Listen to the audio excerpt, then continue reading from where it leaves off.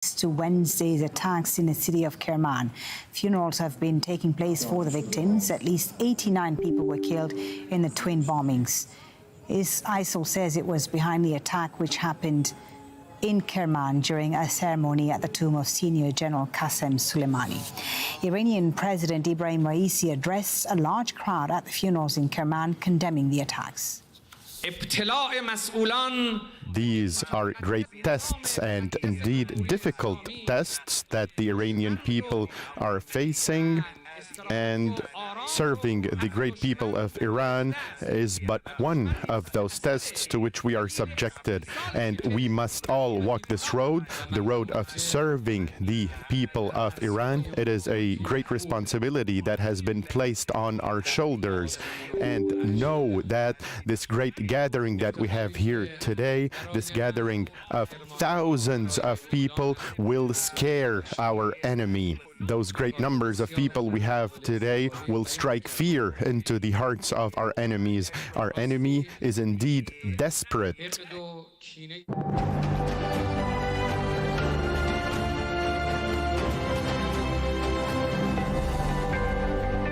Let's now take a look at some of the other news stories making headlines around the world. And at least 11 miners are trapped underground in Zimbabwe after the collapse of a shaft at a gold mine located west of the capital, Harare.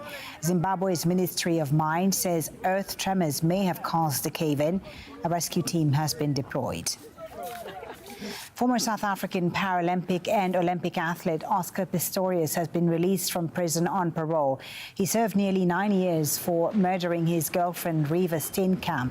Under the terms of his parole, he will not be allowed to leave Pretoria. Women's rights groups have protested against his release. Famida Miller reports.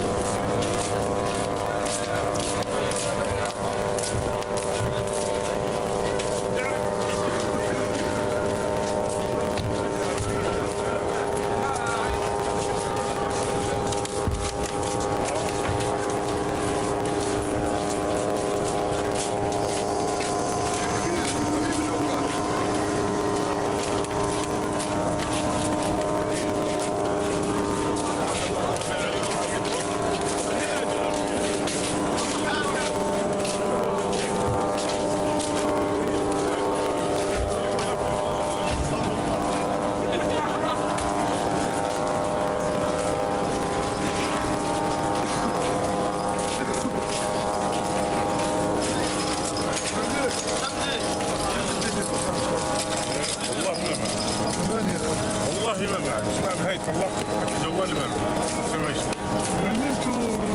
سمعت ايديه خلاص تشوف الشيء مباشر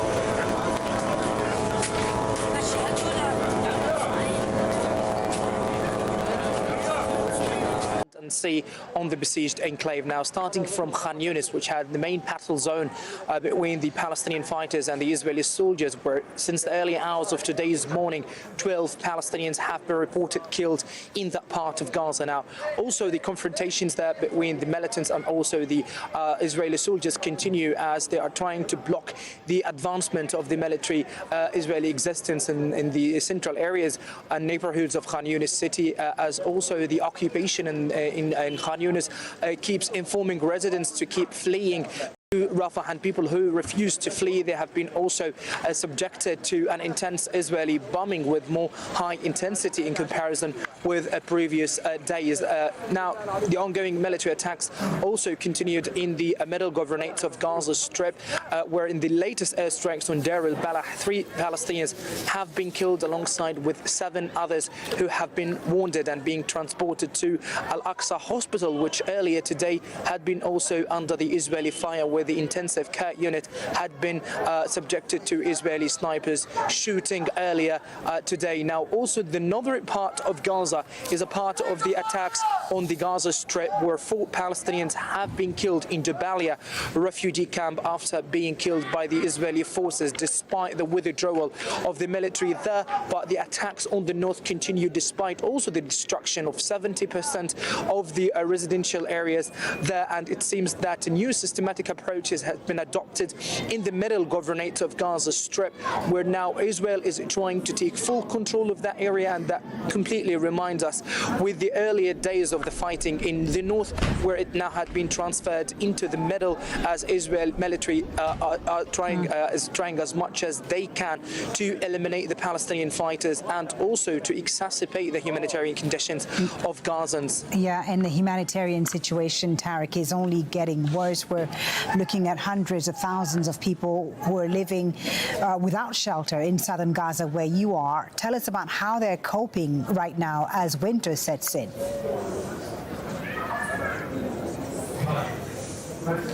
Well, fully, it's completely easy to report about the conditions, but it's completely hard to experience what they have been going through during the last couple of weeks, after more evacuations have been conducted in the areas of Al-Mawasi and Rafah, which had become very now densely populated. That the majority of makeshift tents have been set up along with the Egyptian borders, where Palestinians are trying to find empty lands just to set up tents inside, despite all the absence of hygiene conditions and the deterioration of medical conditions of children and women and the spread of infectious diseases in these parts of Gaza. But Palestinians there have no options remained, just they have moved from living from comfortable houses into a complete makeshift tent that is struck by cold weather and awful absence of basic necessities. And right now, in terms of the food, they are receiving very little amounts of food provided by the United Nations, and they are also forced up to line up for long hours to have access to such amount that could be barely enough for children, as adults are forced to foregoing meals for days just to guarantee that children will be properly provided with at least minimum rates of feeding, or at least to survive along this unrelenting circle of destruction that is unfolding all the Gaza Strip.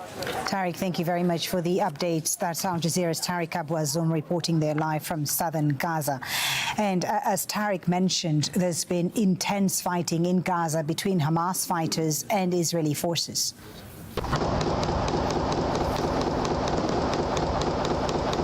This video released by Hamas's armed wing, the Qassam Brigades, appears to show heavy gun battles and rocket attacks against Israeli tanks in Gaza City. The Israeli army says 175 soldiers have been killed in Gaza since its ground invasion began on October 31st.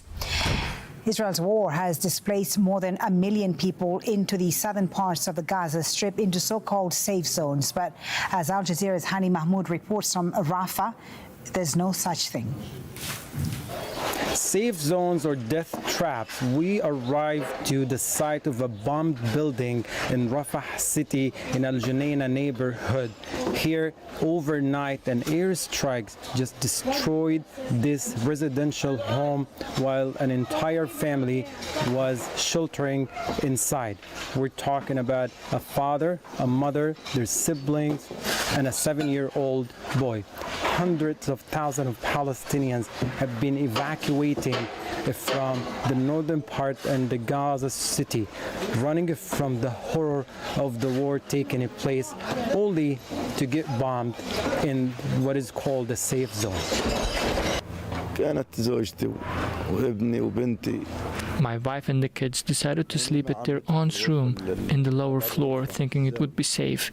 When the bomb hit on my brother's flat, the roof collapsed on them, killing my wife, my daughter, my sister, and my brother and his 2 children. Gazans were hoping for a safer year, one in which they would not search for their children under the rubble or find them wrapped in white sheets. Tragically enough, overnight massive relentless airstrikes turned this residential home into a pile of ruins. More people are killed, more children under the rubble. Hani Mahmoud, Al Jazeera, Rafah, southern Gaza. Israel's Defense Minister Yoav Gallant has unveiled his proposal for Gaza once the war is finished. Under the proposed plan, Israel would have the right to oversee security and conduct operations inside the Strip if necessary, but Israeli settlers would not occupy the land. Local Palestinians would have limited control of Gaza, except for those affiliated with Hamas.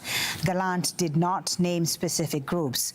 A U.S.-led multinational task force, including European and some Arab countries, would be involved in the economic recovery of the Strip. Egypt would control Gaza's main civilian border crossing in collaboration with Israel and the U.S. Well, at a war cabinet meeting that followed Gallant's announcement of the plan, there were arguments that lasted several hours over who was to blame for security failings when Hamas launched an attack on Israel in October last year. Sarah Khairat has more on that from Tel Aviv.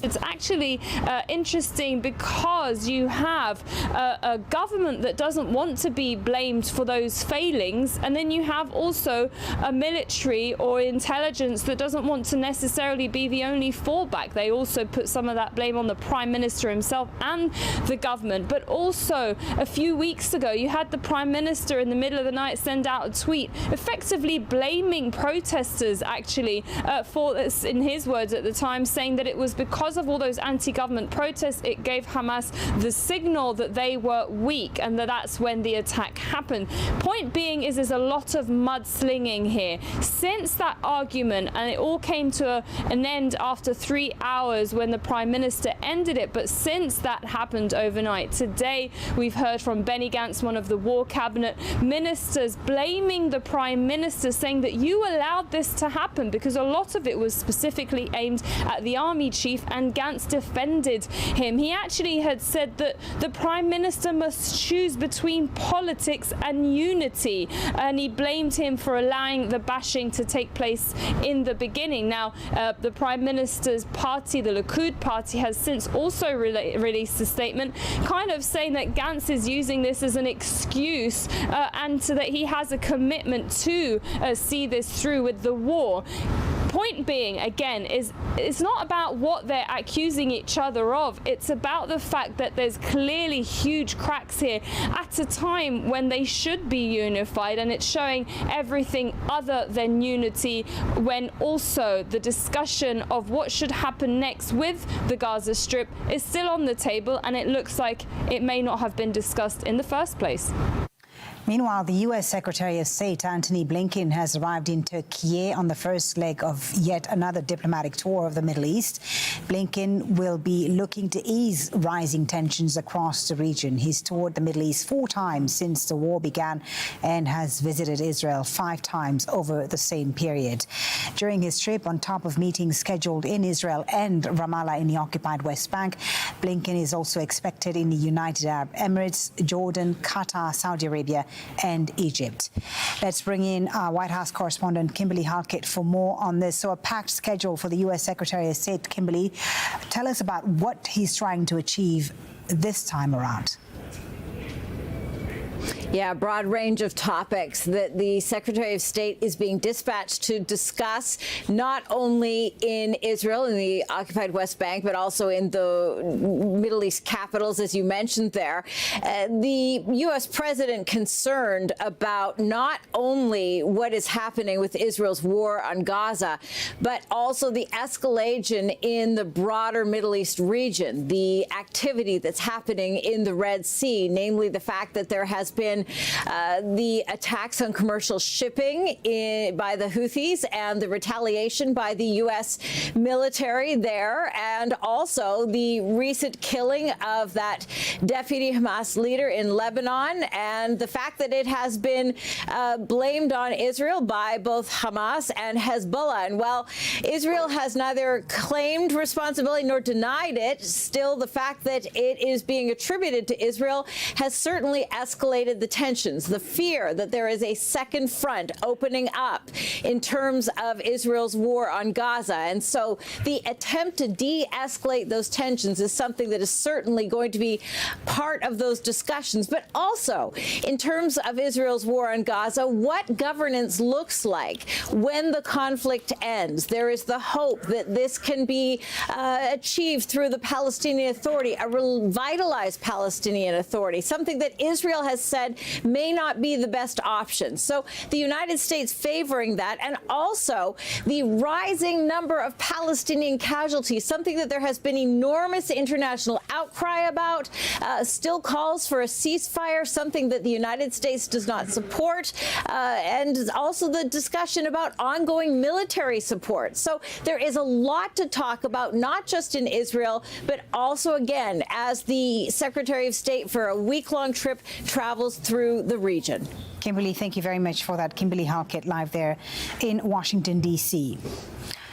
Now to the occupied West Bank, where raids by Israeli soldiers have been carried out again. Troops' vehicles were seen in the town of Yabad, south of Jenin. An 11-year-old was lightly wounded by shrapnel. And northwest of Ramallah, a 17-year-old Palestinian was killed in Beit Rima. 7 other Palestinians were also injured. The Palestinian Red Crescent says 2 ambulances in 2 towns were hit, one by rubber bullets, one by live rounds. Let's get an update with Mohammed Jamjoon, who's in Ramallah for us. Tell us about what has happened. There is essentially a daily occurrence of these raids. Any idea of what Israeli forces were trying to achieve?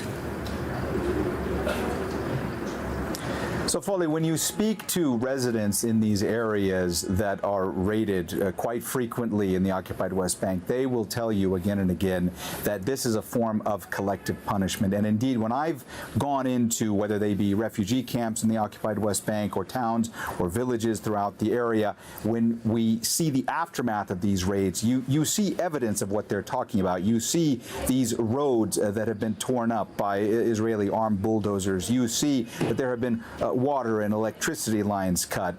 You see also how infrastructure has been destroyed and homes have been raided. That's what you hear from Palestinians who say the situation has grown more dire for them, that this has become part of the fabric of daily life. Indeed, there have been on average around 40 raids every day throughout the occupied West Bank. Now, of course, when you hear from the Israelis say that they send in their security forces in order to stamp out what they call militancy, in order to go after Palestinian fighters. And they have repeatedly warned residents in those areas that they will continue to come back as long as those fighters remain in those areas. But it is a situation that is excruciating for a large segment of the population who say that they fear the situation is only going to get worse for them. Now, as you and I spoke about just in the past hour, you had earlier this evening this raid that you talked about a moment ago that happened in Yabad. Now, the security forces have pulled out of Yabad, which is close to Jenin, but we do expect that later in the evening and into the overnight hours that there will be more raids happening throughout the occupied West Bank. As I said, this is just part of the reality of daily life. People, unfortunately, are used to it. That does not mean that it is easy for them. In fact, they say life has never been as difficult as it is right now, and they only expect that it is going to get worse in the near term. Folly? Thank you very much, Mohammed, for that. Mohammed Jamjoon live there in Ramallah in the occupied West Bank. And Israeli forces have carried out airstrikes in towns in southern Lebanon. The military released this video, which it says shows the blast from its fighter jets. Among the targets were Hezbollah infrastructure and a military post. This comes as Hezbollah's leader Hassan Nasrallah earlier gave a televised address. Imran Khan has more on that from Beirut. This was a very detailed speech by the Secretary General of Hezbollah, Hassan Nasrallah. He actually talked very specifically about the Israelis. He talked about the fact that they were hiding the numbers of their casualties of soldiers, that they were hiding the amount of equipment that had been destroyed. Let's take a closer look at what he said. ما يقارب 90 إصدار مصور. The resistance offered roughly 90 videos of attacks along the front, tanks being destroyed, tanks exploding, sometimes with soldiers sitting on top of these tanks, vehicles being destroyed, tents where soldiers are sitting and missiles falling on top of them, houses where soldiers sought shelters coming under rocket fire.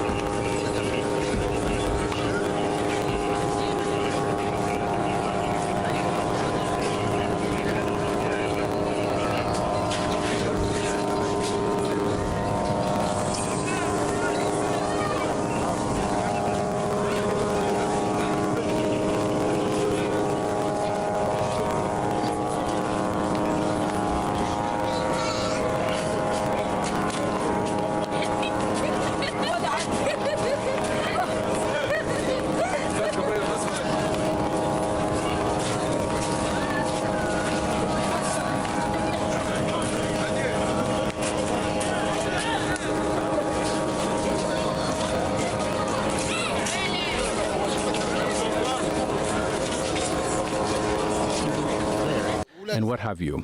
We have young children. The eldest of them is in the first grade. I carried the child and ran into the street. That's why I left home. Do you feel that Al-Aqsa Hospital is the right place? No place in Gaza is suitable. Not Gaza, not Rafah, nor Deir, nowhere at all. Where should we go? We are all dying, getting killed around each other. But we run from one place to another out of fear for our children, not out of fear for myself. As far as I'm concerned, I would stay put. I wouldn't leave home. I wouldn't even think about it. What's the worst that could happen? We would die. So be it. And God will forgive us. All the people of Gaza, all these people you see around you, they are all forgiven. Not a single one should be sent to hell. All of them will enter paradise, I swear to you. How would you describe the situation at Al-Aqsa Hospital? Horrible. Displacement means you can't go to the toilet. I have to wait for 5 hours to go to the toilet. That's the life of a displaced person. A displaced person lacks dignity wherever they go. No one respects a displaced person. Death is probably better than being displaced. And no one would choose being displaced. People are displaced because of what is happening. In the occupied West Bank, meanwhile, residents are cleaning up after an Israeli raid that lasted more than 40 hours, one of the longest in recent times. Tens of thousands of Palestinians were locked down and homes and buildings destroyed as the Israeli military searched for individuals it said were linked to an armed group in the Nur Shams refugee camp. Bernard Smith reports. For more than 40 hours, Israeli soldiers went house to house looking for suspects, leaving a trail of destruction behind them. This happens every day in the occupied West Bank, but locking down tens of thousands of people in their homes for nearly 2 days is unusual. They stole cartons of cigarettes and the money I need to pay the rent. They really trashed the store. They either stole stuff or destroyed stuff. They destroyed us. They destroyed us. Some soldiers had time to graffiti walls with slogans from a West Jerusalem football club notorious for its far-right anti-Arab fan base. Residents say the Israelis were looking for around a dozen fighters from the Nur Shams brigade. Its leader said after the raid that the Israelis didn't find who they were looking for, and even if one of them is assassinated, others will take their place. During the raids, the Israeli military deliberately destroys homes and buildings and digs up roads. It's collective punishment. They burned and destroyed the streets and tore down the door here. More than 30 soldiers came into my house and on the roof as well. They put us all in one room and interrogated us.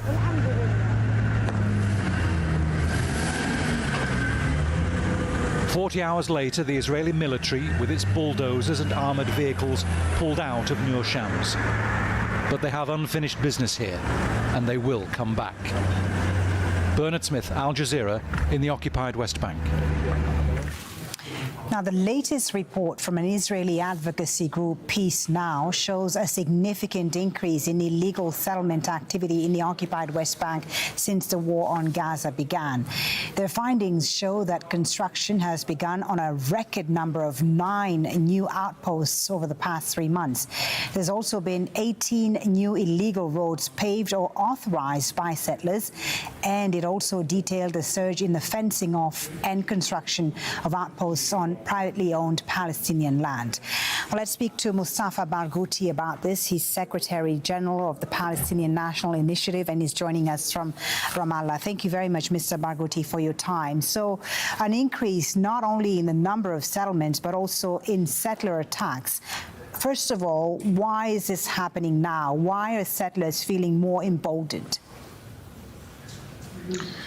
Because the Israeli government is run by settlers, and because these settlers are nothing but fascists. If you speak about Big Gvir or Smotrich or the others, and Netanyahu is joining the club. And they are allowing settlers to expand their space. They are allowing them to confiscate more Palestinian land, to create more settlement illegal outposts, and they're funding them. Smotrich is the finance minister of Israel, and he's supplying them with unlimited resources. And meanwhile, they are preventing any Palestinian from building anything in no less than 60% of the West Bank.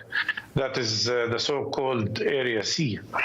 What you see here is a process of Judaization of the West Bank with the clear aim of annexing the West Bank. But that is combined also with a huge amount of destruction that you've just described in one community, which is Nur Shams camp. But that is happening everywhere in the West Bank, in Jenin, in Tubas, in so many other places. In reality, since the 7th of October, every settler, every Israeli soldier, and every policeman feel they have the green light to shoot and kill Palestinians. They have the strong feeling of total immunity and that they can do anything to Palestinians whenever they want and in any way they wish. So it's unlikely, I think, this will stop once the war in Gaza is over, Mr. Barghouti. If Israel won't enforce international law, what recourse do Palestinians have today to try and not only highlight what's happening on the ground, but have international bodies put pressure and bring this illegal occupation to an end? Well, I think what we need here is a combination not only of Palestinian resistance, which is very heroic and continuous. People are steadfasting, refusing to leave their land, sticking to their homes, not only in the West Bank, but also in Gaza, sticking to the land, which they try to evict them from. But what we need is really nothing less than sanctions on Israel. All these talks, all these visits and trips, all this hypocrisy from the side of Western governments, unfortunately, will not help. What will help is only imposing sanctions on Israel, as was done to the apartheid system in South Africa. Israel will understand only the language of force, and boycott, divestment, sanctions is a powerful tool. While I have you, Mr. Barghouti, I wanted to ask you what you make of the Israeli Defense Minister's proposal for the day after the war in Gaza, a plan which works on the assumption that Hamas will be out of Gaza at the end of the war. How realistic is that, and what should be the plan for the day after? I think the plan of Mr. Gallant, and excuse me for saying that, is nothing but a stupid plan. He wants to solve the problem of occupation by expanding occupation into all of the Gaza Strip. It's unrealistic because there is no way he can eliminate Palestinian resistance as he hopes. And then what he's proposing is a full Israeli military occupation of Gaza, as they are doing now in the West Bank. And then without taking the responsibility for the people who are occupied, he wants to bring some kind of another structure to relieve Israel from the cost of occupation. But what he's proposing is a bunch of collaborators who would work under the Israeli control as slaves for the Israeli establishment.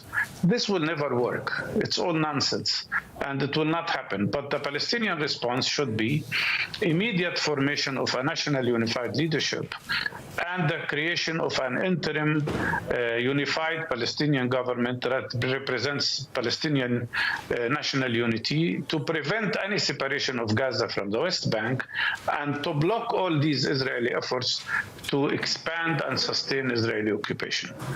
Mr. Barghouti, thank you very much for talking to us on Al Jazeera. Mustafa Barghouti, Secretary General of the Palestinian National Initiative. Thank you for your time. Thank you. All right, still ahead on Al Jazeera, we'll be taking a look at some of the day's other news. And Paralympian Oscar Pistorius has been freed on parole from a South African jail after spending 9 years for murdering his girlfriend, Reeva Steenkamp. In sports, tennis great Rafael Nadal says his playing future is in doubt once again, and he will be here.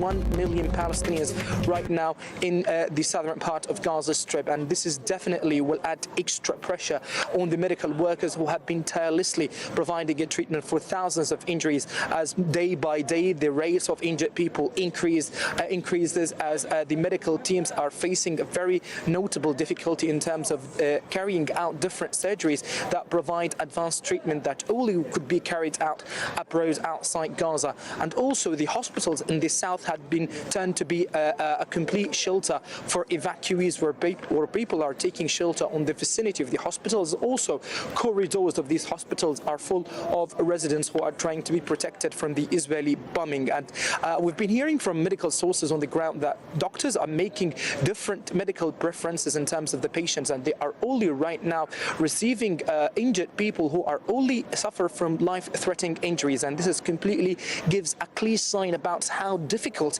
is the situation and the very limited medical supplies that have been allowed to enter Gaza since October the 7th. And meanwhile, for those who have managed to escape the bombing and escape being treated in those medical centres, the humanitarian situation outdoors getting worse as more instances of winter weather are happening.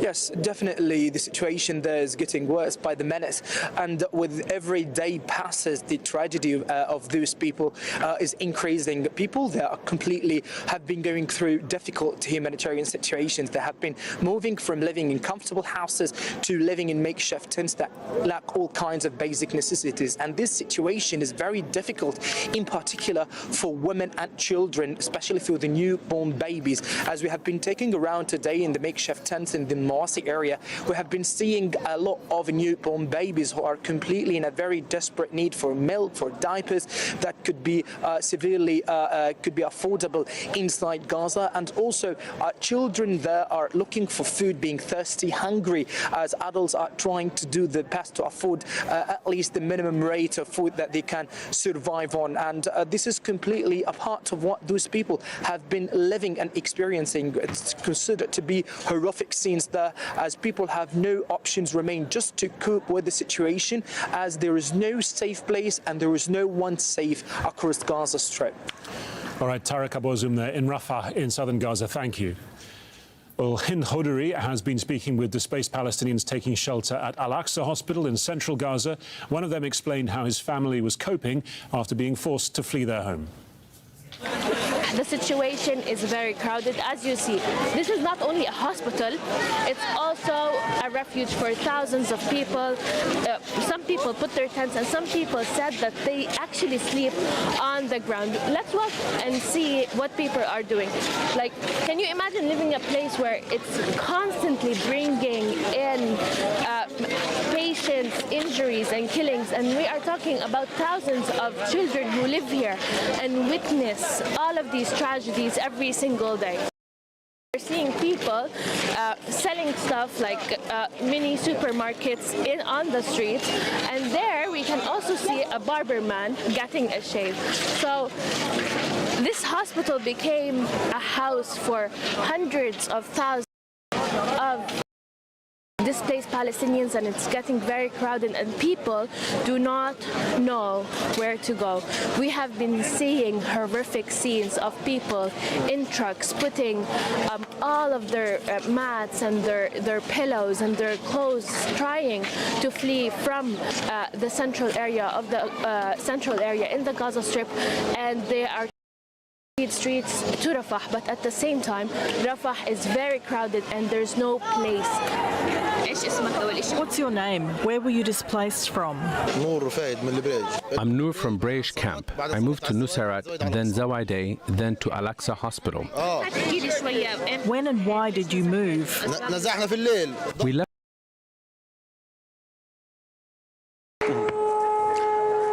Well, so far the plans, and it's not really rocket science. It's clear to everyone. And ran into the street. That's why I left home. Do you feel that Al-Aqsa Hospital is the right place? No place in Gaza is suitable. Not Gaza, not Rafah, nor Deir, nowhere at all. Where should we go? We are all dying, getting killed around each other. But we run from one place to another out of fear for our children, not out of fear for myself. As far as I'm concerned, I would stay put. I wouldn't leave home. I wouldn't even think about it. What's the worst that could happen? We would die. So be it. And God will forgive us. All the people of Gaza, all these people you see around you, they are all forgiven. Not a single one should be sent to hell. All of them will enter paradise, I swear to you. How would you describe the situation at Al-Aqsa Hospital? Horrible. Displacement means you can't go to the toilet. I have to wait for 5 hours to go to the toilet. That's the life of a displaced person. A displaced person lacks dignity wherever they go. No one respects a displaced person. Death is probably better than being displaced. And no one would choose being displaced. People are displaced because of what is happening. Well, heavy rainfall is worsening the conditions in northern Gaza as city services shut down. Al Jazeera's Anas Al-Sharif has been to the Jabalia refugee camp to see what people there have been having to endure.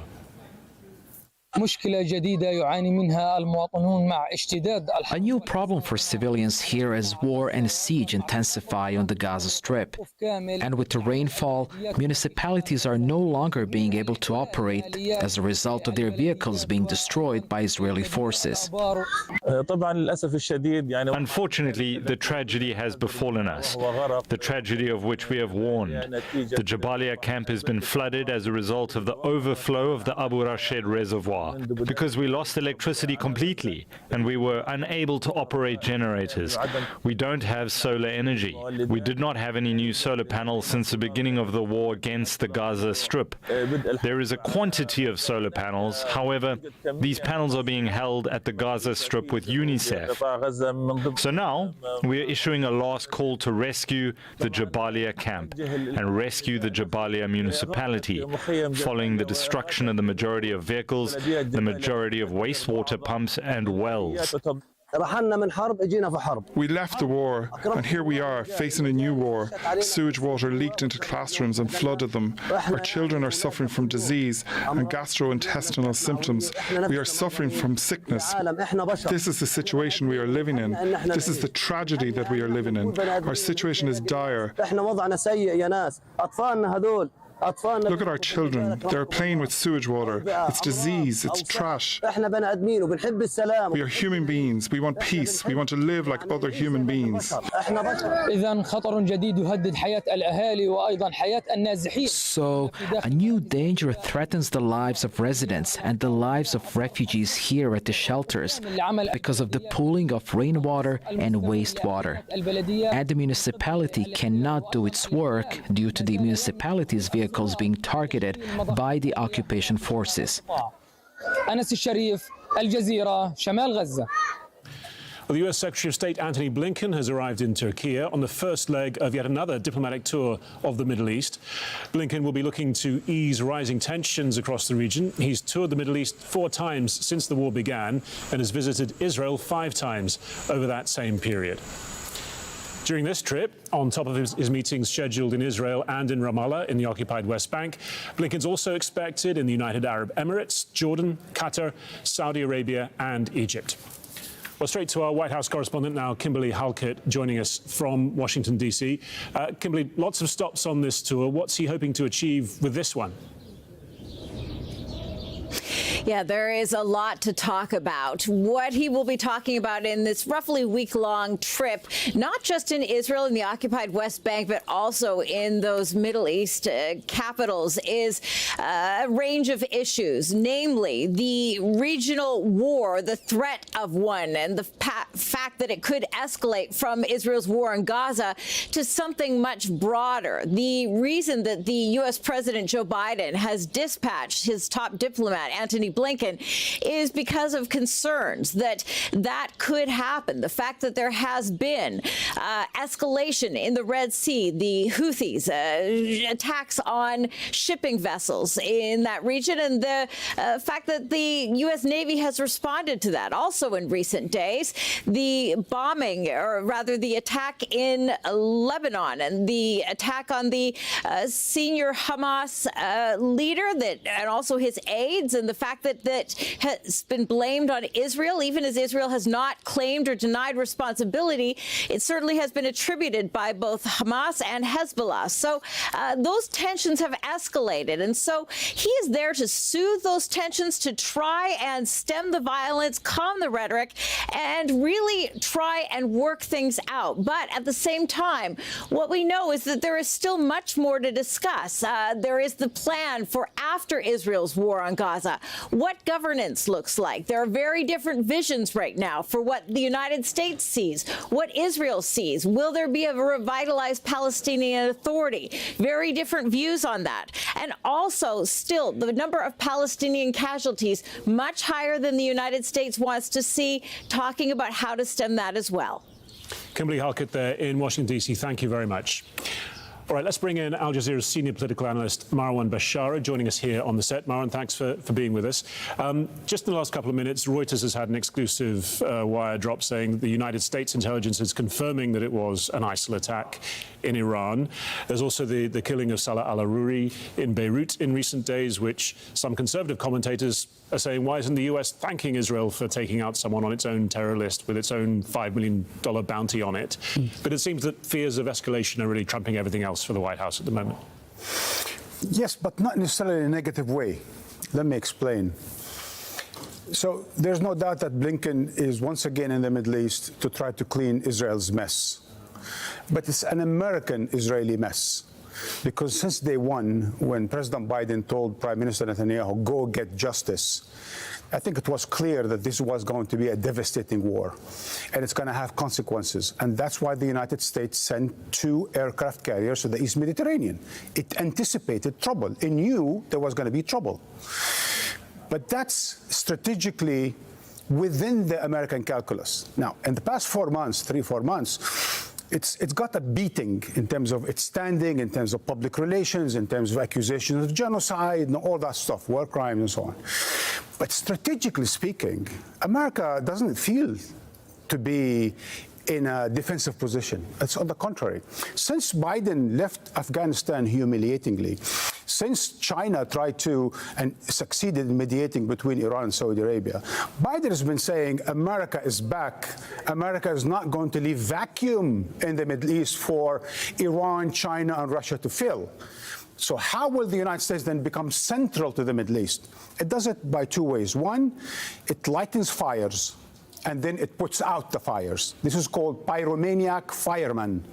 It needs to make and create trouble in order to be the solver of trouble. It is the benevolent empire, the indispensable nation in the Middle East where Blinken comes as the savior of the problems. America was already an instigator. Well, one of the sort of recipes for putting out fires from the American perspective was going to be some sort of plan for the post-war situation in Gaza. It had been pushing and pushing the Netanyahu administration to come up with something. Now it has come up with something, and it doesn't seem that it's anything like what the Americans wanted. That's true. By the way, Netanyahu did not approve the plan yet. It's still a military plan. A military plan is indispensable because without the military, there will be no plan, right? We're still in the logic of war. Now, there are a few comments on that quick. Right? One, I'm not sure Israel is going to win the war in Gaza. Everyone is assuming that Israel is going to win, and they're talking about the day after. It's not clear anymore. Israel is getting a beating in Gaza, and if it must wind down the war, it must withdraw the reserves, it must stop the indiscriminate bombing. It's not clear anymore that Israel will actually win in terms of its own end game in Gaza, defeating Hamas. That's not clear any more at all. You think Blinken is going to intervene again to try and sort of wind things down before it gets to that point? Absolutely. He has to now. Right now there are accusations of genocide. Now we're talking about the International Court of Justice. There's a lot of complications. We have boiling Arab capitals. We have heating borders with Lebanon. There's a lot of complications now. And I think America wants to wind down the war in an election year. That's not to the liking of Netanyahu, who wants to continue with the war because he has not reached his objective. Now, America has already said a number of things. It wants the Palestinian Authority to be involved in Gaza. Netanyahu and his government and his military say no. Now they're talking about local leaders. They said they have to end the occupation. Israel says no, we're going to maintain security oversight there. They said that there's going to be no siege of Gaza. Israel is not talking about that. So whatever Israel is proposing is certainly not to the liking of the Biden administration. Now, Biden and Blinken is going to have some tough conversation with Netanyahu because America is looking bad. America is going to continue to look bad. As a student of Israeli politics, I tell you, Netanyahu is not going to listen to the United States unless America uses its leverage. If Biden doesn't use his leverage with Israel, Israel's not going to listen. It has its own calculus, its own security, its own understanding of what security is. And it's not simply going to roll over because Blinken came to the area. To the contrary, every time Blinken came to the area the past 5 times, he's the one who rolled over, and Netanyahu Israel continued to do what it wants to do in Gaza. All right, Marwan, for now, thank you very much. All right, Israel's Defense Minister Yoav Gallant has unveiled, as we were just speaking about, his proposal for Gaza once the war is finished. Under the proposed plan, Israel would have the right to oversee security and conduct operations inside the Strip if necessary, but Israeli settlers would not reoccupy the land. Local Palestinians would have limited control of Gaza, except for those affiliated with Hamas. Gallant did not name specific such groups. A US-led multinational task force, including European and some Arab countries, would be involved in the economic recovery of the Strip, and Egypt would control Gaza's main civilian border crossing in collaboration with Israel and the United States. At a War Cabinet meeting that followed Gallant's announcement of the plan, there were arguments that lasted several hours over who was to blame for security failings when Hamas launched its attack on Israel on October the 7th last year. Sarah Hayrat has more now from Tel Aviv. It's actually interesting because you have a government that doesn't want to be blamed for those failings, and then you have also a military or intelligence that doesn't want to necessarily be the only fallback. They also put some of that blame on the Prime Minister himself and the government. But also, a few weeks ago, you had the Prime Minister in the middle of the night send out a tweet effectively blaming protesters, actually, for this, in his words at the time, saying that it was because of all those anti-government protests, it gave Hamas the signal that they were weak, and that's when the attack happened. Point being is there's a lot of mudslinging here. Since that argument, and it all came to an end after 3 hours when the Prime Minister ended it, but since that happened overnight, today we've heard from Benny Gantz, one of the War Cabinet ministers, blaming the Prime Minister, saying that you allowed this to happen because a lot of it was specifically aimed at the army chief, and Gantz defended him. He actually had said that the Prime Minister must choose between politics and unity, and he blamed him for allowing the bashing to take place in the beginning. Now, the Prime Minister's party, the Likud party, has since also released a statement kind of saying that Gantz is using this as an excuse and so that he has a commitment to see this through with the war. Point being, again, is it's not about what they're accusing each other of. It's about the fact that there's clearly huge cracks here at a time when they should be unified, and it's showing everything other than unity, when also the discussion of what should happen next with the Gaza Strip is still on the table, and it looks like it may not have been discussed in the first place. Raids by Israeli soldiers have been carried out again in the occupied West Bank. Troop vehicles were seen in the town of Ya'bad, south of Jenin. An 11-year-old was lightly wounded by shrapnel. And northwest of Ramallah, a 17-year-old Palestinian was killed in Beit Rimah. 7 other Palestinians were also injured. The Palestinian Red Crescent says 2 ambulances in 2 towns were hit, one by rubber bullets, one by live rounds. Well, let's go straight to Ramallah now and join Mohammed Jamjoom, who is there for us. Mohammed, as we've been reporting, these are very regular, these events now. But what has been the target or the aim of this latest series, do you say? So, Harry, let me first just mention that we've just in the last 10 minutes or so heard about confrontations that are going on in the Al Arub refugee camp, which is north of Hebron. We're told that those confrontations are happening between Palestinian protesters and Israeli security forces, and we'll get you more details about that specific incident as we have them. Now, with regards to what the Israelis are trying to achieve when it comes to these raids, first we should mention, of course, that these raids have become part of the fabric of daily life for the Palestinians across the occupied West Bank. And when I have been to, whether they be towns, refugee camps, villages in the occupied West Bank, visiting those areas after Israeli military raids have occurred, the residents there have all continued to say that this is a form of collective punishment. Then they show evidence of what they say is that collective punishment. They show where Israeli bulldozers have dug up roads. They show where critical infrastructure have been destroyed. They show electricity and water lines that have been cut by the Israeli armed forces members when they have come in to those areas. Now, when it comes to the Israelis, of course, the Israeli government maintains that going into these areas is a way to try to stamp out what they call militancies. They say that they will continue to go into these refugee camps, into these towns and villages until they are able to rid the areas of fighters. And that's why they continue to warn the residents there not to support Palestinian fighters who might be residing there or using those areas as a base of operations against Israeli targets. Now, once again, we should just say that there are on average these days around 40 raids that happen throughout the occupied West Bank each and every day. Now, yesterday was comparatively relatively light, not as many raids. Tonight, we're not seeing as many just yet, but everybody we speak with say that they expect in the overnight hours that the frequency and intensity of those raids will increase, that we will see more in the hours ahead. Harry? All right, Mohammed Jamjoom there in Ramallah in the occupied West Bank. Thank you very much. And earlier in the occupied West Bank, residents had been cleaning up after an Israeli raid that lasted more than 40 hours, one of the longest in recent times. Tens of thousands of Palestinians were locked down and homes and buildings destroyed as the Israeli military searched for individuals it said were linked to an armed group in the Nur Shams refugee camp. Bernard Smith reports.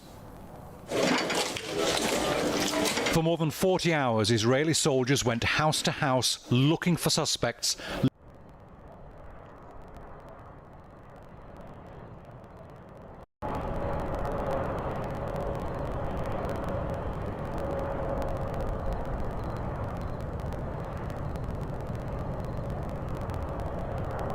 Day in the Hamas-Israel war, and I'm Yair Pinto, reporting to you from deep inside the Gaza Strip.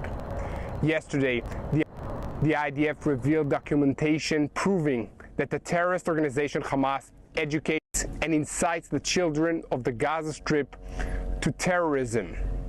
How many of you send your children to summer camps and enrichment classes?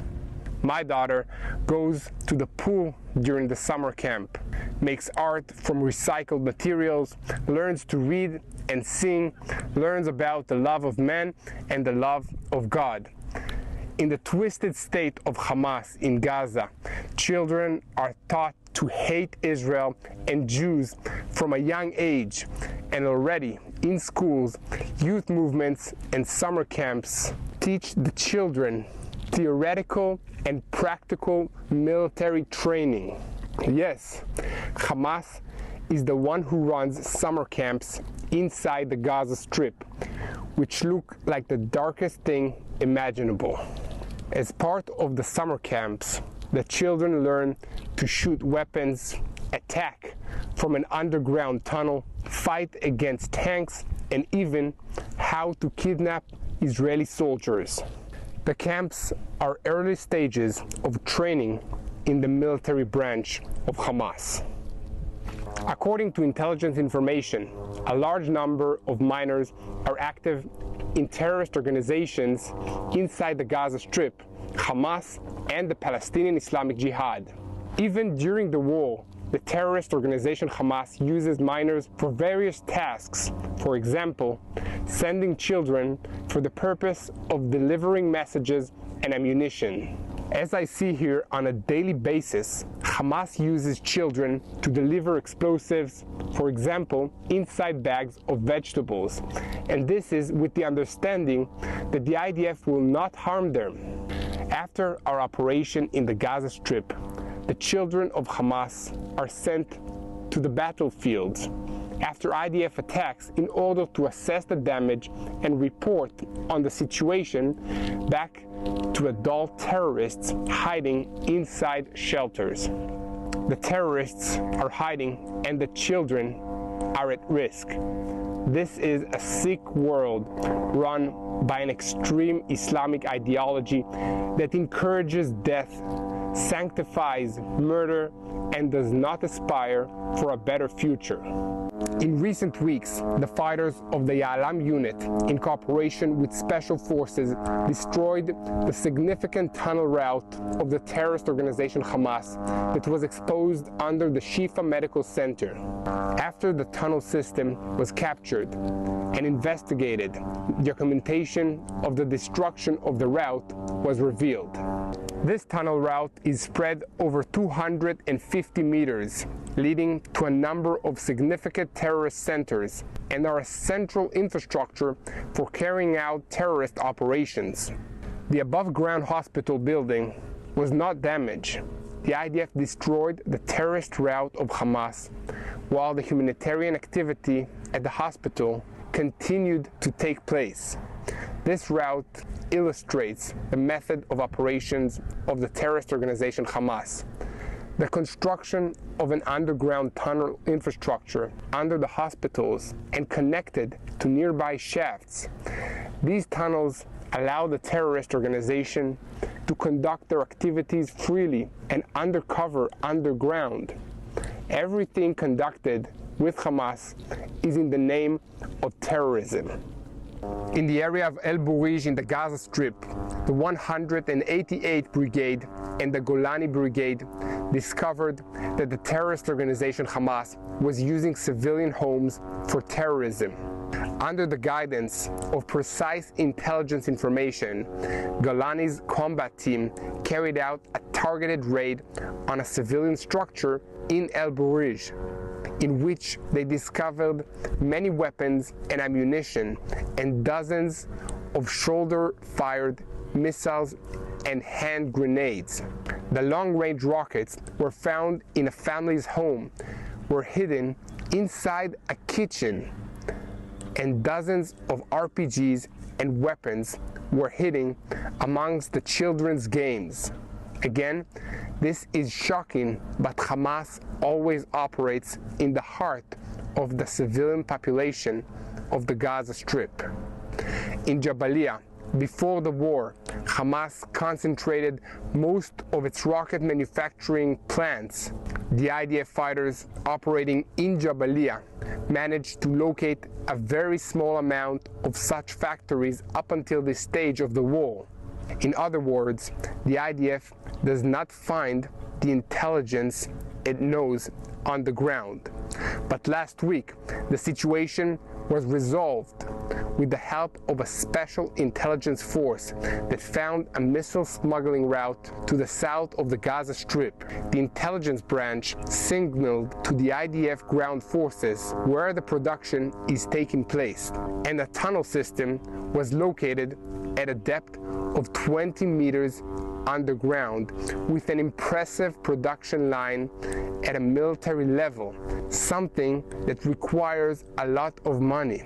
I must point out, this is money that was supposed to be used to build the Gaza Strip and its population. And I'll follow up on it for a moment. Hamas invested a lot of money, again, a lot of money and time in one thing, and one thing only: terrorism. Nothing beyond it. Scary how narrow the world in the Gaza Strip is. It seems that the most financially profitable profession for a resident in the Gaza Strip is to join Hamas and be a terrorist. This is an organization with one narrow goal: to destroy Israel. Let's go back to reporting. After locating the weapons manufacture facility, the IDF discovered that the facility was connected to several underground tunnels, a network of smaller tunnels that at the end of each of them, such tunnel had an underground rocket launcher. That is, you could only see the opening of the rocket launcher from the surface, from the factory to being launched towards Israel. Everything is happening underground. Dear viewers, you do not understand how hard the IDF, we are working here in Gaza in order to locate and destroy Hamas's infrastructure. In Khan Yunis, Israeli Air Force aircraft under the direction of the 4th Brigade combat team eliminated 3 terrorists who tried to plant a bomb amongst the forces. The fighters eliminated 2 more terrorists who were hiding in a nearby building, and in addition, a fighter jet attacked a weapons warehouse of the terrorist organization Hamas in the area of the city. IDF naval forces continue to attack and aid the forces maneuvering along the coastline of the Gaza Strip. In cooperation between the sea, air, and land forces, the fighters of the Navy eliminated terrorists who ambushed the forces in the Gaza Strip under the precise direction of the ground forces on the field. The situation in Israel's northern border in the battle against Hezbollah is heating up, and especially after the mysterious assassination of a senior Hamas official in Lebanon. The Chief of Staff held a meeting on the northern border with the commander of the Northern Command, Major General Uri Gordin. אנחנו במוכנות חזקה מאוד בצפון בהתרשמות שלי. מבקר פה הרבה. חושב שהמוכנות היא בשיאה. יש בקיאות רבה מאוד, יש יכולת טובה ויש רוח חזקה. אני יודע שיש פה כוח מאומן, מתודרך, מוכן, נכון, רוח. ואנחנו עם זה הולכים, זה הביטחון שלנו, אין לנו שום דבר יותר חזק מזה. Also, in northern Israel, IDF forces attacked a terrorist cell operating in the area of the village of Yaron. In addition, the IDF attacked observation means and military infrastructure where operatives of the terrorist organization Hezbollah were operating. Tonight, Hussein Yazbek, a senior commander in the terrorist organization Hezbollah, was killed in a mysterious attack in southern Lebanon. This was reported by the Sky News agency. The attack took place in a town of El Nakura, and at least 3 people were killed as well. During the day, a number of missiles were identified that crossed the territory of Lebanon and landed in open areas in the Israeli Golan region. We all need to remember the importance of spreading the truth. It is important. This is a war of good versus evil. The world is dark, and darkness cannot be allowed to last forever. The people of Israel stand firm and fight evil, fight this Hamas terror organization, and we pay a heavy price in order to prevent evil from spreading to the rest of the world. So please join us in the battle for truth. Help us by sharing this video and videos like this that tell the truth about Hamas, about what is happening inside the Gaza Strip, so that people will understand and join us in prayer for the peace of Jerusalem, in prayer for the IDF, in prayer for the families of the soldiers that are fighting for 90 days straight away from their loved ones. This is not easy. I can tell you personally, I miss my family so much. But we all know that we are fighting an enemy that seeks to destroy us, and we have no other home and no other future. So join us by praying for the peace of Jerusalem. Thank you.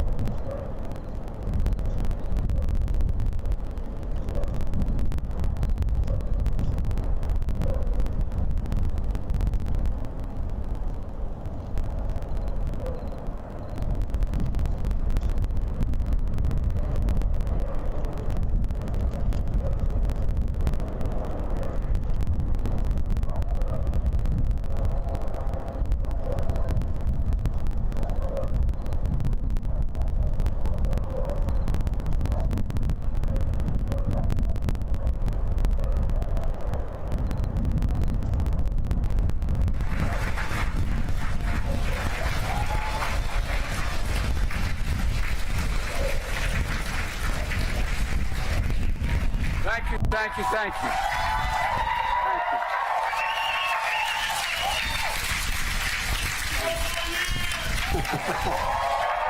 Well, thank you. Thank you. Thank you. Please. Thank you. Please. Thank you very, very much. Today, the topic of my speech today is deadly serious, and I think it needs to be made at the outset of this campaign. In the winter of 1777, it was harsh and cold as the Continental Army marched to Valley Forge. General George Washington knew he faced the most daunting of tasks: to fight and win a war against the most powerful empire that existed in the world at the time. His mission was clear: liberty, not conquest; freedom, not domination; national independence, not individual glory. America made a vow: never again would we bow down to a king. Months ahead would be incredibly difficult. But General Washington knew something in his bones, something about the spirit of the troops he was leading, something about the soul of the nation he was struggling to be born. In his general order, he predicted, and I quote, "With one heart and one mind, with fortitude and with patience, they would overcome every difficulty," the troops he was leading. And they did. They did. This army that lacked blankets and food, clothes and shoes, this army whose march left bloody bare footprints in the snow, this ragtag army made up of ordinary people, their mission, George Washington declared, was nothing less than a sacred cause. That was the phrase he used, a sacred cause. Freedom, liberty, democracy, American democracy. I just visited the grounds of Valley Forge. I've been there a number of times since the time I was a Boy Scout years ago. You know, it's the very site that I think every American should visit, because it tells the story of the pain and the suffering and the true patriotism it took to make America. Today we gather in a new year, some 246 years later, just one day before January 6th. A date forever shared in our memory because it was on that day that we nearly lost America, lost it all. Today we're here to answer the most important of questions. Is democracy still America's sacred cause? I mean it.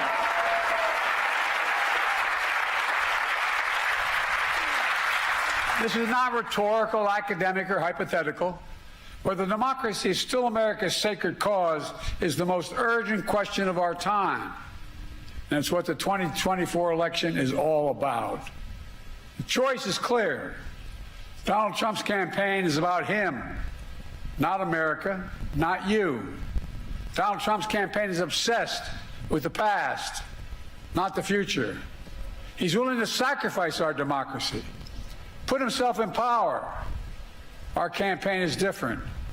For me and Kamala, our campaign is about America. It's about you. It's about every age and background that occupy this country. It's about the future we're going to continue to build together. And our campaign is about preserving and strengthening our American democracy. 3 years ago tomorrow, we saw with our own eyes the violent mob storm the United States Capitol. It was almost in disbelief as you first turned on the television. For the first time in our history, insurrectionists had come to stop the peaceful transfer of power in America. First time. Smashing windows, shattering doors, attacking the police. Outside, gallows were erected as the MAGA crowd chanted, "Hang Mike Pence." Inside, they hunted for Speaker Pelosi. The House was chanting as they marched through and smashed windows, "Where's Nancy?" Over 140 police officers were injured. Jill and I attended the funeral of police officers who died as a result of the events of that day. Because of Donald Trump's lies, they died because these lies brought a mob to Washington. He promised it would be wild, and it was. He told the crowd to fight like hell, and all hell was unleashed. He promised he would right them. Everything they did, he would be side by side with them. Then, as usual, he left the dirty work to others. He retreated to the White House. As America was attacked from within, Donald Trump watched on TV in a private small dining room off the Oval Office. The entire nation watched in horror. The whole world watched in disbelief. And Trump did nothing. Members of his staff, members of his family, Republican leaders who were under attack at that very moment pled with him, act, call off the mob. Imagine had he gone out and said, stop. And still, Trump did nothing. It was among the worst derelictions of duty by a president in American history. An attempt to overturn a free and fair election by force and violence. A record 81 million people voted for my candidacy and to end his presidency. Trump lost the popular vote by 7 million. Trump's claims about the 2020 election never could stand up in court. Trump lost 60 court cases, 60. Trump lost the Republican-controlled states. Trump lost before a Trump-appointed judge, and then judges. And Trump lost before the United States Supreme Court. All of it, he lost. Trump lost recount after recount after recount and state after state. But in desperation and weakness, Trump and his MAGA followers went after election officials who ensured your power as a citizen would be heard. These public servants had their lives forever upended by attacks and death threats for simply doing their jobs. In Atlanta, Georgia, a brave black mother and her daughter, Ruby Freeman and Shay Moss, were doing their jobs as election workers until Donald Trump and his MAGA followers targeted and threatened them, forcing them from their homes and unleashing racist vitriol on them. Trump's personal lawyer, Rudy Giuliani, who was just hit with a $148 million judgment for cruelty and defamation that he inflicted against them. Other state and local elected officials across the country faced similar personal attacks. In addition, Fox News agreed to pay a record $787 million for the lies they told about voter fraud. Let's be clear about the 2020 election. Trump exhausted every legal avenue available to him to overturn the election, every one. But the legal path just took Trump back to the truth. That I'd won the election and he was a loser.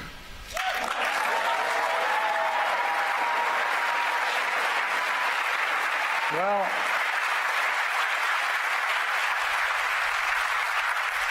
so knowing how his mind works now, he had one act left, one desperate act available to him: the violence of January the 6th. And since that day, more than 1,200 people have been charged for their assault on the Capitol. Nearly 900 of them have been convicted or pled guilty. Collectively, to date, they have been sentenced to more than 840 years in prison.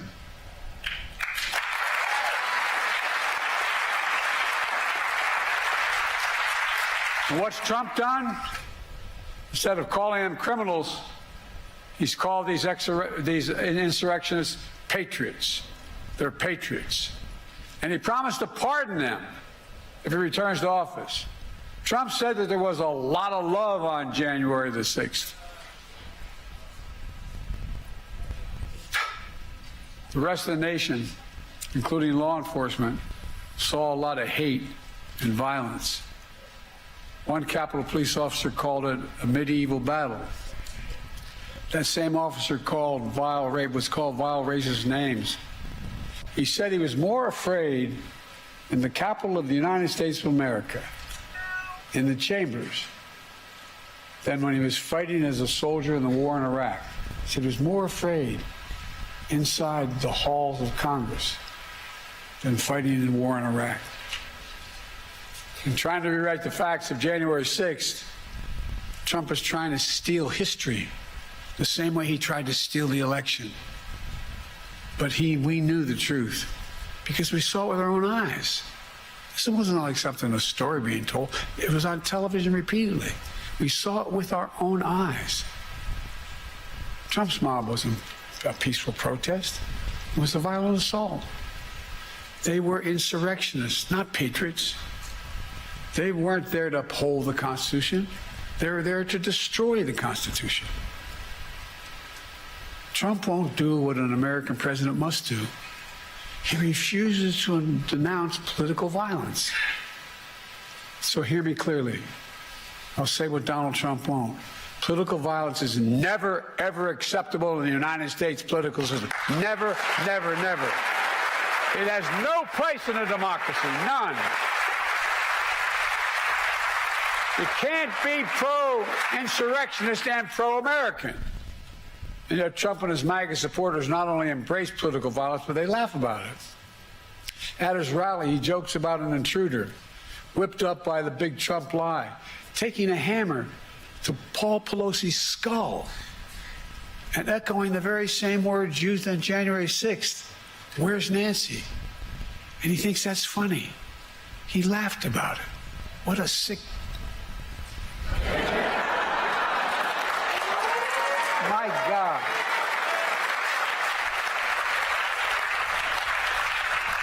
I think it's despicable, seriously. Not just for a president, for any person to say that. But to say it to the whole world listening. When I was overseas, anyway. Trump's assault on democracy isn't just part of his past. It's what he's promising for the future. He's being straightforward. He's not hiding the ball. His first rally for the 2024 campaign opened with a choir of January 6th insurrectionists singing from prison on a cell phone, while images of the January 6th riot played on a big screen behind him at his rally. Can you believe that? This is like something out of a fairy tale, bad fairy tale. Trump began his 2024 campaign by glorifying the failed violent insurrection on our Capitol. The guy who claims law and order sows lawlessness and disorder. Trump's not concerned about your future, I promise you. Trump is now promising a full-scale campaign of revenge and retribution, his words, for some years to come.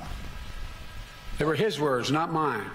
He went on to say he'd be a dictator on day one. I mean, if I were writing a book of fiction, I said an American president said that, and not in jest. He called in, I quote, you notice he stopped saying hyperbole? Quote, quote, the termination of all the rules, regulation, and articles. He said everything but hyperbole today. Interesting. Should be terminated if it fits his will. It's really kind of hard to believe. Synonyms of Even hyperbole, found you in say. the Constitution, he could terminate. He's threatened the former chairman of the Joint Chiefs of Staff with the death penalty. Says he should be put to death because the chairman put his oath to the Constitution ahead of his personal loyalty to Trump. This coming from a president who called, when he visited cemeteries, called dead soldiers suckers and losers. Remember that?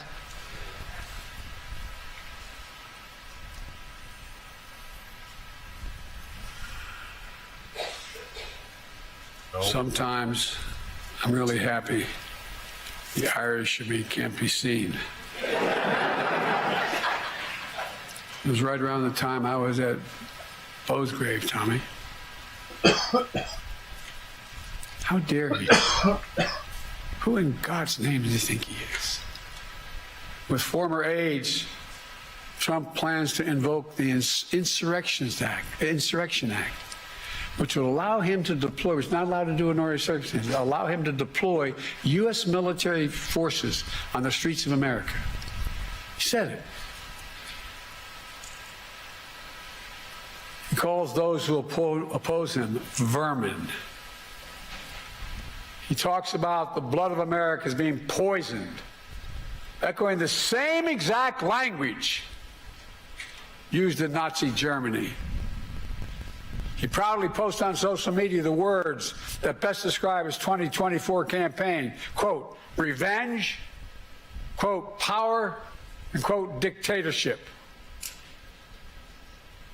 There's no confusion about who Trump is, what he intends to do. I place my hand on our family Bible. Seems I have more Trump supporters on Twitch. An oath on the very same steps of the Capitol, just 14 days after the attack on January the 6th. As I looked out over the capital city, whose streets were lined with National Guard to prevent another attack, I saw an American that had been pushed to the brink, America that has been pushed to the brink. But I felt enormous pride, not in winning, I felt enormous pride in America. Because American democracy had been tested. American democracy had held together. And when Trump had seen weakness in our democracy and continues to talk about it, I saw strength, your strength. It's not hyperbole, your strength. There it is. Your integrity. He couldn't help America's strength and integrity. Ordinary citizens, state election officials, take the air conditioner out of my window American now. judicial system had put the Constitution first, and sometimes at their peril. At their peril. Because of them, because of you, the will of the people prevailed. All day or something. Not the anger of the mob or the appetites of one man. When the attack on January 6th happened, there was no doubt about the truth. At the time, even Republican members of Congress and Fox News commentators publicly and privately condemned the attack. As one Republican senator said, Trump's behavior was embarrassing and humiliating for the country. But now that same senator and those same people have changed their tune. As time has gone on, politics, fear, money, all have intervened. And now these MAGA voices who know the truth about Trump on January 6th have abandoned the truth and abandoned the democracy. They made their choice. Now the rest of us, Democrats, independents, mainstream Republicans, we have to make our choice. I know mine, and I believe I know America's.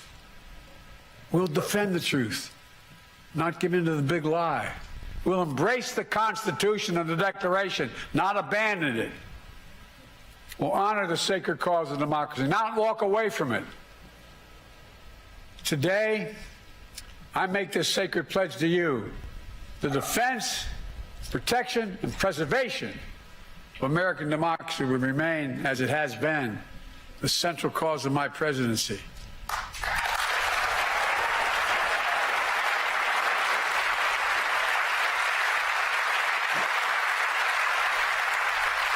America, as we begin this election year, we must be clear. Democracy is on the ballot. Your freedom is on the ballot. Yes, we'll be voting on many issues. On the freedom to vote and have your vote counted. On the freedom of choice. The freedom to have a fair shot. The freedom from fear. And we'll debate and disagree. Without democracy, no progress is possible. Think about it. The alternative to democracy is dictatorship. The rule of one, not the rule of we, the people. That's what the soldiers of Valley Forge understood. And so was me. We have to understand it as well. We've been blessed so long with a strong, stable democracy. It's easy to forget why so many before us risked their lives and strengthened democracy. What our lives would be without it. Democracy means having the freedom to speak your mind, to be who you are, to be who you want to be.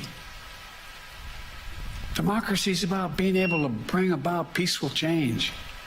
Democracy is how we've opened the doors of opportunity wider and wider with each successive generation, notwithstanding our mistakes. But if democracy falls, we'll lose that freedom. We'll lose the power of we, the people, to shape our destiny. If you doubt me, look around the world. Travel with me as I meet with other heads of state throughout the world. Look at the authoritarian leaders and dictators Trump says he admires. He out loud says he admires. I won't go through them all. It'll take too long. Look, remember how he refers to what he calls love letter exchanges between he and the dictator of North Korea? Those women and men out there in the audience ever fought for the American military. Would you ever believe you'd hear a president say something like that? His admiration for Putin. I could go on. And look at what these autocrats are doing to limit freedom in their countries. They're limiting freedom of speech, freedom of press, freedom to assemble, women's rights, LGBTQ rights. People are going to jail, so much more. It's true, the push and pull of American history is not a fairy tale. Every stride forward in America is met with ferocious backlash many times from those who fear progress and those who exploit that fear for their own personal gain. From those who traffic in lies, toll for power and profit. For those who are driven by grievance and grift, consumed by conspiracy and victimhood. From those who seek to bury history and ban books. Do you ever think you'd be in a political event talking about book banning for the presidential election? The choice and contest between those forces, those competing forces, between solidarity and division is perennial. But this time it's so different. You can't have a contest. You can't have a contest if you see politics as an all-out war instead of a peaceful way to resolve our differences. All-out war is what Trump wants. That's why he doesn't understand the most fundamental truth about this country. Unlike other nations on earth, America is not built on ethnicity, religion, geography.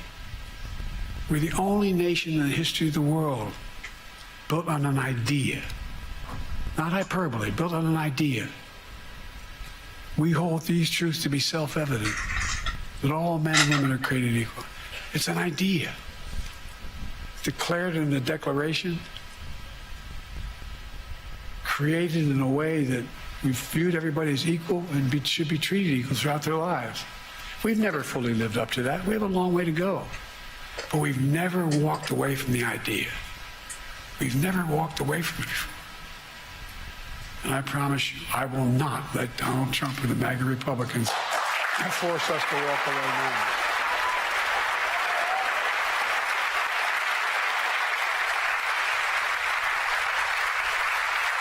We're living in an era where a determined minority is doing everything in its power to try to destroy our democracy for their own agenda.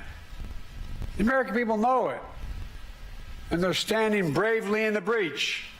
Remember after 2020, January 6th insurrection to undo the election in which more Americans had voted than any other in American history? America saw the threat posed to the country, and they voted them out. In 2022, historic midterm election, in state after state, election after election, the election deniers were defeated. Now in 2024, Trump is running as the denier-in-chief, the election denier-in-chief. Once again, he's saying he won't honor the results of the election if he loses. Trump says he doesn't understand. Well, he still doesn't understand the basic truth. That is, you can't love your country only when you win. You can't love your country only when you win.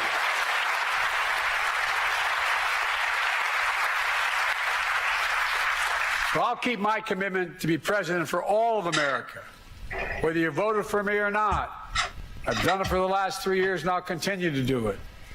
Together, we can keep proving that America is still a country that believes in decency, dignity, honesty, honor, truth.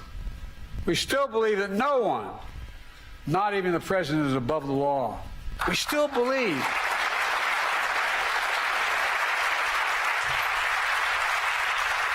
the vast majority of us still believe that everyone deserves a fair shot at making it.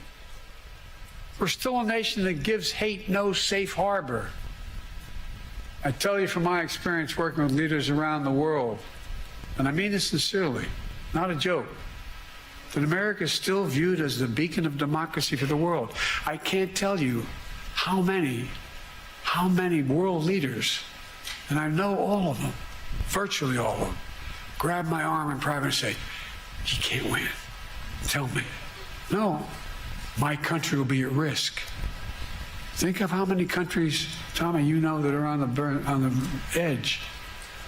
Imagine. We still believe in we the people, and that includes all of us, not some of us. Let me close with this. In the cold winter of 1777, George Washington and his American troops in Valley Forge waged a battle on behalf of a revolutionary idea. That everyday people, like where I come from and the vast majority of you, not a king or a dictator, that everyday people can govern themselves without a king or a dictator. In fact, in the rotunda of the Capitol, there's a giant painting of General George Washington, not President Washington. And he is resigning his commission as Commander-in-Chief of the Continental Army.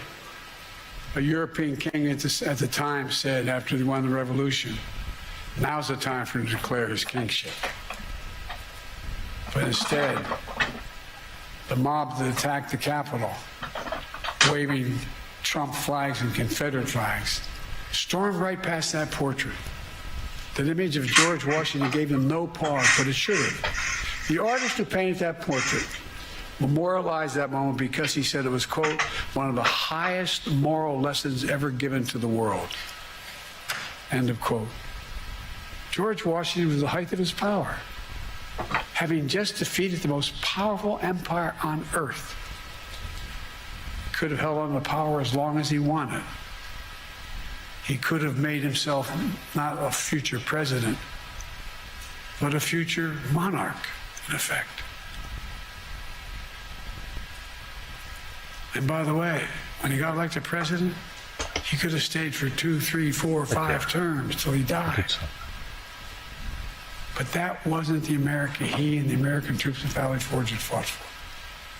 In America, genuine leaders, democratic leaders with a small d, don't hold on to power relentlessly. Our leaders return power to the people, and they do it willingly, because that's the deal. You do your duty. You serve your country. And ours is a country worthy of service, as many Republican presidents and Democratic presidents have shown over the years. We're not perfect, but at our best, we face head on the good, the bad, the truth of who we are. We look in the mirror and ultimately never pretend we're something we're not. That's what great nations do. And we're a great nation. We're the greatest nation on the face of the earth. We really are. Simon's full. He just said that he wants That's more. the America I see in our future. We get up. We carry on. We never bow. We never bend. We speak of possibilities, not carnage. We're not weighed down by grievances. We don't foster fear. We don't walk around as victims. We take charge of our destiny. We get our job done with the help of the people we find in America, who find their place in a changing world and dream and build a future that not only they, but all people deserve a shot at. We don't believe, none of you believe America's failing. We know America's winning. That's American patriotism.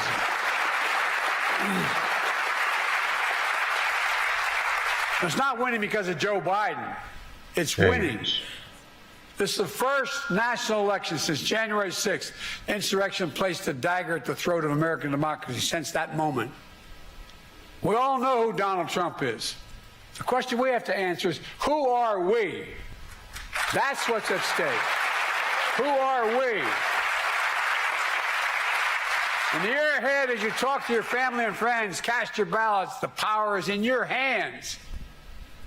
After all we've been through in our history, from independence to civil war to 2 world wars to a pandemic to insurrection, I refuse to believe that in 2024 we Americans will choose to walk away from what's made us the greatest nation in the history of the world. Freedom, liberty, democracy is still a sacred cause. And there's no country in the world better positioned to lead the world than America. That's why, I've said it many times, that's why I've never been more optimistic about our future, and I've been doing this a hell of a long time. Just to remember who we are, with patience and fortitude, with one heart. We are the United States of America, for God's sake. I mean it. There is nothing. I believe with every fiber, there's nothing beyond our capacity if we act together and decently with one another. Nothing, nothing, nothing. I mean it. We're the only nation in the world that's come out of every crisis stronger than we went into that crisis. That was true yesterday. It is true today. And I guarantee you will be true tomorrow. God bless you all, and may God protect our troops.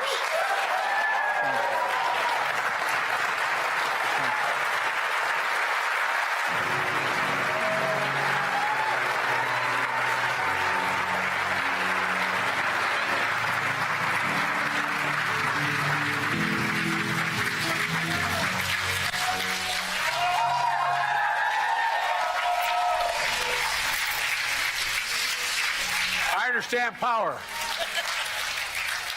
Thank you all so very much. I really mean it.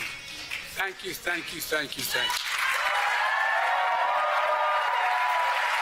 Strength.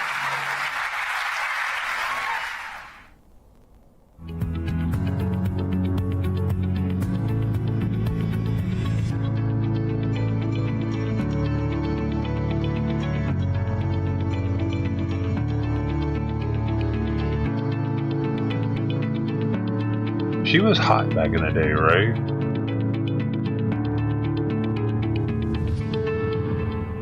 think I saw a picture of her from college or something. It was like, okay, Joe. Look at Joe over here. And he wasn't that bad looking either when he was younger. He's like, he's so old now. This music is so soothing, isn't it?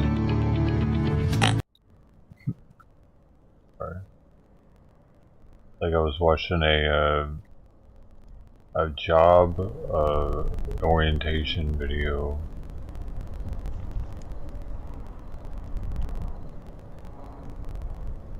Is that what this is?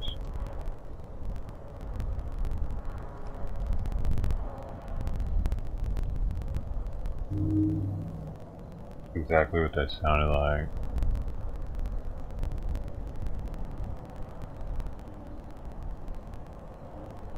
Be sure to pick up with your knees and not your back. Like this. Boom, boom, boom, boom, boom, boom. You know what I mean? Post a video or something. Or it's like the one where they're showing how their company originated, what all they do there. This is where we do our bottle manufacturing. It's where the lube goes when we're done manufacturing. Hey, you being our lube tester, well, here's what you'll be doing.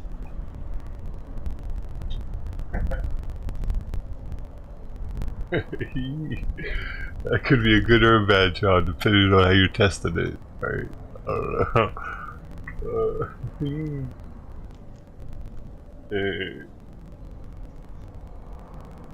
Yeah, the buffet worker, yeah, slicing the meat. I had to talk to the customers.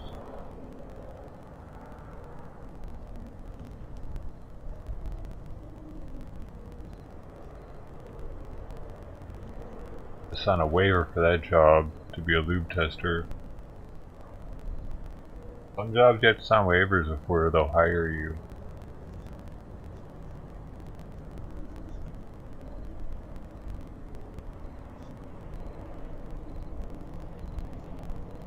I had to sign a waiver for the Navy because of my height.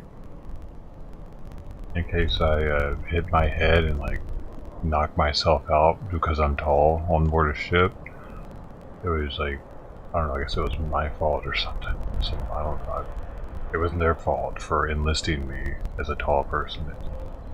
I guess everybody past a certain height has to sign this waiver for I don't get my exact height out on here. But I'm not like Andre the Giant or anything. But I could have been in the NBA. I would have been I think a forward. What was Kobe Bryant's position? Michael Jordan's position? Forwards?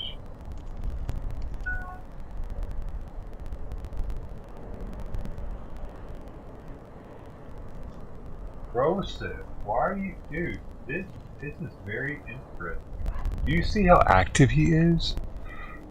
Like, remember a week ago, he was constantly sleeping in my lap, like, and I was like, dude, there's something ain't right. He's constantly sleeping, yo. Oh, he wants in my lap right now, though, actually. So, but he still seems more alert. Let me see. I think either there are less toxins built up in his blood, or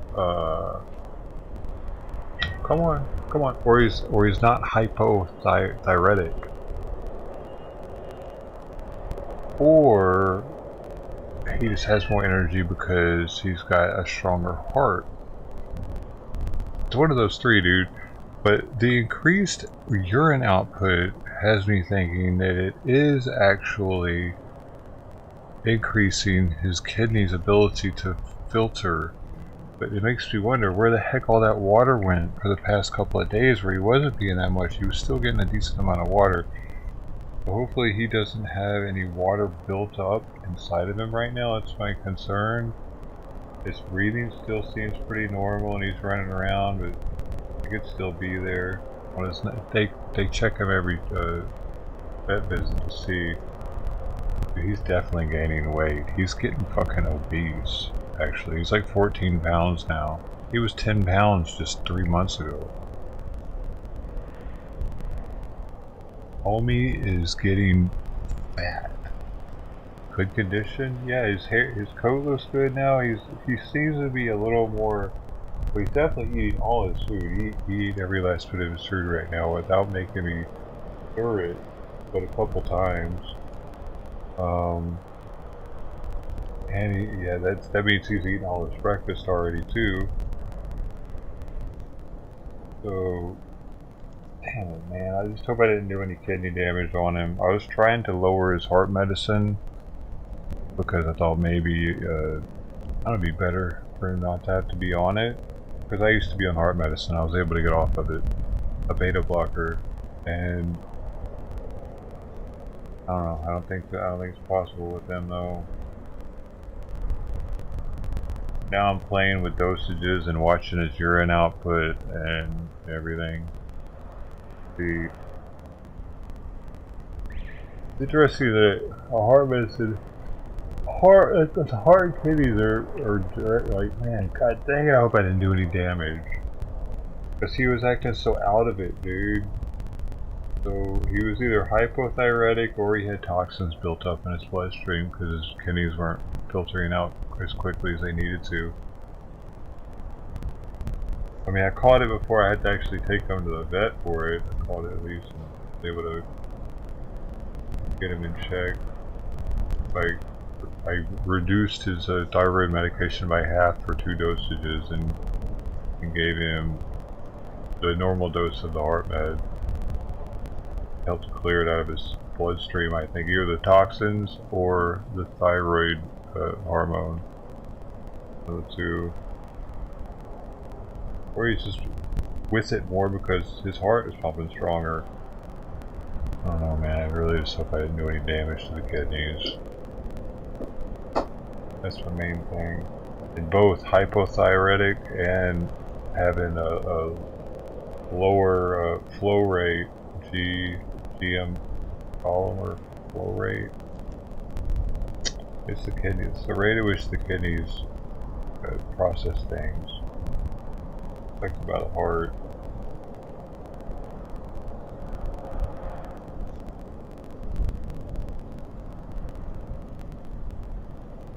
You know, one thing about having more information from the vets about our animals, it kind of breeds more guilt.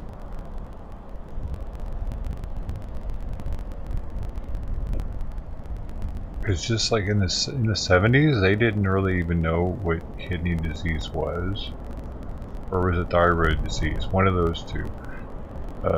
One of those two. They weren't really. He's got both of them, so it's like that's why I was reading about it. And so the cat would just start getting sick, and then people would just be like, "Oh, it's just getting sick of old age." But now we were able to pinpoint these things more easily, and then be like, "Oh, it's because I fed it dry food for too long," or I really was supposed to feed it wet food. Oh my god! I could like now I know that for sure that I'm the one that killed my cat earlier, like that kind of thing. I mean, I did feed him dry food for almost half his life, also. So that's part of his kidney damage. This is one thing, man. It's interesting how our better healthcare for animals gives us the knowledge to feel more guilty about shit. It's interesting, huh? Which in turn makes us pay more to the vets.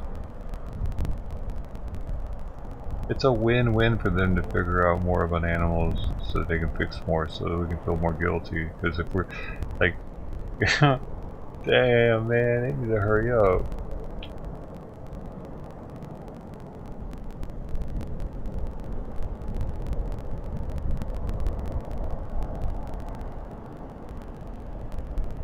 Yeah, I don't feed them junk, but there are actually like kidney diets that I haven't tried getting into.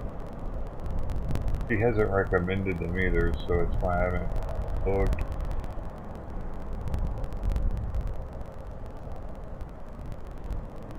Supposedly a high protein diet is bad for kidney disease. Your kidneys have to process protein.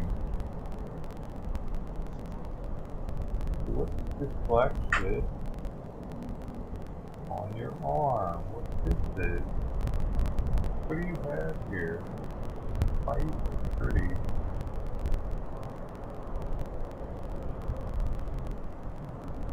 Something right on his hand. Ay, ay, ay, ay.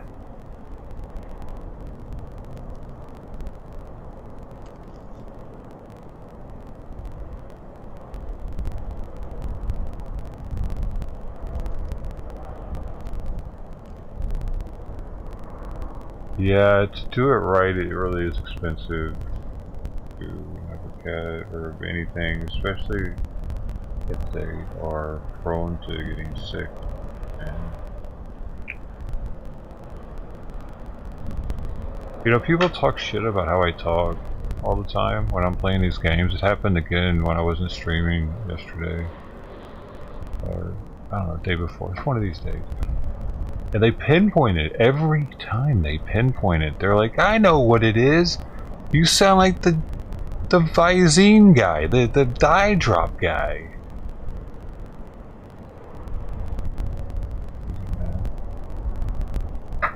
It's crazy.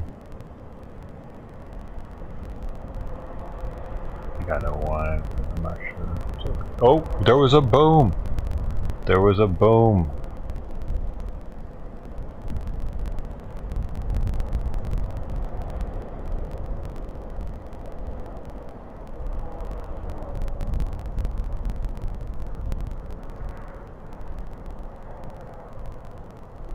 Interesting though. They always pinpoint that person, that same person, Ben Stein. It trips me out, man. He doesn't ever say shit like dude and what, I don't understand, like, what part of how I talk is the Ben Stein guy? The tonnage, maybe. No, dude, I'm not. That's not what I'm getting at. I'm getting under my skin. I'm not on the pity pot over here feeling sorry for myself. Sound like the Ben Stein guy. It's just what I sound like, dude. They just don't, like, they don't know why. But I don't know why they think I sound like that. Like, like, what exactly is it about how I talk? I get it so often. It's trippy ever since I was young, man.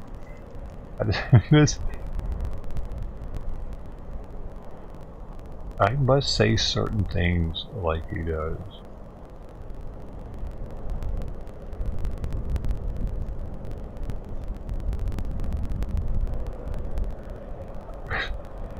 One of them was I was streaming and I was like, no, I'm a streamer. Yeah, that's probably we probably recognize my voice because we played together or something. It's like, no, I know what it is. You sound like that guy from the Hydro commercial. He like went out of his way. I'm like, what? God dang, I've been getting that forever. Is that ever gonna stop? I don't think so. I'm forever the Visine guy. If I was on the radio, people would be like, yo, is that the Visine guy? It wasn't Visine though. It was a Dry Eyes or Clear Eyes. Clear Eyes. Do you have dry eyes? Use Clear Eyes. Something like that. Everybody thinks it's the Visine guy though. Hey Bill.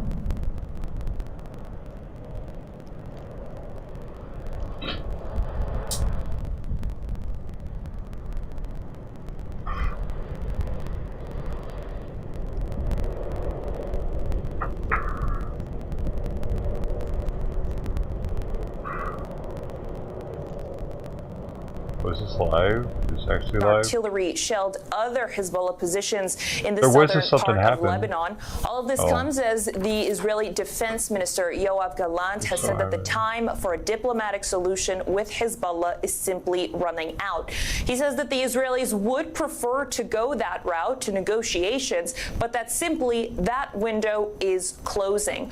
All of this comes as the group's leader, Hassan Nasrallah, gave his second speech of the week, in which he said that there will be a response to the assassination of Saleh al-Aruri, for which the Israelis still haven't claimed responsibility for, but he says that the decision has already been made and the response is coming. All right, Hamda Salut there in occupied East Jerusalem. Thank you very much. And as Hamda was saying, these latest strikes on southern Lebanon taking place on the same day as that speech from the Hezbollah leader Hassan Nasrallah. Imran Khan is in Beirut with more on what he had to say. Is he really?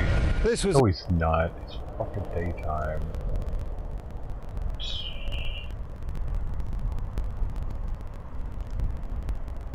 He didn't say he was there. He said he is there.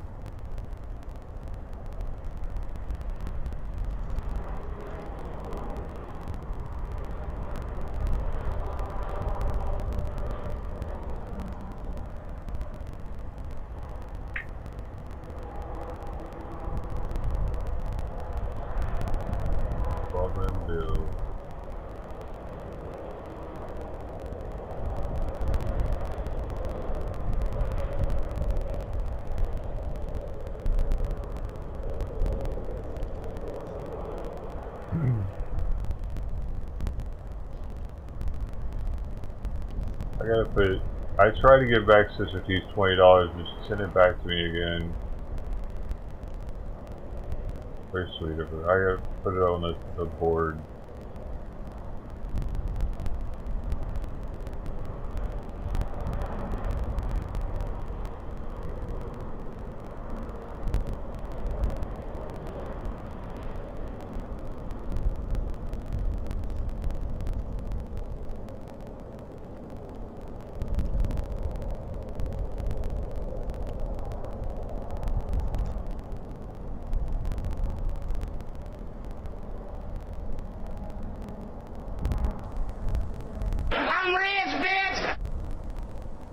Appreciate ya. Thank you, Sister T. Your generosity, support, and friendship.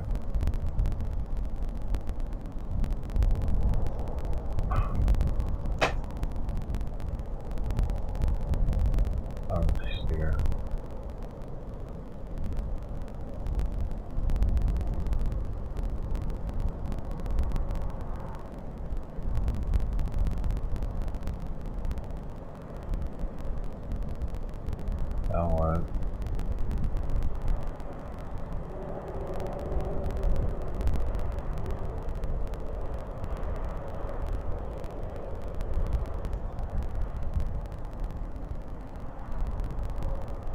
He's awake now and he's cleaning.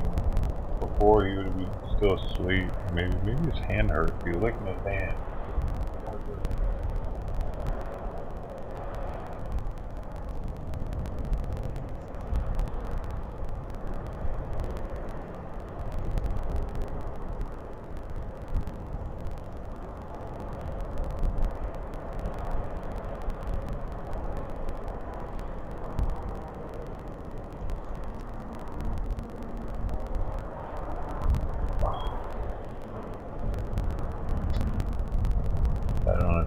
This year.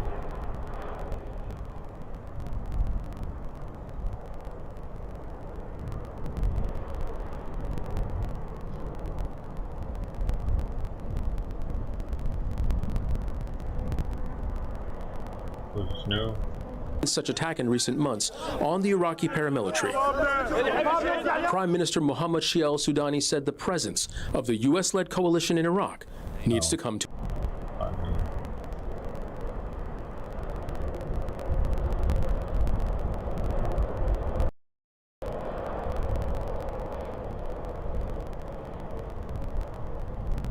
Oh, by the way, Joe is supposed to go to. Look at this. Joe's gonna go to the border with Oreo again. So we asked for donations and stuff. So I could be leaving. They don't want donations. The first comment says, "This is." I haven't refreshed them. I'm gonna refresh to see if this disappears. If the second one disappears. It says, "Sorry, Joe, can't afford any more money at the moment. Stay safe. Lord bless." And the second one, y'all maybe try funding another way than just driving around and asking for money. Not too many can just work and afford to give others who choose not to work. But drive around and say they are working. Sorry, just a thought. I don't know, man. That's a serious run-on sentence. Let's see if he got eaten up by the people. If that got deleted. I'm gonna refresh it. See, it's 9 comments now. He deleted it. He deleted it. You see that? It disappeared. I thought that was what was gonna happen.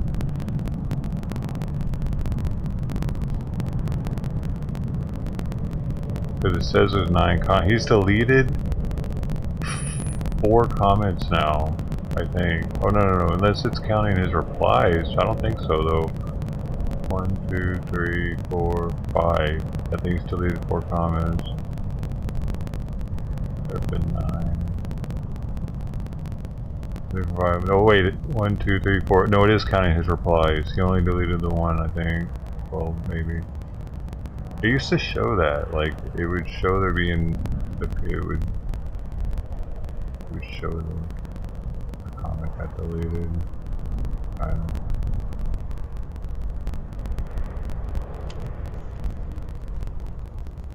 Oh, I deleted it though. That was fun.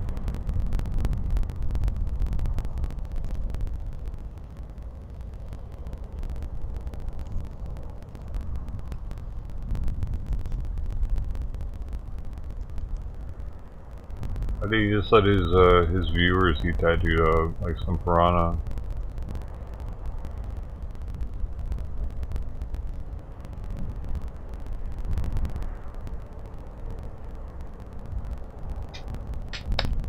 Deport him to Europe.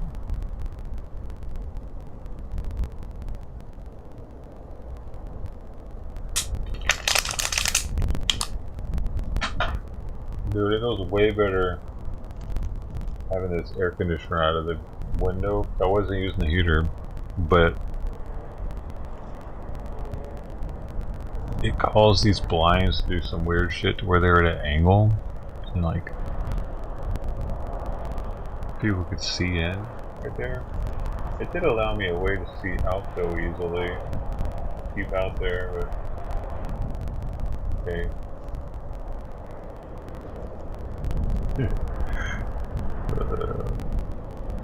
It's better. It's getting too cold. Air was coming in.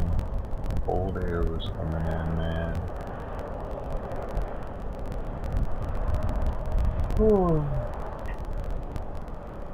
Clean the bathtub when the camera was off. Bathtub in the shower. Take that. What else did I do? I did a dish. I got sick, Macy.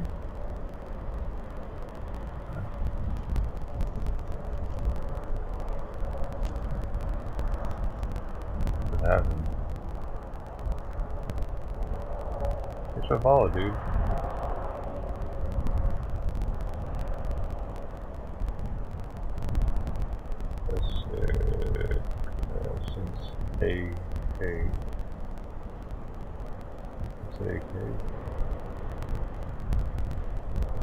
Like symptoms. Huh.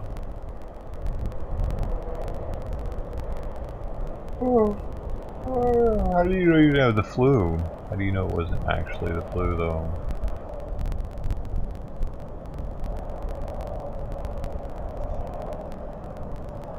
Deadly train fire in Bangladesh. Arson fire. Oh shit.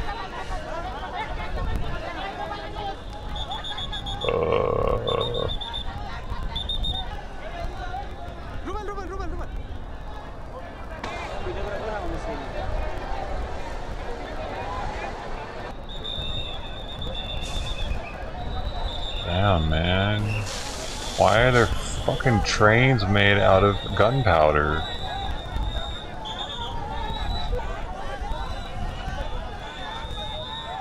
Baby, stop making it out of plastic or whatever the hell that is.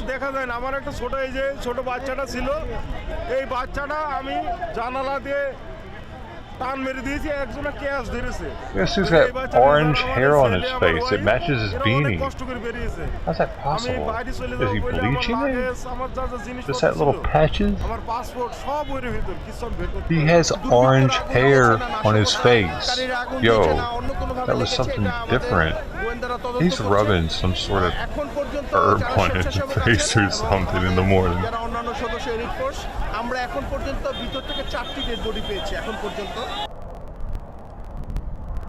Fuck this gray hair. I'm rubbing turmeric on my chin. I'm not gonna go gray, I'm going orange.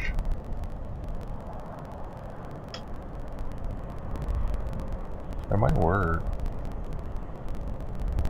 The trains are really old? Oh, maybe that's it. Back when they used to make them out of plastic.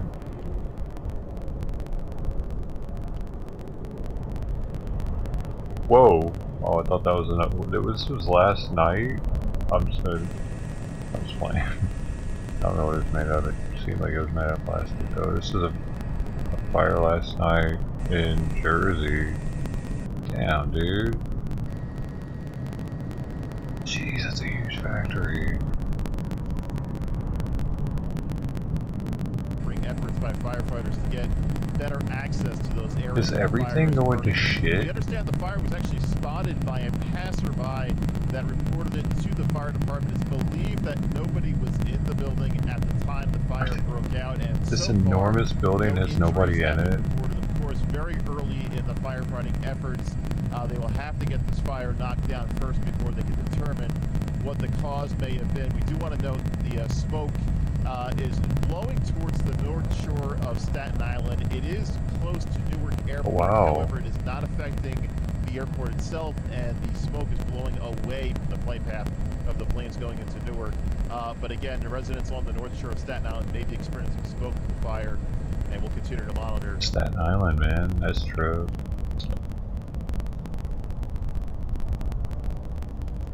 That's not too far from Manhattan, Brooklyn, and all that.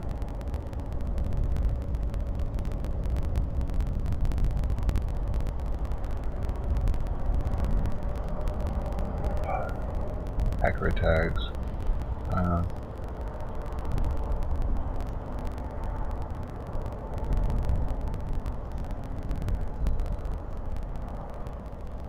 Yeah, ma'am. I don't know what that is. Yo, this guy killed me once. I don't know why I'm getting recommended this stream. In the garage crack. In the garage, yeah. Good shit, good shit. This guy killed me once on Blackout. Potato, you know? I didn't even know who he was. Somebody in chat was like, yo, that's TP. Who the fuck is TP? I looked him up, sure enough, he was playing and he was in the same spot where the dude just killed me. Thanks to the gifties, dude. I've gotten killed by Spiros too, another decently big streamer. Not as big as TP though. He's the biggest streamer that I've gotten killed by. I remember it was at firing range. It's Andy. Hi, Andy. Another one, though. Oh, that's not Andy. It's Andy. Fine. Andy. Damn, and he got that off? Wow. It's a decent streamer to get killed by. It's goated. I'm gonna hold these guys low right, I think. I'm gonna go look down the hill here on the right. Fire as well, don't get sniped from fire. Gas is inbound. There's a reindeer. Moving right, moving right. Oh, they're trying to work right on the hill? Yeah, I'm waiting to move up, letting them move up a little bit. Oh, I'm looking at the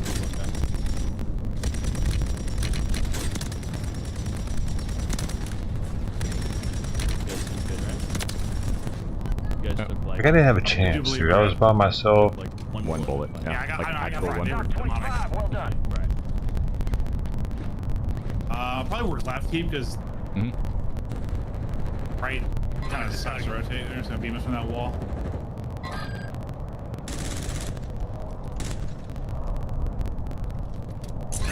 I went back and watched it. I couldn't watch his. He wasn't streaming on YouTube at the time. It was on Twitch. But I went back and watched the Spiros one. It's pretty cool seeing it from the other person's perspective. I still don't know how the fuck he did it. Bro, easy. What up, bro, easy? I feel like he's up to something, actually. I always have. I don't know what this guy. I think Spiros cheats though. Shooting loads. On the roof. I did not mark the right roof. Here. He used to use the Cronus Max. Everybody knows it. And he said he used it so that he could use an Xbox controller with his PlayStation, and he never turned the cheats on. I don't know. His shots are too pinging. They're too beaming for me to believe that. On the roof, on the roof. Yeah. Hitting roof. I'm never ever gonna be that guy with the basses. Never gonna happen. Nothing. They're getting sniped at from the right. Those guys are getting The way he snapped on me and got me with the shotgun when he killed me was insanity. Ow, I forgot the where's just like the heat seek your balls hole. Yeah. The enemy's surveilling the on the hill, on your right shoot, take bullet care. Coming down to you or trying to hold you. Yeah. That's a great 20. Make sure you lay down on this Jesus, dumbass I'm ass. It's our bounty. Make sure you lay down. Oh, I did not lay down. Gaza, by the way. Nice. I got up. Enemies located. Gas is closing in. Are these guys dead up here? 10 remaining. Keep pushing. Yeah, I Get your squad to the safe zone. No one gets left Back over behind. here. The loading. This game stresses me out, dude. I can't play it. If anyone needs nades, I'm throwing out needing. Enemy surveillance has left the AO. You're clear. All the bullshit that it says while you're playing. Nice. I'm gonna work up the hill here. Like that. Solid work. Now.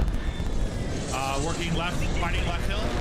I don't mind the sounds of the planes and the helicopters. The war zone. Go right side. Yep. Right But and the far left. blings, the bling, the bling, the bling. Far left to beam Drives one. me Knock. crazy. One knock on me. Oh, wait, no, I didn't. Oh, Can't do it. Another one. You guys want the gas still, wide left? Gas right left. Happily. I am. Jesus, on my mark. these guys. Running right, trying to go right, right. Okay.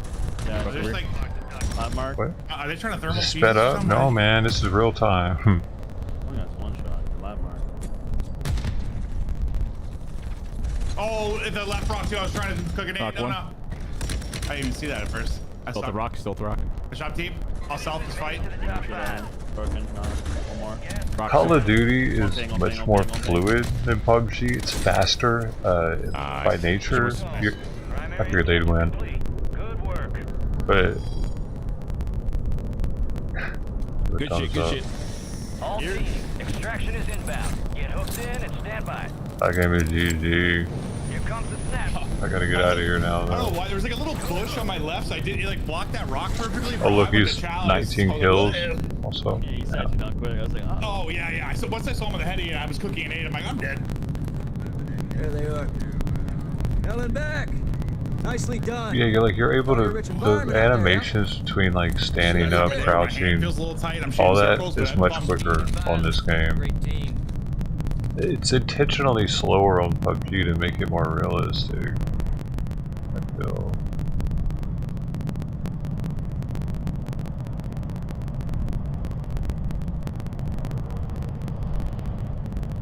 Because I can't stand up instantly.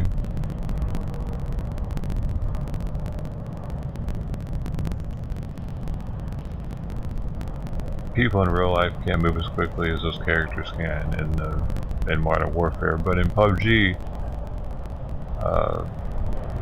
besides there being no limit on the run, like Marines can run pretty freaking far with a full rucksack, jogging at least. They had to do what, 3 miles? What that thing is, they have to do it's called something.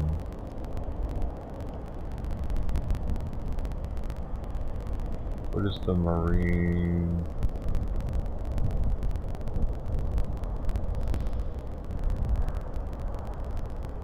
Fight. The Crucible.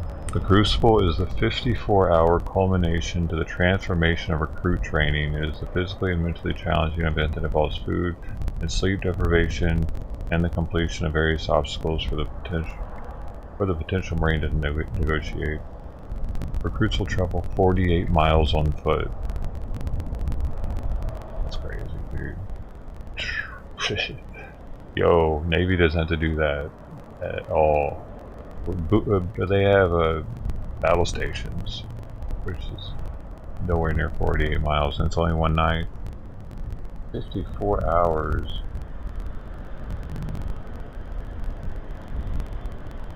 Less and less dudes are willing to deal with that. Hey Shirley, you do. Why is that?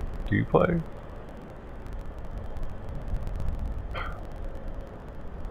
I'll get it.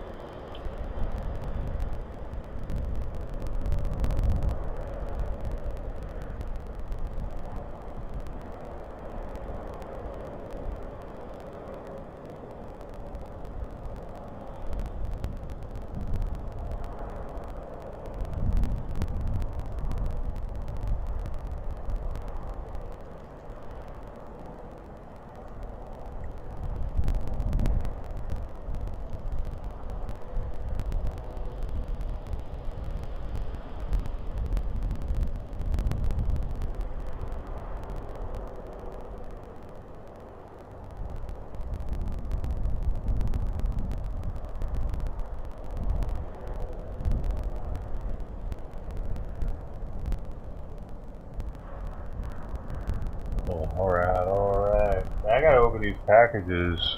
Jay Wright sent me a package. Jay Wright and Shirley? Billy? Sandy. That's it. Barbara. Yeah. But they haven't been coming through the past few days. I just gotta wait on them.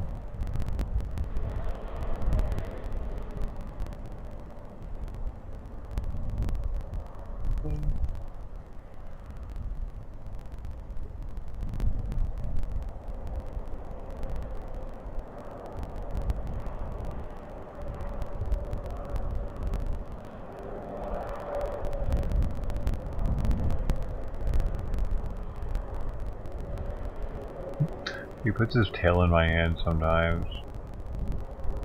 Intentionally.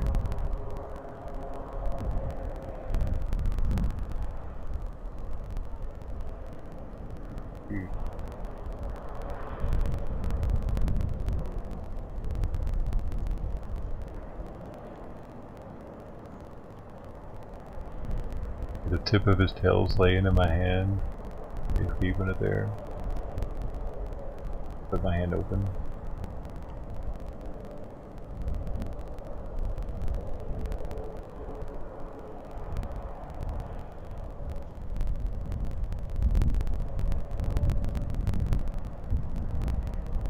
It feels kind of different in here now that I can't see outside a little bit. I used to be able to see like this little sliver of outside.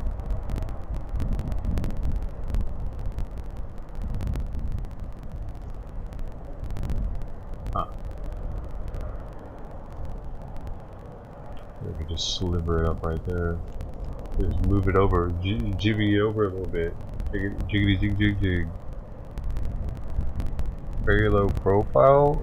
Oh, they're pulling people out, right?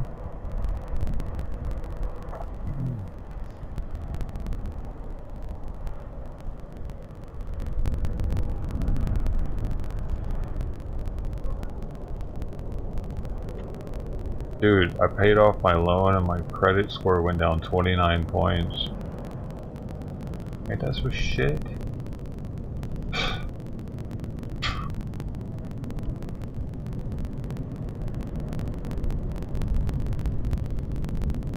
I found out today.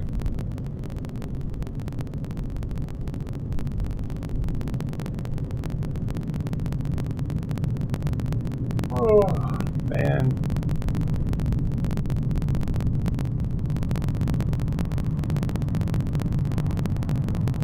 Why can't this news crew get their shit together and get rid of that crackling sound ever? If this were a Reuters stream, it would sound perfect. From the same exact location. It fails at this one. Oh no, it always fails. Here are the failures.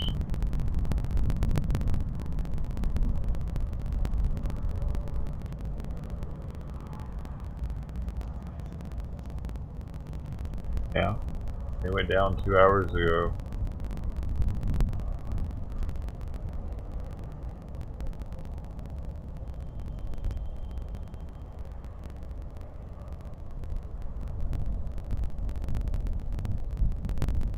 It's weird that there aren't more streaming onto YouTube, honestly. The inside of Gaza people aren't really... Where are they at?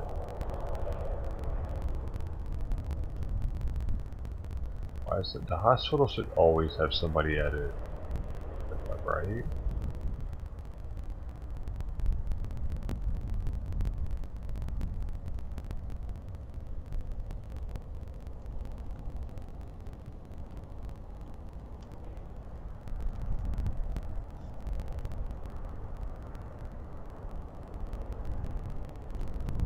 Oh really? You put your house off, the same thing happened. Huh. That's crazy. Stupid. This doesn't make any sense. How am I less trustworthy on paying off debt now? What the fuck? That's so stupid. They need to fix that stupid ass system, dude. Oh, we sprung back the next month? Oh. Really? That quick? Interesting. I wonder what it, like... Weird. It went back to where it was? Oh, I'm still a good. I'm not top tier. I was close to 800. And now I'm like pretty far compared, because I was like at 780 something at the time, 790 something. That's 760 something.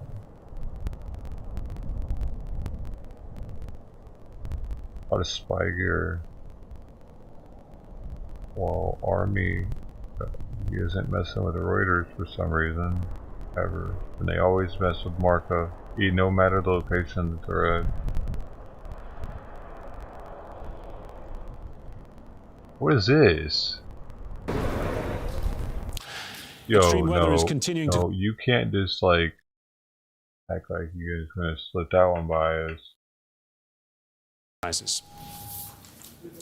Thousands of migrants stranded in South Mexico on their way to the United States say they're disappointed after officials had promised travel permits on Tuesday. The 4,000-person caravan was dispersed when they boarded buses to different processing centers within Mexico. But the leader of the caravan says some of the migrants have been abandoned on the street. Extreme weather is continuing to cause They've been abandoned. What are they? Somebody's problem now? They've been abandoned. They've been abandoned. Is this how this works? I show up to some other country, and if they don't help me, they have abandoned me. You have abandoned me. I came here for your help. Flooding and record low. So, they should be abandoned.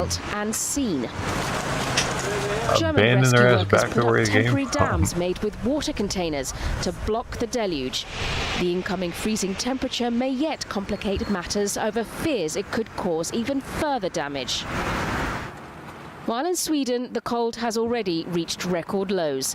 Towns and villages within the Arctic Circle haven't experienced such temperatures in January. I'm even thinking about taking out a freaking new installment loan so I can pay off my credit card, so I can get my credit score back up and have a lower interest.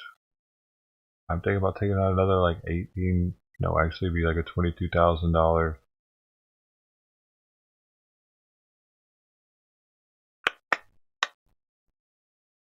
Whoa, that was a cool shot. The plane. Did you see that?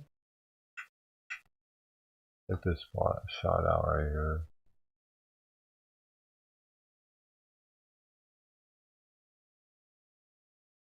Sweet. Oh, and then they go straight into the plane story. That was a beautiful segue to it. Somebody deserves a raise. The pilot of the other plane. The one that's dead. Actually, you know, he made a mistake. The Coast Guard plane that 5 Coast Guard, Japanese Coast Guard died in, they did not have clearance to go in. They were on the runway. The plane that was landing did have clearance to land. Japanese Coast Guard fucked up on that one. Don't get caught. No, that would be a debt trap. My credit cards would be paid off. I would be used, like, dude, last time I took out an installment loan, it was to save my ass on crypto. Totally different than getting rid of an expense. You know what I mean? So I would be getting rid of a monthly expense by doing that and transferring it to somewhere else. Before, I was just creating a monthly expense when I took out an installment loan. So I feel way more comfortable about doing one now than before. Like, I was way dumber for taking the other one out. This one would be actually probably a smart move. I was a moron for the other one, the one that just paid off.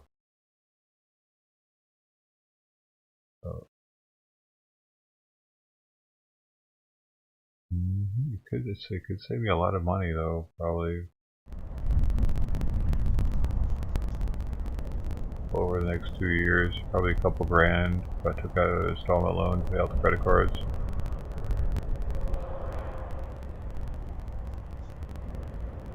And then my credit score would go way up, probably over 800, because all I would have is an installment loan.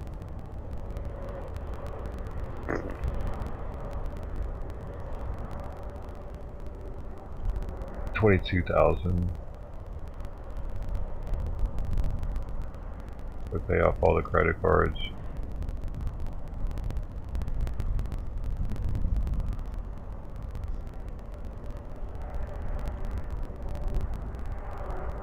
Some of it was investments, like I bought things just to sit on them.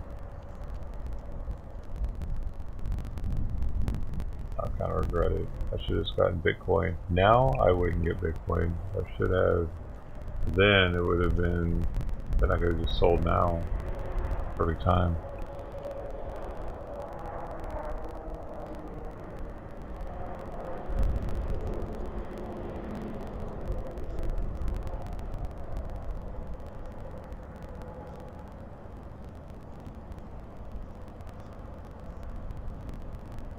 It freaks me out though now, after losing so much with it.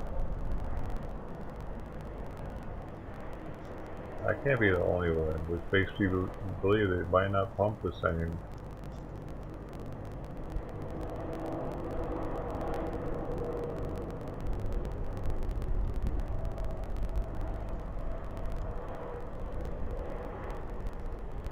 Do a gimmick.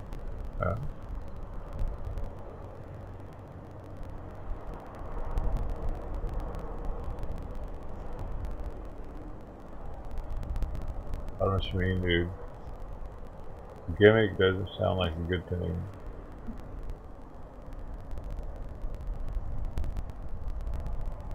Do I look gimmicky to you?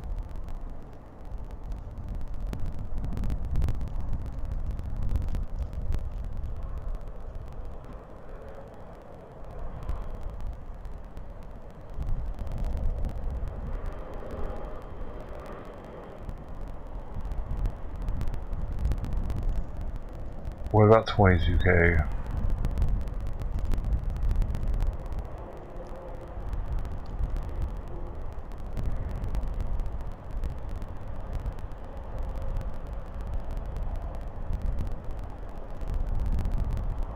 I'm not worried about paying it off. I'll get it paid off, dude.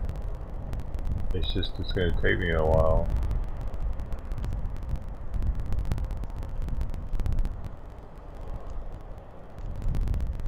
I'm not gonna let this shit happen again, though. I'm staying the fuck away from crypto.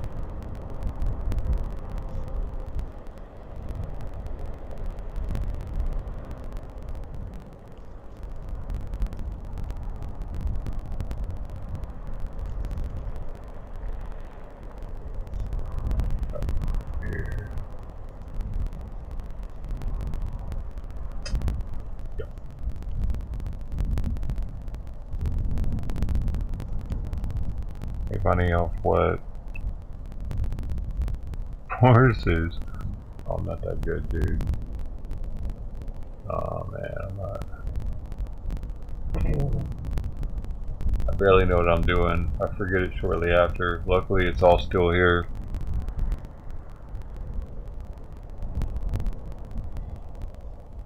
Like, I used to mine crypto. I have no idea how to do that now. Totally forget. Shit is deleted. I'm not good at this. Dude, the numbers don't lie. I'm not good at this. I'm good at finding things on the internet and reading. And putting it to use, like put it into. I'm good at downloading things and put them where they need to go. And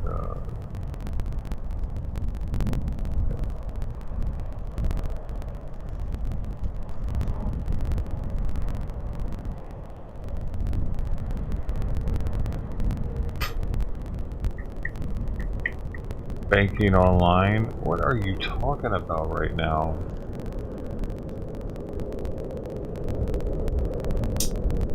Simon, bro, I really wish you didn't do that every time. His whole body jolts like electricity shooting through it or something. Look, Simon.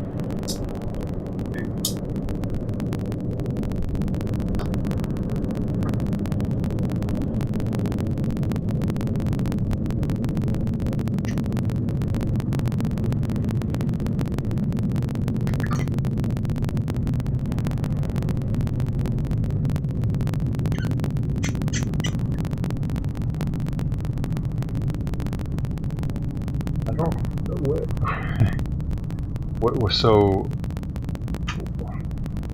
Is there a place where all these elderly people are at that they just go there and they trust the people to give them advice on... I don't know what you're even talking about doing, actually. Yeah.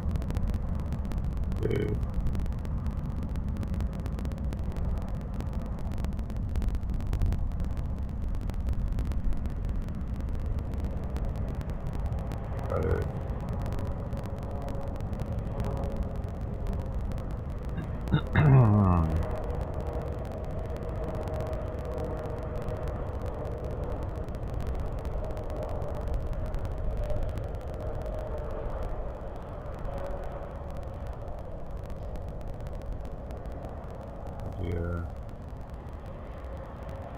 I could sell pizzas to the elderly.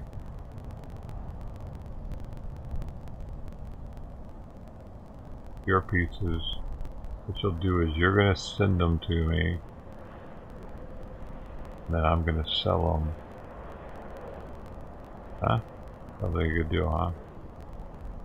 3 pizzas for me, and you know you're making people happy.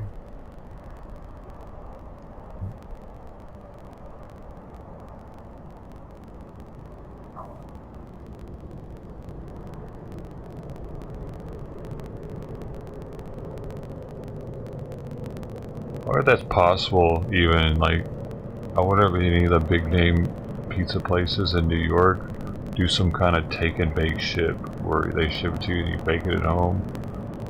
That's probably possible with freeze-dried ice, dry ice, or whatever. Not freeze-dried ice. freeze-dried eyes.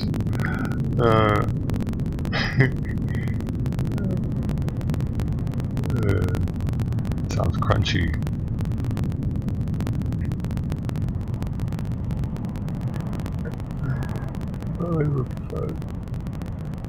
This is freeze. Is that like freezer burned ice when it's freeze dried? Tastes like shit when it's like that. Been in the fridge too long.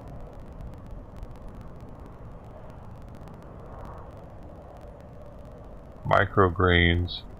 Heck yeah. I'm gonna start a garden. I'm gonna make my own green juice supplement.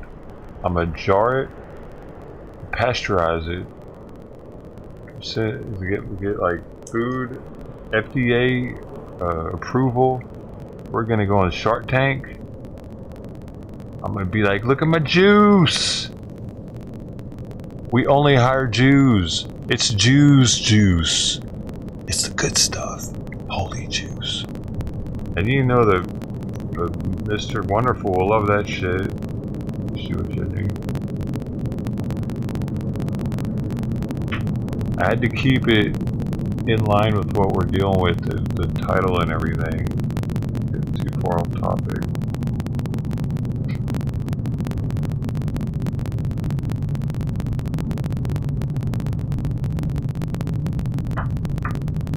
The secret ingredient is goat urine. Just a little bit. You don't want to put too much in it. It's a little tangy.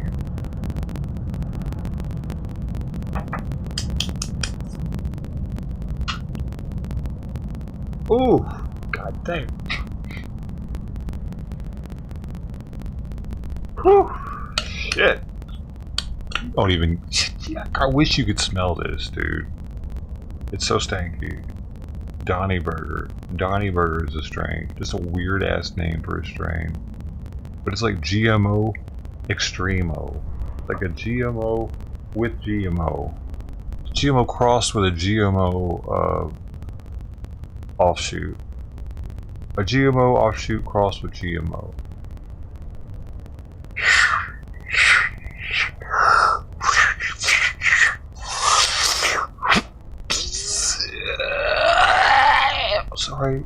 Sorry, I scared Simon. I couldn't finish that one, y'all. I couldn't finish it. One reason why I can't get that loud around here. Simon, like you see streamers that are all like super energetic and excited and yeah, like yelling and shit. They live in a house with neighbors that can't hear them yelling probably, or they're in a basement or some shit, but they don't have a cat in their lap. Man, I'm sorry, Vice. Andy's got a heart problem, man. I gotta really stop scaring him, dude. Like, I'm used to scaring him just to stop making him, to stop him from doing stuff by, like, doing the loud sound and stuff. A little calming. Calming. Yeah, it's pretty good weed. Actually, here's the printout for it. We're looking at... Okay, here's a Han Solo Burger is the cross. And Han Solo Burger is actually...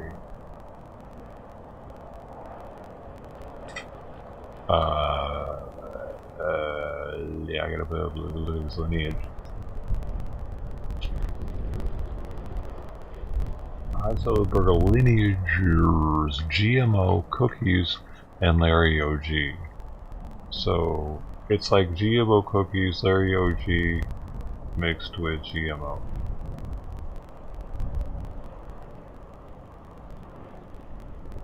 Man, heavy man. It's pretty heavy. Indica weed strain made by crossing GMO with Han Solo Burger. The effects of this strain are more calming than energizing. For me, they're not.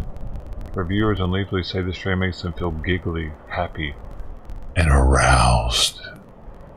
And they know.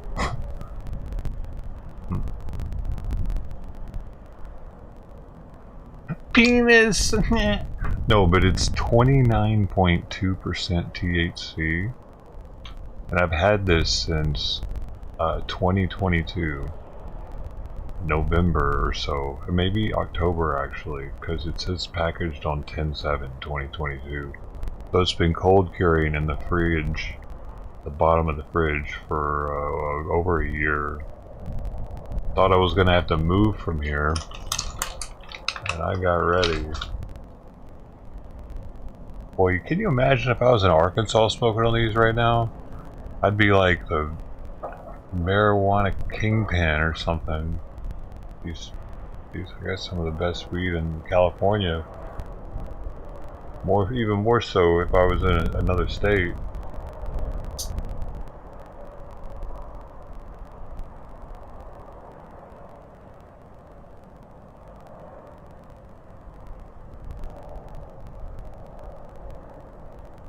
Do you work at the elderly homes, Pizza? Do you do that? The most I've done like that is I had community service. I actually had Caltrans, which I had converted to community service because that Caltrans shit was too much. The judge was nice enough to let me do the VA, so I escorted the VA for like 80 days actually. Well, maybe 72 days because I did some of the Caltrans. I had 80 days of community service, or of Caltrans actually, which is whoa. That's why my lawyer was like, you took what? You took what? Oh my god. I had so much probation with the Caltrans, he didn't think I was going to make it out alive. I did though. I got lucky. I got really lucky with the judge. Actually, he could have said no, and I probably wouldn't have been able to complete Caltrans.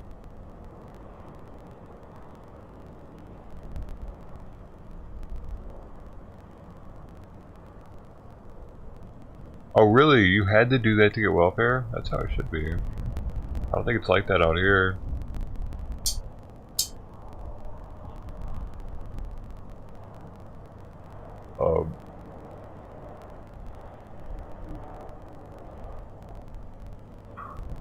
Yeah, it'll slowly come back.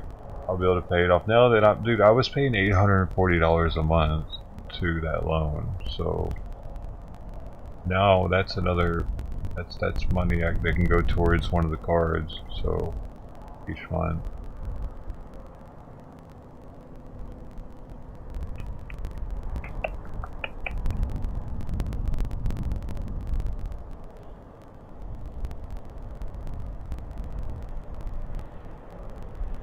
Every little thing is gonna be alright.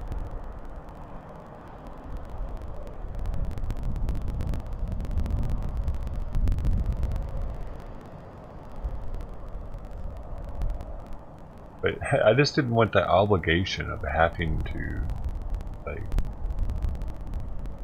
do that much. It feels different when I'm doing it myself. I don't really like installment loans.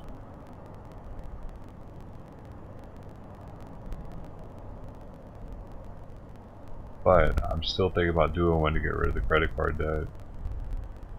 But then I can have lower, which I could save like $100 a month maybe.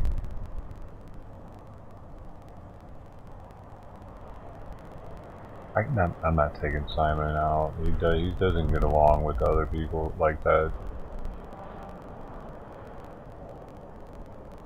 He hisses at the postman every time the door's open. He goes crazy at the bed.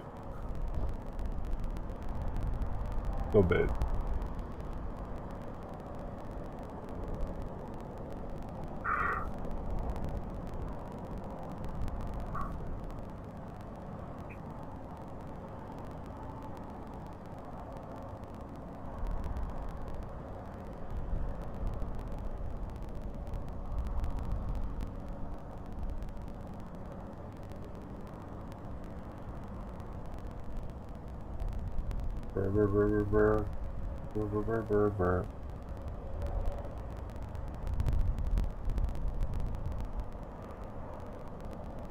Plus he hasn't had all his vaccines and all that shit. Probably trip him out more than anything. He's got a heart issue. He needs less tripping out as possible.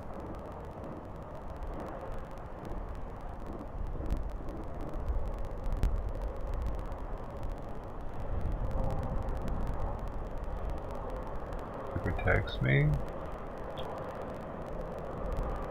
I don't get it. Well, Sam.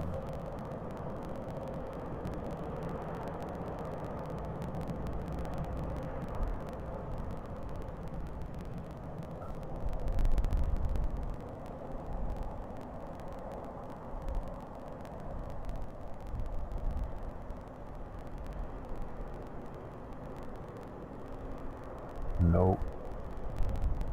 Bills. Wild Bill.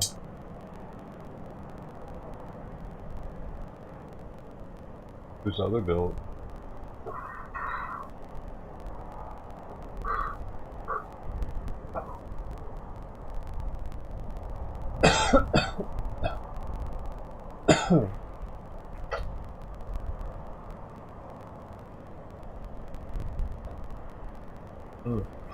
Oh, with the postman, I see.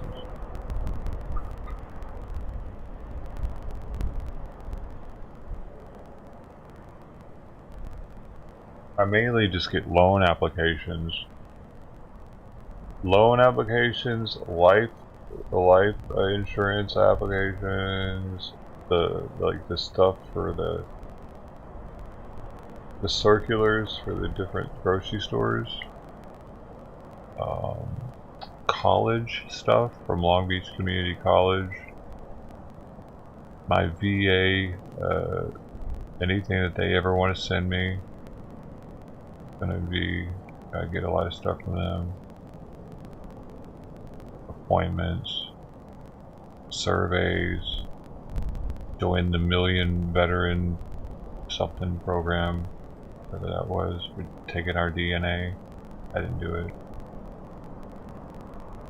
Can't have my DNA. I don't know what they're gonna do with it, dude.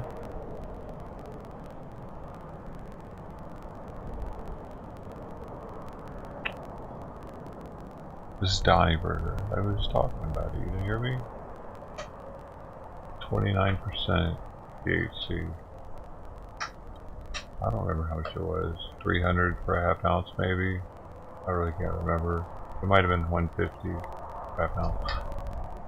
I really don't know. I bought it over a year ago.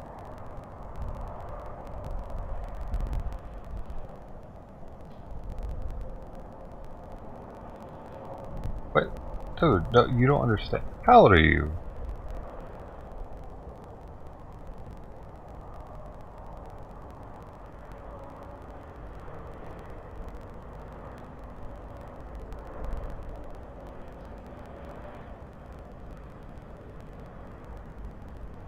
Oh, shit.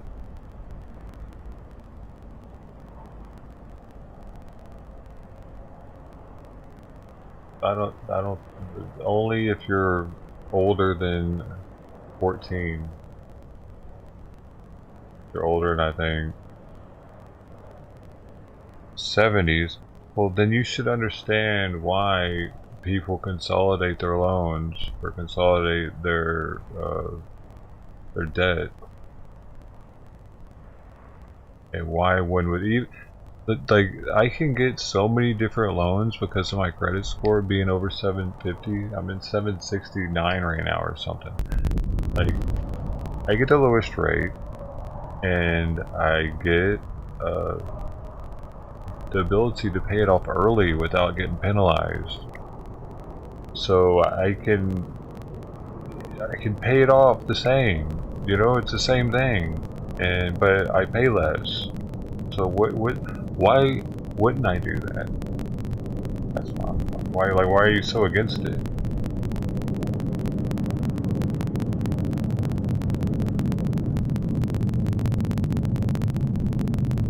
What? They pay interest when you can stuff.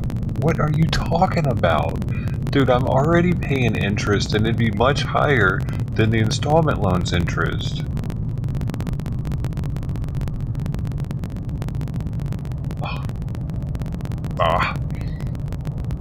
I'll only take out as much as I need to pay off the credit cards, pay them off, and pay much less interest, and have the ability to pay it off early if I want to. Because of my credit score. If my credit score was like below 750, it might be a bigger issue, but some of my credit scores are actually in the 790s. 2 of them haven't dropped yet. Yeah, 2 of them haven't, because one of them, well, actually 2 of them have dropped. One of them has dropped, maybe on here. I watch my credit on multiple different paid sites, 2 different pay. I pay like $50 a month watch my credit, dude. I had my credit stolen, my identity stolen once, and I worked really hard. Because I fucked my credit up. I had to go without using it for 7 years. Damn, it has dropped on 2 of them now. Damn it, dude. Yeah, I'm at 769 on 2. No, 769, 765 on Experion, 769 on Equifax. And it says 784 on TransUnion, but it's about to dump too. Hasn't dumped yet. But still, that's not bad. It's still the same category. I'm still very good, so I would get the same rate regardless. As long as you stay in the same like section. This is something I actually know a lot about, dude, is restoring credit, because when I was in the 550s and it wasn't easy getting my shit back on track to where I was getting home loan offers and shit. You can easily be making money and have fucked up credit. You know what I mean? Just overspend and do stupid shit. At least I've kept cool. It's really easy to get out of control. Don't have loans. Yeah, dude, I already have loans though with the credit cards. That's what the 22,000 is. So since I already have loans, I could take out a different loan and then pay off like four loans, and then only have 1 loan now with a much lower interest rate. And knowing how much it's going to be each month and how long it's going to be to pay it off. And I can pay more if I want. I don't have to pay what they ask. Like, I just paid off this loan like 6 months early. The one that I paid off. And it made my shit get reduced. I paid I paid like $5,000 off of it, like, or $6,000 off of it at once. That's kind of what I do. I let it accumulate in savings, and then like I think of that as money that's not mine still. It's all going to the credit card. I don't see it as savings.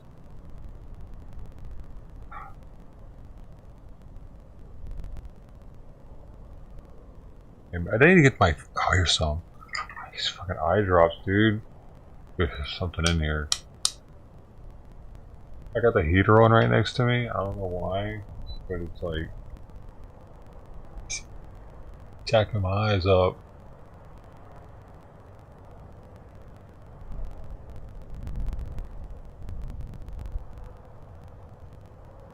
Ah, shower.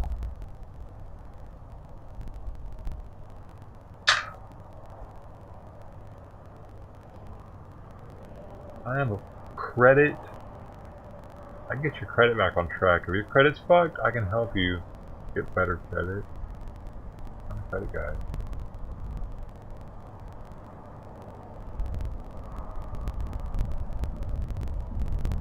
Oh, God. The first thing.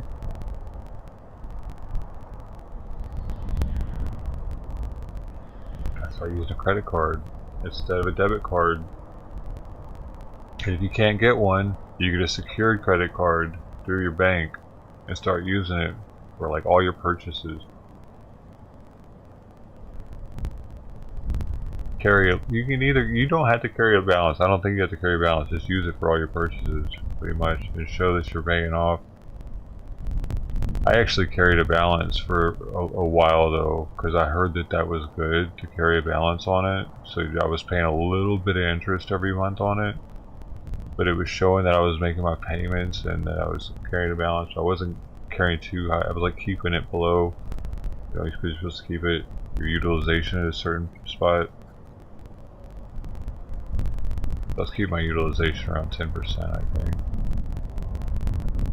I did that for a while, and then I started getting offers and shit. I started, it didn't take that long either.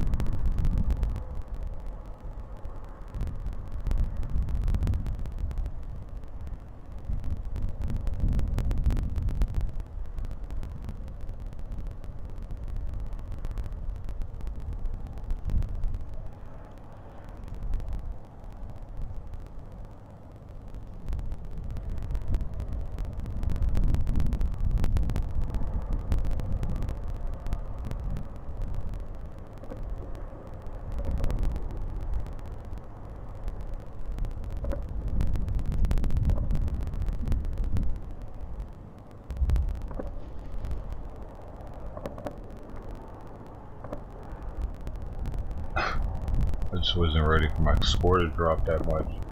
29 points. Yo, I'm tripping on that.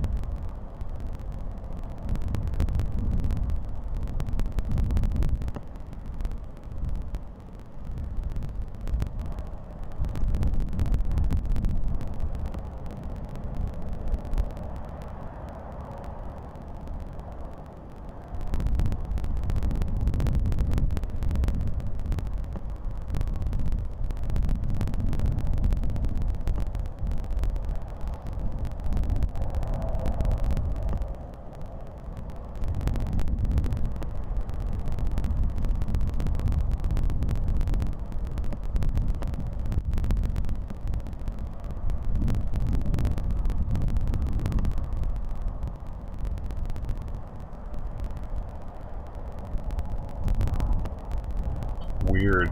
This thing says, our predictive analysis shows that people who have a moderate mix of mortgage, installment loans, and credit cards may be more resilient in the event of an economic downturn. How does having more loans make you more resilient to economic downturn? Owe more money and do better if shit hits the fan. What are they even talking about with this shit? This is like a credible site, dude. Oh, they're removing this product. It's scheduled to be removed from your product in January 2024. I wonder why.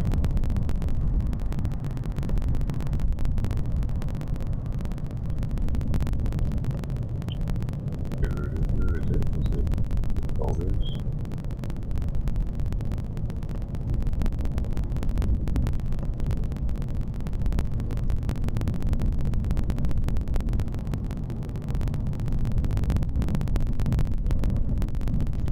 Love their audio, don't you? I'm only here for the audio. I'm here to hear the crackle.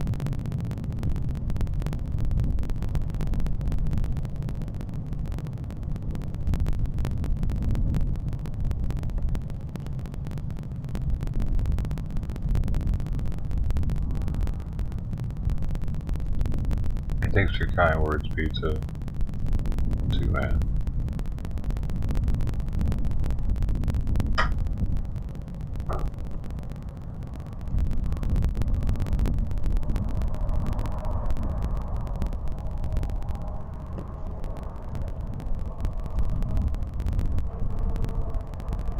I need to cut my grass again already. I just cut it. I need to cut it again.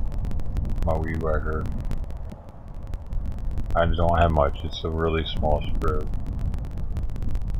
It rained a lot here. Dude, I got some really fast growing grass apparently for the winter time. Actually wish I had a goat. It looks tasty, but the dogs pee on it.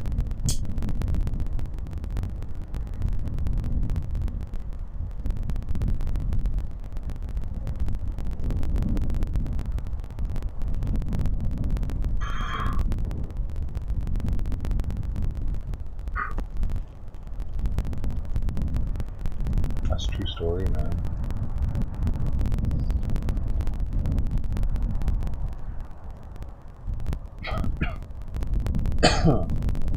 Yeah. We're gonna raise the grass. Well, it depends on what kind of grass you have.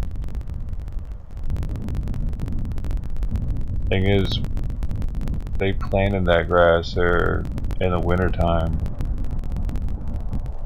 So they planted a winter grass seed because they wanted to look good at that time. And but they're summer and winter, and some people switch them out every season. They'll kill off all their grass and then plant a summer variety.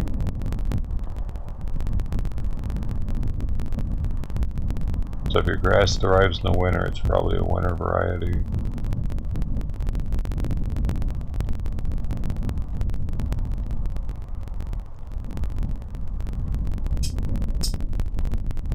I didn't know that until just recently when I went out there and...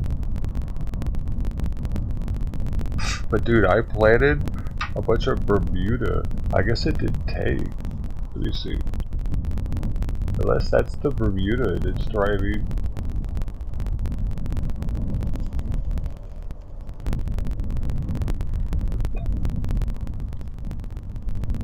It doesn't seem like it, but...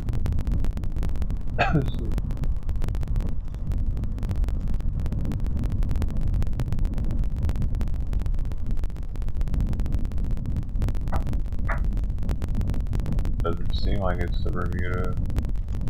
It might be. I just can't tell by looking at it.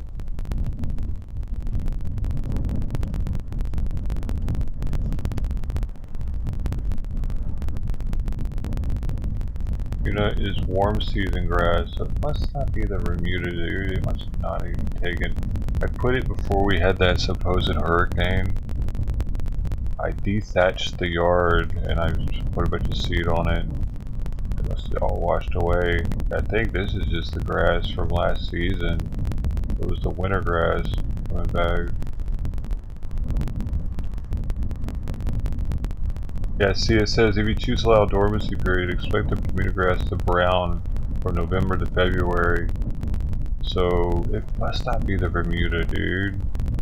Whatever grass that is so green right now. I have like one of the greenest yards on the block.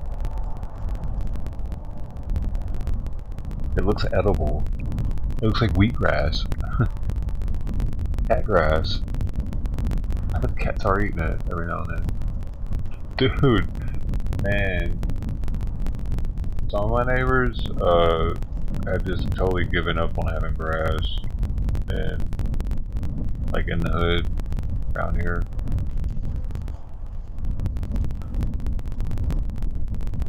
They put blocks, they put concrete blocks in their yard, like in that area in front of the sidewalk.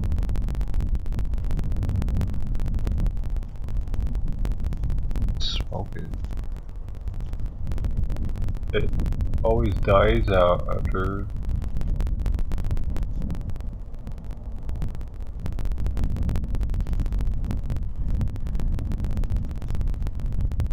It always dies after the grass. What always comes back, it's just dormant. I wonder if you spread, like if you can have if it'll go dormant and then come back and thrive in the summer again.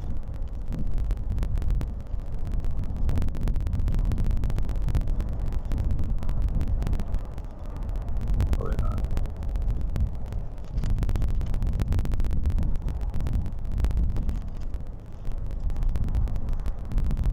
Yeah, man, grass is pretty cool. I watched this, like, it wasn't a documentary, but it was like a grass seed info. Let's see if I can find it. I bet you I can find it. It's amazing. You could know about grass, boy. It would know about grass.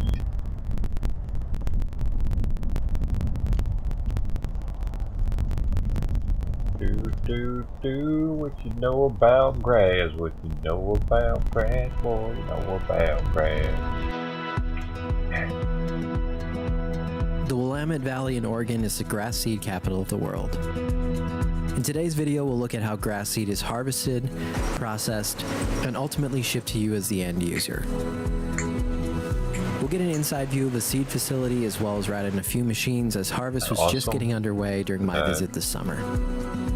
Our first stop was at Golden Valley Farms. Some of these clips will definitely be noisy as this is a working facility. We'll get to the actual harvest later, but let's look at how seed is brought into this cleaning facility. This is kind of where the things get initiated, all the shipping documents. Does that look like a seed guy to you? Heck yeah. Orders as far as what's going in the blend, what lots are getting in, and he makes it happen. But I think where we should probably start is, okay, we're right now getting close to harvest. It's going on as we speak, but seed's now going to start getting brought in. We have raw seed from the field, which has been run through a combine, so a lot of the material is gone. We're hoping that they don't bring in the entire field. Combines go out, we get seed brought into the combine, and then gets loaded into these doubles out here, which then gets brought to Josh, which is a seed cleaner, and then Josh gets to going on cleaning, and we're doing quick turnarounds from there. The amount of clean out affects the speed at which we can run the cleaner. I mean, right now we're anywhere between 2,000 pounds an hour on really high trash to 4,000 to 5,000 pounds an hour. So it really has an effect on when you have a traveling cleaner, you know, as a combine out there. And Dwayne, I mean, Dwayne's spending all day checking the back of that cleaner with a shovel, and he's got this little method of flipping it around so he can get it real quick. And, you know, it's like maybe lose a couple seeds out the back of the cleaner so then you can double your production in here. One of these trailers hooked up. Dude, I'm only 2 minutes into it. Have you ever thought that much about grass before? Like, whoa. A lot goes in to the grass seed that's in a bag at Home Depot. And I started watching these videos on my own before I did the whole dethatching thing and bought the seed. I watched this whole video. It's pretty good, dude. It's pretty epic. There's so much that's involved with grass seed.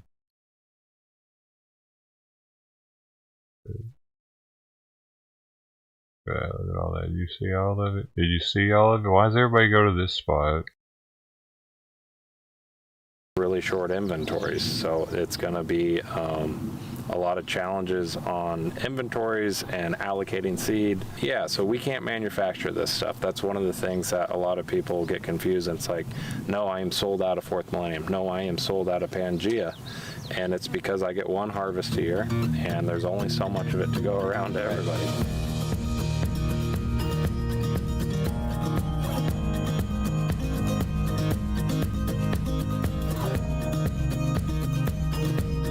And then a bunch of people went here. On the header of that combine. I haven't done this one yet.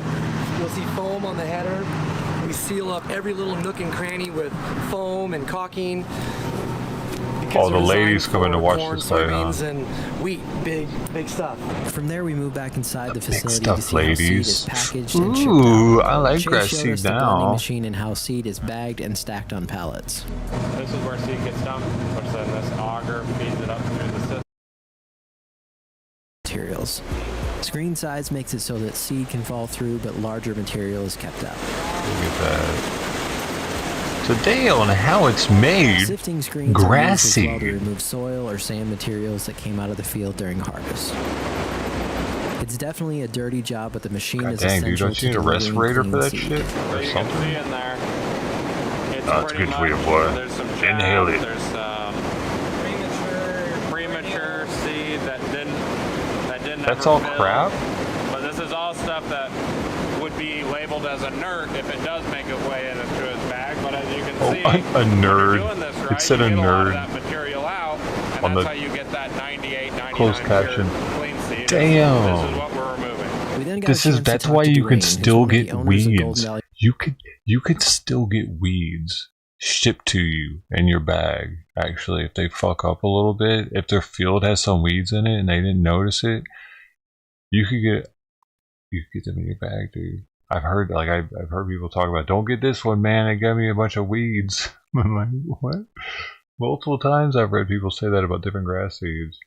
Farms. It had me nervous to buy anything. I'm like, I'm just gonna buy weeds or something, maybe. And has years of experience in farming in this area. Today they were putting the finishing touches on Chinese some new people combines hunting getting ready to them? start harvest. These combines are, well, like I said, it's not a conventional combine. Rice to grass? Rotary style, which That's amazing. Fucking rice is such a weird food, dude, isn't it? It's one of the weirdest foods, and I like to eat it in its whole grain form, brown rice. That's how I do it. That's the only way I do it. If I make it on my own, like if it's in the pre-made thing or the restaurant, yeah, I'm gonna probably have to have white rice if it's a rice. But at home, it's the brown rice.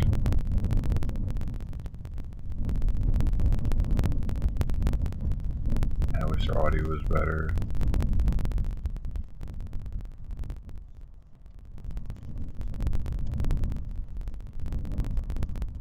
Some Chinese you've seen. There's no way you're 70, dude. I would see it on my analytics.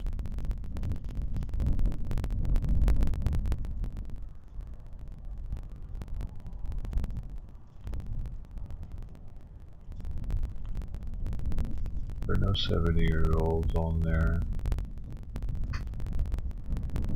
Do I see?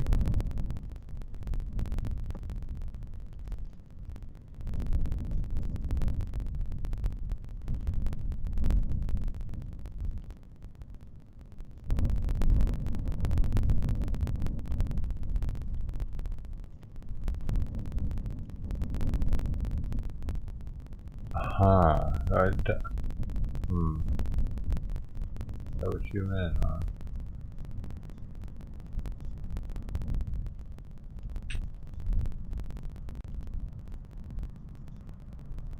I don't know, you could be in your 70s actually.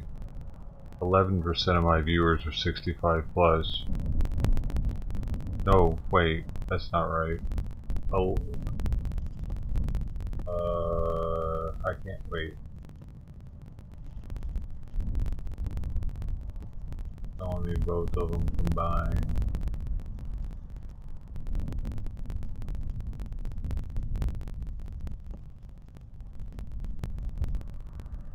.7% actually. So you are in your 70s. I found you.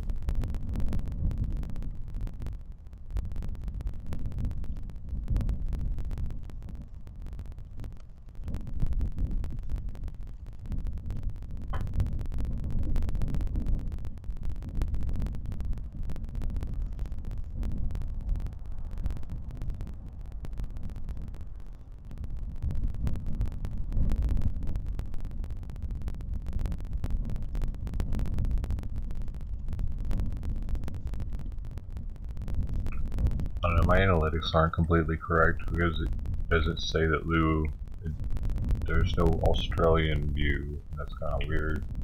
Lou's in Australia.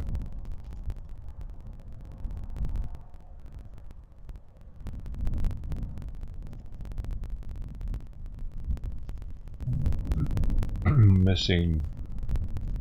Oh, is he missing? They're all dead.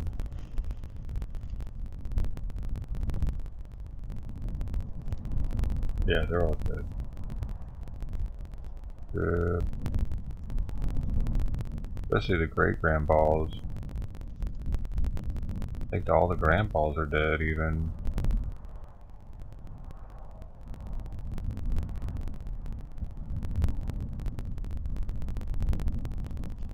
Pretty sure.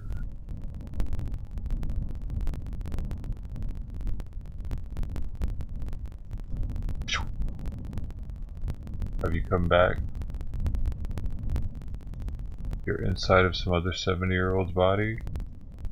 But that would be like my dad's older than that, I think.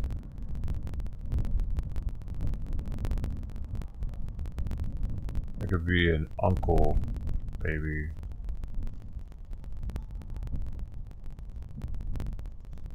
Yeah.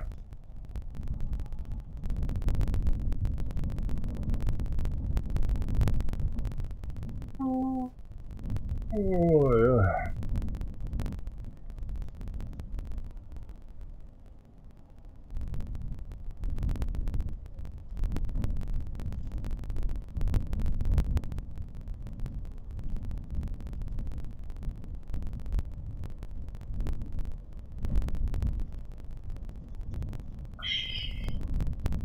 He ate all his food, man. I'm tripping out right now.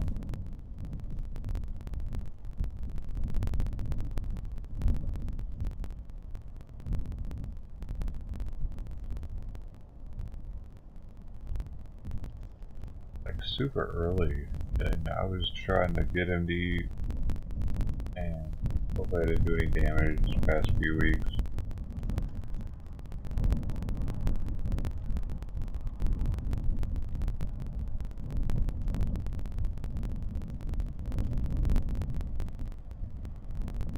Yeah, I don't think she was thinking. My bed's too busy, dude.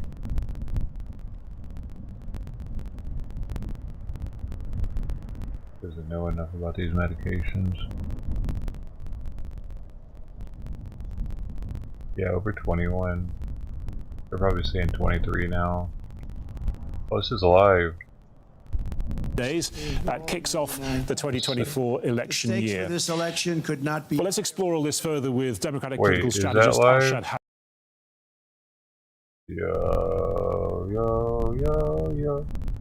Yo, yo, yo, yo, it is live. Yo, yo, yo. If you look at the world. Oh, he's been up there.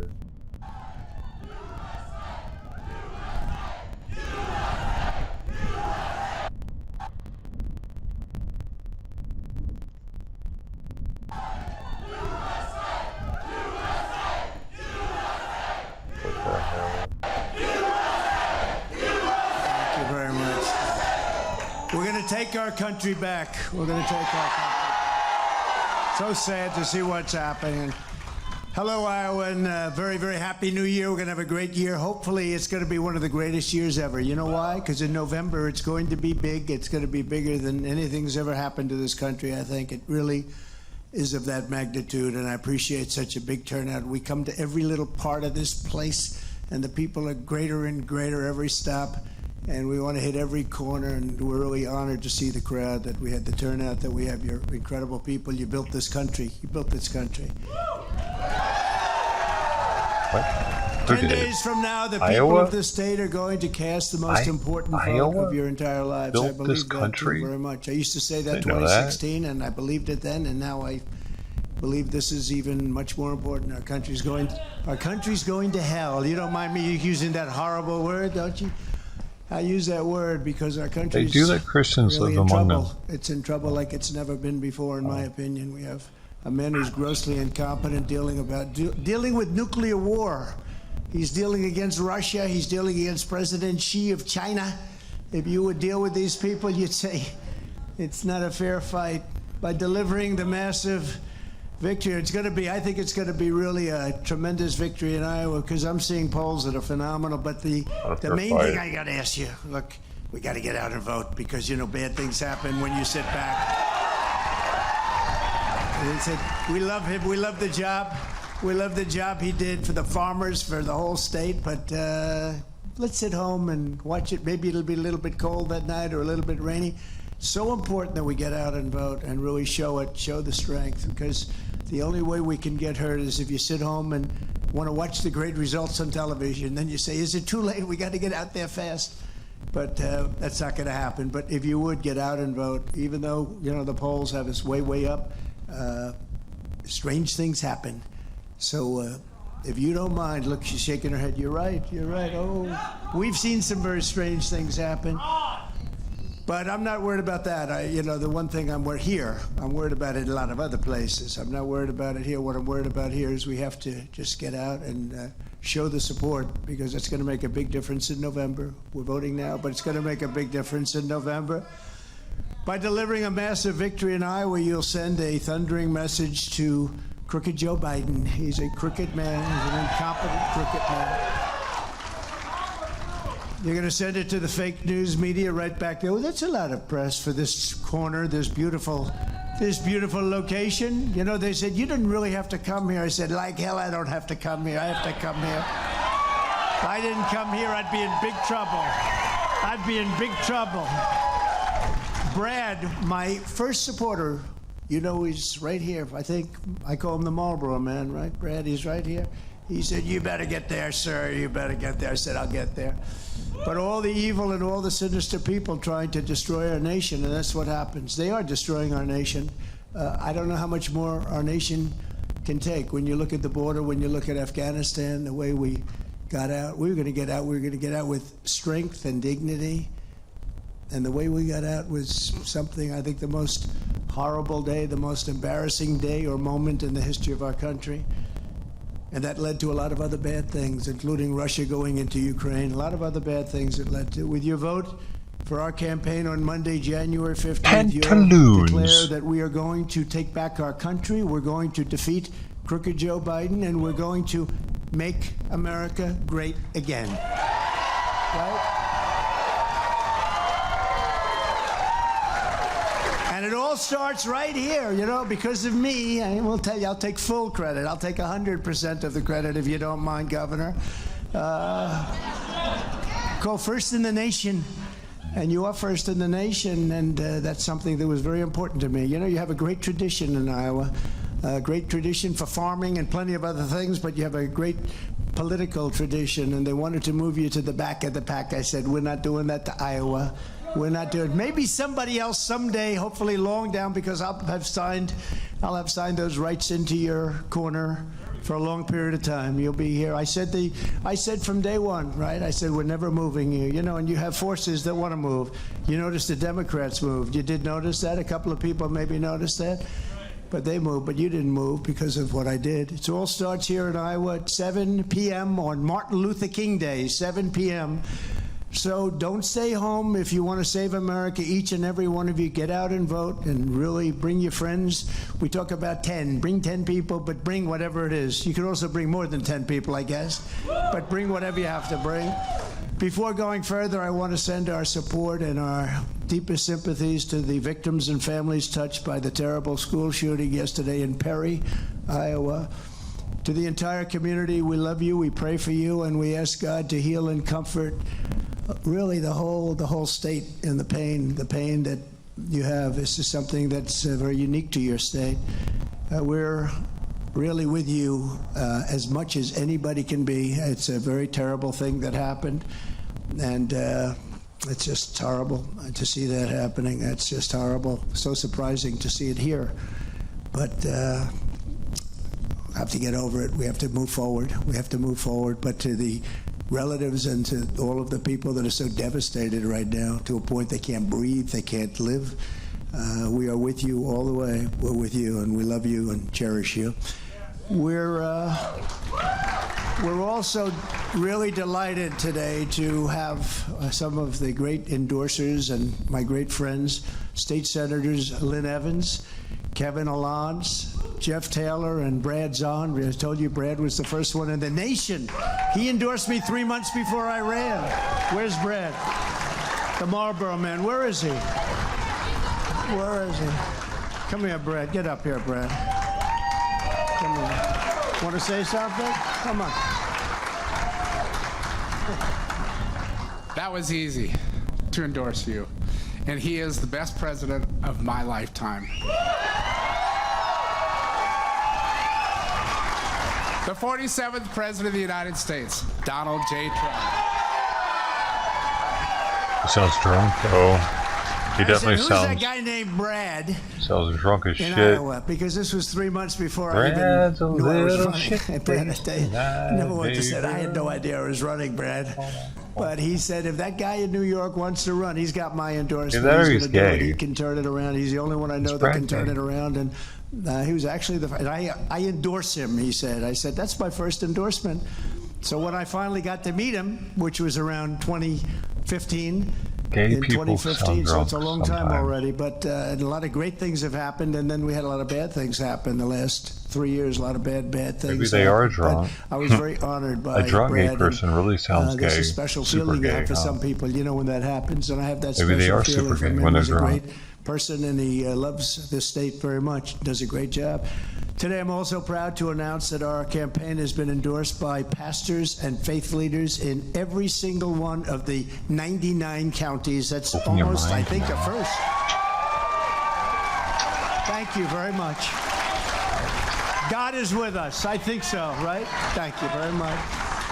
These are great people. That's a great honor. I think it's the first, too. All 99 counties. The stakes for this election could not be higher under crooked Joe Biden. Our borders, if you noticed, and I'm sure nobody's noticed, our borders have been erased. They've been obliterated. We have people coming in, sound like millions and Gaben's time. millions of people coming in. They're coming in from prisons. They're coming Where's in that? from mental institutions. They're terrorists. Millions of people are coming in that shouldn't be here. If you look at the world's, not just the 3 or 4 nations that we think about, you know, whether it's Mexico or if you, any one of the nations, you could also, by the way, you know, we also have a northern border that's not exactly doing too well. Yep, But I heard about if that. you look, Honduras, They're El actually Salvador, coming any into one our of these northern nations, border. It's not them, it's Also. everybody all over the world. They caught prisoners the other day from the Congo. When I say caught, they catch them and they release them. We used to catch them and release them into Mexico. Do you remember? We released them into Mexico. It was called catch and release into Mexico. And they gave that up. You think that was easy to get from Mexico? No, but they did it. They did it. They did it very gladly. We didn't have to pay. Now they want billions of dollars to help us with this problem. And with me, they never even asked for billions of dollars. I said, you're going to pay billions of dollars if you don't help us with this problem. But all over the world, we're talking about, not just the countries near us or the countries only in South America. They do. They come from the Congo. They come from Africa. They come from Asia. Many people from China. They happen to be about the age of this gentleman right here, you know, around 20 for perfect age, in his early 20s. Just perfect for the military, isn't it, huh? 27,000 people from China, all males, all between 20 and 25. Perfect for the military. I wonder what that's all about. So it's a pretty scary thing. We have them coming in from Russia, the same thing. They all seem to be between 19 and 24 or 25. I wonder why that is. We're gonna be paying a price, but we'll take care of it. If we get in, we're gonna be taking care of it. We're gonna have no choice but to take care of it. We're not gonna have a country. But our middle class is being crushed by Biden's crippling inflation. The inflation has been the worst that we've ever had. They say 72 years, sir. Be accurate. I say, I think it's the worst we've ever had. There's never been anything like this. Food prices have tripled, and every single thing you do, the energy prices, look at what's happened to energy. Violent criminals are running wild in Democrat-run cities while law enforcement has been weaponized against Christians and conservatives and people of faith. It's weaponized against Christians. It's really weaponized. I don't know how many Catholics are in the room. Maybe not that many here. Are they? Well, what are we doing with the Catholics? I mean, they're persecuting Catholics. And then the Catholics, it's 50-50 between Catholics and us. Trump. 50-50. And I say, you know, it's amazing. I got a call from the Cardinal, New York, a very good man. And he said, sir, this was during the pandemic. He said, sir, we need billions of dollars to help us with our education. Our schools, we're losing a fortune. And I got him the money. It was very important to get it because they do a tremendous service and they have great schools, but they were hurting badly during that, and I was able to get him the money. And then I look at the vote, it's like 50-50, and I say, why? But now they are persecuting Catholics in particular. I don't know what's going on with the Catholics. You guys are Catholic. What's going on with Catholics? Why are they doing this with Catholics? Something's happening. But they're doing it with Christians, and they're doing it with parents, and they're doing it with a lot of people. And you explain that one. Let's go and get the parents at the school board meetings, right? It's ridiculous. But we have wars in Europe, we have war in the Middle East, and China is threatening Taiwan. Iran is inches away from a nuclear bomb. They're going to have a nuclear bomb, they say, in 34 days. And when we were in charge, Iran was broke. Iran had no money for Hamas. They had no money for Hezbollah. They were broke. Now they're very rich. They have $250 billion, they say, not including the $6 billion they got for a hostage trade. We got 5 and they got 5. I said, all right, that's good. That's better than they usually do. Usually, you know, we give up, well, we gave up the king of terror. You know, with the basketball player, Brittany Griner. We gave up the greatest purchaser of military arms and equipment, and very deadly equipment, in the history of the world, they say. He was called the Phantom of Death. So they got him, and we got Brittany.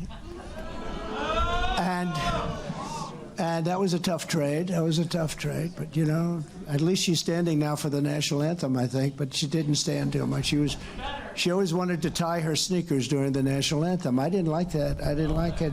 That was the time when she heard the national anthem, that meant it was time for her to tie up her sneakers. I don't like that. But our military has gone woke, and we're teetering on the edge of World War III. We've never been closer than we are right now to World War III. There's only one candidate in this race who's going to be up to the task of saving America from every single Biden disaster starting on day one.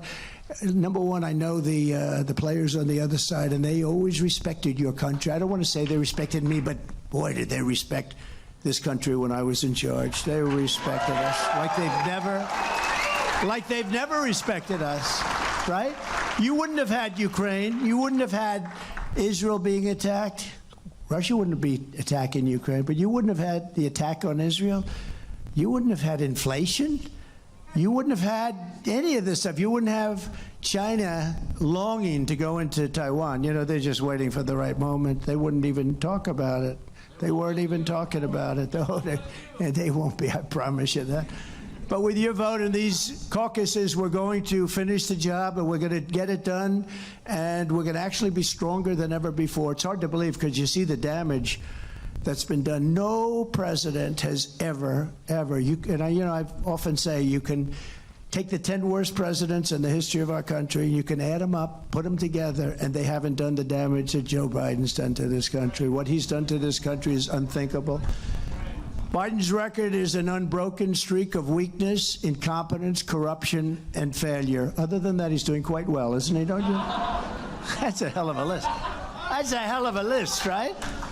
That's why Crooked Joe is staging his pathetic fear-mongering campaign event in Pennsylvania today. Did you see him? He was stuttering through the whole thing. He's going, he's a threat to democracy. I'm a threat. They've weaponized government. He's saying, I'm a threat to democracy. He's a threat to democracy. Well, okay. Couldn't read the word. He's a threat to democracy. You know how bad the press is? You know what they do? They take me saying that like that, and they say, Trump couldn't say the word democracy. Look.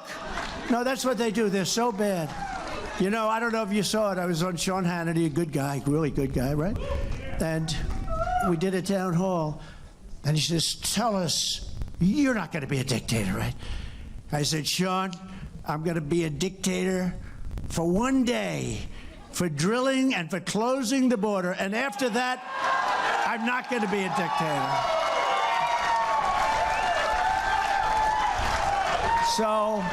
So remember the way I said, I'm going to be a dictator for one day, for those two things, and then after that, I'm not going to be. So I said, I'm going to be a dictator for one day, for drilling, right?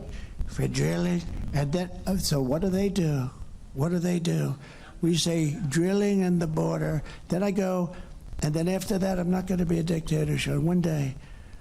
So they have me on the news all over the place. I'm going to be a dictator. Cut. Did you see that? This is the fake news media. They have the first part, I'm going to be a dictator. Cut. And they had to cut it fast because I kept it going fast because I know exactly what they do. They had me the other day, I was imitating Biden because he can't walk off the stage, right? You know, he can never find the exit, so they have me turning around and looking for them.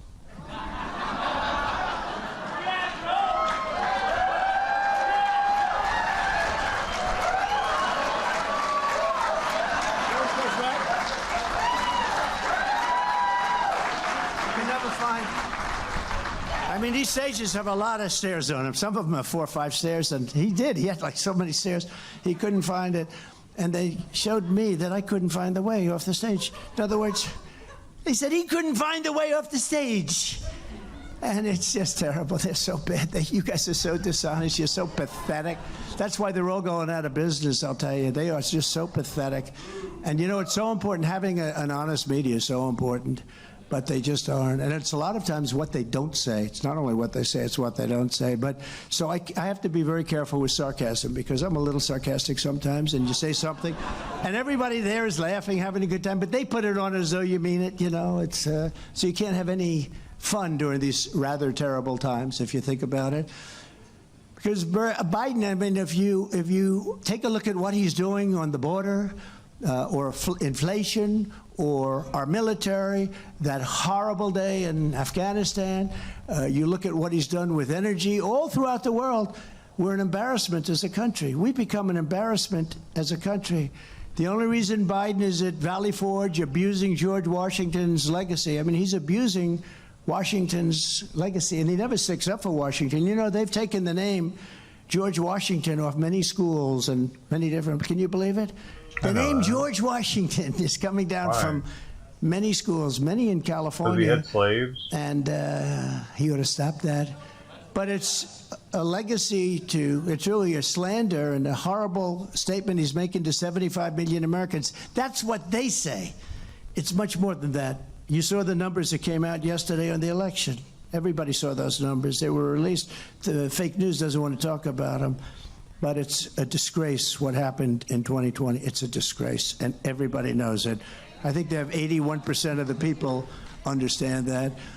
But he knows he can't show his face at the southwest border or in East Palestine, Ohio, where I love those people. They were great people. I went there early when they had that really bad situation, right? And he doesn't remember that it was a derailment. Factories. He's given away our auto business to China, mostly to China. You could sit down if you want. Go ahead.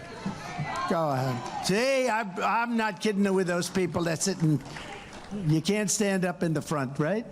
But thank you very much. But you know, people are waiting for 3-4 days in these things. That's cold out there. That's a long wait, right? It's pretty cold out there. I said, where's my coat? I had to walk 15 feet from the car to the... I said, do you have a coat? And these people are waiting for 3 days. So that's good. That means you're hardy. You're hardy people. You're strong people. Thank you. Thank you very much.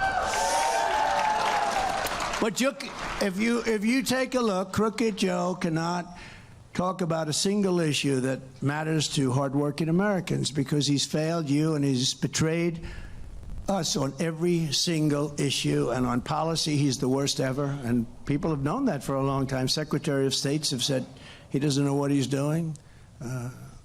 Obama said it. A lot of people said it, but he doesn't know what he's doing. You look at what's happening in the Middle East, you look at what's going on with Ukraine, he doesn't know what he's doing. Biden and the radical left Democrats lie to us because Americans can't stand the truth about them because they know how badly they're doing. They are doing so badly. You know, they start off with a base because people said, a friend of mine called up, we're leading by 11 in a number of places. Now, 11's a lot, but a friend of mine called up, how come you're only leading by 11? This guy can't put 2 sentences together. I said, well, they start off with a base like about 39. He's at 38, so that's interesting. It's hard to be at 38 as a Democrat, but Republicans have to do it the old-fashioned way. We have to earn every one of them. But they have a base. I won't exactly tell you what that base is, but We all know what that base is. They have certain people that are going to vote Democrat almost no matter what. But I'll tell you, the union part of that base is coming to us. The union part. Can also tell you another, the Hispanic part is coming to us at levels that nobody's ever seen before. We're leading with Hispanics. That's never happened before. And African American is coming to us at a level that I don't think any Republican has seen. Because they understand that this man is not capable. He's not a capable person. I mean, if you had a store and you wanted to take a week off, you wouldn't put him in charge of the store. No, you wouldn't. Would you trust him to run your store? I don't think anybody would. That's a little question. It's a little, thing. If you have a store, would you trust the President of the United States to run your store? He couldn't do it. This election is our last chance to save America. Very important. The battle begins in Iowa on January 15th, and Joe Biden's banana republic ends on November 5th. 2024. And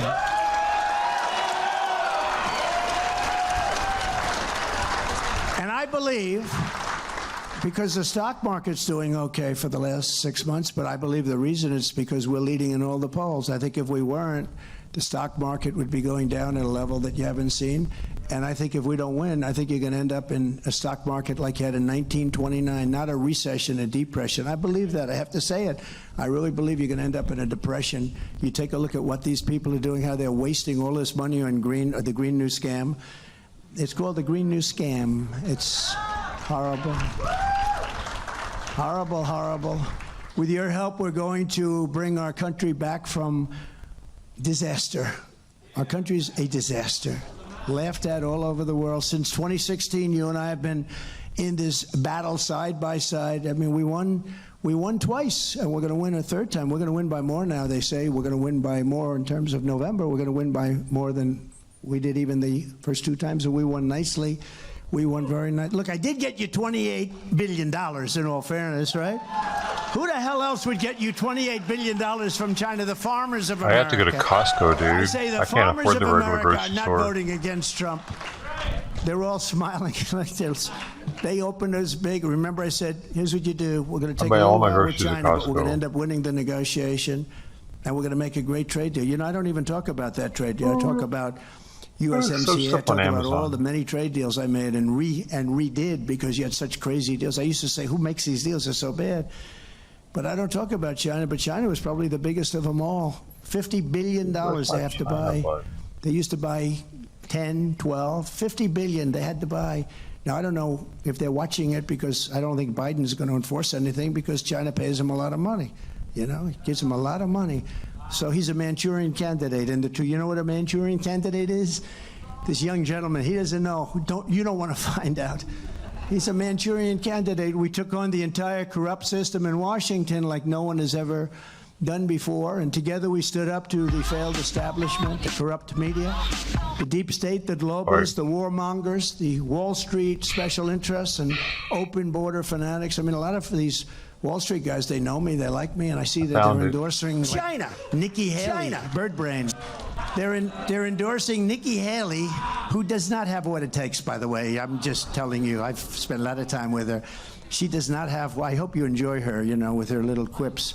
Like, how did the Civil War start? What was the, well, it had to do with government. No, it was slavery. You know, I never questioned her in that. I never wanted to pile on. But you'll find out about Nikki, and you're going to find out that Ron, you got to have a little personality, you know? We took him from practically zero. He begged me for the endorsement. I gave him the endorsement. He was like a rocket ship. One day he was leading, and he won, and then I helped him win the general, and then 4 years later they said, will you run against the president? And he says, I have no comment. I said, that means he's running. Oh, man, this guy's running. I got him elected. He's going to run against me. So I started hitting him very hard, and a lot of my geniuses backstage get paid a lot of money. Sir, don't go after him. He's a Republican. I said, I don't care if he's a Republican or not. He said he has no comment. I got him elected. But you need a personality still, and there's not a lot of personality there. So, you know, you need a personality to charm foreign leaders. You think President Xi's easy to deal with, and Putin? And do you think Kim Jong-un North Korea, you're going to get into a nuclear war. If Hillary won that election, you would be in a nuclear war. Who knows where you'd be right now? Because nuclear is a level that nobody wants to even think about. And, you know, again, now we have the problem with Iran, and they're going to have it. You know, when I busted up that whole Iran situation, they were supposed to make a deal. But they didn't do anything. They didn't do anything, and now they're going to have a nuclear weapon. They allowed them to sell. I told China, if you buy oil from Iran, you can't do business in the United States. They said, well, we're not going to buy any more oil. Thank you very much. And I said that to many countries, and they were doing literally no business. They were broke. And then Biden came along, took off all those sanctions in one day, and all of a sudden you have, you know, the greatest sponsor of terror anywhere in the world, probably in history, and they're giving money to everybody that wants to blow people up. But we didn't like that. But it is what it is. But they didn't do anything. I took away all of their economic power. And by the way, I wanted to make a good deal for them too. I think everybody would be happy. But they cannot have a nuclear weapon. That was the only thing. The one thing I said, you cannot have. Had that election not been rigged, we would have had a deal with Iran in the first week. In the first week after the election, not even in January, after the election, we would have had a deal with Iran. But they didn't do anything. I terminated the deal, which was not easy to do. And then you were supposed to make a deal. They didn't do that. These people are incompetent, and they're very dangerous for our country. We achieved more than any administration in the history of our country. We fought long and hard to rescue the Republican Party from the likes of Mitt Romney, Karl Rove, this Paul Ryan guy who's the worst. And there's no chance. Remember Paul Ryan, wheelchair off the cliff? Remember this guy? He is bad news, and he works at Fox now. He's on the board of Fox. You think that's good? No wonder Fox has changed. There's no chance we're going to let them claw their way back into power and establishment like Ron DeSantis and Nikki Haley. You know, the other day they had him on a program, Ron DeSantis. His name is DeSantis. But they had him on a program. Ladies and gentlemen, we're proud to have the governor of Florida, Mr. Ron DeSantis. They said, no, it's DeSantis. That's good branding, right? When they can't even say his name. It's governor, yeah, Ron DeSanctimonious, actually. It's, the abbreviated version is Ron DeSantis, right? But he's got a bad seed there, because any guy that would do that, when you get somebody elected, you say, let the president have this time. He'll do a great job. And everybody said we did a great job. Let the president do a great job. And he's young, and he'll take over. But he's a bad seed. He won't be getting my endorsement. I can tell you that. Thank you very much, darling. I like you too. Who said that? Who was in the thank you. Look at that. You look. Thank you, darling. Got a nice voice, right? I heard that voice. I said, just stand up, please, if you want. Thank you very much. Very beautiful. Our country's dying, and there's no time to waste for your vote or another establishment career politician. We have to straighten out our country. We have to straighten. We got badly hurt when the gift from China poured onto our shores, COVID. You know, the day before that happened, I had John McLaughlin, the great pollster. He was in my office with some other pollsters, and they said, sir, I'll be honest with you, you can't lose. This is the greatest poll numbers I've ever seen. You know, we were a couple of years, 2.5 years in, and they said, you can't lose. If George Washington came back from the dead and Lincoln came back and they teamed up as president and vice president, sir, you'd beat them by a lot. I said, that sounds good. The next day I go into the Oval Office, they say, sir, there's a problem in China. There are a lot of people dying in Wuhan. Remember I said it was the Wuhan lab? I never changed. It was the Wuhan lab. But other people said, oh, it's a cave from 2,000 miles away with bats. Then they blamed France. They blamed Italy. They blamed everybody. It ultimately came back to Wuhan, which is what I said. I never changed. But they said, there's a problem over there. A lot of bodies lying around this particular facility. I knew what the facility was, and I said, that's not good. But who would have ever thought? And we did a phenomenal job. We never got credit for that kind of credit. We got credit for a great economy. We got a lot of credit too, but we really did a great job in that. Nobody knew what the hell it was. But they said there was nobody that could ever have come even close to us. Look at how the farmers were doing. And by that time we had to deal with China. We had everything cooking. We made USMCA. Everybody said, you'll never be able to change NAFTA. Remember NAFTA, that horrible, horrible deal, one of the worst trade deals ever made?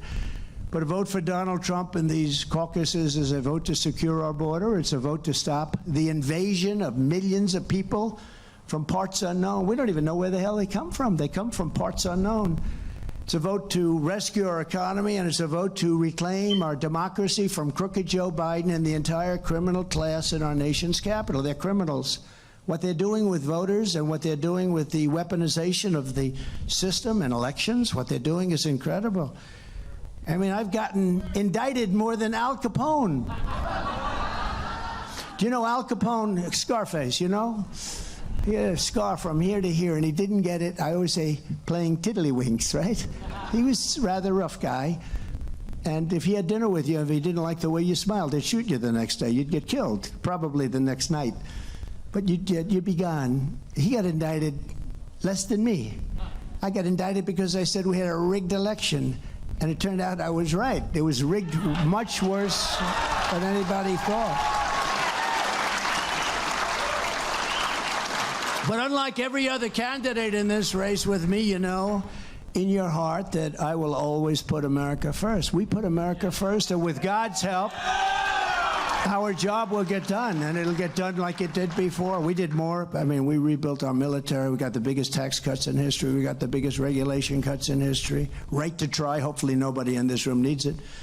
But, you know, we have space age. We have the greatest doctors and laboratories in the world, and people couldn't use it. If they were sick, they'd go to Asia, they'd go to Europe, they'd go all over the world. If they had money, if they didn't have money, they'd go home and they'd die. I got right to try so that we could take something that wouldn't be approved for 5 or 6 years by the FDA. I moved that up too, by the way. That used to be 12 years. We cut it down in half. And it was going further. But right to try gave you the right to sign a very quick document and get whatever it is out there. You know, they used to say, we can't do that, sir. There's great liability. Supposing they die, say they're terminal. They're terminal, only terminal. You have to be very, very sick. People that are very sick that you wouldn't believe the results. The results are thousands and thousands of people are living right now. You know, the laboratories didn't want it because a lot of people would die, and they didn't want that in the record. Doctors didn't want it. Our country didn't want it because we didn't want the liability. And they signed something saying you have no liability whatsoever. Nobody has any liability, but we got to do it. They're terminally ill. These are terminally ill people, and we are saving thousands of lives. And it sort of worked out the opposite for some of these great laboratories, because instead of having liability, they're showing it really works, because you're bringing people that were going to be dead very soon, and you're bringing them back to life. And, you know, some of the stuff that they've done is incredible. So I'm very honored by that. They've been trying to get that for 54 years, and they didn't get it, but I got it. And we had to get it through Congress, too. Thank you. And that had to go through Congress. You know, much of it, you hear about all these executive orders, but a lot of the stuff to get it done and get it done right has to go through Congress. And we got that through Congress. It was a great victory. And victories cannot come soon enough for our country. As we speak, the last remnants of our open and broken border are crumbling into rubble as millions and millions of people storm into the United States in the largest illegal mass migration in the history of the world. There's never been a country in the world, third world country, banana republic, there's never been anything like what you're watching on television. And they pretend like they've got it under control. Last month, they set a record. Hundreds of thousands of people, bigger than practically any city in your great state. I think bigger just about than any city came in just last month. And numbers like nobody's, and they pretend like it's under control. It's not under control. It's totally out of control. And part of the reason they want them to come in is, in my opinion, because, look, they're not stupid. Anybody that can cheat on an election like that is not stupid, okay? Because they're professionals at cheating. But anybody that can cheat like that, they're not stupid people. So there's two things and then a third. Number one, they're stupid. Number two, right? Number two, they hate our country. And number three, they want those people to vote. And that's a bad one. That's the one that scares us most. And I'm telling you, they're signing people. That's what they're doing. And I believe now that that's why they're allowing these people to come in. People that don't speak our language, they're signing them up to vote. And I believe that's why you're having millions of people pour into our country, and it could very well affect the next election, and I believe that's why they're doing it, because they know what they're doing. Because they want them to be able to work, and that means they'll be able to vote, huh? In making deals with other countries so we don't get ripped off every time. Every deal we have is a horrible deal. I mean, Europe is laughing at us. Look at Ukraine. We're in for $200 billion. Europe is in for $20 billion. Why? And Europe is a very similar size when you add up the countries, very similar in the economy. So they're in for 20 and we're in for 200. When I was doing NAFTA, I said, why is that? The NAFTA deal is so unfair. But NATO, you take a look at NATO, every deal is horrible. I haven't seen any deals that are like good deals. And we renegotiated with South Korea, with Japan, with Abe, who was so great. But, what happened to Abe? It was horrible. He was a great gentleman, great man. But we renegotiated the Japanese deal for the farmers and for manufacturers, and it worked out to be really good. We started off with a horrible base because the deal was so one-sided. They sell millions of cars, and I said, Shinzo, let me ask you a question. How many cars are we selling in the middle of Tokyo? How many Chevrolets are we selling in the middle of Tokyo? I don't believe any. That's right. We have none. It's a very one-sided deal, and we changed it around a lot, especially for the farmers, frankly, especially for the farmers. But we changed all of these things around, and we were rocking and rolling. If you look back 10 years, if you look back 5 years, you'd see that there was a statistic that was scary. China was going to overtake us in 2018 or 2019. And we were hitting it so good. I heard that one. And we picked up so much. We left them in the dust. We left them in the dust. They never even came close. And I always say, if we have a smart president, that will never happen. But now we're giving it all back to China, what we're doing. And, he wants to end the tariffs. These tariffs are bringing in billions of dollars that I put on China. No president's ever gotten 10 cents, not 10 cents, and he wants to give it back. So far, he hasn't been able to because it's so much money that he hasn't been able to pull it off, but he would like to give it back, the tariffs. And if they do that, if they do give that back, China will literally take over this country economically. It will be a horrible thing. But, putting those tariffs on was not the easiest thing to do, but they paid us hundreds of billions of dollars. And as I always say proudly, and my people say, please don't take Iowa for granted. Don't take sir. Please don't you can't, because I always say, how the hell do I lose Iowa? I got the farmers of this country, $28 billion. How the hell do I? And they're always saying. Did he lose Iowa? Oh, he's saying he doesn't have to go there? Please don't. I said, I'll take my chances. Nobody else. Look, Ron DeSanctimonious was against the farmers, and he was against ethanol. Nikki is against farmers. The farmers. She wanted to decimate Social Security. So did he, by the way. He wanted to move the age up to 70. She wanted to go higher than that. I mean, and these people, one thing about a politician, because I dealt on the other side of politics a lot too. One thing about they always go back to what they originally had. That's their inclination. They always go back to where they originally were. But I was for all of your things, and I was for your ethanol. And ethanol, let me tell you, it's always a battle with ethanol. It's not easy. But I saved ethanol, and they will get rid of it immediately. They're going to get rid of it immediately, I can tell you that. Even though all of a sudden they become ethanol people. This industry is going to give Ron a little party, like 12 people are going to show up because of his stance on ethanol. Tell him to go back a year and a half and take a look at his stance, his real stance. A record 300,000 illegal aliens were detected crossing the border in December alone. That's the largest number in history. That's the biggest number in history. And under the Trump administration, we had the most secure border in the United States in U.S. history 3 years ago. So you went from the most secure border with, by the way, the least number of drugs pouring into our country in 22 years, okay?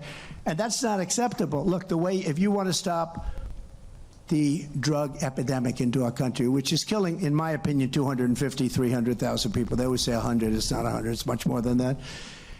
You know what to do, right? Do you know what to do? He says, vote for Trump. Well, that's another way of saying, yeah, you could say, that's very good. I like that. No, the death penalty for drug dealers. If you do the death penalty, you stop it. A drug dealer, on average, will kill 500 people during his or her lifetime, right? 500 people. When you think of it, that's really bad news. But on average, we'll kill 500 people during his or her lifetime. And when I went to China and I saw President Xi, I said, do you have a problem with drugs? No, we do not. Oh, why? Quick trial. I knew what quick trial meant, right? Quick trial. Unlike our trials that last, 400 years, except if I'm being tried. If I'm being tried, they go quickly. They set records. Yeah, if I'm being tried for bullshit, they go fast. Mine, I'm setting records. They've never seen in Washington, D.C., they've never seen speed like the other guys that be in court for 7 years. Mine gets done like 2 months. Nobody's ever seen. What a two-tiered system of justice we have in this country. It's horrible. It's horrible. But because he's an MVP, dude. They're not making him waste his time. No, we don't have any. They used to have a fantastic problem. They used to have a tremendous problem with drugs. It ruined the country, actually. Japan took over China. A smaller nation took over China because they had the opium fields. They had drugs, tremendous drugs, and amount of drugs. And now they don't have drugs. Beaches. Why would they come into the beaches? If they say if you get caught selling drugs, you get the death penalty, and you go quickly. It's a quick trial, and everyone said, "Well, let's get the hell out of here." The drug dealer said, "Darling, I think we're going to head to the United States. Let's sell them in the United States." So that's the way. But I'm not sure this country is ready for it. They should be ready for it because they're destroying our country. They're ruining families. Many people in this room, I'm sure, have been greatly affected by drug-addicted kids that would have never happened if you didn't have these drugs pouring in, usually mostly over the southern border. But we had it down to a record low for about 25 years just in what we were doing. We built 561 miles of border wall. I always get a kick out of this because they say, oh, you only built 59 miles. No. If there's a piece of 2x4 laying on the ground that's 40 years old and rotted, but it used to be like to stop a bicycle from coming, whatever. If there's a little piece of steel laying there and it hasn't been painted in 100 years, it used to be there many, many years ago, laying just on the ground flat, nothing else. They consider that a renovation when you build a big monster wall. So they say, no, he only built 58 miles. No. We built 561 miles of wall. And that's why we had the safest border. That, and in all fairness, Mexico giving us 28,000 soldiers worth billions of dollars, by the way, 28,000 soldiers. I went to the president. I said, you have to give us 28,000 soldiers for the border. No, we won't do that.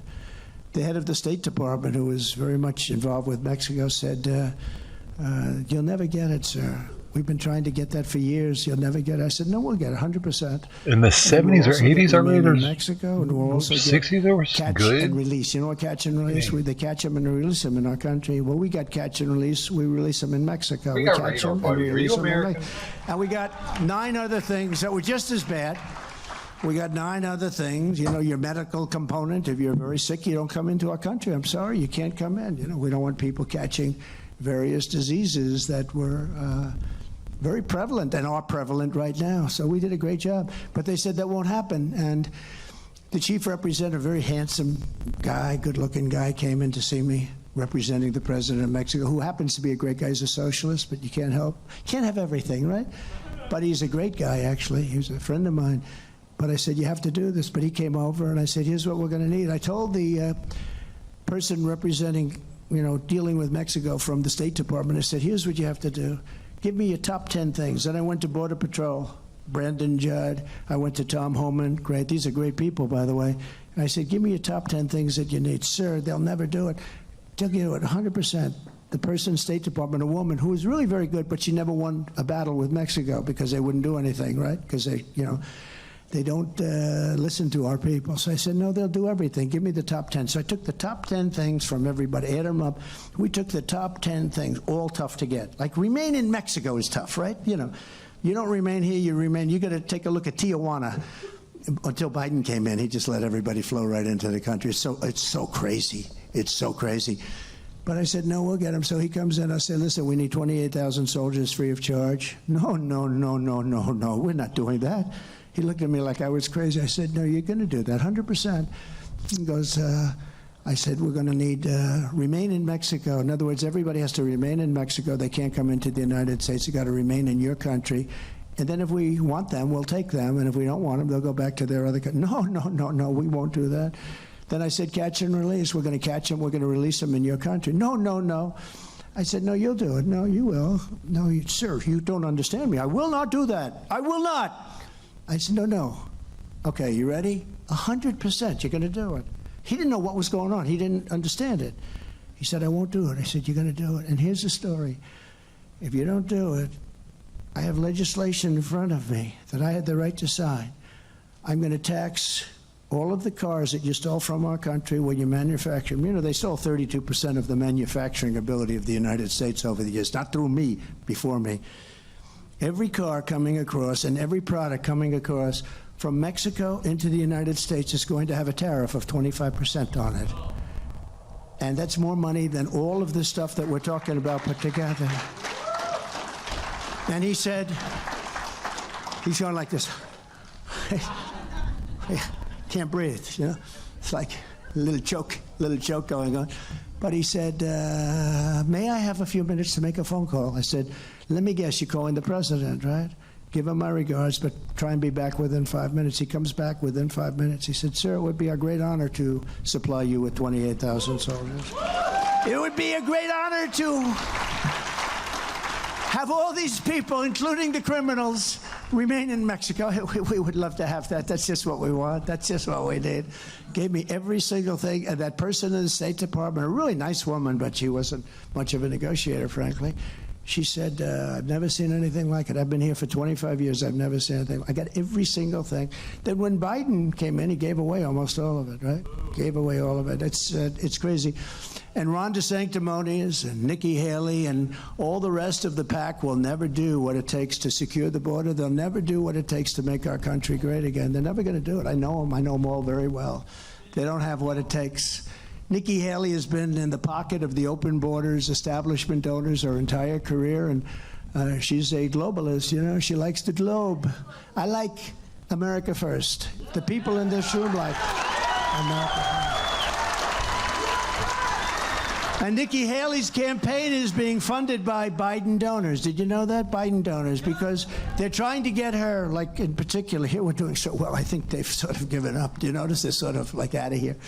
But in New Hampshire, they have a lot of Biden donors and contributors putting money into her campaign. That tells you, that should be enough to stop her right there. Well, she stopped. Hey, listen, they had a poll last week. It was a classic, just to show you how fake the media is.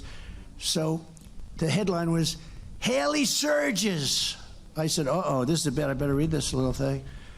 So I went up 7 points to 74, okay? I went up 7. She went up 2 points, and Ron DeSanctimonious went down 1. So instead of being down 2 points, she was even with Ron DeSanctimonious now. So the headline, and she was at 10, and he was at 10, either 10 or 11. I was at 72 or 74. And the headline was, Haley surges. That's because it's fake. The media is fake. So, anyway, we like these little quips. You think they're on the teleprompter? You think Biden could tell you stories like that? He'd get lost. Can't find his way off the stage. Now, think of it. You think he ever goes off teleprompter? He's no good when he's reading the teleprompter. He read it today. He got all confused. He didn't know where the hell he was. He's reading about, he's saying that I'm a threat to democracy, and he had a hard time with it. She opposed my border wall, Nikki. She condemned my strong borders policy, and in 2016, she stabbed the Republican Party in the back by siding with Barack Hussein Obama against a thing called the Trump travel ban. We didn't want to have people from countries that hate us coming into our country. We don't want our shopping centers blown up, if it's okay with you. We don't want our people killed and decimated and bombed and shot and everything else. So, and it passed. It went through the Supreme Court. It just passed. And, you know, we had no terrorism problems in this country, and the whole world didn't have. You know, I got to tell you, because he's a great man. He's actually a great leader. He's a very tough man. He's the toughest man in Europe, one of the probably the toughest leader maybe anywhere. Viktor Orban from Hungary. Anybody hear of him? He's tough. But he's a very good man. But they asked him a question. What would you do if you were President Biden? What would you do? What would you do? Because the whole world is blowing up. Israel, Ukraine, and Russia. The whole Middle East is just ready. It's a counter. It wasn't that way 3 years ago. 3 years ago, everything was good. Iran was not going to do anything. Nobody was. We were getting along with everybody. They knew. North Korea is now acting up again, as you know, Kim Jong-un. But he liked me. The press hates when I say that I liked him. He liked me. They hate it. They say it's terrible. And that's not a bad thing. You know, he's got a lot of nuclear weapons. It's nice if he likes you a little bit. He wouldn't return Obama's phone calls. He didn't want to even meet with him. But they said, what would you do? And they really said, I mean, Orban was incredible. He said, what I'd do is I'd resign from office immediately, and I'd say, bring Trump in here to run, because when he ran this world, we didn't have problems with Russia, with Ukraine, with Israel, with Iran, with China. We didn't have problems with anybody. They feared him. Now, he said they feared him. You know, he said they feared him. I don't want to say that. That's him saying it, because I don't want to say they feared me, but they respected me, and they respected our country, and they feared our country. But he said they feared him, and they weren't going to mess around. But it's true, we didn't have problems with anything. And we didn't have problems at the border. We had the most secure border we've ever had. Everything was nice. And this guy could have gone, you know, he likes going to the beach. Somebody on his campaign said, you look great in a bathing suit. Now, when, you know, what is he, 82 or 81? Like, there aren't, look, I'm not that far behind, but I'm 100% up here. I feel I'm better than I was 25 years ago. I think I'd know it. I think I'd know it. I really, maybe you know it, but you don't want to know it. You know, that could be also like that. But I think I'd know it, you know, when you say it's great to be in Idaho. Is that where we are? The worst is when he said, it's great to be in Florida, and he was here. There were no palm trees here. Did they have palm trees here? Not too many, right? No, but I think, but he said that. He said when Trump was president, the whole world was safe. There was nobody going to play games. They feared him. He said they feared him, but let's say they respected me, but they feared our country, and there were no problems. And we didn't have any, we had no problems with Islamic people that want to come in and blow the hell out of our cities. We had nothing. Now, I didn't want to say that when I was president, but, you know, we had gotten through 3.5 years, and I really wanted to say it, but I didn't like the idea of saying it, because then the next day something happens. I said, boy, do we look. It happened to them. They would say, well, we're doing fairly well. They weren't doing great, but they were doing fairly. Then Israel was attacked the following day, right? You saw that. They said, well, we're doing pretty well there, too, and we've been very nice. Well, they were so nice that it's the worst problem that Israel has had, certainly, probably, possibly ever. We're going to find out pretty soon, because it's moving along rapidly. And the biggest problem is we have no leadership on our side. We have no idea what we're doing. We have no idea what to ask for. We have no leadership on our side. But Viktor Orban, most respected man, probably the toughest man in Europe, maybe beyond Europe, he made that statement. I was very honored by that statement, because I'm only about making our country great, saving our country, and I want to help the world if possible. If possible, we'll help the world. A lot of it you can do with a phone call. I mean, I can tell people on a phone, I can say, you can't do that. You can't do that. I told it to a very nice, good friend of mine, the head of, you know, France. So nice, they make nice champagne and wine. And they were going to tax our companies, or companies were going to be taxed very substantially in France. They were putting a big tax on American companies. And I had my people call up and say, we're not going to allow that to happen, and they didn't care. And my people spent 2 months, they're capable people, but they couldn't do it. And I said, let me do it. And I spoke to Macron. Do you know Macron? He's a nice man. He's actually a nice man, but he's for France, you know? I'm for the USA, and he's from France. And I said, Emmanuel, how are you? Oh, Donald, I am fine. Thank you so much. It's such an honor to talk to you. Thank you very much. You might not like me so much after this call, however. I understand, Emmanuel, that you're going to be taxing American companies doing business in France. Oh, yes, yes, yes. It's that has passed.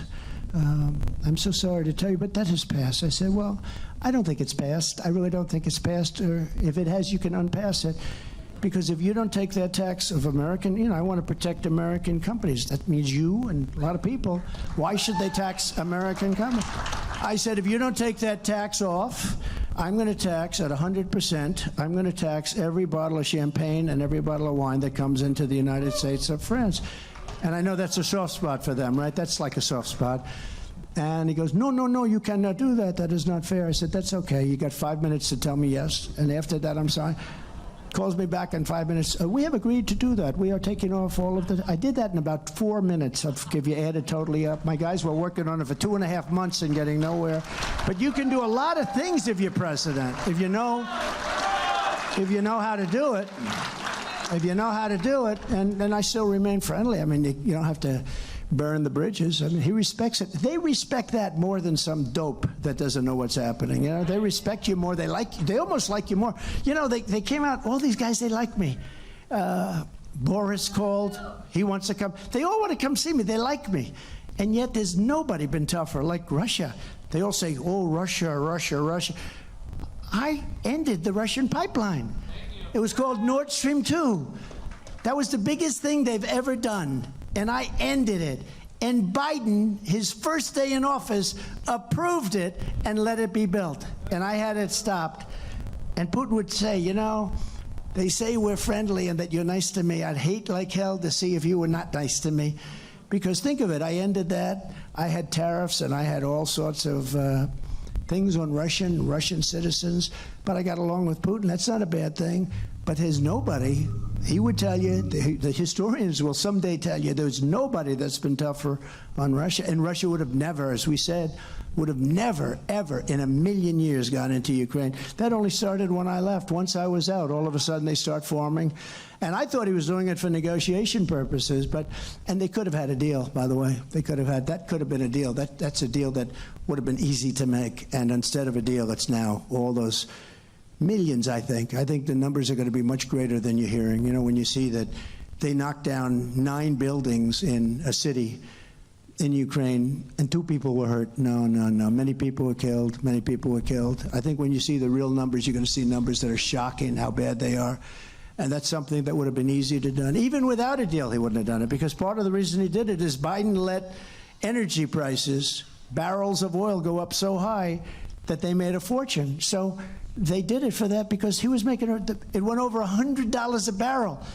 And at that, he could prosecute a war and make a fortune. He's the only guy that ever had a war and made an absolute fortune. And it shouldn't have happened. And this guy is always talking, you know, the Green New Deal and all this stuff. But in the meantime, he's allowed a lot of these countries that, let's say they're not particularly friendly to us, to make a fortune because the oil price went up so high. It's a shame. The guy is grossly incompetent. What's happened is horrible, because I had it at $40 a barrel. At $40 a barrel, he didn't have the money to go in and fight Ukraine. At $100 a barrel, the guy's making a fortune. So with Biden, he keeps the oil price up, and it's very high now, but now he's going to do something artificial to get it down for the election. Watch. But as soon as the election's over, it's going to be over for you. You know, he tapped into the strategic reserves that I had so much to do with bringing it up, and then took it almost down to the lowest point. It was down to the lowest point, they say, in history, because he wanted to keep gas prices low during that. It wasn't meant for that, but he wanted to keep gas prices low so that the election would go and you wouldn't have had to pay, you know, $9 a gallon. You'd pay $2.50, $3 a gallon. It's called artificial pricing. And he did that, and as soon as it was over, it went way up. Now it's still high, but it's coming down because they're making all sorts of moves in other countries. We're getting oil now from Venezuela. This is the 91st day. The people I wouldn't let them buy from Iran, they're now sending us oil. Can you believe it? The whole thing is crazy. Nikki Haley would sell you out, and Ron DeSanctimonious would sell you out so quickly. And they're going to all grant amnesty to Biden's illegal aliens when Biden comes in. And sadly, the establishment losers and sellouts lagging far behind us in the Republican primary cannot be trusted on taxes, on trade, or on anything else. You can't trust them on taxes. They want to raise your taxes like crazy. They're globalists, and they always will be, and they always want to take care of global countries. And somewhere along the line, they think that's good for us. I think they probably believe it, or they're crooked. You know, some are crooked. I really believe some are crooked, but I think some probably believe it. They can't explain why, because it doesn't make sense. No, it's about America. It's about America first. We have to take care of our own country, and we can help others, but we have to take care of our own country. There's nothing you can do to change these people. They'll betray you just like they betrayed me. I mean, I told you the DeSanctimonious, I got him elected. He went up like a rocket ship as soon as I pressed that little button. Now it's Truth. Truth is the best, right? But is everybody on Truth, I hope? Truth is the one. That's the one. But at that time, there was no Truth. It was before, and I tweeted a little statement, and he went up like a rocket ship. He went from getting killed, he was dead, he was going to leave the race, to winning the race just with one little press of a button. It's an amazing thing, isn't it? But there's never been anything like it from, from the standpoint of an endorsement, so he won. But Nikki said she would have news conference. This is a great president. I will never run against him, right? You've seen that. Have you seen her clips? We have about 9 of them. There are a lot more than that, but we don't want to bore you. But no, I will never, ever even consider running against the president. He was a great president. Then a year and a half later, I've decided to run for the presidency. Oh, great. I don't know. There's something about a lot of these politics, because I don't consider myself a politician. I consider myself like you. We're workers. We know how to do things and make money. But, man, it was the cup that one of y'all sent a long time ago. Just play you around like the that. fucking handle broke off of I it. never wrote against the I might be able to super glue it back together. Said I was a great president, and I was a great president. Look at all the things we did. RW sent it. Against. Yeah, I love what they say. A lot of people say, you are. That's sort of cute. And a lot of people don't understand what they mean by that. But Iowa does not want politicians like Ron DeSantis or Nikki Haley, who both support a 23% national sales tax, which is a disaster. You don't want politicians like Ron and Nikki, who both want to gut Social Security and Medicare and hurt our seniors. And, if you look at it, Ron voted 3 times to raise the retirement age on Social Security to over 70, and Nikki would take the retirement age to way, way higher than even the number that Ron is talking about. I don't know why they want to do that. We have so much wealth underground. We have so much liquid gold, I call it, underground. You don't need to do this. You don't have to destroy our senior citizens. When we drill, baby, drill, we're gonna make so much money. We'll be supplying the world. Unlike DeSantis and Nikki Haley, will always protect Social Security and Medicare for our seniors. Just remember that when you have to vote. Although I think, is there anybody in this room that's not going to vote for Trump? No, don't raise your hand. It could be dangerous. They're going to say he incited an insurrection, these stupid bastards. He incited an insurrection. No, but quietly raise your hand. Is there anybody here that's not going to vote for Trump? That's very nice. They're upset by even the question. They're upset. They don't even like that question. Well, I appreciate it. But on my first day back in the White House, I will terminate every open borders policy of the Biden administration. We'll stop the invasion on our southern border and begin the largest domestic deportation operation in American history. We have no choice. We have no choice. Not like we have a choice. I will shift massive portions of federal law enforcement and all of the people working on immigration. They're not even allowed to work. They sign people up and they're brought into the inner sanctums of the country and just leave the border open. They don't even want the border. How about where the governor of Texas, who endorsed me recently, Governor Abbott, which was a nice endorsement. He's become much more popular since he endorsed me, actually. But he endorsed me, and they're fighting because the federal government wants to cut the barbed wire. The barbed wire, they call it razor wire, but it's pretty tough stuff. But they have it along the Texas border because Texas is just being inundated. What they're doing to Texas and Arizona is just horrible. And they're in court now because they're cutting. Did you ever see them there with splicers? They're cutting sections. They want people to come out. They're cutting it. And the people are waiting to be let into the country. The whole thing is crazy. And we're not going to be doing that stuff. We're going to be bringing our country back. People say you're conservative. It's not a question of, we're all, I think everybody in this room is the same. We're people of common sense, right? It's people of common sense.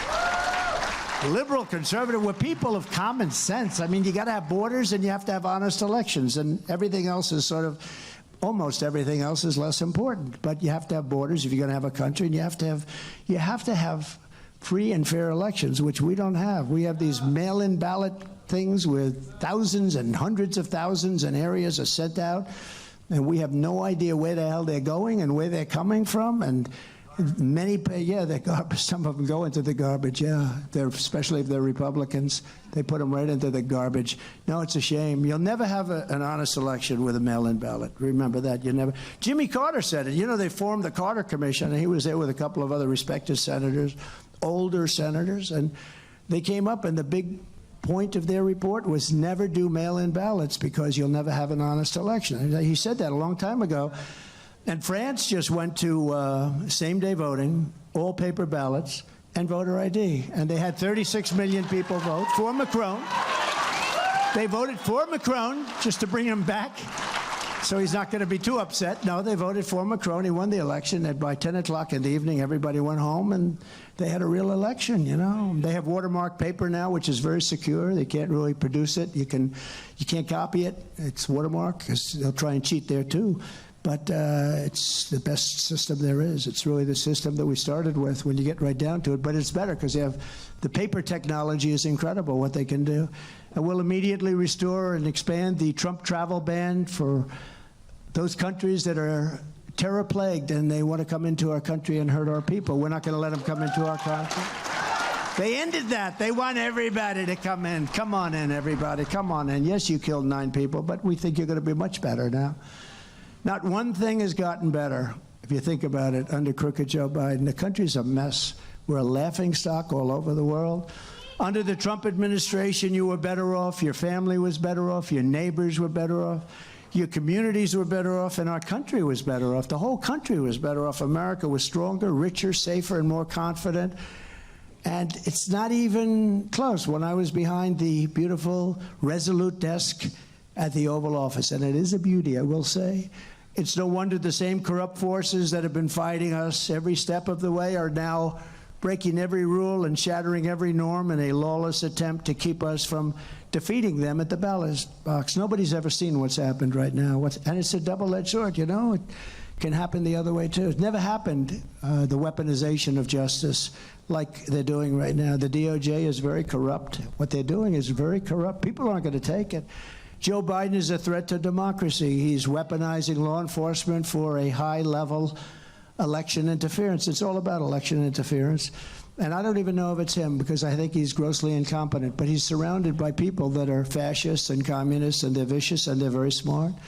For example, as I was landing for this visit, I was informed that the corrupt New York State Attorney General, Letitia James, she's a corrupt person, is now and New York is going so bad with the crime, it's like you can't even walk down to buy a loaf of bread. Letitia James, a real bad one, is now demanding that I pay $370 million in penalties where I did absolutely nothing wrong. My financial statements, you've been reading about it, are great. They're great. The man who did the check of the finance said one of the best financial statements I've ever seen. My financial statements are great. And they're very conservative, just the exact opposite of what the highly political and totally corrupt New York State Attorney General was trying to say before she got to see my statements. She ran for office on a, I will get Trump. Did you ever see her? I will get Trump. I will get him. I'm going to get him. I'm going to kill him. I'm going to get Trump. If a Republican ever said that, they'd have him put in jail for insurrection.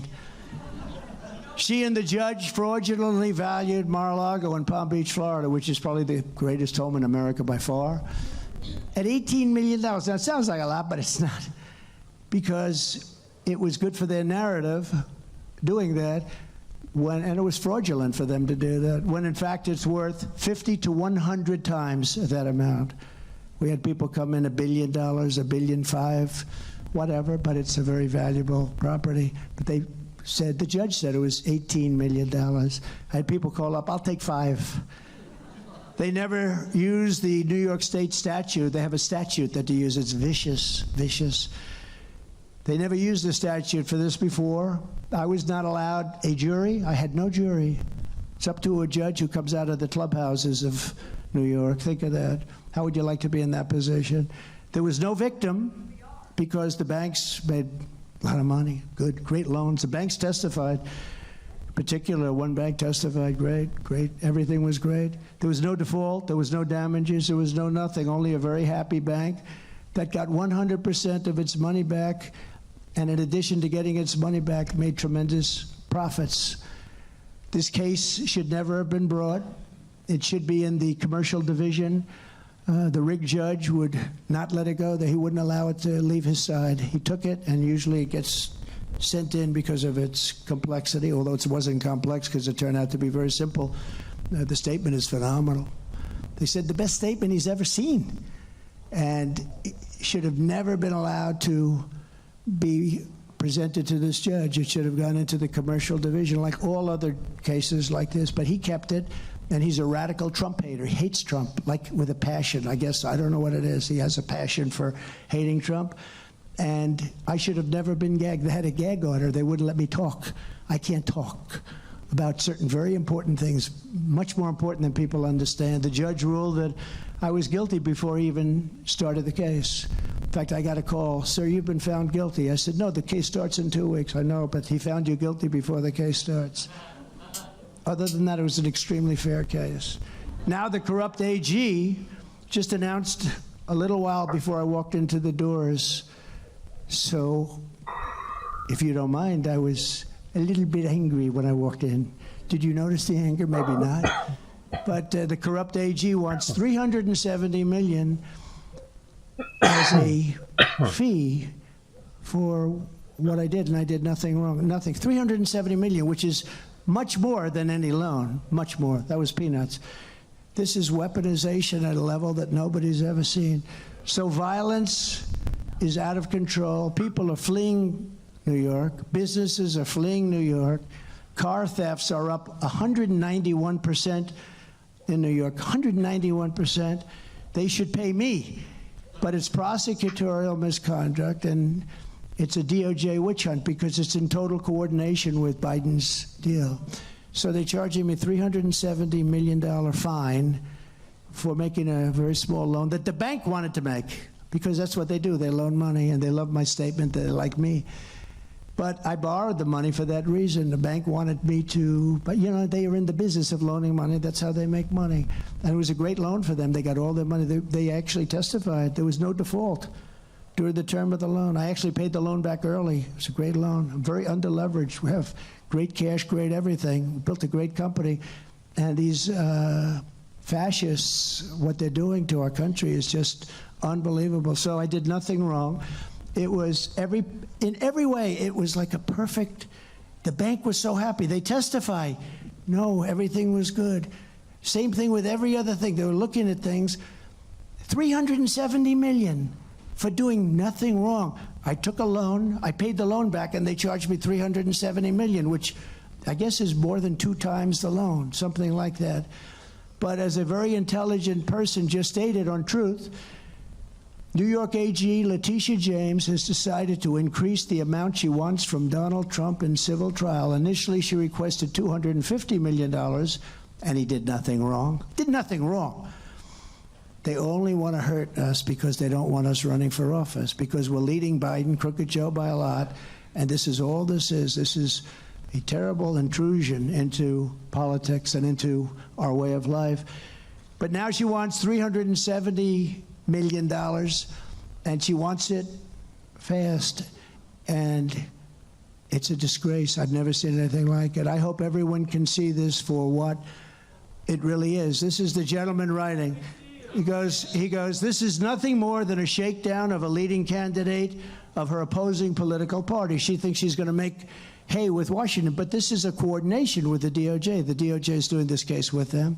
In fact, they moved one of the top political operatives from the DOJ in Washington into the DA's office and into also the Attorney General's office. How would you like to be me? You think my life's a lot of fun?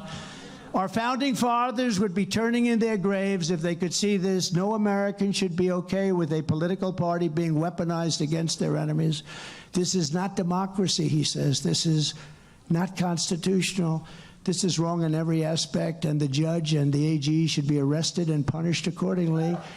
And how much longer can we allow this to happen in our country? And all of this is being done because we're beating them so badly at the polls.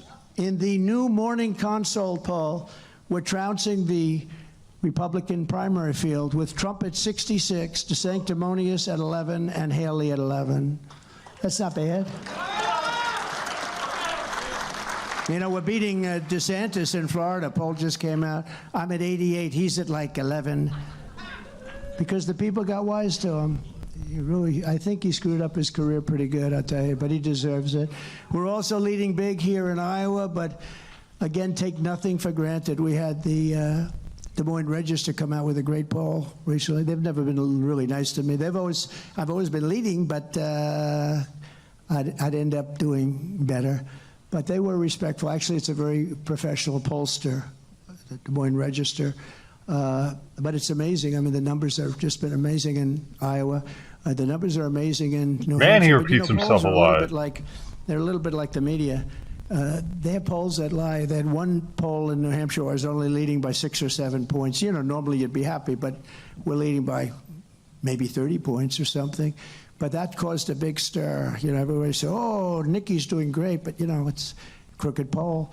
In the general election, we're crushing crooked Joe Biden by historic margins in Pennsylvania, Michigan, Nevada, Arizona, Georgia, North Carolina, Ohio, Florida, and every other swing state, if there are any. The radical left Democrats rigged the presidential election in 2020, and we're not going to allow them to rig the presidential election in 2024. Not going to allow it to happen.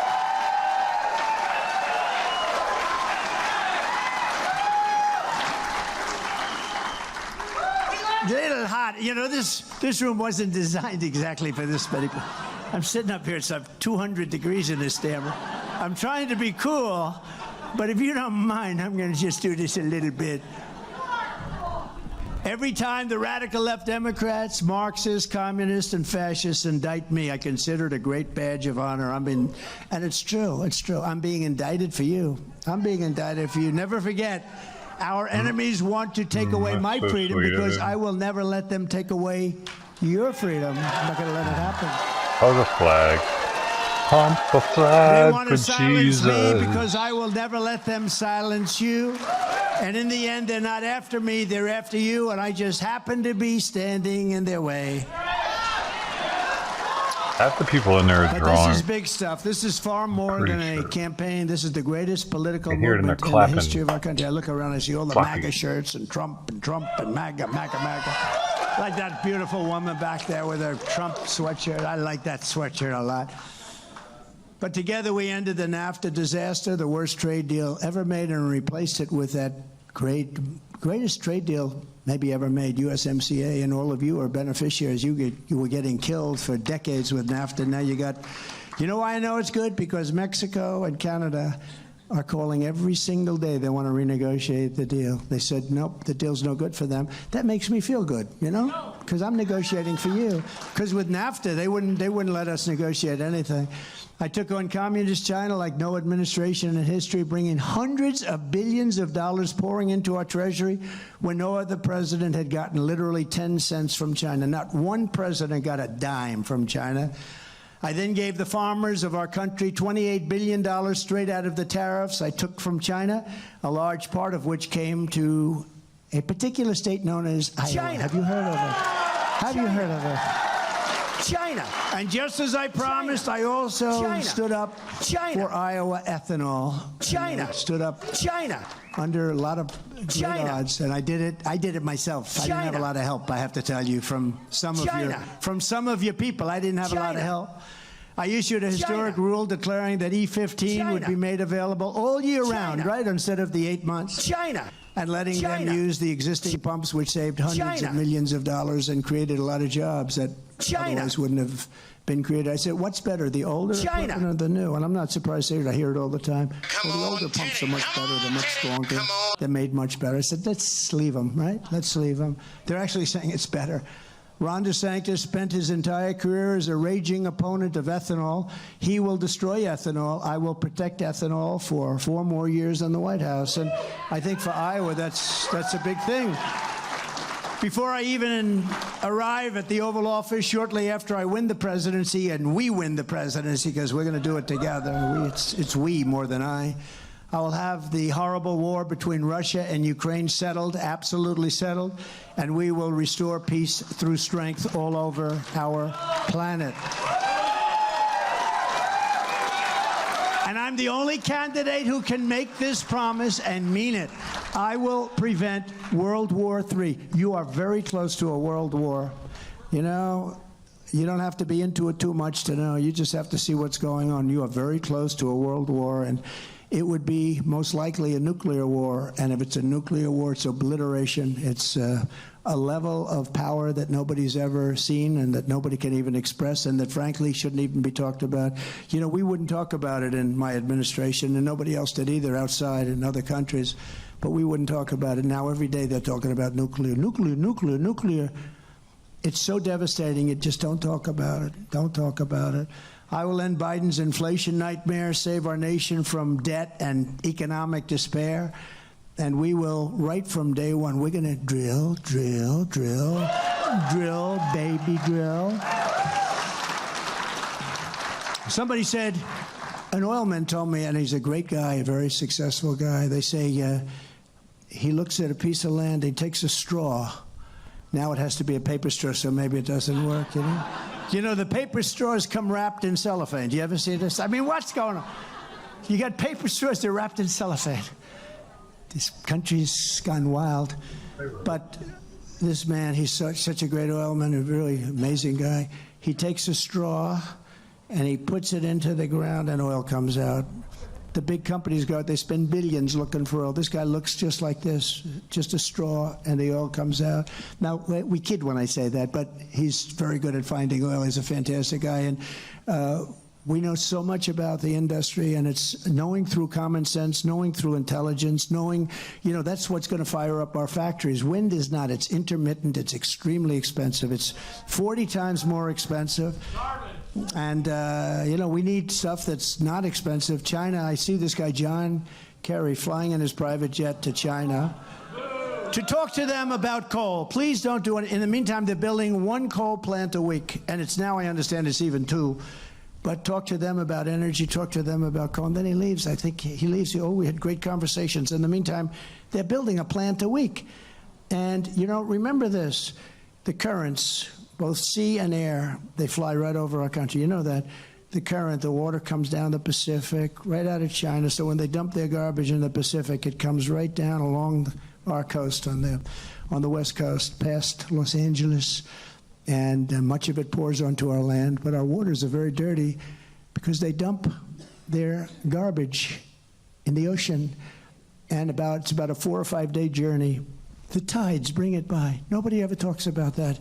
But the same thing with the air. When the coal spews out of their plant, when the smokestacks are roaring because they're big industry, and that's what fires up big industry. We want clean coal. We want to take care of our miners. You know, they have clean coal. They have natural gas. It's fantastic. So much less expensive. They don't want you to use it anymore. They want you to use things that don't work and that won't fire up. But when they fire up their plants and all of that pollution comes over the seas and it comes right over our land. And then they want us to have clean. I say, wait a minute, we're going to be clean, but it's all flying. Just remember that. Does that make sense? In other words, it's all coming through the currents, through the air. It all comes. They can name it. They can say exactly where it's going to be and when. And here we are, you know, working to try and compete with them. And they're using fossil fuel, and we're supposed to use wind. Wind. And by the way, you know who makes the windmills? China makes the windmills. And they say that, if you're a big believer in this, that the pollution coming from the making of those massive steel structures is so great that you can never save on the environment because it's so great, if you're a believer in that. But they're made all in Germany, and they're made mostly in China. We're such fools, you know, we're such stupid fools. We had a very interesting time because in 2016 I used to talk about the border because the border was bad, but nothing like it is today. But I think I won maybe on the border to a certain extent. And I did such a good job that in 2020 I couldn't talk about it. You know, they wouldn't let me talk about it. My people said, well, I don't want to say like Biden. They said, you know, where he says, they wouldn't let me you're president, you can do whatever you want. But my people said it's not a good thing to talk about it because, sir, nobody cares about it. Because I did such a good job with the border that they said, nobody wants to hear it, sir. They forgot. I did such a good job that it was no longer an issue, and that's okay. But now it's so bad, the border is a very big thing. I think the border is the economy and the border and inflation, which is part of economy. But it's something we have to talk about, and if we don't straighten it out, we're not going to have a country. We're not going to have a country. So I think the number will be more than 15 million by the end of their crazy term. And if that's the case, that's bigger than New York State, and many of these people should not be in our country. On day one, I will also cancel crooked Joe Biden's insane ethanol-killing electric vehicle mandate.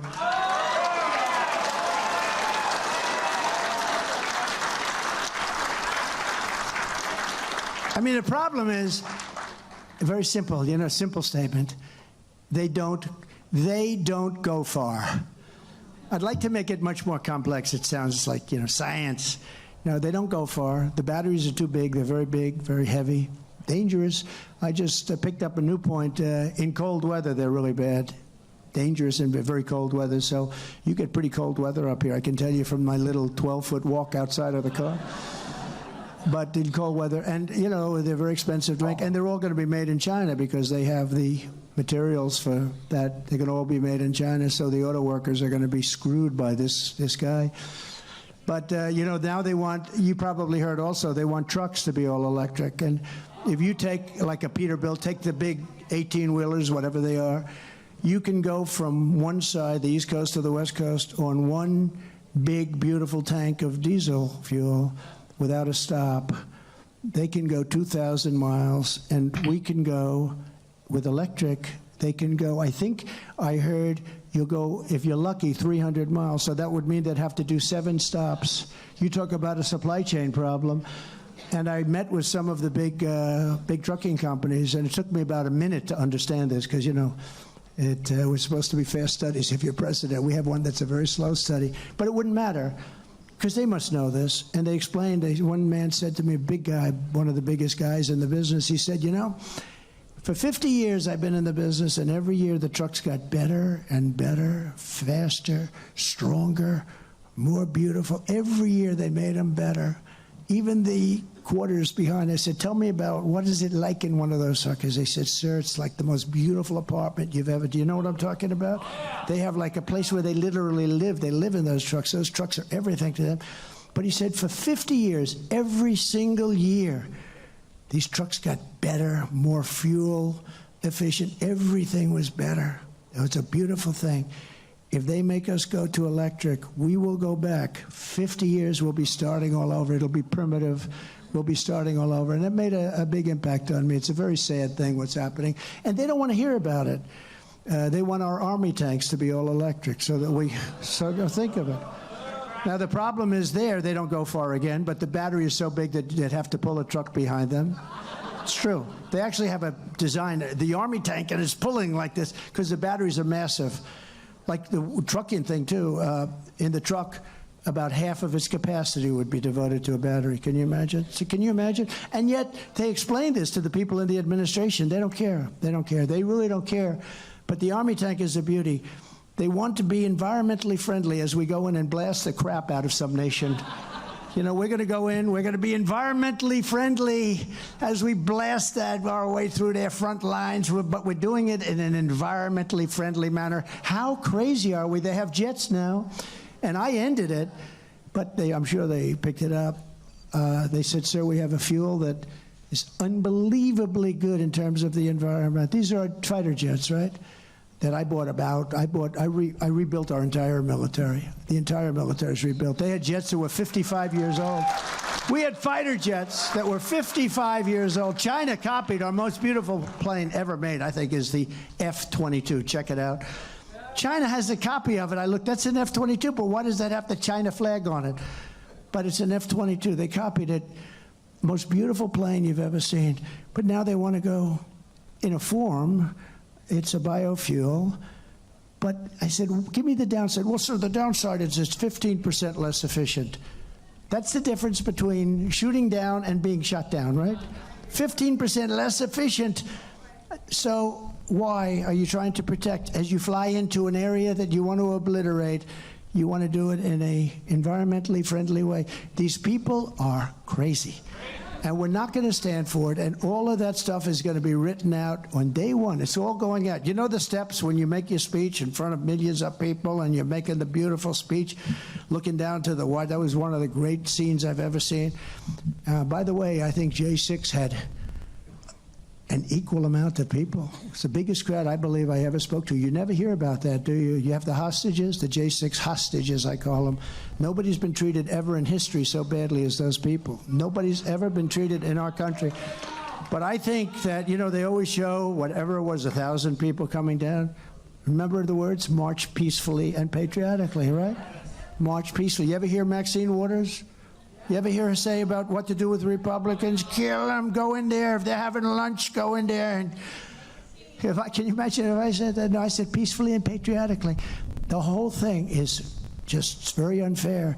But those J6 hostages going to jail for 20 years and 18 years and 12, doctors, lawyers, carpenters, electricians, truck drivers. It's one of the saddest things. It'll go down as one of the saddest things in the history of our country. And they went there to protest a rigged election. And now when the facts are in, now they see it is a rigged election. You saw the numbers come out last week. It was a rigged election. And those people have to be, many of them, I guess there's some. By the way, there was Antifa and there was FBI. There were a lot of other people there too, leading the charge. Leading the charge. You saw the same people that I did. But just as I did before, I'll appoint strong, highly qualified, pro-Constitution Supreme Court justices who will interpret the law as written. And I hope they do that. We have some big things going in there. I just saw the Supreme Court just before I came. I got some beauties today. You're talking about that Jaden X guy. Supreme Court, he got brought up on charges finally. Colorado.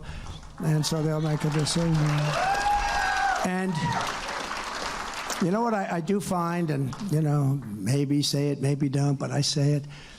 A Democrat judge appointed by, let's say, Obama, they're down and they say, we're appointed, that's the end.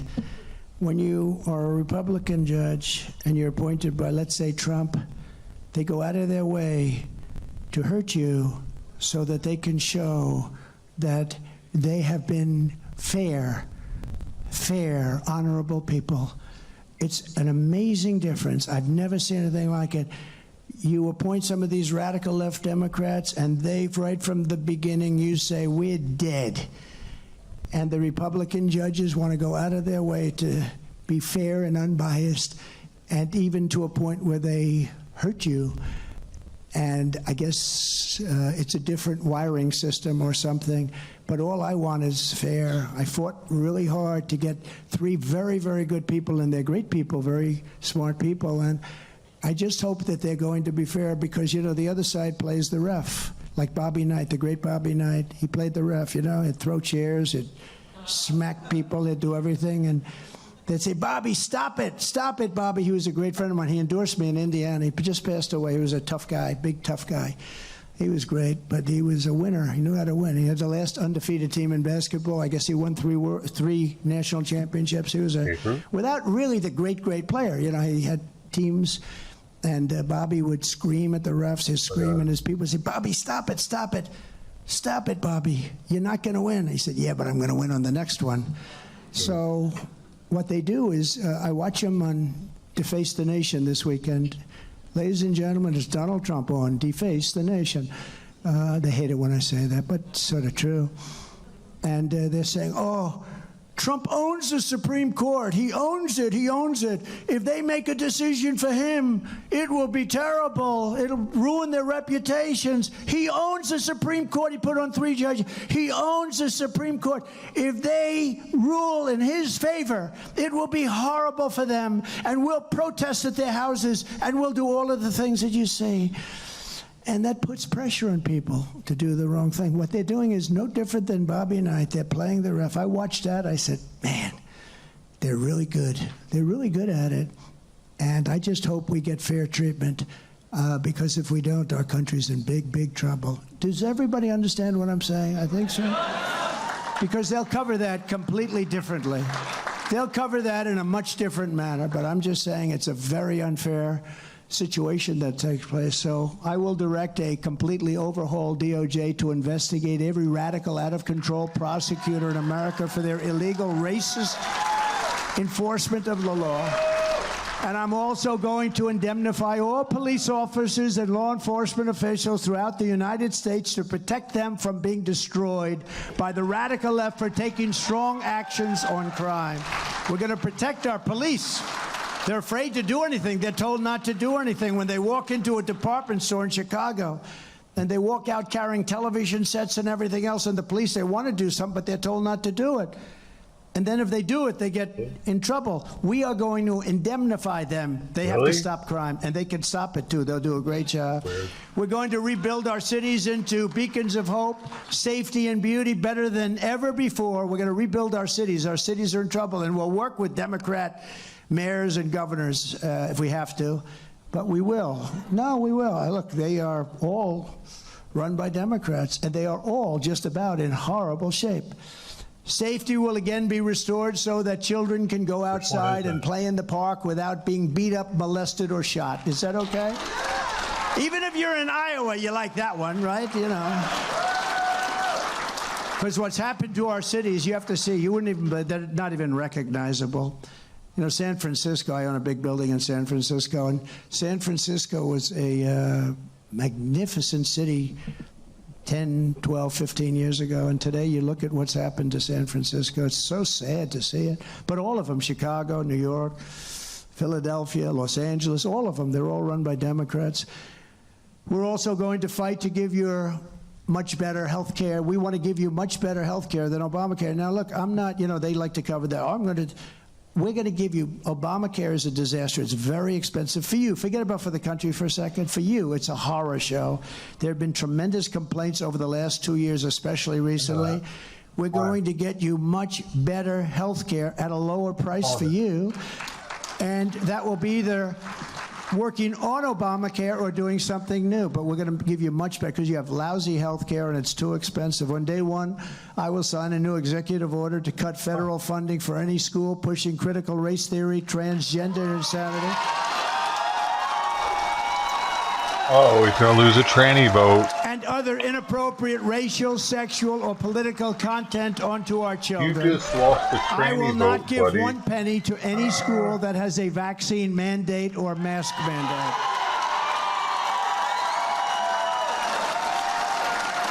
And who believes I have to say this, but I do, and I will keep men out of women's sports. Okay? I will fully uphold the Second Amendment. We will protect innocent life, and we will restore free speech, and I will secure our elections. Our goal will be one-day voting with paper ballots and voter ID. That's our goal. And every Republican governor should do that right now. There's no reason to wait. These Republican governors that don't do it, they're not on our side. But until then, Republicans have to win. If you took all of these things that I'm saying, there has never been anything like what's happening to our country right now. Joe Biden has been a disaster. He's the worst president we've ever had. He's the most incompetent, and he's the most corrupt president.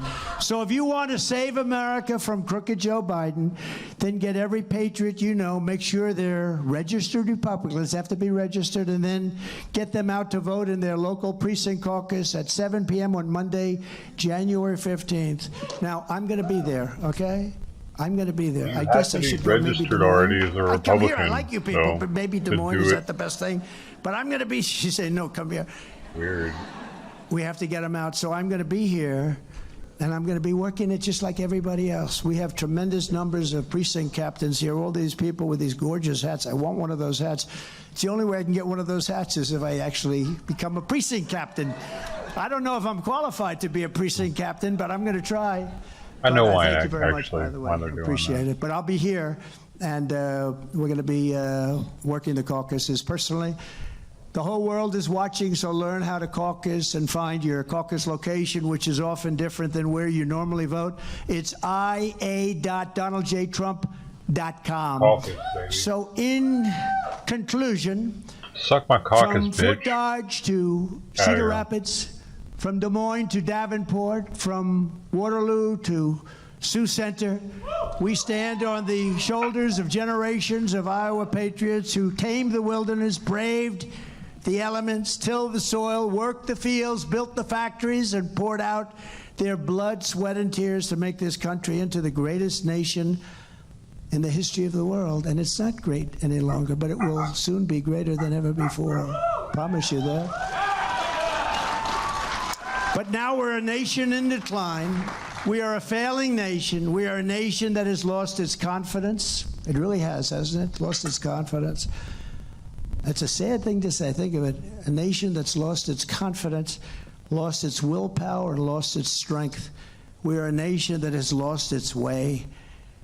But we are not going to allow this horror to continue. 3 years ago, we were a great nation, and we will soon be a great nation again. It was hard-working patriots like you who built this country, and it's hard-working patriots like you who are going to save our country.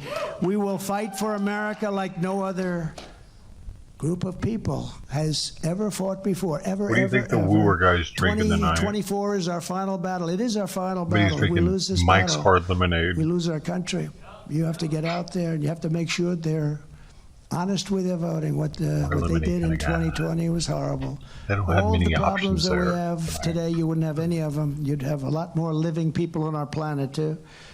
With you at my side, we will demolish the deep state. We will expel the warmongers from our government. We will drive out the globalists. We will cast out the communists, Marxists, and fascists. We will throw off the sick political class that hates our country, and they do hate our country. We will rout the fake news media. We will evict crooked Joe Biden from the White House on all kinds election of stuff night in there. 2024. Sounds like it. The great silent majority is rising like never before, and under our leadership, the forgotten man and woman will be forgotten no longer. You're going to be forgotten no longer. We will love our country. We will take care of our country. We will pray to God for our strength and for our liberty. And we will pray for God, and we will be with God. We will pray for God, and we will be with God. We are one movement, one people, one family, and one glorious nation under God. And together we will make America powerful again. We're going to make it very powerful. We will make America wealthy again. Heck We yeah, will everybody's make gonna be rich. America strong again. We will make America proud again. We're going to be proud. We will make America safe again. And we will make America great again. Thank you. Thank you very much, everybody. I'm proud to be an American. Thank you very much. Thank you. Go Caucus. Thank you very much. What are your caucus?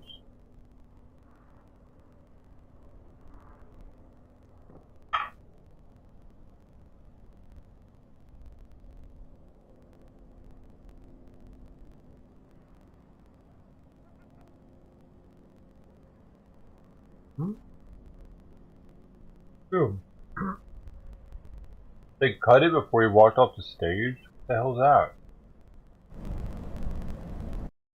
They really did.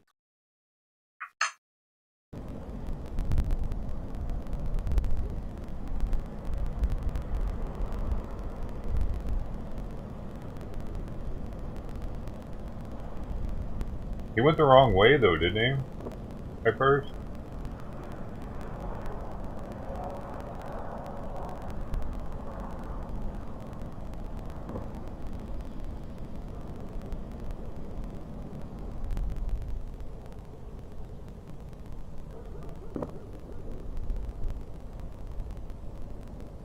Wait.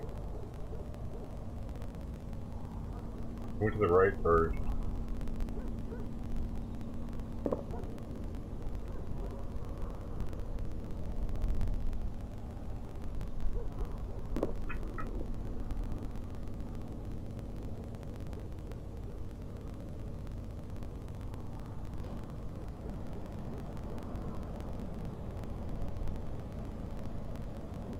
Kraken.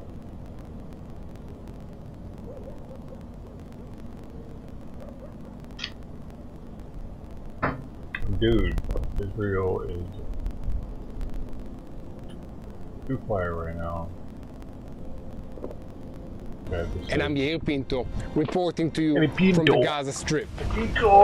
I've been in war for 91 days, but I want to take a moment to say thank you and put the spotlight on my commander. As a soldier and as a commander myself, people around me are everything. They are the ones who charge me with energy and motivate to move forward during hard times, and especially when I'm away from my family. My commander does this every morning for an entire battle team.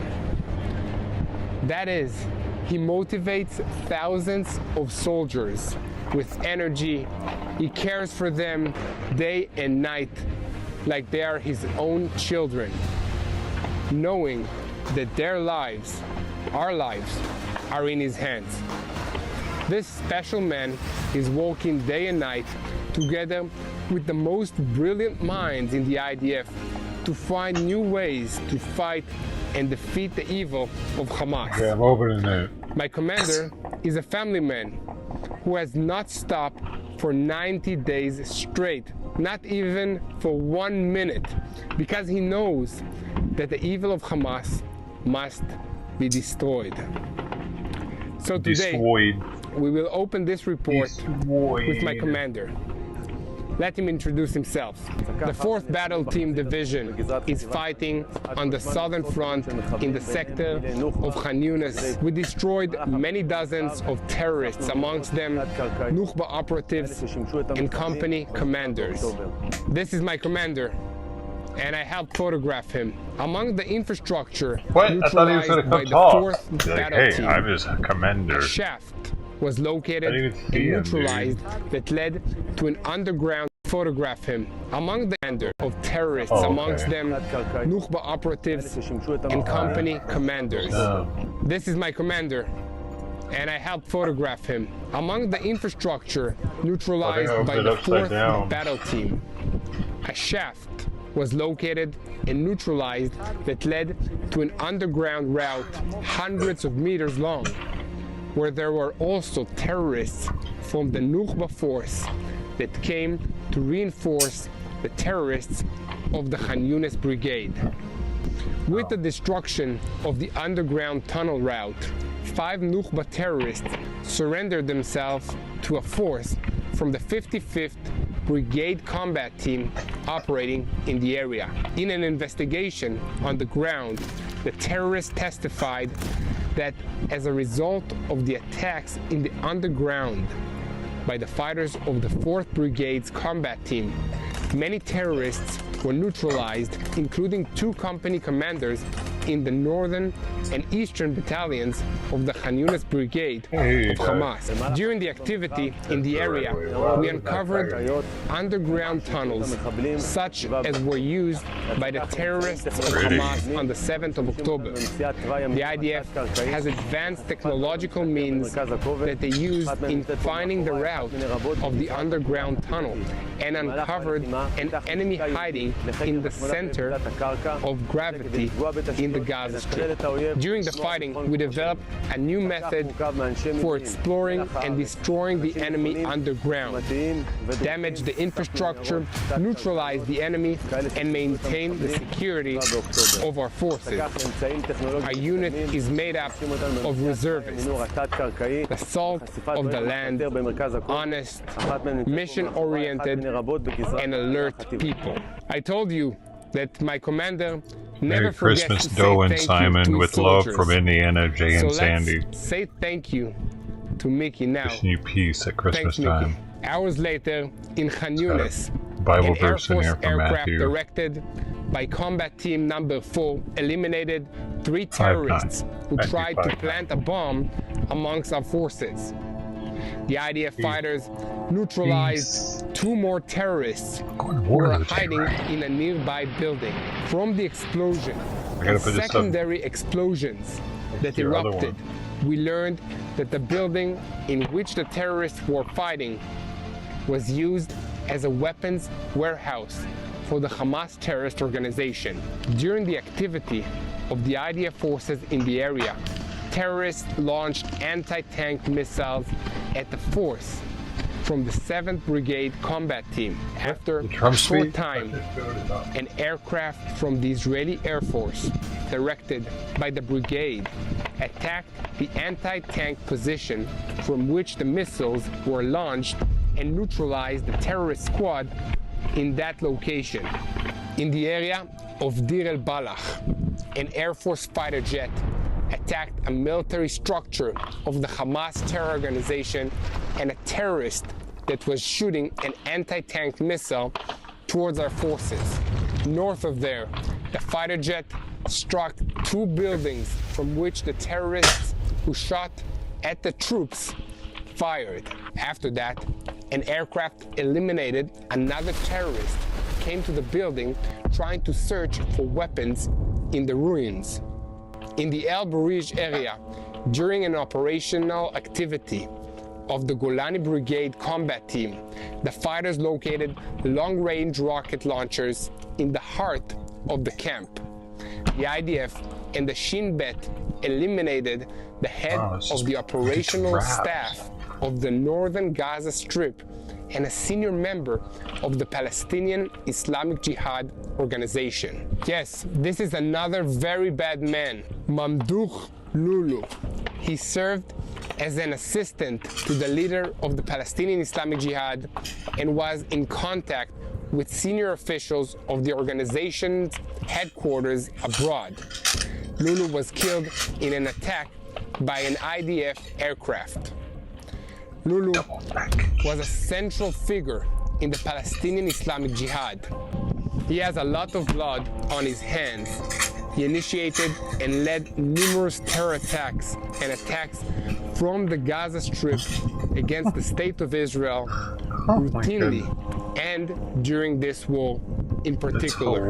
In the Nur Shams camp in Judea and Samaria, the forces went on an operation that lasted about 40 hours. IDF fighters, Shin Bet, and other special forces. During the operation, the forces searched buildings that were used for terrorism. And in these searches, IDF forces located a building that was rigged with explosives. This building had an UNRWA kindergarten on the bottom floor. An operational system was located in the building, connected to roads filled with explosives all around them, and in the access roads to the building.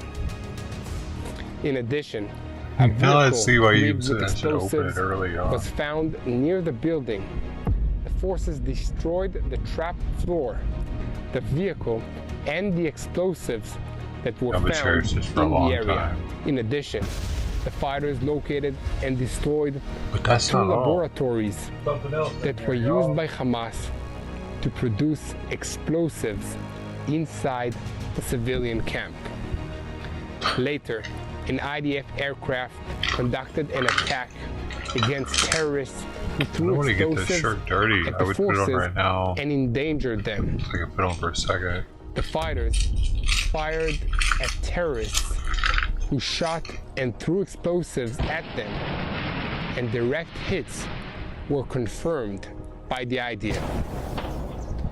The fighters of the 414th Battalion were operating in the El Buraj camp. During the operation, an armed terrorist squad tried to attack a tank, and the fighters started chasing the squad in a residential area. A drone of the force followed the squad, and after certain identification of the terrorists, the fighters directed an Air Force fighter jet which conducted a precise attack against the building where the squad was entrenched and neutralized the terrorists. In northern Israel, in the battle against Hezbollah, whoa, this is food from Lebanon, recently attacked alongside Beirut. terrorist This is food from Beirut, and dude. an observation That's a post trip. of the terror Lebanese organization Hezbollah inside the area of Yaron, So that dude just got. which is within the got- Lebanese territory. No, dude, this is awesome. IDF forces What are you talking attacked about? another Oh, I'm about the observation nuts in my post mouth. of the terrorist organization Let's do that. Hezbollah in the area of Maroun El Ras. And also, IDF forces operated in order to remove a threat in the Ita al-Shayeb area. And a direct hit of our forces was detected. Oh no, it does have I some want with to coding.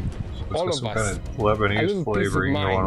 on. I will ask you to pray wholeheartedly for the peace of Jerusalem and the peace of Israel, and pray with There's all me kinds of stuff going on here. strongly for the Yo, families dude, this is really of cool. the I love IDF checking out that are back do at stuff home like this and too, need your support from and other need countries. to feel the security that Some their nuts loved in my ones mouth. are Thanks coming again, back Jay. to Right, them you and soon. Sandy. Thank you both Thank you, for and your keep thoughtfulness. praying for the She peace probably of wrapped all this, Jerusalem. didn't she? It's wrapping paper. I feel bad for tearing it. It's so nice.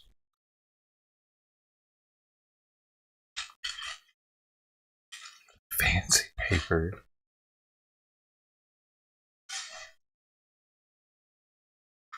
Oh, what am I stepping on? The air bubble. You did it, yeah. Okay, here's a. Oh shit.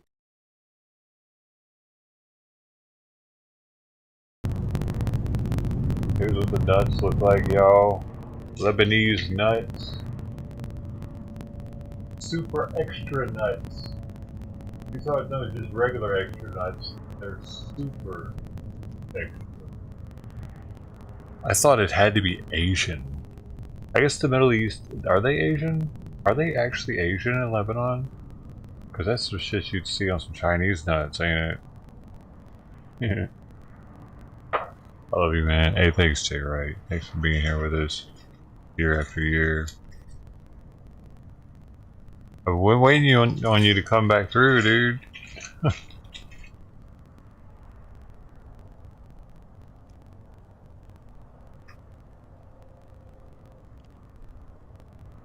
Yeah, both these are excellent. Man, I kind of wish I would have opened it earlier too now.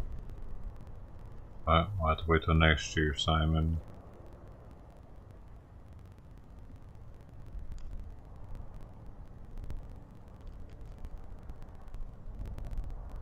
Good fish.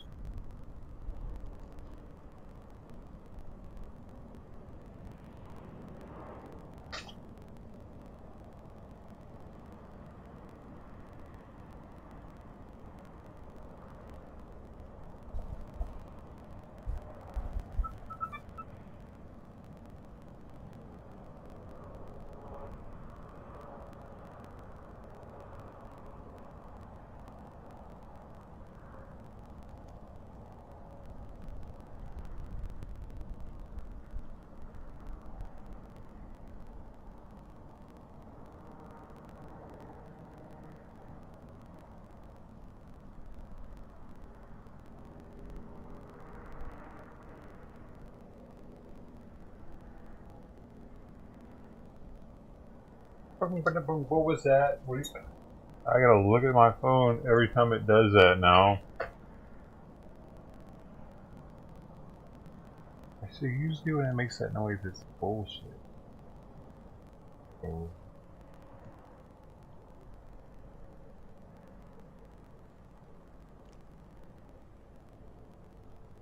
Make different sounds for different things, I think.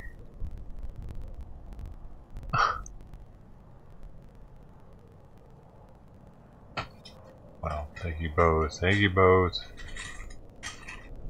Being my Indiana, my family in Indiana. Good family.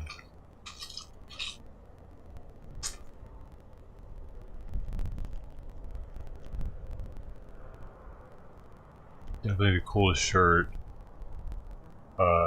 Definitely the coolest Christmas shirt I have now. That's I get it. Might be coolest shirt that I have, but I can't I can't wear it year round. People might think I'm kind of weird. I got a Christmas shirt. Summertime. Try some of these things. Dude, this is a trip. Lebanese nuts. Whoa, the peanuts are actually inside the shell. They smell like regular nuts. Some of the peanuts... What the heck? The pistachios too. Some of them. Alright, this is a trip. I've never seen canned nuts that had nuts in a shell. Ever. They do it different out there.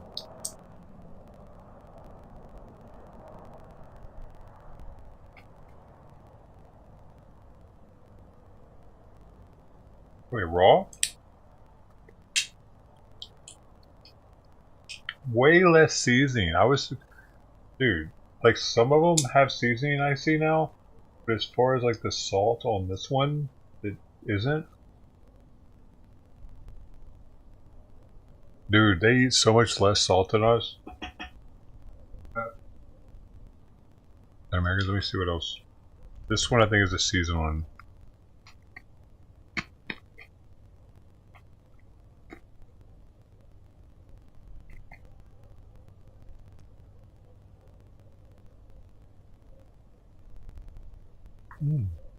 That actually tastes like barbecue.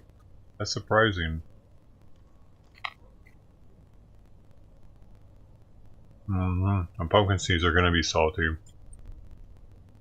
Wow. I was probably the saltiest thing in there.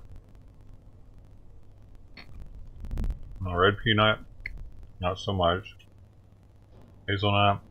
Is that a shell? What's really going on? Oh, it is a shell.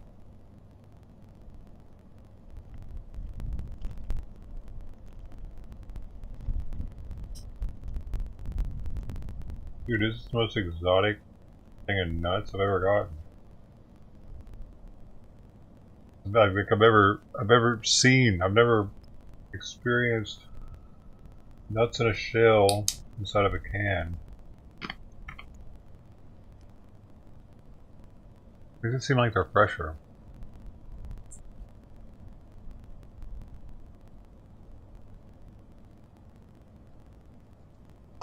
They've been trapped in there.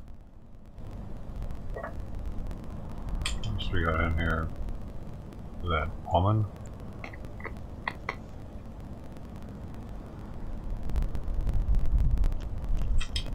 And there are some peanuts. They're out of the shell already. What are these things? Dude, there are so many different things in here. It's insanity. Here's a cashew. There's a pistachio. This is the most assorted blend of nuts I've ever even heard of. Let's see on here. Let's see.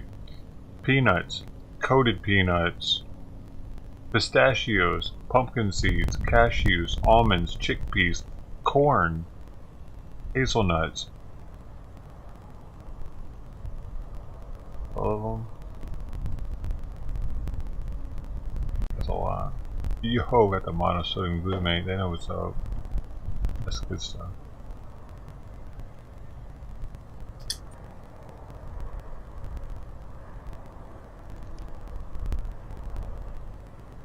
Yeah, the variety in it's insane. Have you ever tried everything yet?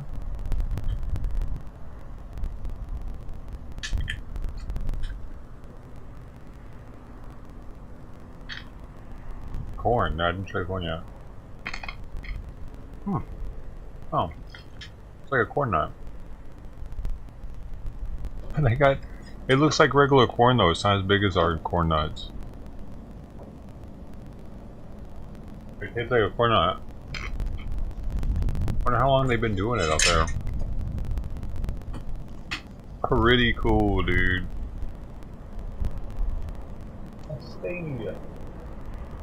Super extra nice. check them out.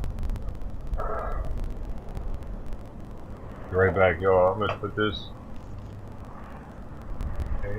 Also need to put away some food that's in there. It's just sitting out. I gotta hurry. Thanks again, Jay Ray. Thanks for being here. It's gonna take me a second to do this. Hope to see you in a minute. I'll just see what's going on when I get back. Alright.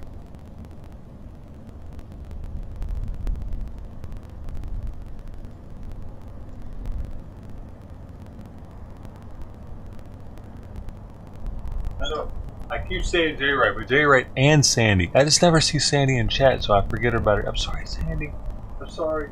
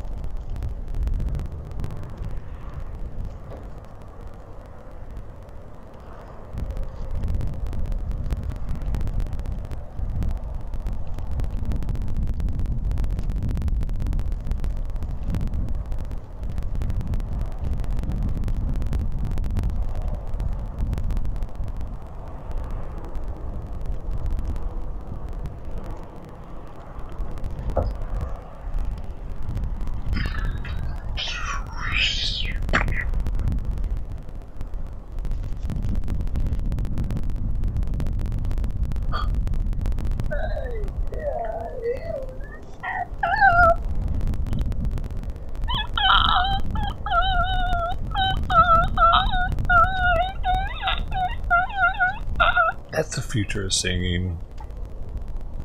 In the future, everybody's going to care about treble. Bass is going to be a thing of the past. But everybody's ears are going to be dead from it. You know what I mean? We're going to be fine-tuned into the higher pitches. We're going to be able to hear them better. We're going to be more like cats. I've seen the vision.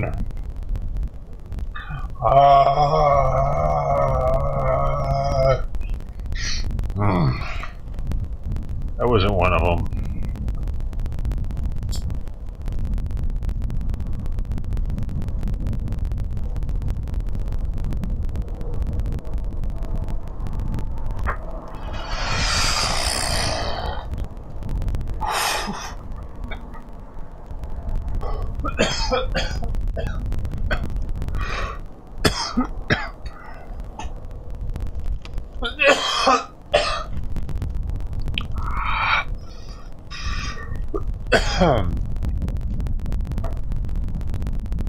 Yep.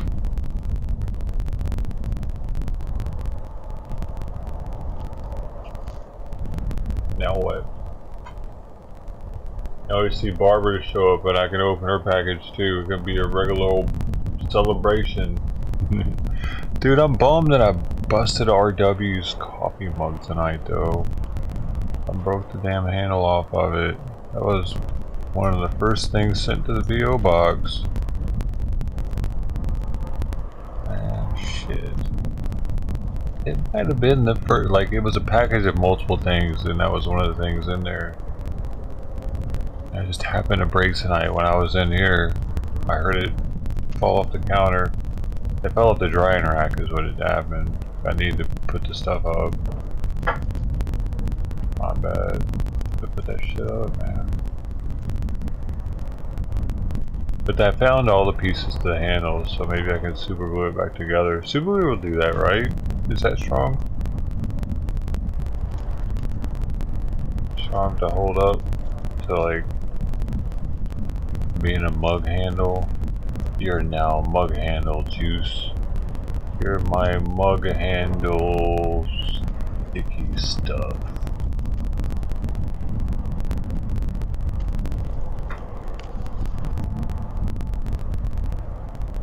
Have you ever done that? I bet you've done it more than once.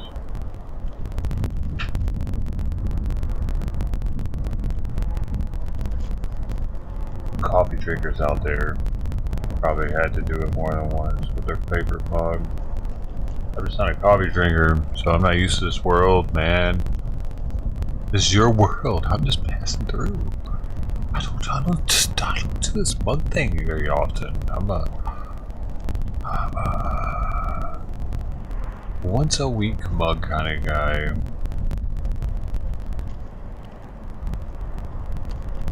I still use them now. This guy J Wright's mug still.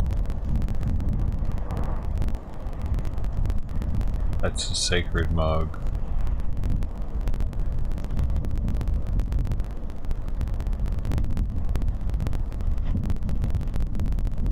Sucks though.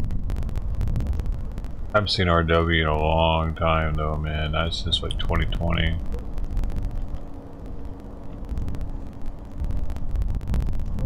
Maybe it's time to let him go.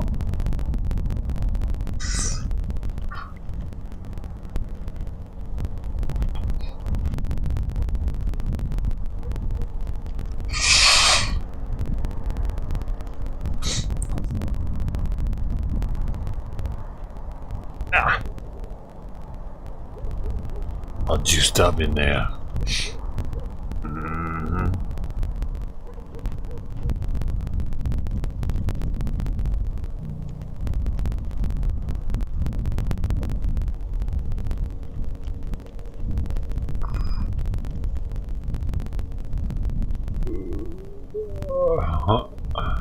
Yo, someone watched 3 videos from Outlaw 4 Ministries folder today.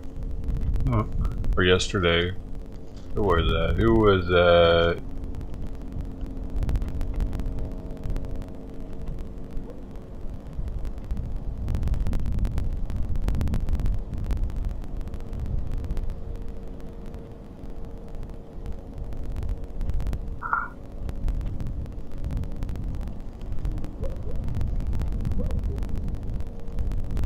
understand these numbers.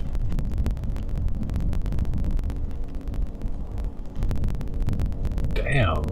Over the past 30... People are watching the non-content folder? Oh, that's weird. It's kind of scary. Who's doing that? I watch the non-content folder. 43 hours?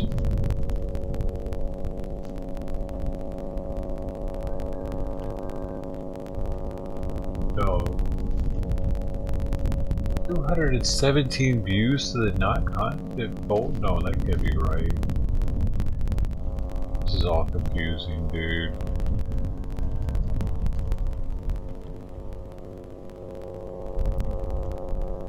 That's not content. You're not supposed to look at that. I should just make everything. My title should just be "Don't click on this, it sucks." That's how you get the views. Dude. I finally figured I've actually tried that before, I think. Or no. Did I just try that exactly?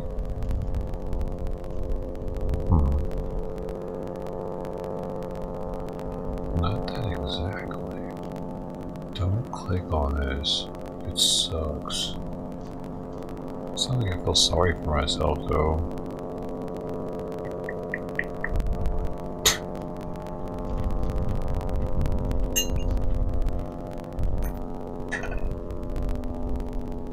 Don't click on this. That's it. Just leave it at that. Don't click on this. Don't watch this. People are like, "Oh yeah, motherfucker!" Oh, be the judge of that. With the not content folder, they're like, "Yeah, I'll be the judge of that, buddy. It's content or not. You don't tell me what's not content." Let's see what's in here. What are you hiding? No, really, that's not content. We just sat there and bullshitted. I know you're hiding something. There's content in here somewhere. Or you wouldn't say there's not content. I've been watching you fucking idiot streamers my whole life. One thing I know, y'all always trying to hide some shit.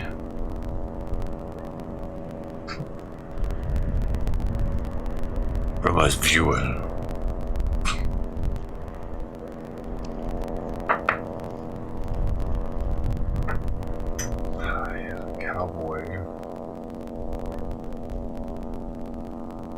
Aren't that many cowboy viewers.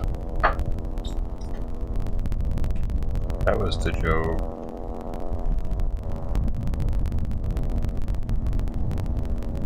I don't have one cowboy viewer, do I? Right now? Any cowboys in the house? Do any of y'all know how to lasso? But if you have to. Do any of you have a saddle? Bill, do you have a saddle? You don't mind have a saddle, bro.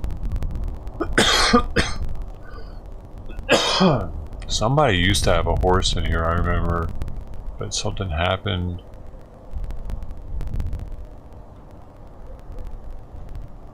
The horse was getting old.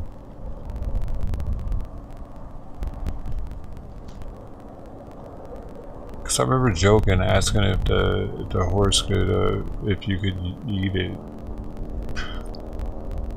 Cause I've had horse meat, dude, and it's pretty good. And I was just wondering if, like, if it dying, like, does that mean? I know people don't eat their dogs and stuff.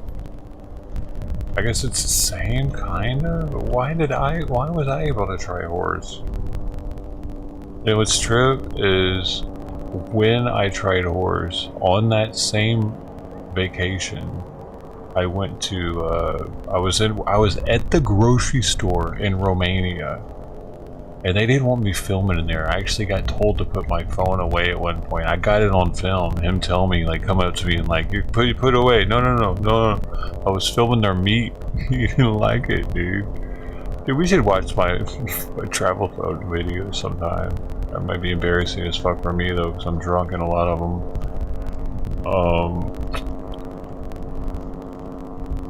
It was stressful over there.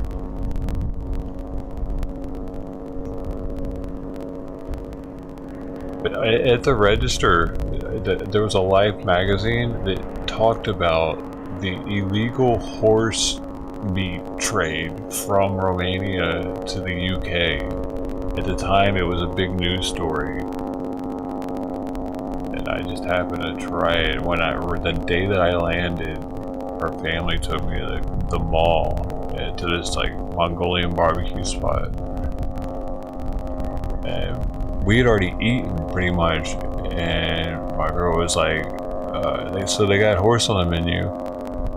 I'm like, what? And her parents are speaking like in Romanian most of the time, and she's speaking to me in English. She speaks to them in Romanian, so I don't know what the fuck they were saying. And she was like, yeah, my dad said he'll buy it if you want to try it. I'm just like, alright, I'll try it. Shit. So he comes back with it, dude. It was like steak. They were like little horse steaks. And I don't think she had any. I can't remember. Me and him had some though. I had horse meat with the Romanian man. His wife might have had some too. I can't remember. I know him and I did. We were the horse eaters for sure. We bonded a little bit, me and that dude. Even though we couldn't really like talk to each other. Asking him for his daughter's hand, and I'm not really sure. I think he knew what I was saying, dude. I showed him the ring and everything. He had to freaking know, dude. He just was playing stupid. But his wife wasn't okay with it. That's what happened. She was too scared to lose her daughter to the American.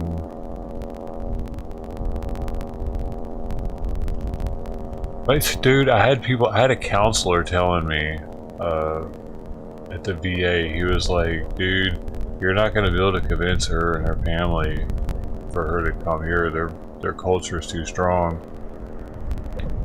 Because he knew, like he had dated a Romanian or something in the past, or knew one, or I don't know. He was right though. They really wanted me to move there.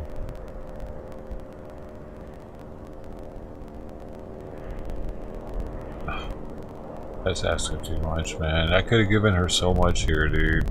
And they're asking me to like give up more than she's even capable of having out there. You know what I mean? That's like they were asking too much of me, dude, to do that. That's crazy shit. This dude, man, she was kind of stupid for that.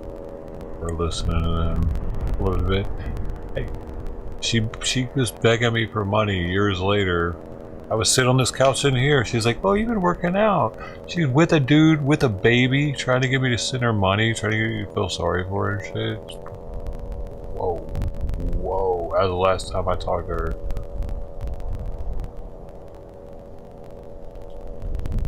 So, like, it was like 3 years later after we broke up. He was like, seeing him in the background too. It was like, this is weird. I'm just trying to imagine begging my ex in another country for money for my kid. It's not his. While my new girlfriend is behind me, like all, yeah. Hey, how's it going? I'm like, what the fuck? I think her parents saved me, dude, from a crazy lady. Having a crazy. That might have ended up turning out bad.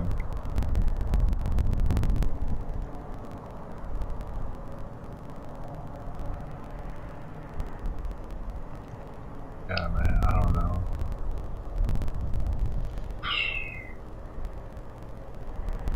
She was like, he was supposedly near her, and she was like, oh, you've been working out. You've got some muscles. How'd you do that? Somebody was like pain and protein.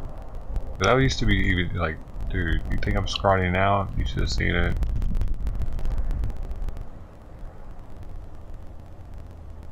Yo, she still thought I got her pregnant at one point.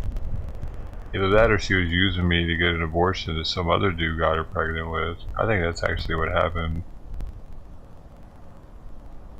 I bumped into him one night at a bar when I was with her too. The guy I would think it is. That was interesting.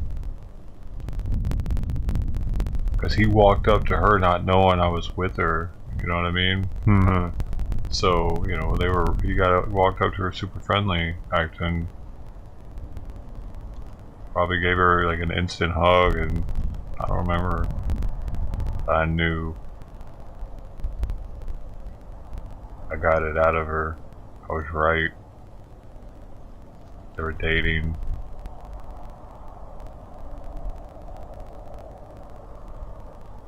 She didn't tell me everything, but she didn't want me to get too, like, pissed off about it leaving her, I think. She wasn't certain yet. She was trying to get me for all she could, actually.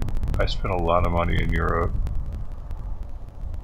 Those Airbnbs, the rental cars, like, the food we ate, like, she saw me as a cash cow. Fortunate. Hey, I guess the fruit doesn't fall far from the tree. Now, what is the birds of feather? I don't know, dude. Romanians are known for being that, so that's to be expected, right? I should have known that I was gonna, like, a Romanian chick was gonna try to take advantage. Hey, but it was cool though. I had a translator in a bunch of countries that I wouldn't have otherwise. So it was kind of cool. I appreciate her for that. I don't hate her or anything.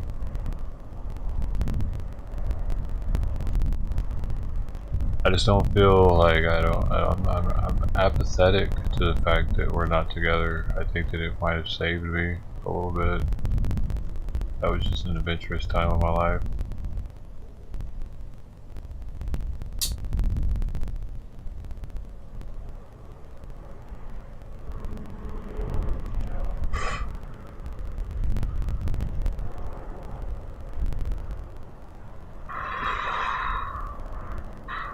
You only had to save, dude, remember the first trip? I only had to save up a few $1,000s to have a pretty decent trip. It was like 2,000 or 3,000.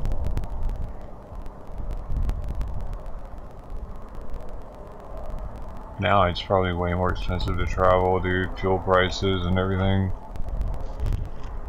Train tickets are gonna be more, plane tickets. Everything. Less traveling now than there used to be, probably.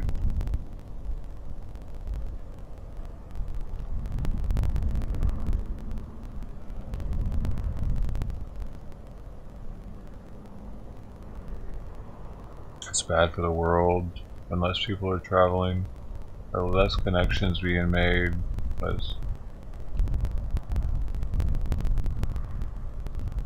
understanding of one another.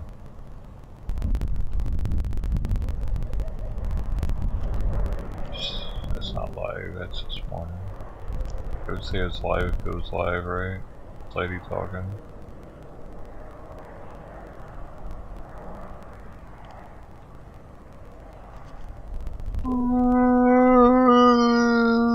Dude.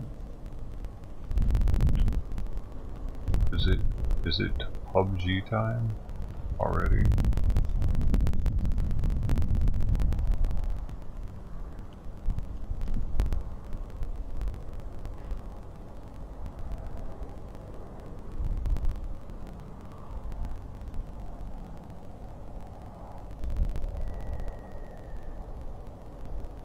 You already watched this. Is now a challenge. With the help of a nurse and crutches, Jonathan Ben Hammer is able to walk, but slowly. The Israeli soldier describes how the bulldozer he was driving in the Gaza Strip was hit by a grenade. 6 days later, he found himself in a hospital bed back in Israel. I woke up from surgery and looked at my mom, who said, "You'll be strong, we love you." They amputated your leg. I didn't know that because I really felt it there, but then I lifted the blanket and could see they cut it off. Israel's Rehabilitation Authority estimates that a further 12,500 soldiers That's will a be trip disabled. that you could still feel your leg. 12,500 soldiers will be disabled after this? That's crazy.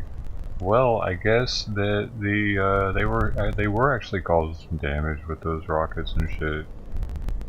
Holy cow. That's a lot of people, man. That quickly.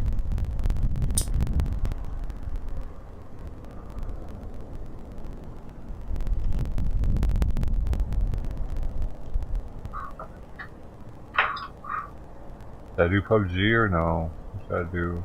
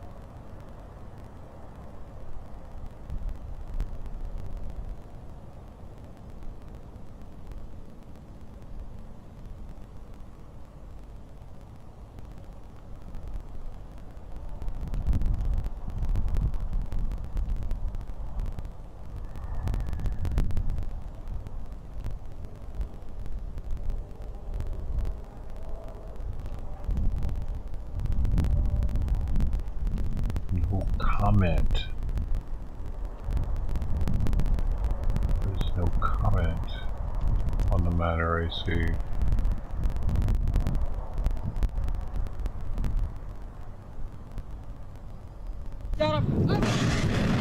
After more than 24. That's your mouth.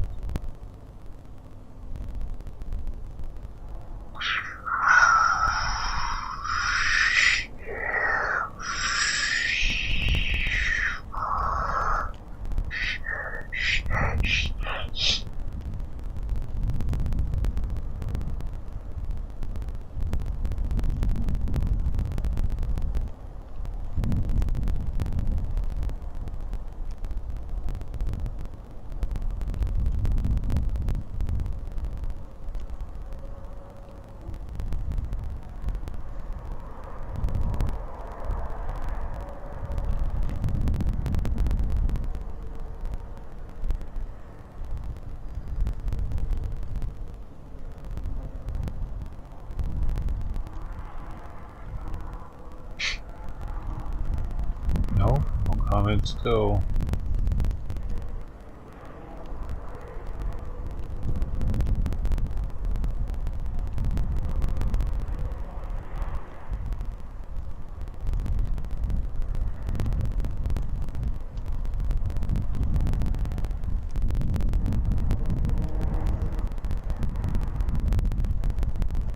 You guys are gonna spoil with watching this. You're addicted to hearing that crackle, and I have to cut you off from it. It's just not healthy, you know.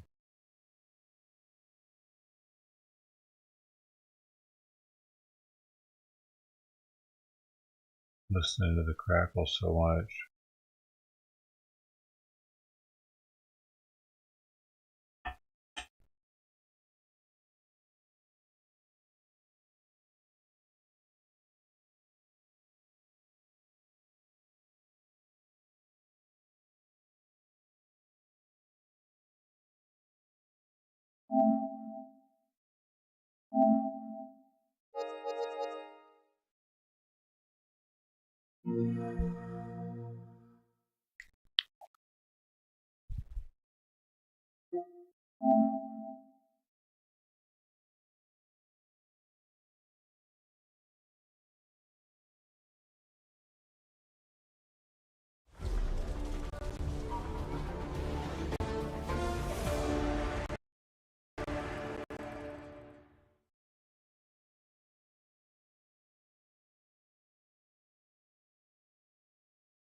Oh, and back then, when she said that, I was doing pull-ups like every day too.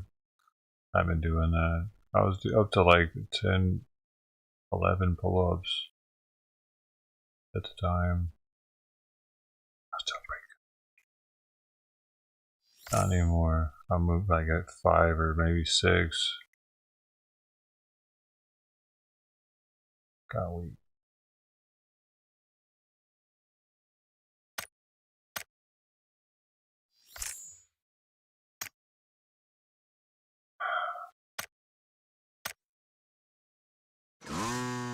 Ask these guys what they think. If I should turn the stream off or not. Those other players. What do you think they'll say?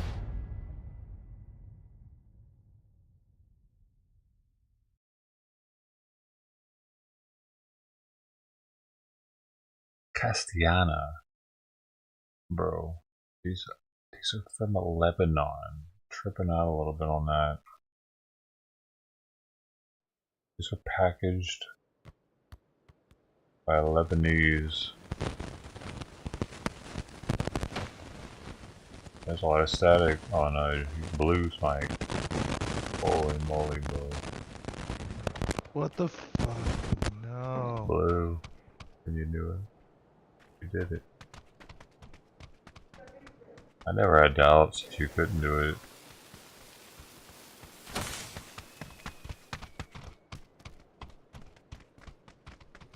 I think the others might have though.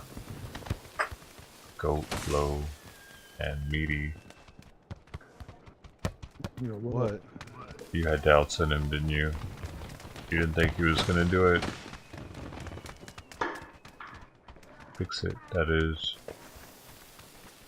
Alright, now do you like him now? Do you like me?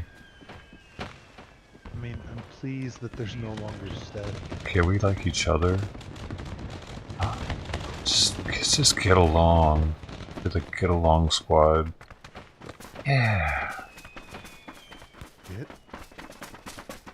Yeah. Where are you going, Orange? Fight? Yeah, let's punch him together. Alright. Let's be serious now. Man. We're following green? Why are you following green? He doesn't even like you.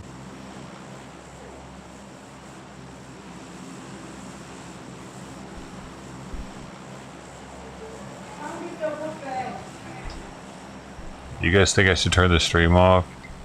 Or what? Squad members?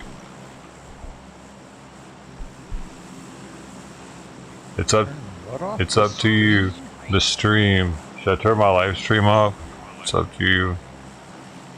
I don't care about your live It's up to you though, man. Leave it on, you're gonna see some epic shit. Oh, I am? Oh, following you. I think I'm following you.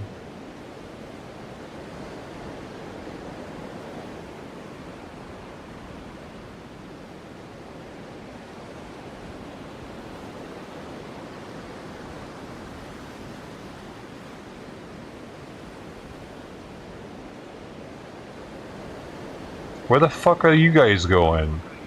Oh my god. Why is... I don't know where they're going. Oh, is it just... It's just blue, huh? Okay. Damn, bro. But blue... Blue? I was just kidding when I said he didn't like you. Dude. Close, man. Mom! Whoa. Mom! What? Is that blue?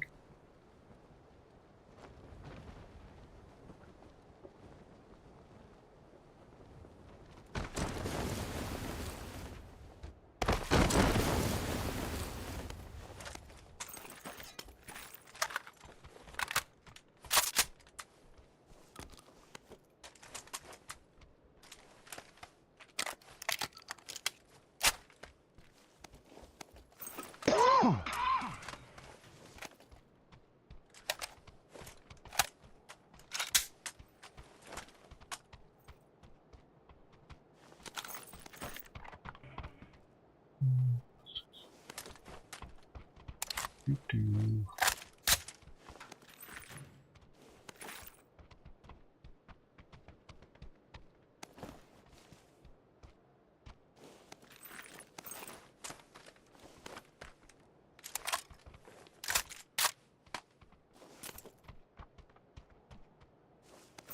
Cheek bag.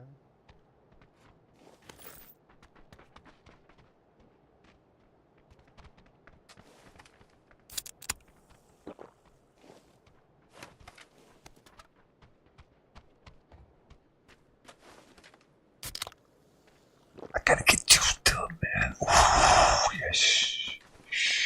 Don't tell anybody. Don't you dare tell anybody I took all that juice. You know what I'm saying? They might get upset about my juice taken.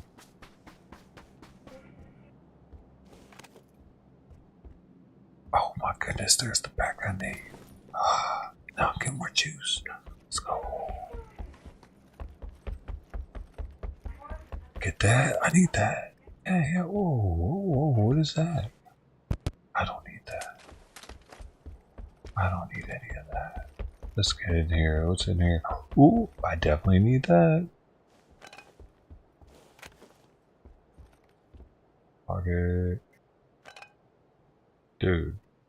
There you go. Oh, okay. Thought I put the other one in my bag for some reason. I need a fucking backpack. Oh shit, there's a level 1 back here.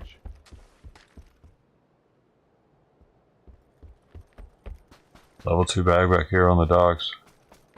That time. That's what it's gonna be. Oh, here's a level 1 if you want to settle.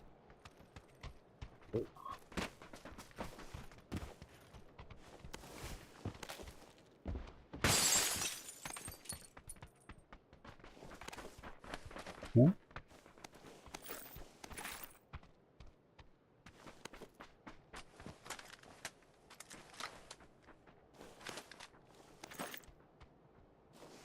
Yeah, let's get a vehicle.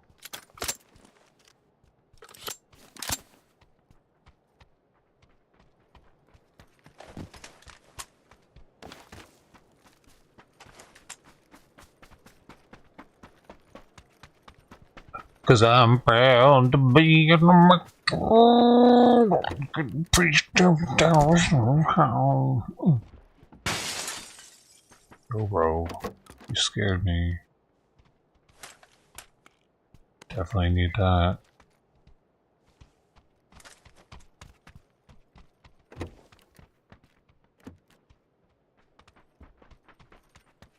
Oops, I need that. I don't have any of those. Good to have those just in case you gotta heal on the road. I mean, where's this car at? Damn, we gotta go this way. Why are we running this way?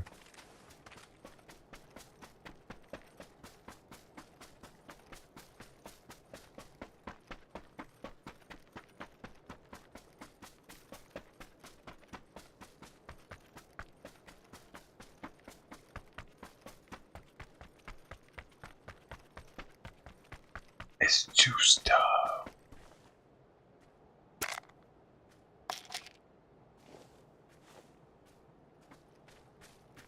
Too juicy, some might say. Not my world. Don't do me like this, PUBG. Alright. I got the shittiest vehicle. Let's roll. They're got to come get me ass, bruh. We gotta find another one on the way. I'm a forward observer, okay? This is a military position.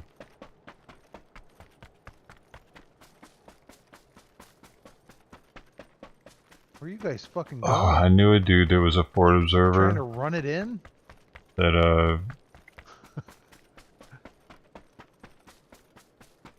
That, dude, he had PTSD bad. He couldn't even watch, he couldn't watch Hurt Locker with me.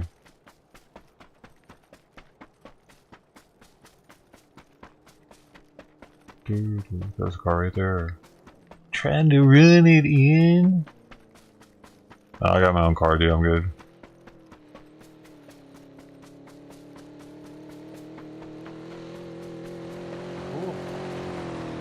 Sweet.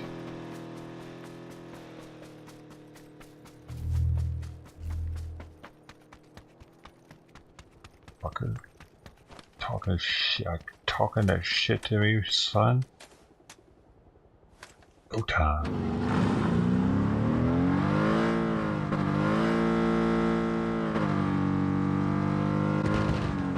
Give me the power. I could catch him. What was he in? I think it's quicker in this car.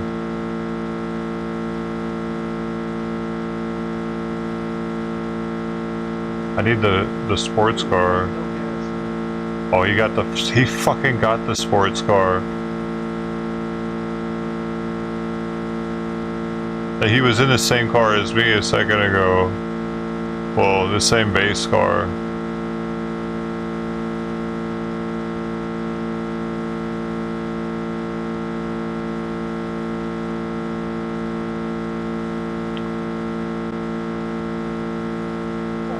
Where the fuck is he going, dude?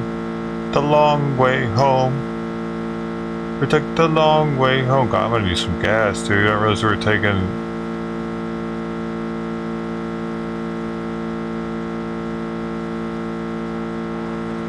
Oh shit! Well, this isn't good. Looks like I'm running the rest of the way. God damn it. Let's try anything fancy.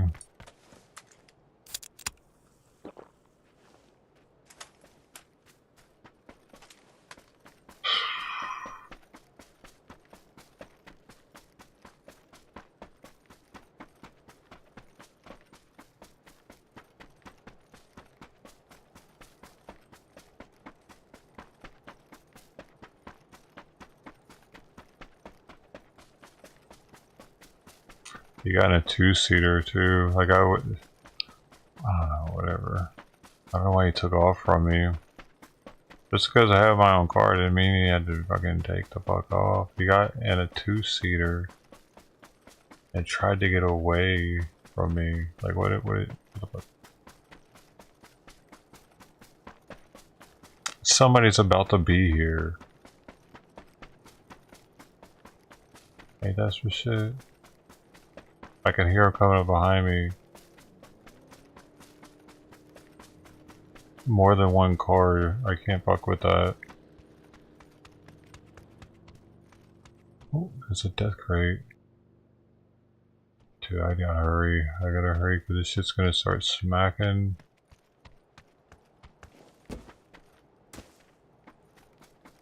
It's already smacking, man.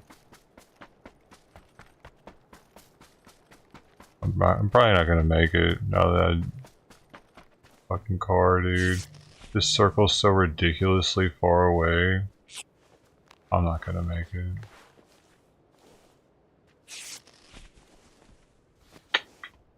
Surprised we're not hearing from him yet.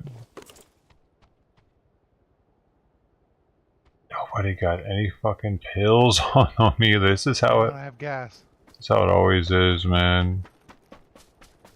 When you need these fuckers the most, they won't be anywhere.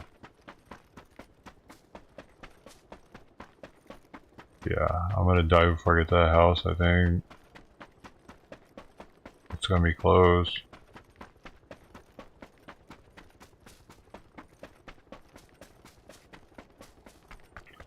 This is when I just feel like quitting the fucking game because I feel like I'm wasting my time.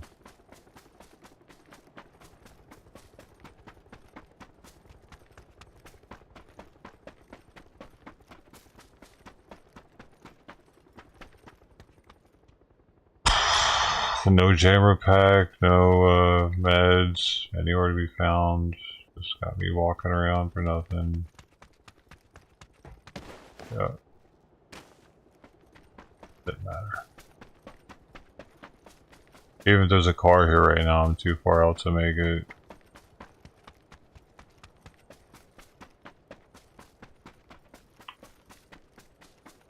Oh, I'll hear it when I'm dead, probably. I should have gotten in his car.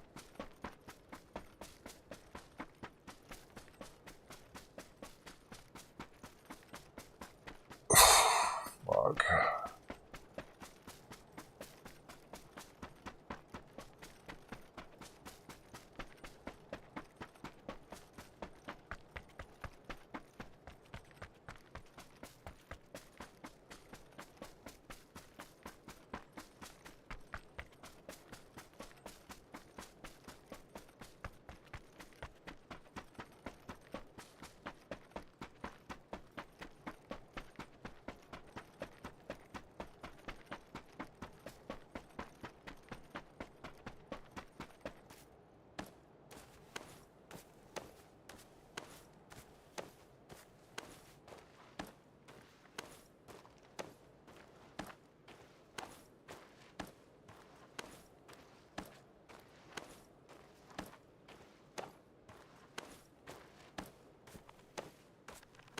Like, there should be a fucking bleed out button or something, dude. The fuck is this stupid shit?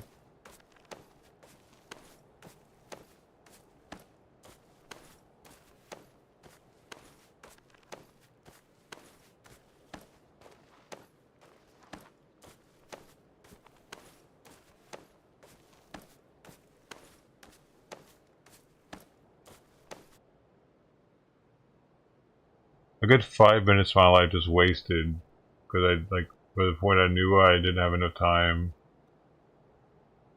The time I actually was able to leave. I don't even think he noticed I was dead.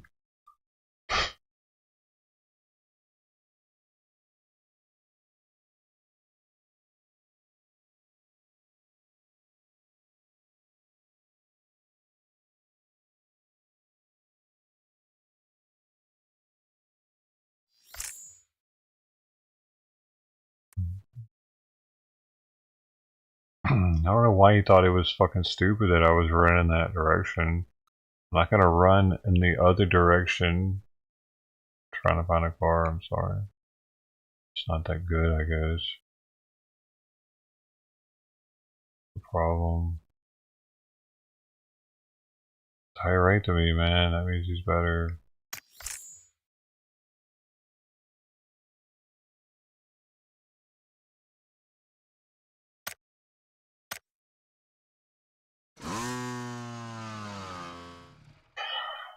Shut the fuck up, Stream Elements. What the fuck is that shit? Who cares?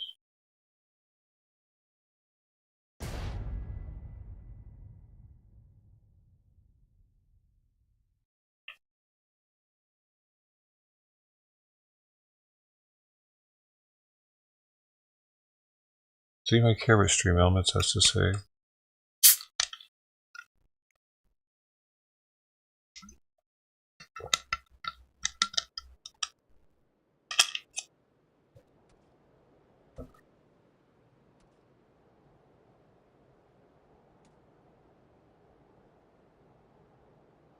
You lost your shit, dude.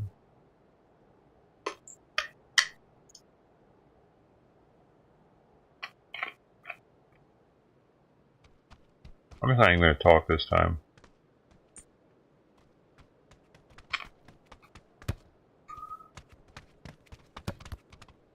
Dude, Lebanese know how to do their nut mixes. They're nut mix champions.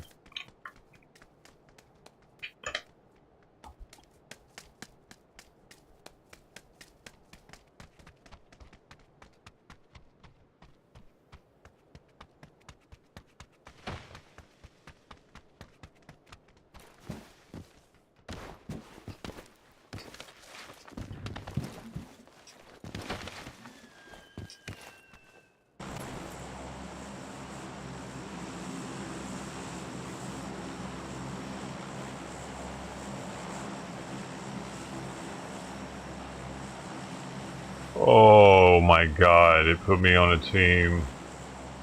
Yo, are you on Memphis? Orange? That's the Memphis area code 901.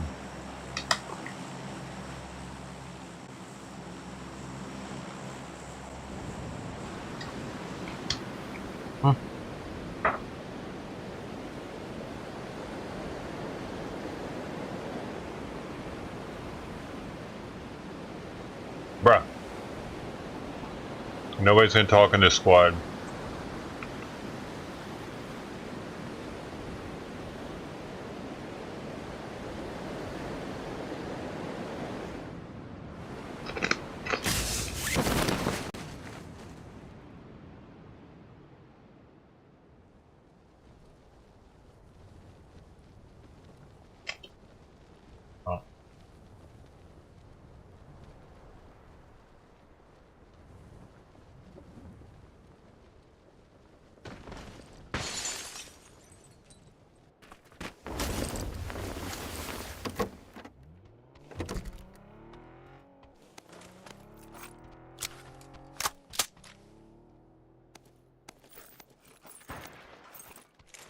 We said nope.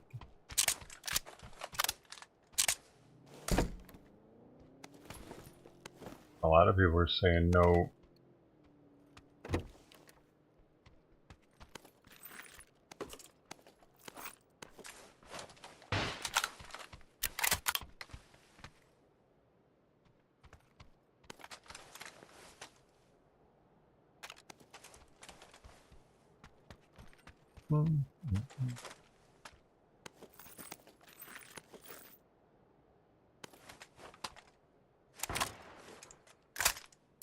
I'm working my way up.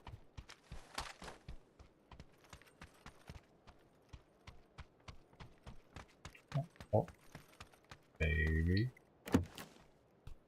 Oh, I didn't want that.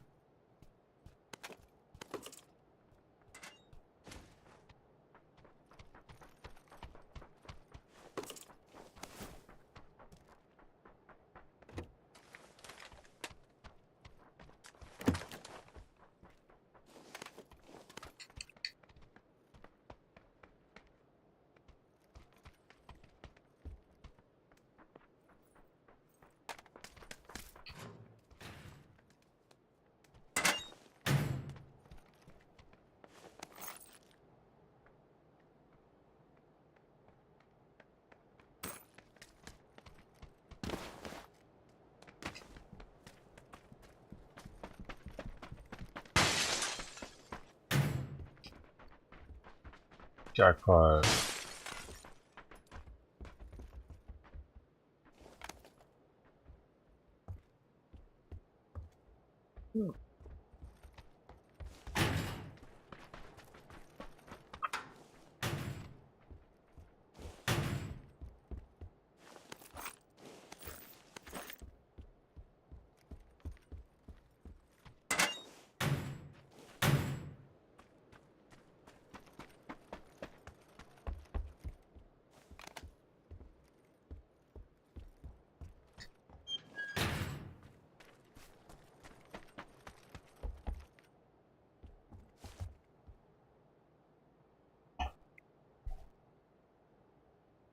Simon?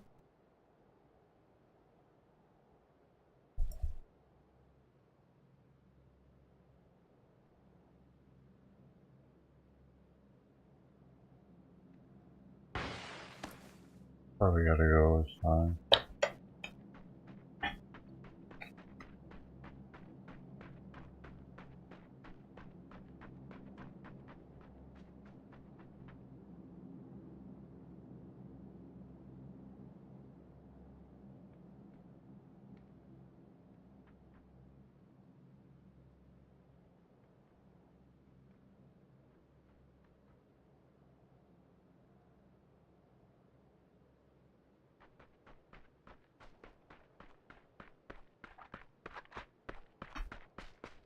Dude, he made a noise.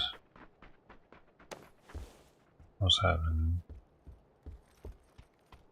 The other day I caught him with his tongue sticking out and he just kept it like that. I was trying to play with him and he would look around, but he would he kept his tongue out. Freaked me out a little bit.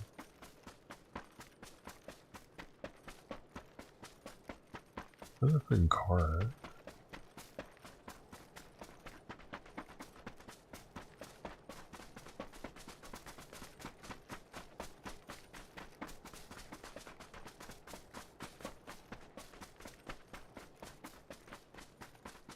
One over here.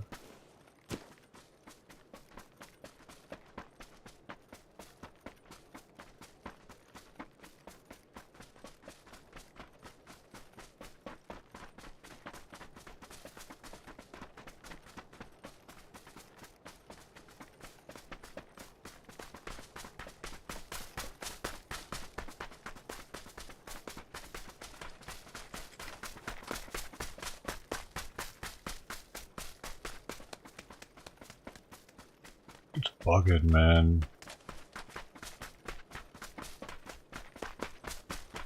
Why is dude being a fucking goofball?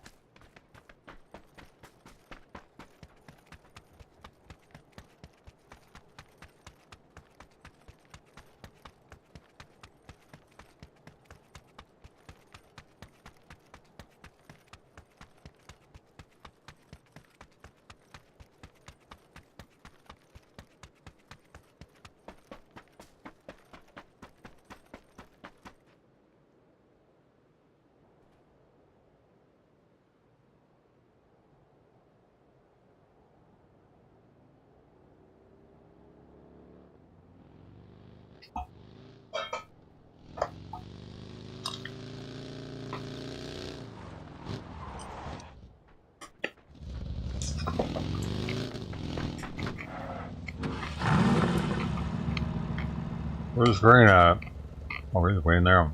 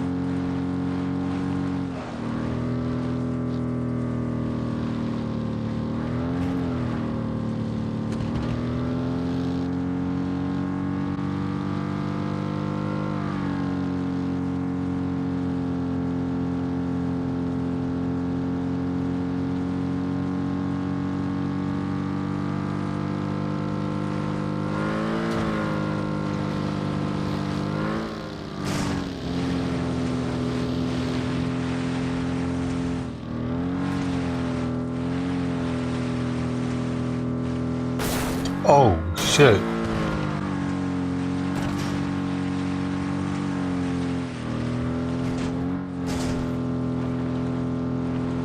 Gotta go to green, man.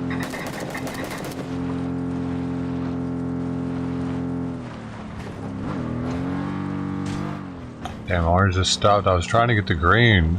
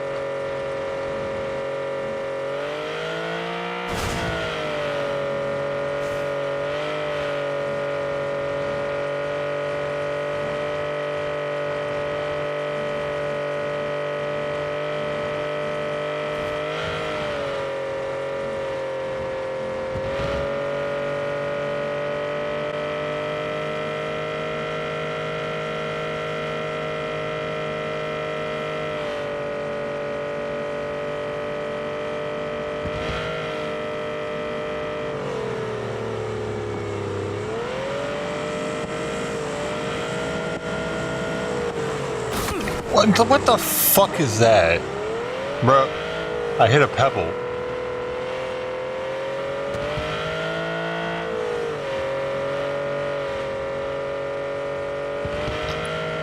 A crack.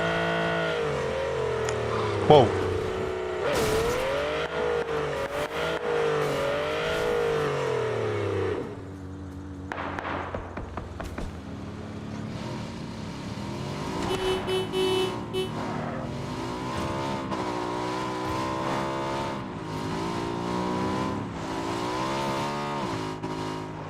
Oh no! It's him!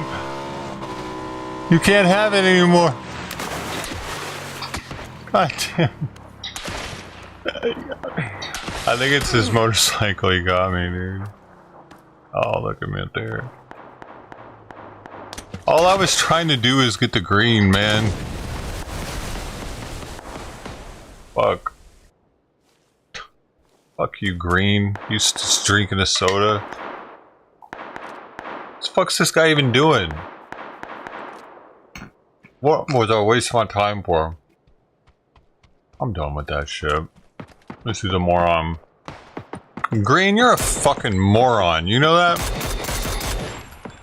We all just came all the way across the map for you and you're shooting at nothing.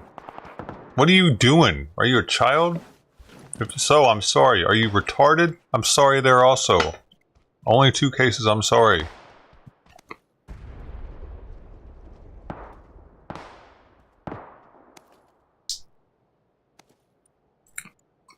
This dude's clueless, man.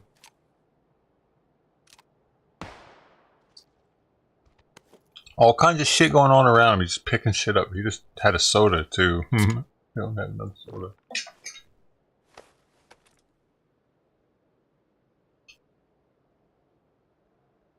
You just realize that we're watching him?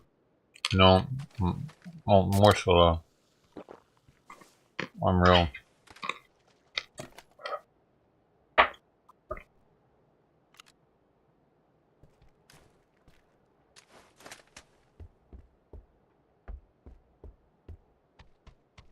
They're down there, I can hear them.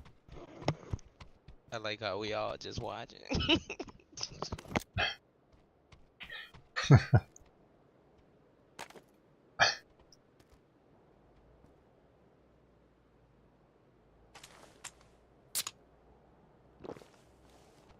Bruh.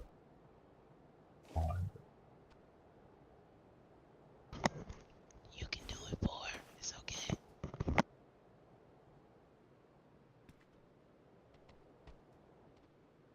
Let me try to figure out why I won't. Dude, he doesn't even have a backpack.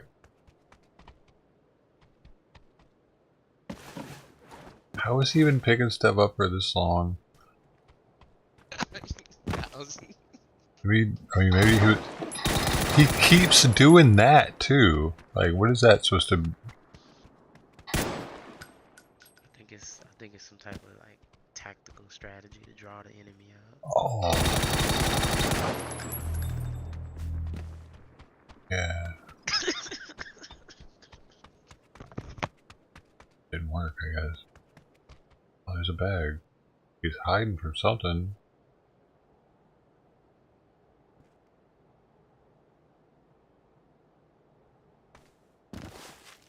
Maybe he doesn't realize that the storm's hurting him. He's like, what's hurting me right now?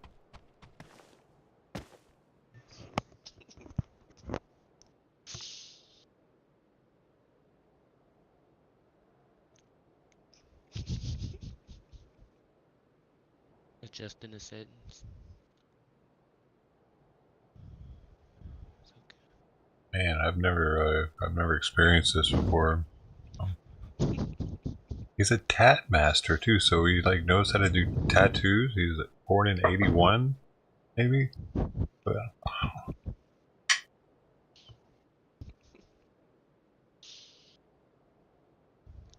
think the controller's stuck. I don't know.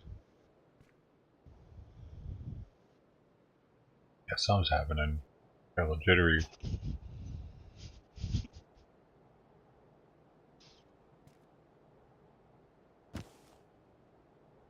I think it's because he's triple carrying too much weight. Yeah.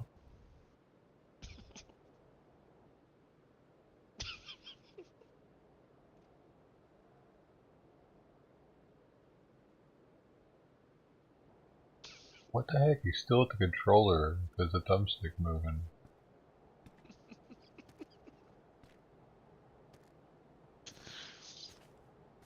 There you go. You can do it. Got faith in you, Tech Master.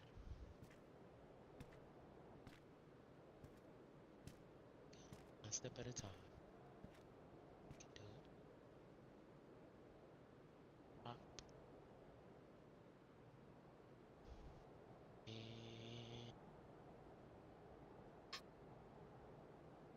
out of here.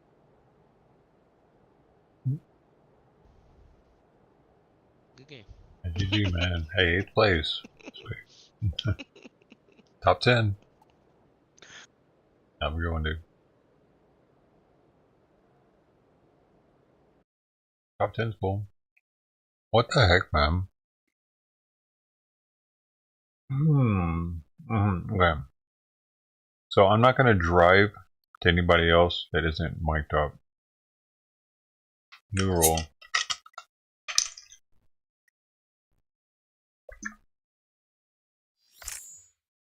Oh, it's Simon's food. Simon's food and medicine time. Dang, I should have spectated that.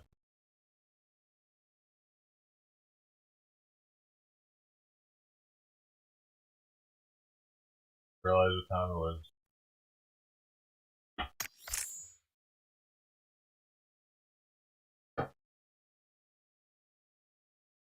6 o'clock. Are you ready? Hungry?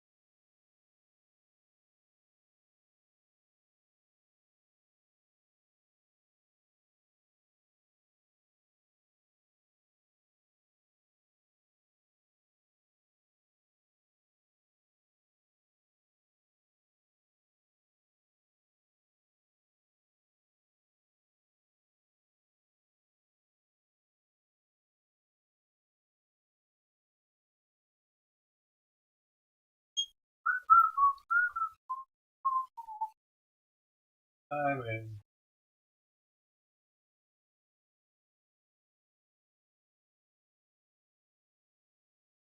Just down there though. But you wait for me up here and I might not get it in yet. Alright, alright. Okay.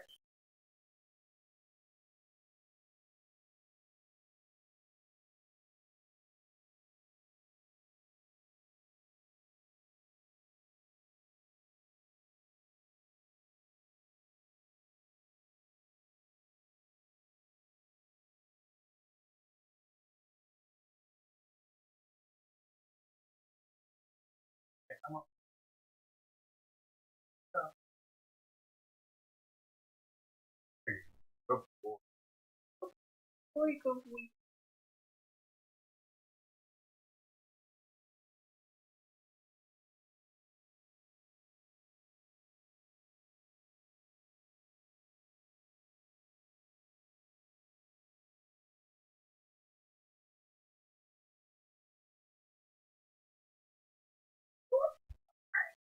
Better watch my hands. But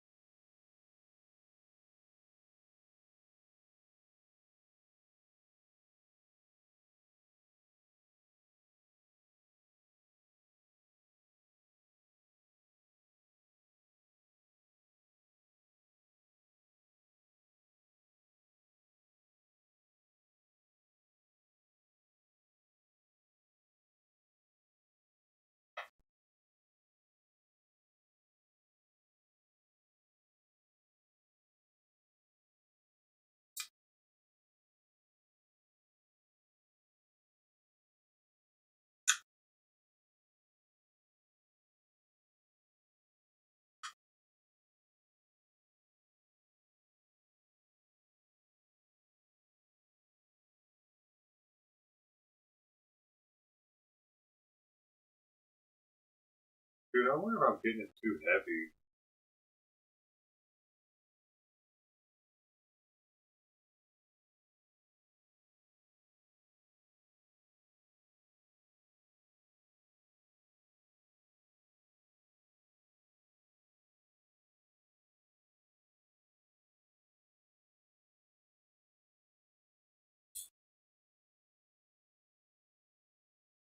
No. I wonder why she's not telling me that I'm getting them too heavy.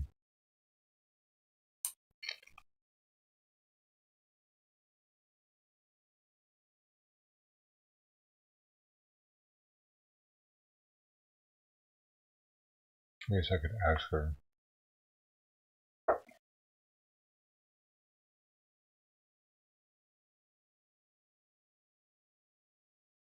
That's a pretty simple question. Won't bother her too much, probably.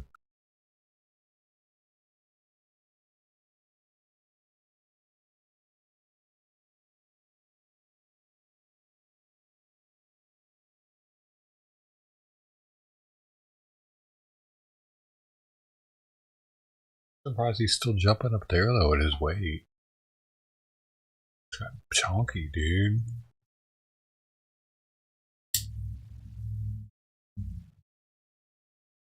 Sorry it took so long, y'all. Here's what I'd have to do when I go there. That time I weigh out 30 grams of his food. And then I weigh out 1 tablespoon of this water. And I put it in the microwave for 13 seconds. I add that to the food.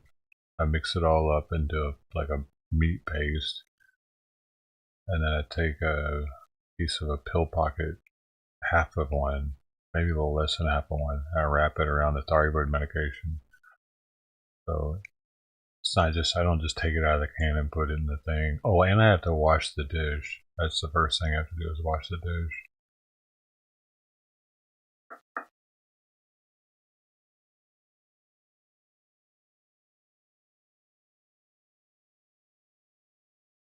He ate a bunch right now.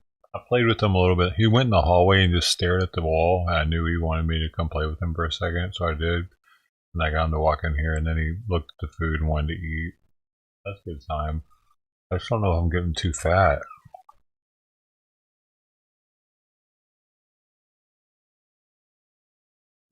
Definitely don't want to do that.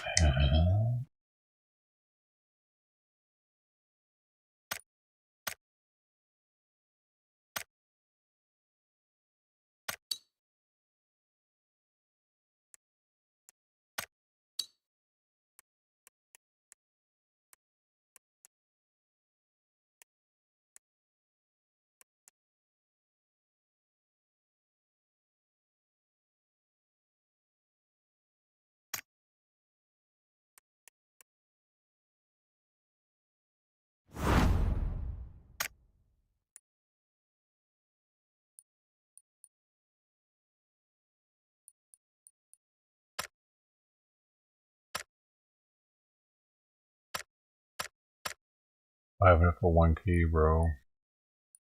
He's in there meowing. Dude, my game is really fucking up.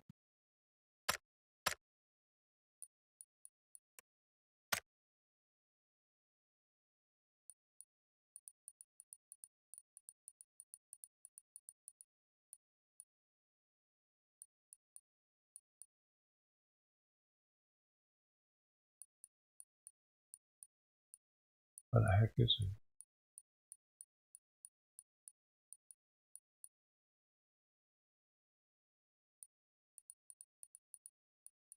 Look it out. There it is.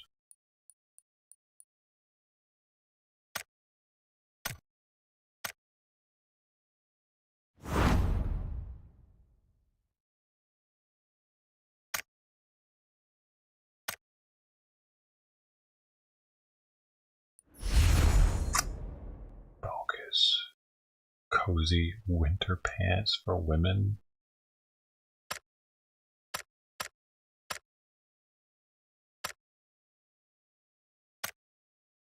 Not my style.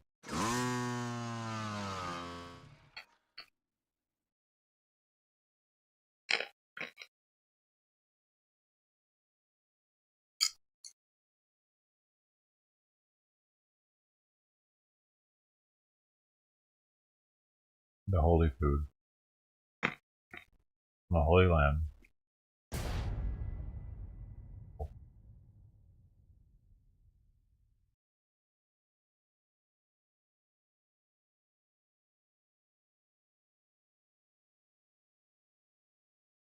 I just wear the Simon Christmas shirt on other holidays. Every other holiday I could wear it.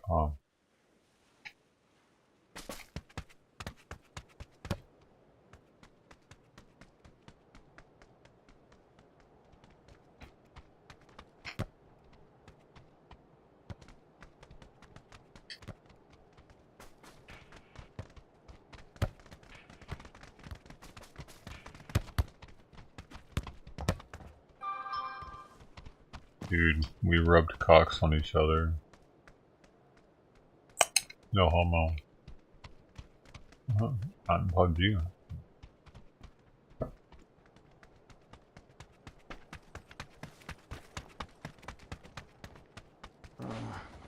Where we jump?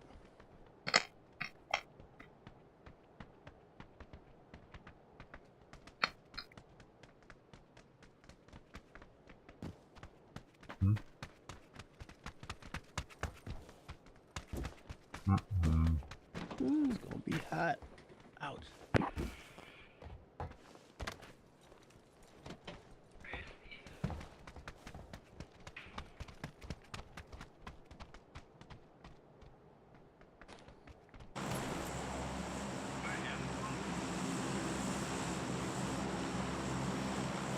I'm a nut eating fool, bro. Yeehaw.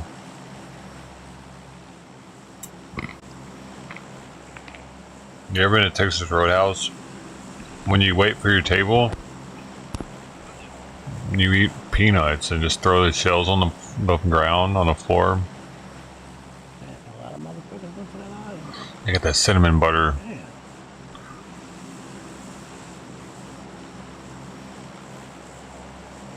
They got that cinnamon butter, boy, for your buns tonight.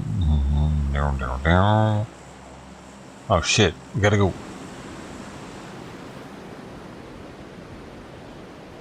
I'll tell you what I want. Some of that cinnamon butter, boy. No homo.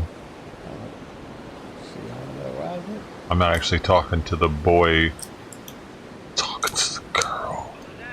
I don't know what that would be though. Cinnamon butter. Oh no.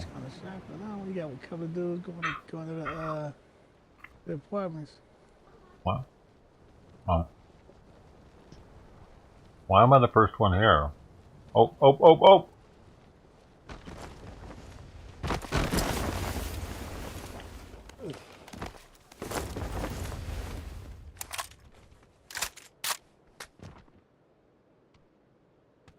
Cinnamon butter girl.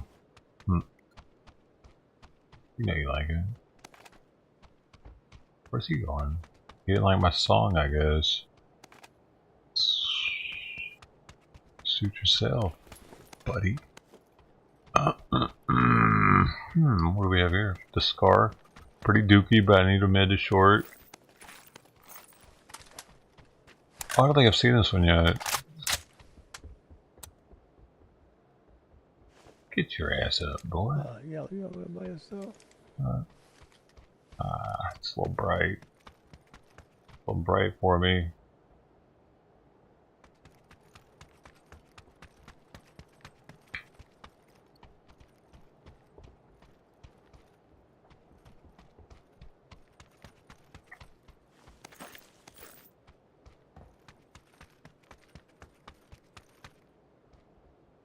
What is that? A 6 times? I think I do like that. Yes. Cinnamon butter girl. Spicy.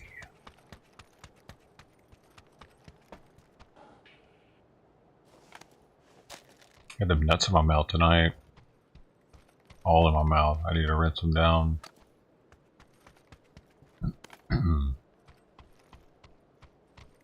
Just gonna get some stuff. I need that. I definitely need that.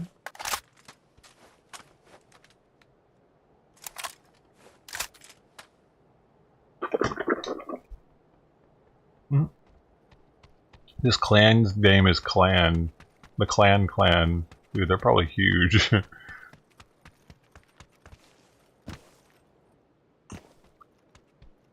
Going down. Oh, gotta do that professionally, man. Going down. No, wait. Do better. Going down. I could have been better. Gotta get better at that. I gotta be like Dr. Disrespect. I gotta get a mouse and keyboard. This guy's already been here before. But these pills right here, you know I gotta get some of those. Pop.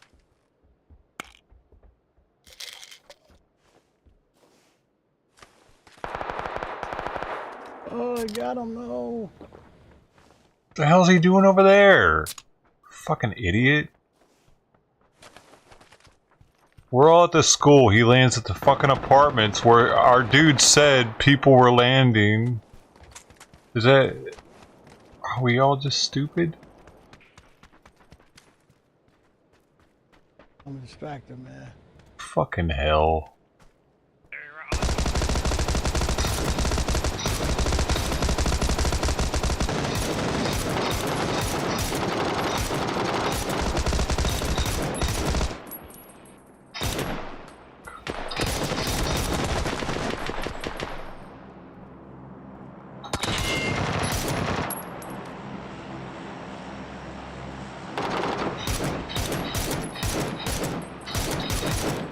He's on Sweet, me, man. sweet. Fuck. Oh, got his ass. Nice. Got his ass. Hey, man, don't go nowhere. We're finna bring y'all back.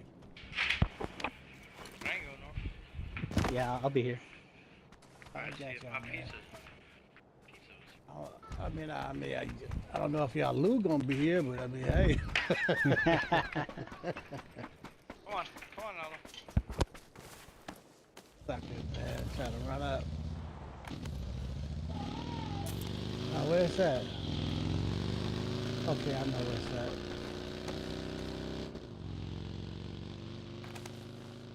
Suckers try to run up. That vector up close ain't no joke, man. That motherfucker's like a cheat gun.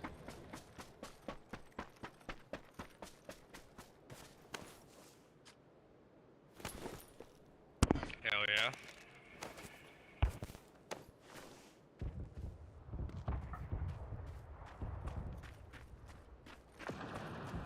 I downed one of them though, right before you got the last guy, so I got lucky with one last little shot off from the roof. That's cool. Yeah, we got lucky there a little So bit. how many was? So how many was it? It was 3 dudes. At least. That's what I saw. I don't. No, I got 2 kills out the deal. Yeah, for sure. 3 dudes. 190 seconds. Stay alive, y'all. I'll take those. Yeah, I'm not gonna need that. Oh, I'll take all of those.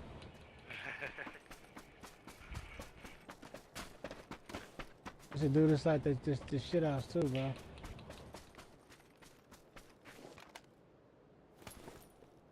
He inside here. I killed him. He inside there. Close quarters with a motherfucking vector. Can do that.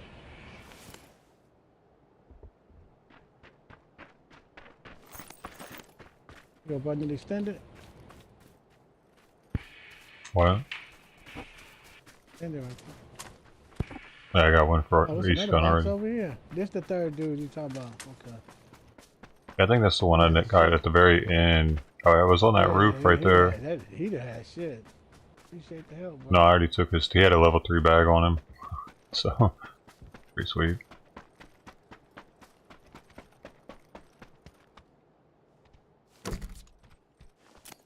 Yeah, y'all gotta. Oh wait, y'all don't have to survive the comeback arena, do you? You do, don't you? No. We just gotta survive. They time up in there. Oh right, because you did the chip, right? Yes, sir. Sweet. The comeback arena is kind of a bitch. Yeah. It's like the gulag a little bit, and I hate that shit. The gulag made me not want to play. I know, 2 of them, but I already got one on there. That was it. They all SMG. Yeah. Oh, y'all come back to the same place. Oh yeah. We're gonna have company soon, though. Why say that? We're in the middle. Oh. Just not to worry about them coming back.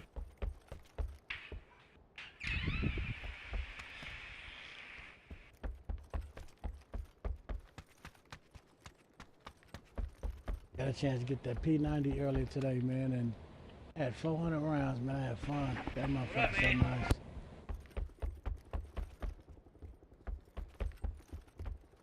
This jammer pack.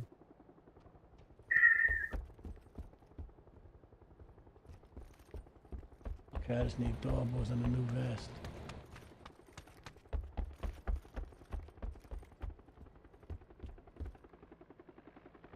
Oh, two up here. It's third floor though. You'll probably find one though. Pick up my fucking emergency pick up. See where they go.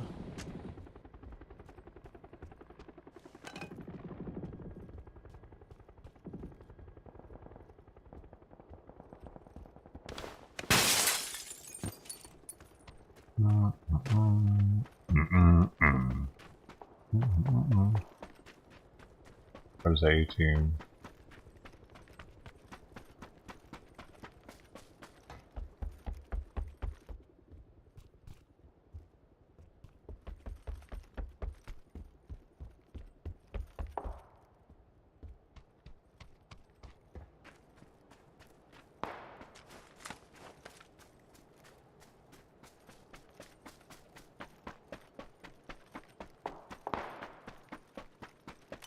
I look for a fucking vest though.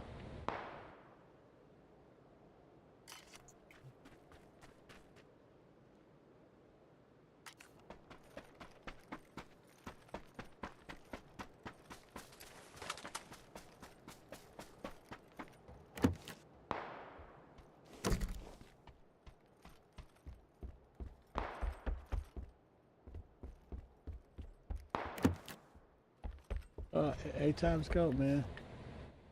I'll grab it and drop it by one of them boxes when y'all come back. I just found one too. There's 6 times here I'm dropping. A-time be a little bit too strong for me, man. Way too fucking long to focus up. By that time the dude to move, I'm already a bad fucking sniper. Trash. Fuck that.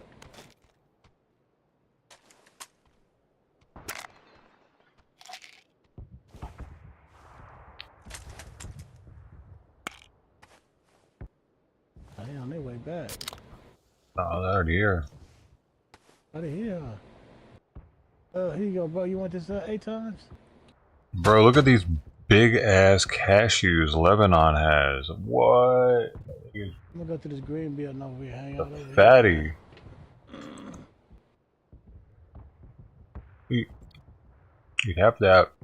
It's a snack for the whole trip. I don't need nothing else. Fuck out of here. I don't like your eggs. Okay. I'm eating this cashew.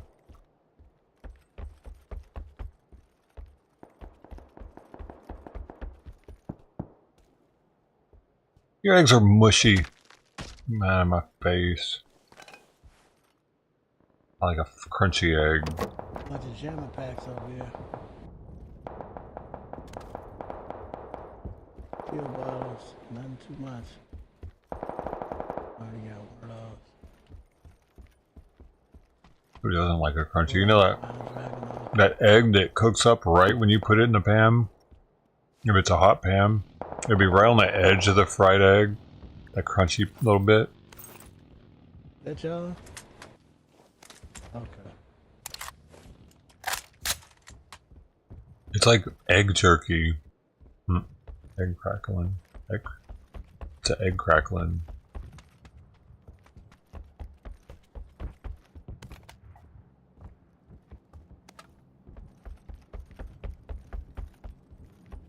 It's a delicacy. Emergency pickup coming. How can you make that happen to the whole egg? Oops.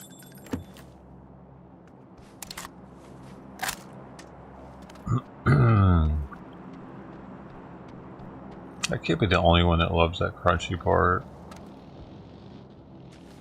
Gonna be coming.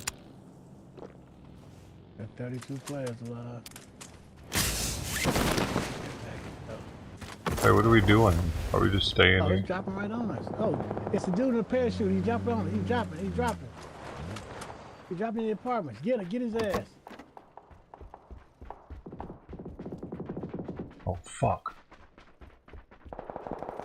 He's in that building over there.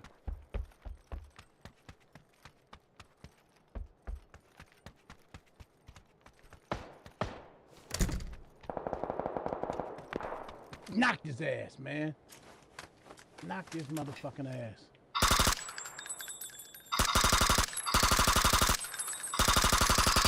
Ah, I should have used my other one. I wanted to stay suppressed, so. Fuck! Ah, god damn it.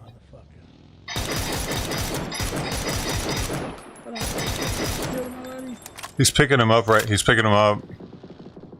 Oh, dude, somebody over there picking him up? Yep.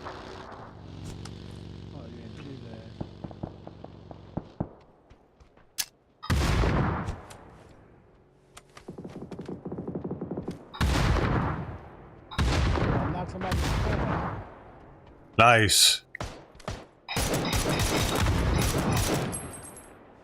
Fuck, one of them went in the stairwell. No, he went in the stairwell. I don't know who's in there.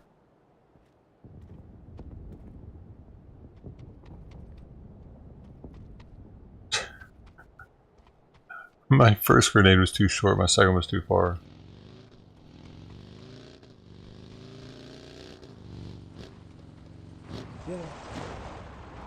Mm-mm. Oh. Somebody else in there. Down, down, down.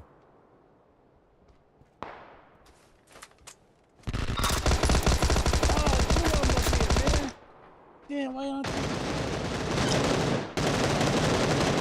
God damn it.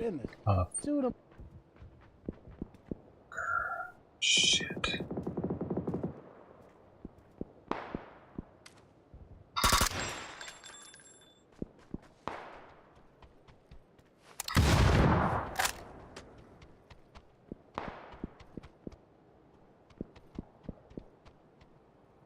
This sucks.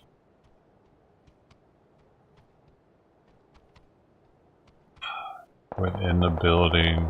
He went in the building, man. I wouldn't have done that. I'm a chicken.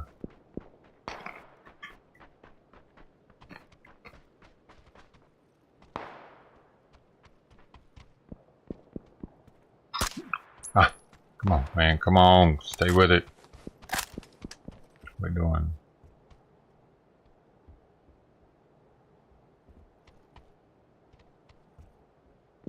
What are these guys doing, man?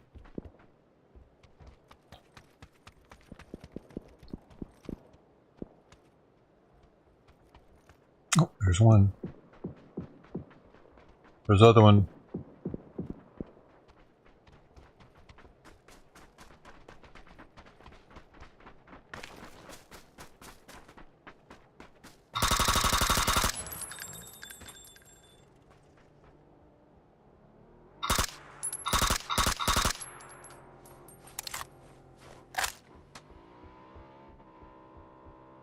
One of them's down.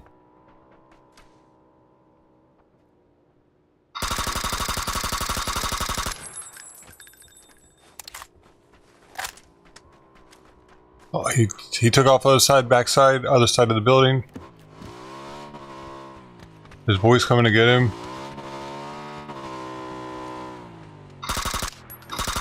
No, that's not him. Shit, where'd this guy go? Oh, and he's still running backside. Oh shit, there's somebody up here with us. I think it's him actually. Good shit, man. Got me. Damn, man. Hey, it's because he jumped in the wrong seat. I needed to give him longer to get in the driver's seat. Because you got on the other side. I was shooting at the seat. Mom.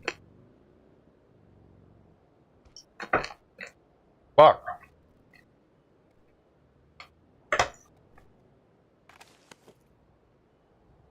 Shut the fuck up, Busy.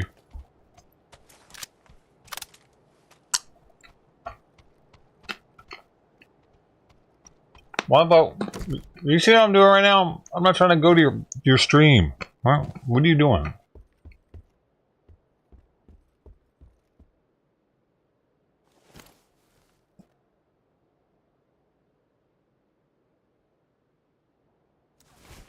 Huh? Why does it say got? Why did you fix it to say got? It says go to and you put got.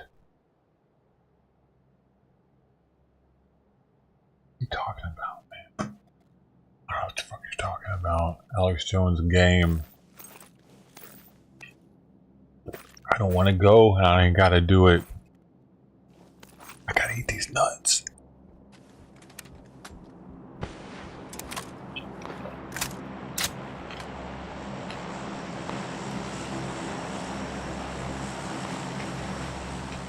Huh?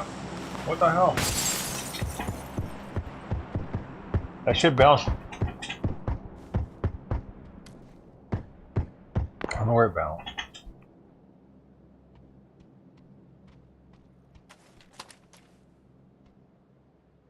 Guy's not happy about his situation of that.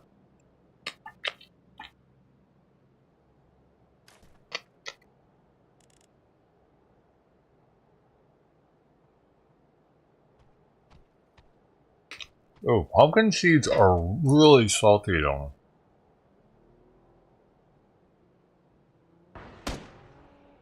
In Lebanon.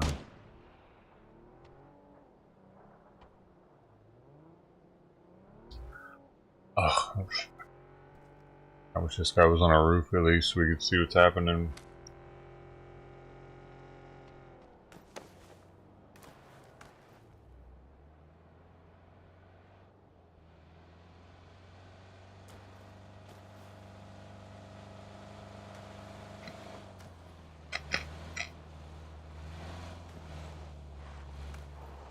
It's kind of whack. I don't really know this guy like this. This is something that, dude, I just brain ported.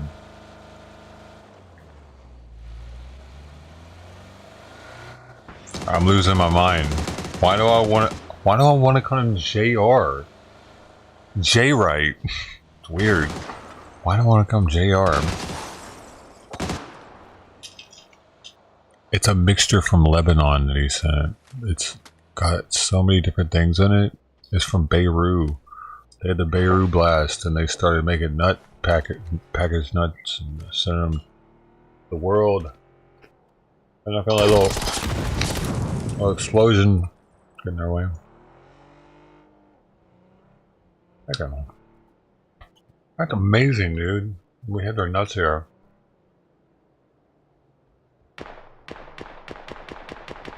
Biblical nuts. Jesus might have had a nut off of one of the trees that were related to one of these trees.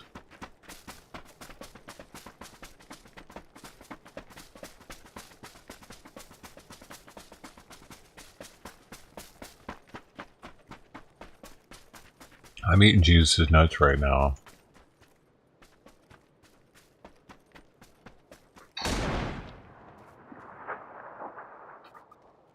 Oh wow, that one really tastes like barbecue too. Whatever that is.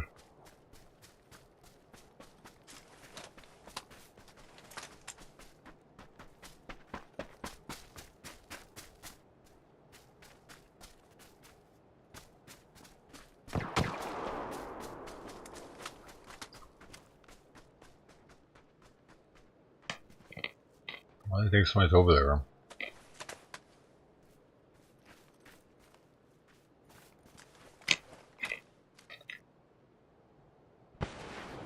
There's somebody. Yep. But they're not through that smoke, are they? Man, I could have had that dude so easily if he'd have just gotten in the right seat. Or I'd have just waited until I heard the car start. That was a trick.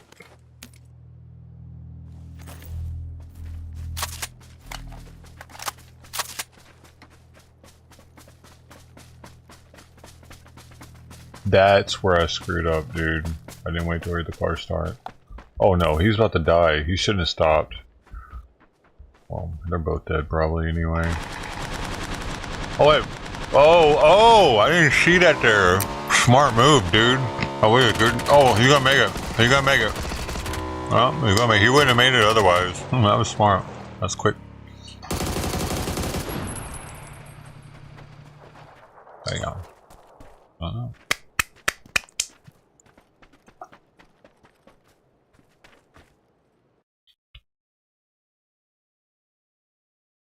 I wasn't paying attention.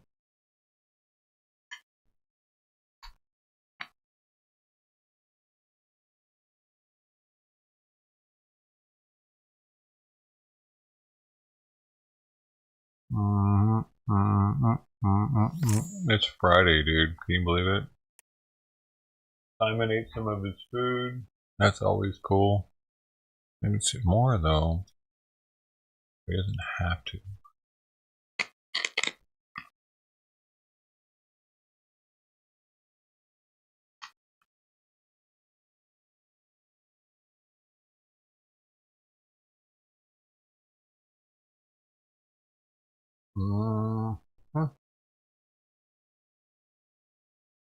Yeah, because he's getting fat.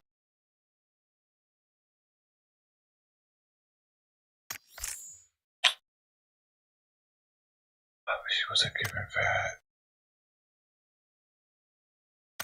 Extra.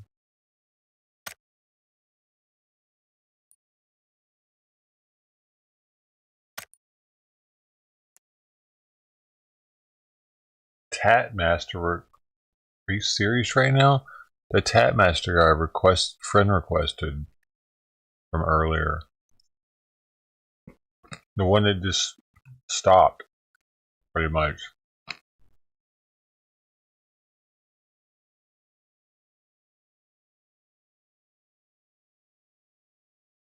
What is really going on? The one in the beginning we drove out to, it was a waste of time. I never talked or anything.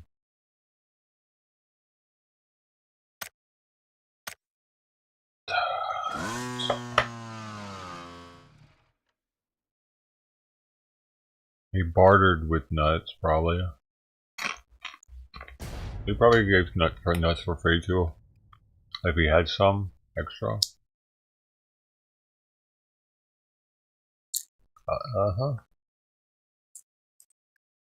Alright, I'm ready, Deb. I can bet you get the apostles nuts when they're hungry.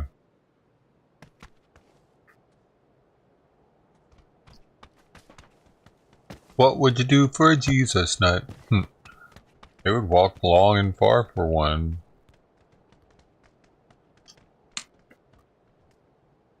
They would gather.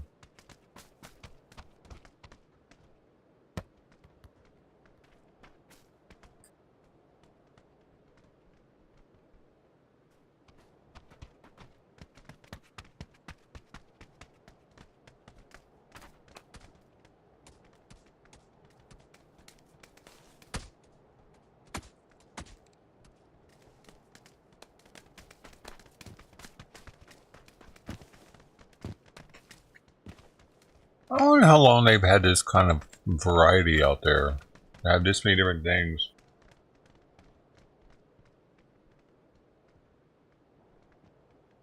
In Lebanon. Amazing.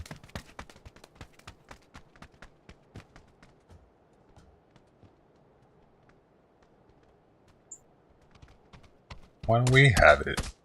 What is wrong with us, dude?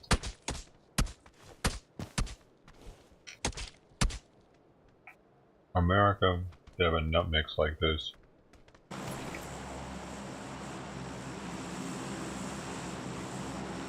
I say I found my new, I'm calling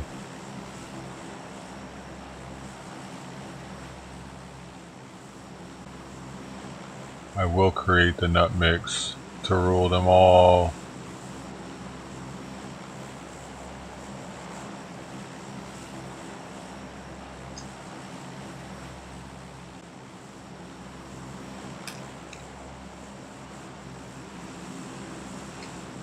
I can smell the Middle Eastern on them.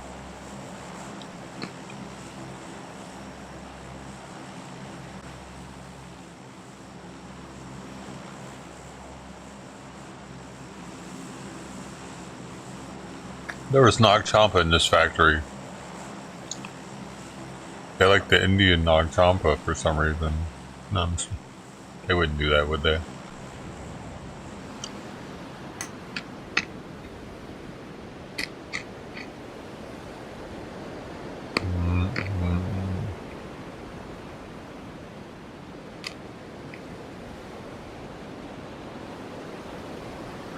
Alright, Busy, we've had enough of your vulgarity. Go away now. Well, here's private.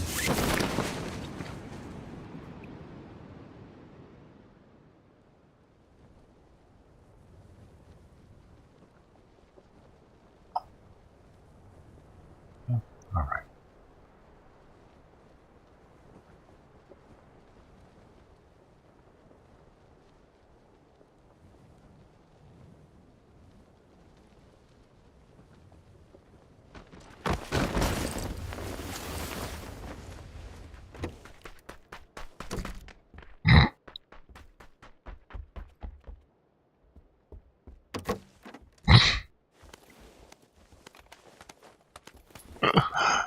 There's a door in that dude's face. Oh, be alright. You gotta be careful with these nuts though, man. Some have shells on them.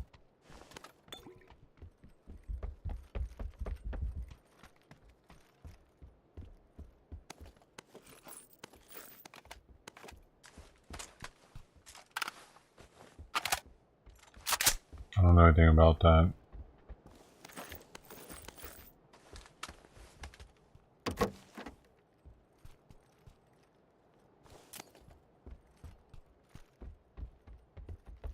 There's all this up here. Really? Jeez, this is a small house. I mean, it's bigger than where I live, but I was expecting a little more.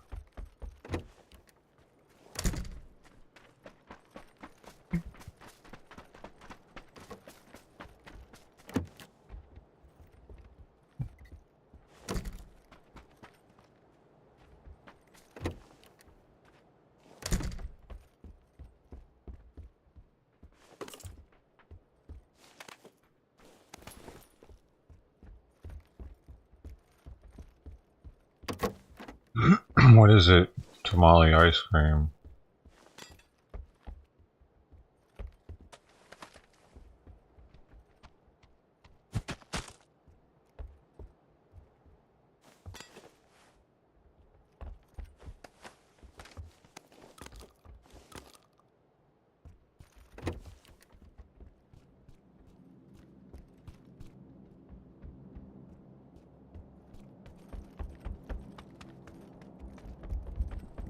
It's like tamales.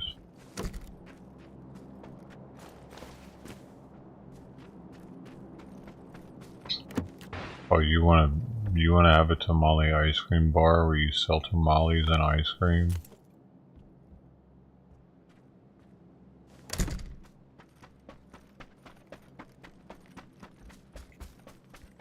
Got it?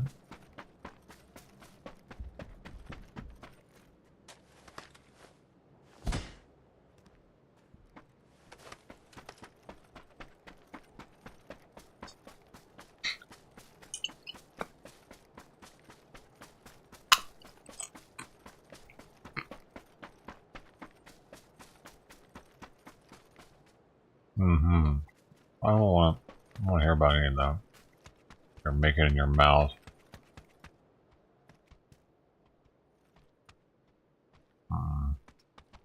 First you go about talking about some dicks, and now you're talking about stuff you're making in your mouth. Why are you continuing this vulgarity? You found a way to continue it, low-key, didn't you?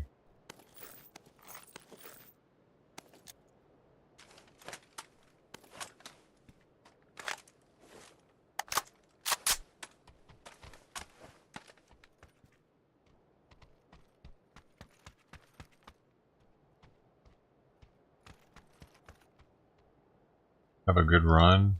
I'm getting my cardio in. Bye. Go stick something in your mouth.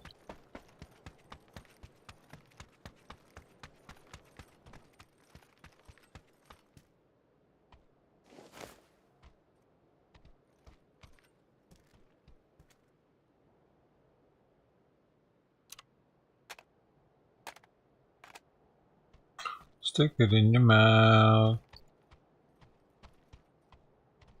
Excellent runner. I know where all Best running spots are on the game.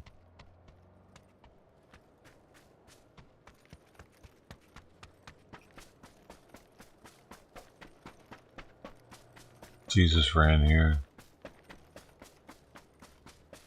He ran a triathlon here when he was younger. When he was in college.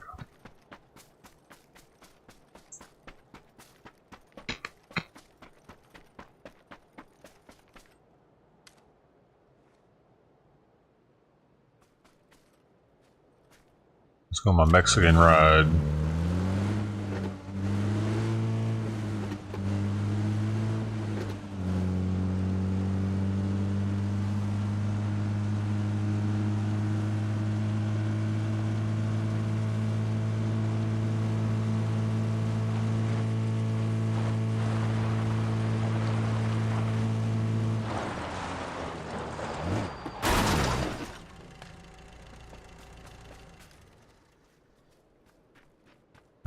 Now we look right together.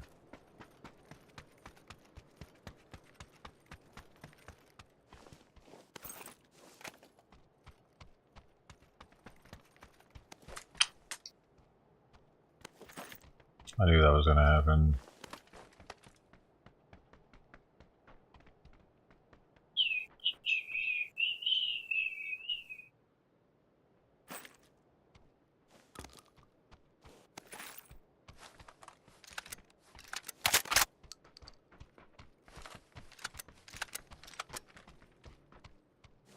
Very nice. Do, do, do, do, do, do, do.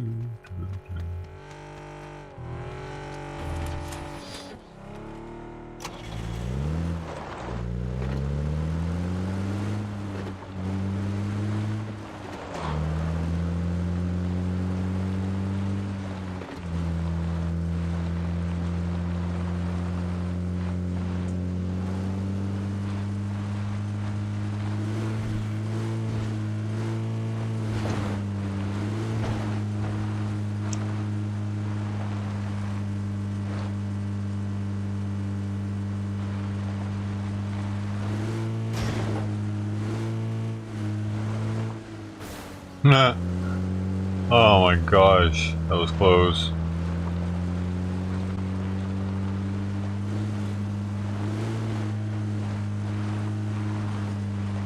Where the heck is this guy going, dude?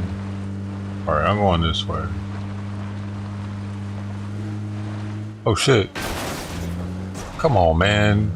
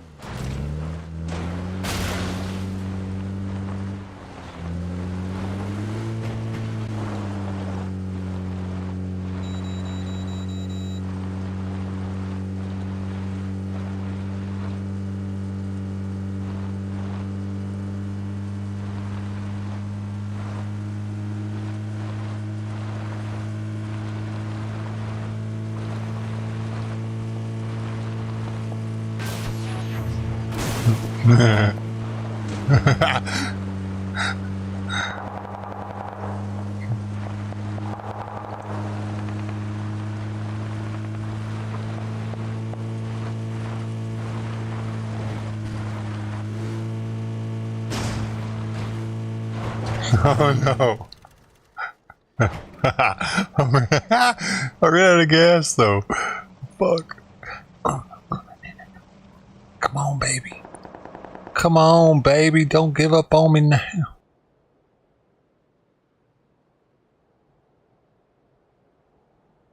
Think I can make it? Just gotta believe in it. Oh, fuck.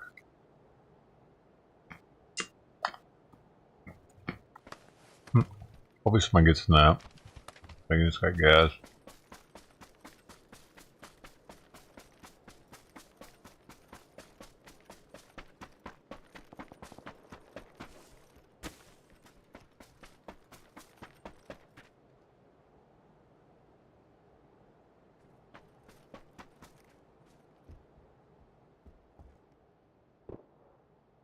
Oh, decoy grenade.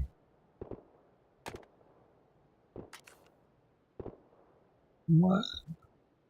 Oh, that's a regular frag. I need one of these cars.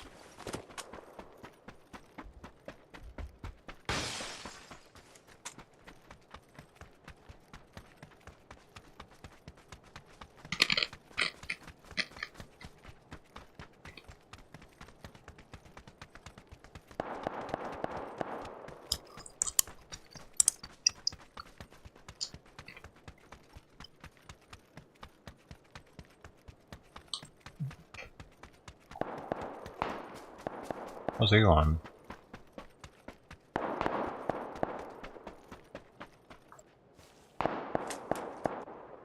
Oh, really? I see him right there. I got a bad setup though.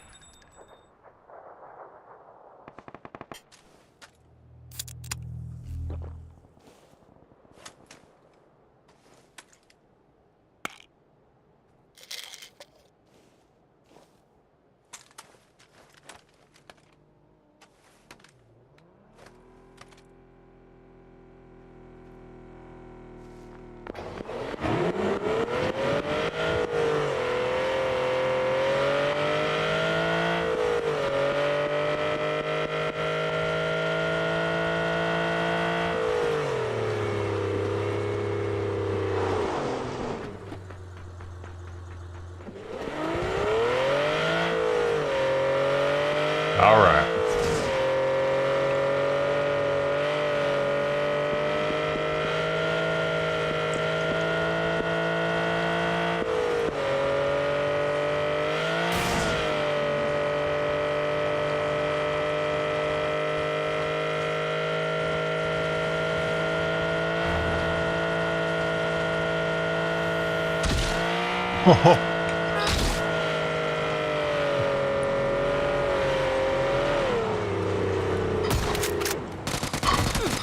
Oh, that would have been fucking beautiful. I could have gotten it. I was close, dude.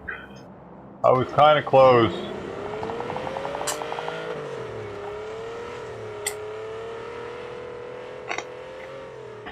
How come maybe you left me there, though? Oh, man.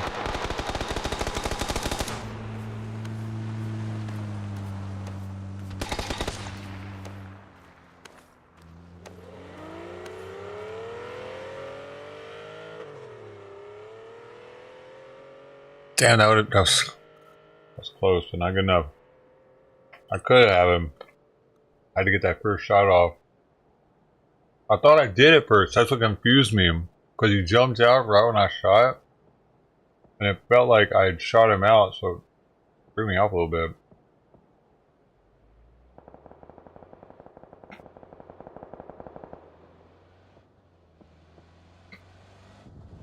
Holy shit.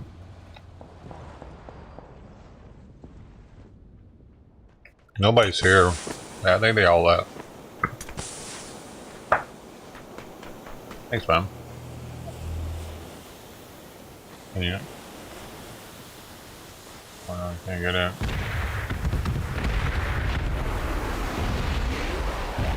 Oh, damn! What are the fucking chances, dude?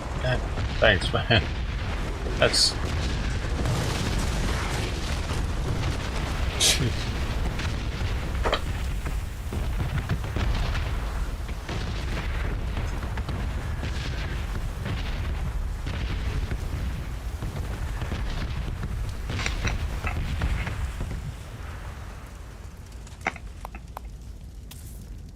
Crazy.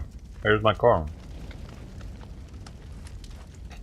I live on. I'm still in the game. My car's there.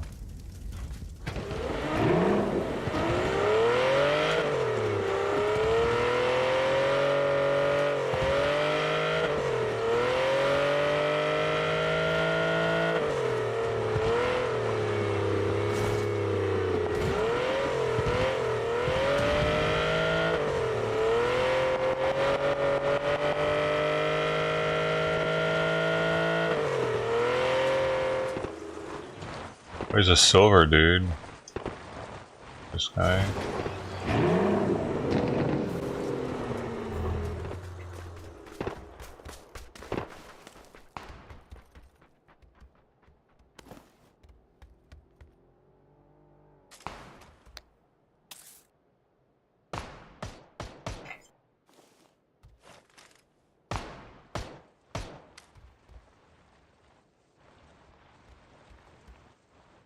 Dude, that kill though, driving straight through the smoke.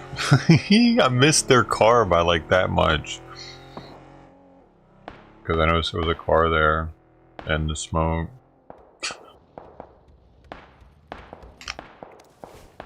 I felt like it was the movie Days of Thunder, where he's got to drive through the smoke.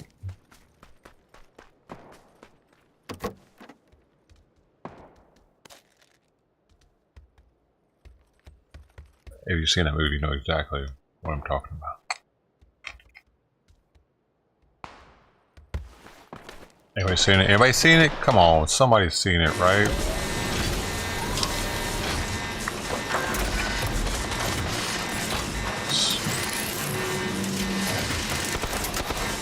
Oh no, dude. Damn, that sucks. They just got fucking our partner down. Damn it. What was he?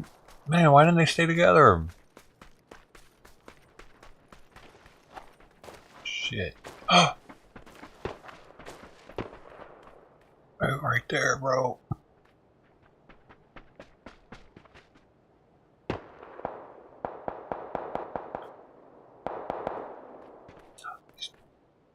Dude, he's right there. Well, that's gonna be smacking. I don't think you need. Have you got any pills? Need some pills, man.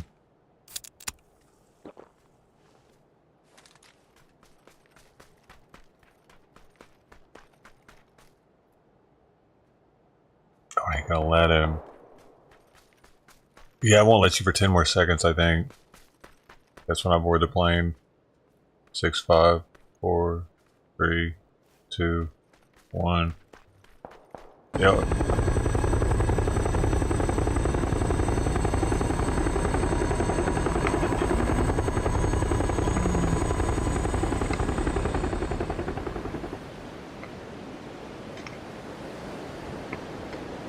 Hopefully you can tell. Oh no, it's smacking. Oh no, it's killing him. God dang it, dude.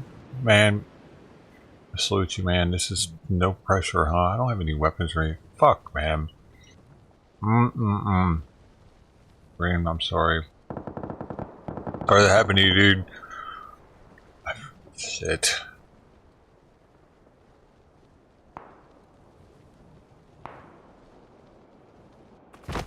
This isn't good. This isn't good. This isn't good. Oh, wait. Got a bike, at least. Got a bike. I got some soda. Oh my god. There's not a gun in here. There's not a fucking gun. There's not a...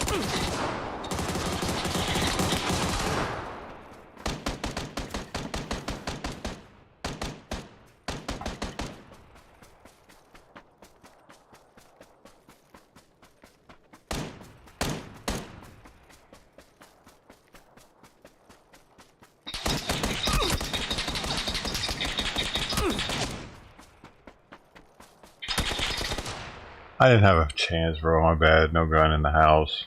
Did you? What am I gonna... that sucks, dude. I shouldn't have said anything about me and responding. Damn it. How much longer? Just let him get in the car and leave. Fuck on.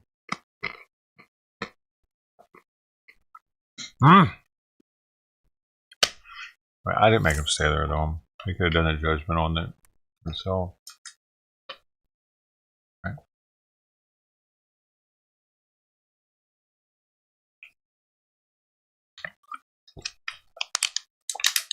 Yeah. Here, we'll give him who was that? Captain Jamaica or Dirty Balzing. Let's try this guy. Compliment. Skill Master.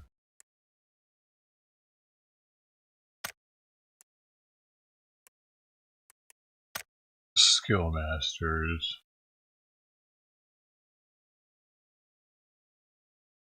I was in Skill Master. Last guy does not get Skill Master award.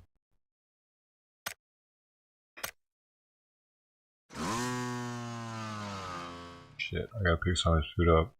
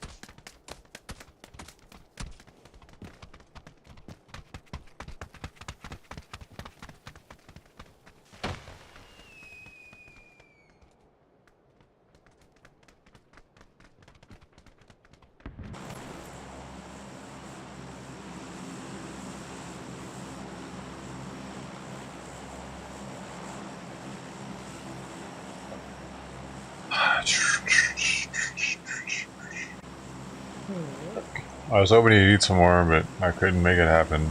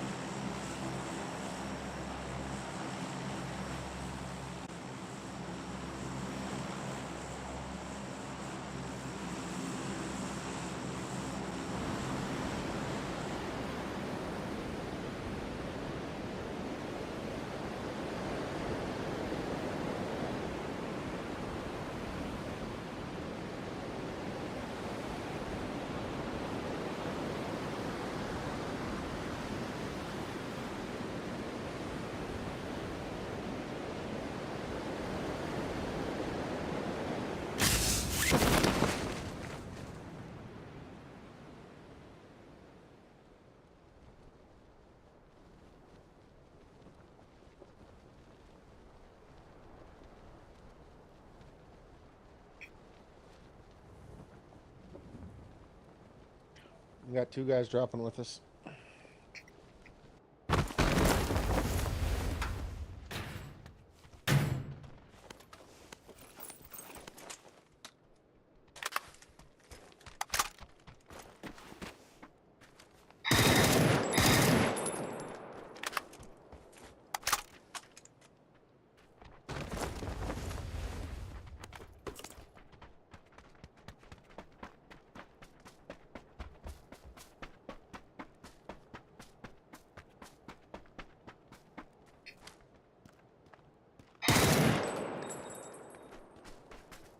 They in there? Yeah. Yeah, one's in there for sure. I don't know where the other one went. One's in here. Yeah.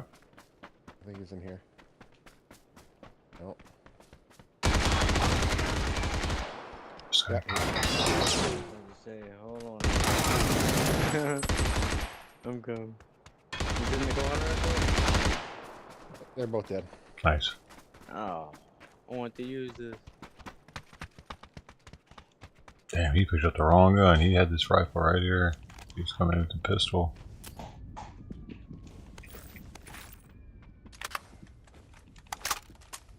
Anybody need a safe time?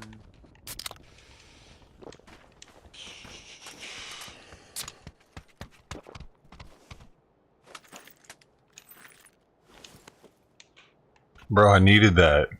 Fuck, man. What you need? That med kit you just picked up. Here. Thanks, man.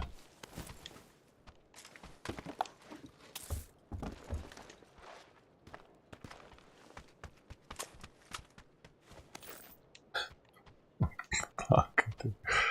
Ay, ay, ay. You would have rummaged through your kill bag. At It's least an extra backpack room.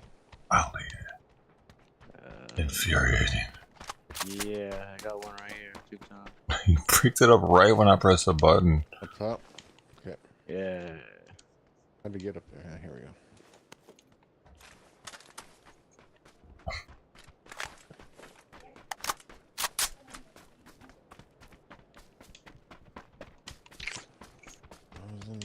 Alright, let's go over here. Oh, I'm not on top of anybody. What are you doing, Moments? Got your bedtime.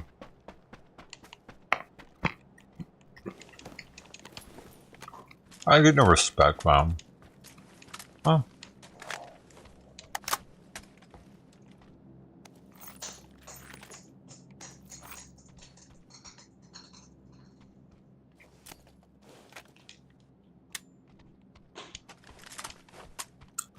Yeah, their helmet. Bro, I just picked it up underneath my nose. It's my kill. That's my kill. Yeah, I know. You don't take another man's kills without proper finish. Without proper authority. Authorization. You hear me, boy? You don't mess with another man's bear.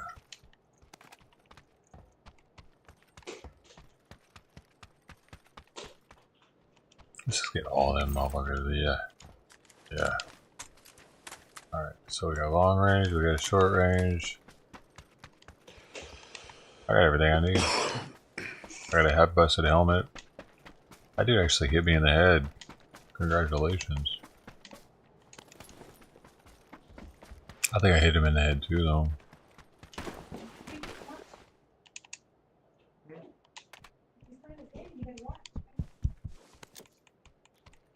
Just remembered I had a bicycle in the last game. I could have used that. Could have biked around, man. This bad boy. Hey, motherfucker. You mess with me? Huh? Do we have a problem, punk? Where's he going? What is orange doing, dude? And green is...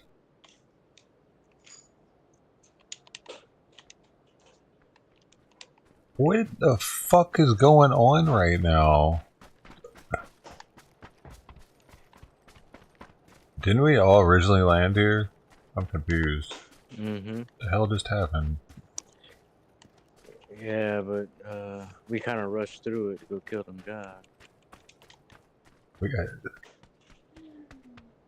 got so separated.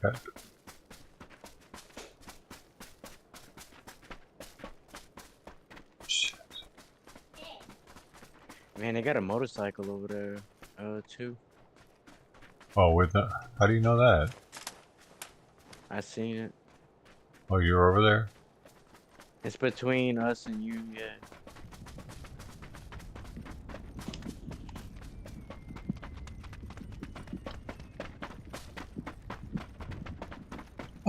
Why'd he go over there?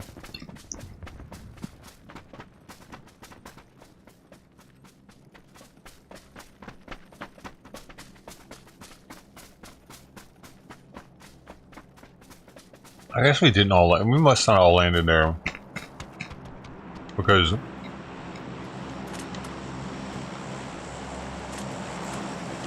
why else did it take so long?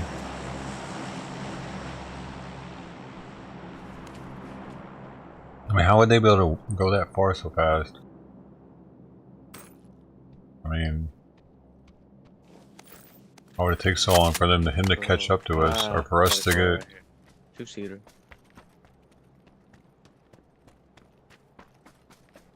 I can get more ammo. I need it. Blue. Dang. Two, you got shot, homie. He's gone. Hmm?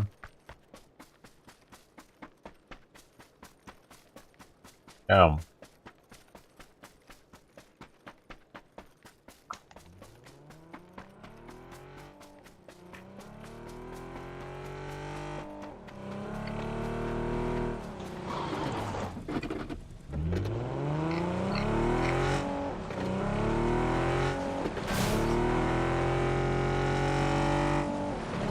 Thanks, dude. You're awesome.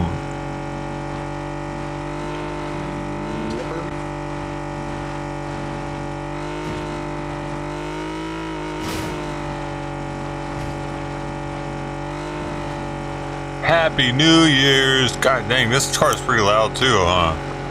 Yo, oh shit.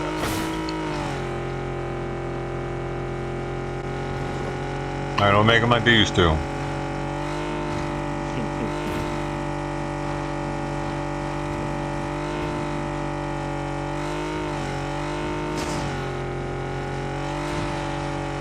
Oh no. That was close.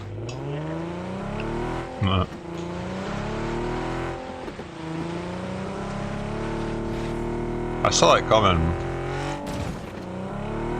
Well, they got some funny shaped nuts in here, huh? That's what she said.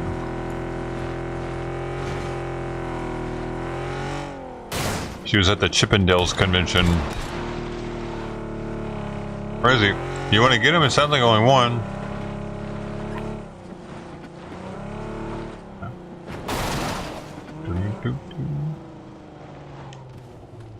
What's this guy doing? Damn, I thought I picked up that helmet.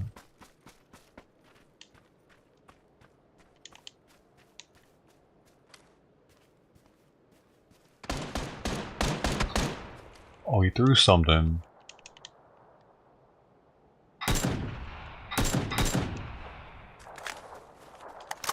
Sound like he threw something. Man, look pretty. Damn, we got him. Yeah, got a minute. Yeah. I don't know if that's the same guy or not. I don't see how it is. Yeah, it sounded the other guy was further. Can't be. Yeah. Further down there. Uh-oh, I got... Oh, it might... Oh, we got one behind us. He just ran in the gym. What? Man, I thought I heard something. I thought that was you, dude. Crazy. I heard the same thing.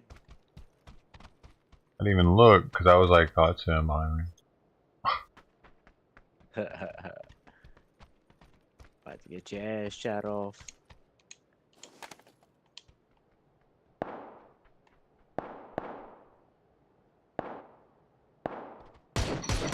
Uh-oh. Mm-hmm. Hello.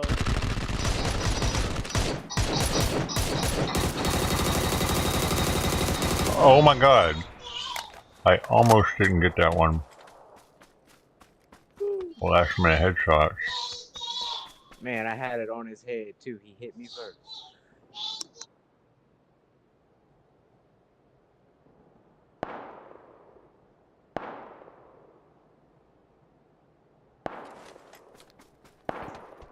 That sounds like a bot.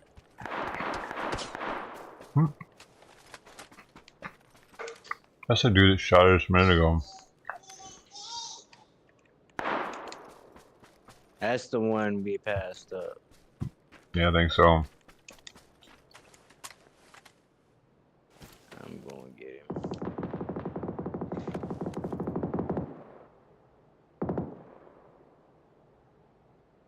This guy's had 9 energy drinks on him.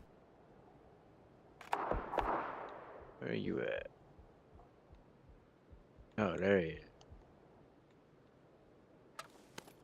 I see you, bitch.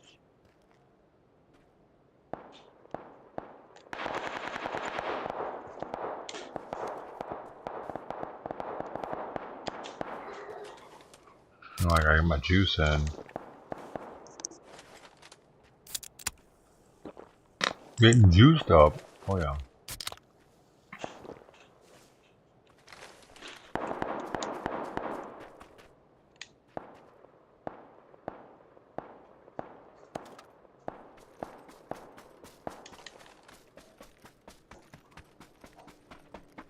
Did you get him?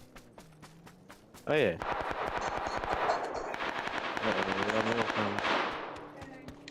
There's 2 people coming from there.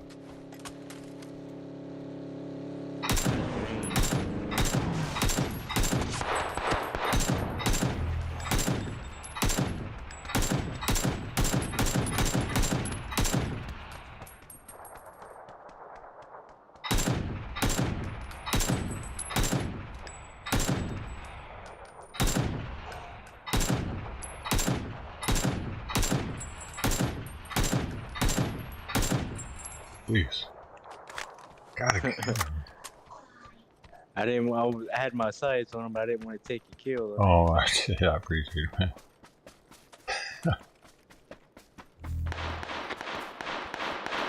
Ooh, no. Where you at? Where you at?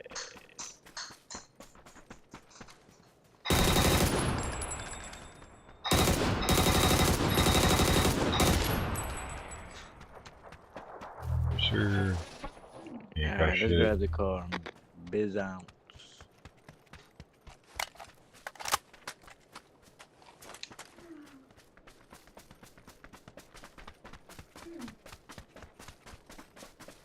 Green, grab that car you came in, and we only have a 2-seater over here.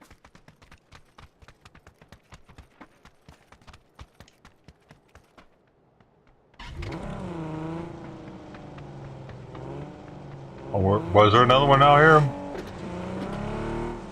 I'm not sure. Good. And he came in one though. Oh yeah.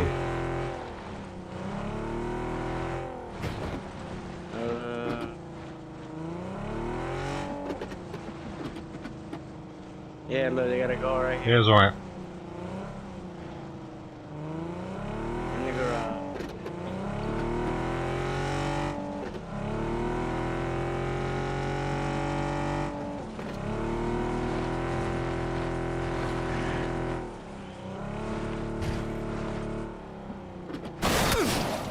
Dang, my bad. That's good.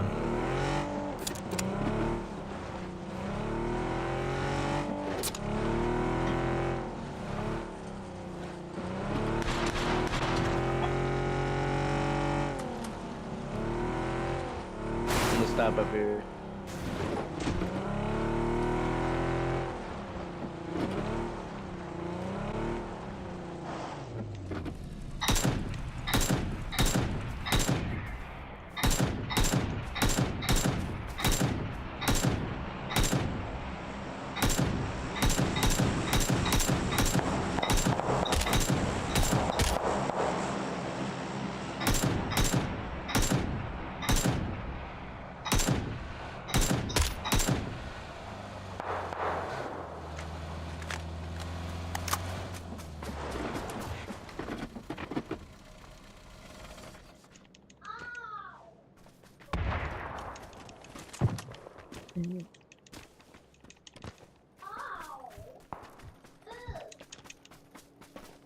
Will the cars come to the bridge?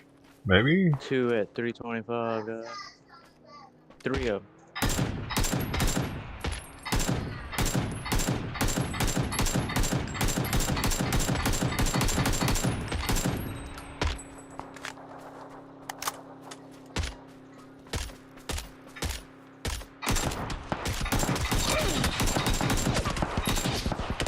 Oh, we got a guy at the rock over here shooting at us. Or you got him, the tree. Yeah. Do y'all get him or did they get him? Oh, they can hear me.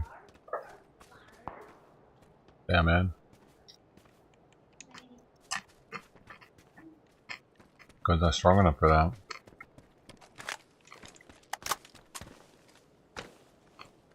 Alright, peeps, we can move to the center if you want to.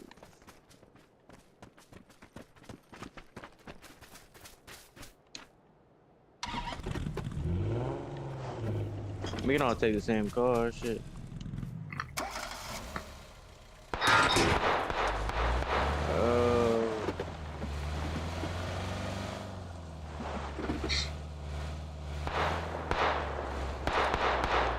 In the blue? Where's he at? Oh, I see you.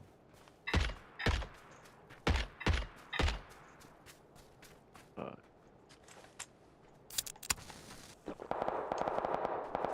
that's fine. He gonna die.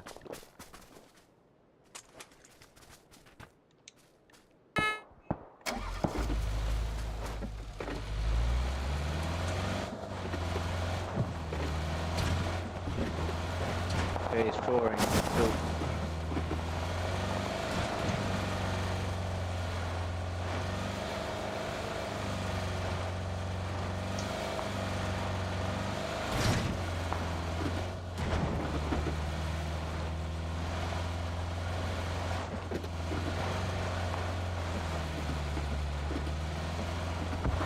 Oh shit. Oh shit.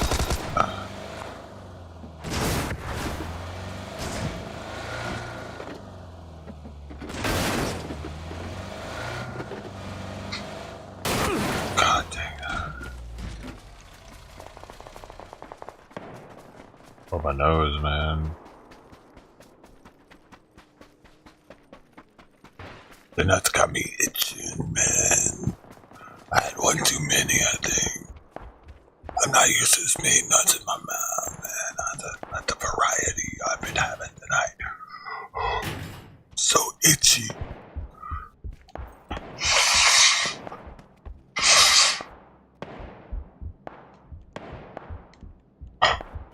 My nostrils are itchy, man. I need some more weed, man.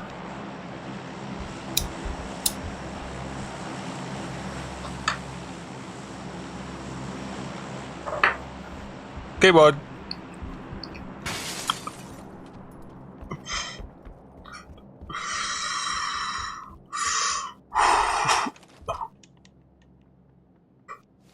I'm just gonna pop this for the hell of it.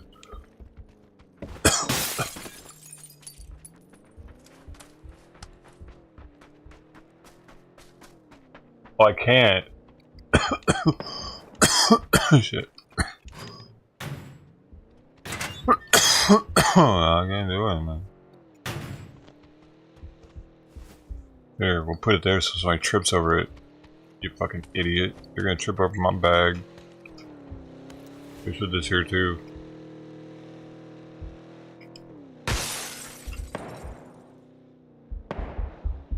Why can't I put it here?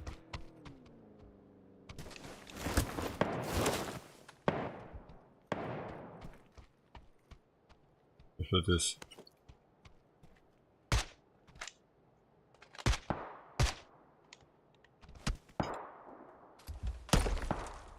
They're shooting at me. Somebody's shooting at me. There, block the door. That might actually work. That might actually fucking work, dude. This one's not gonna work very well. Oh shit. Oh my god. I don't know where to go.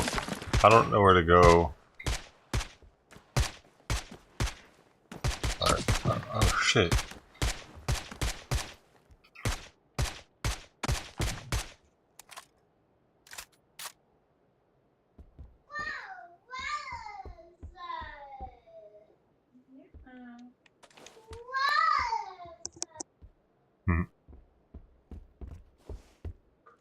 Anybody got a pain med or anything?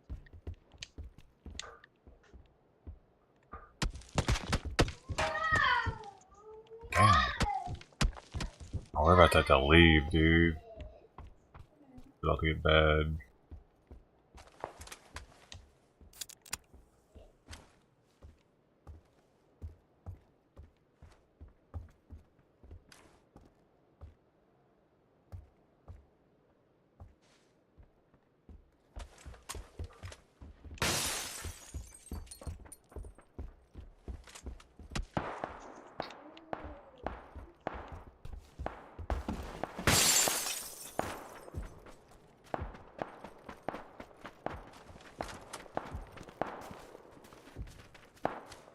Over the ridge?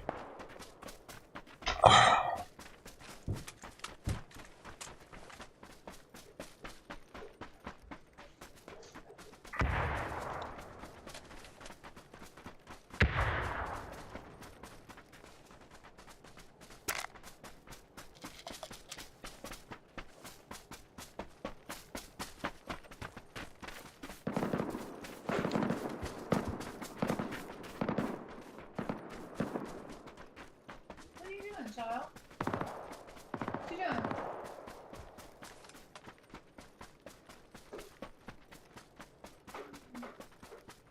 You don't need to mess with that.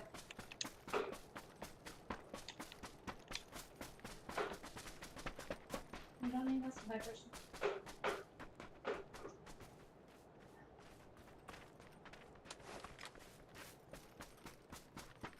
Wait, was that? Christian, no.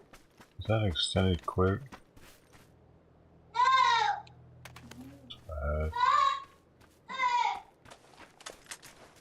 Oh my god, I should have went back for it. I gotta mute this dude.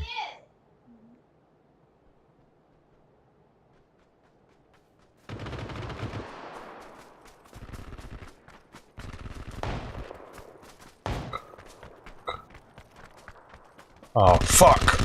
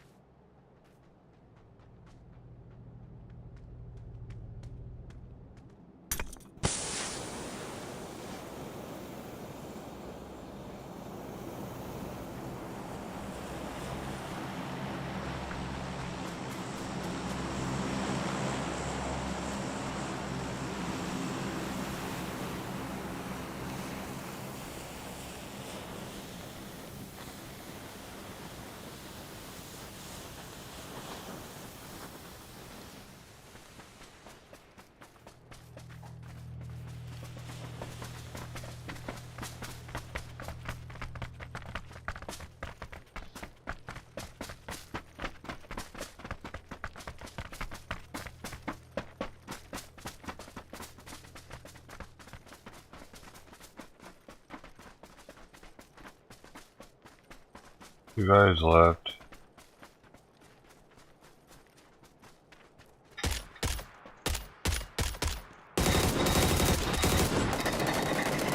GG, man. Hey, that was a great game.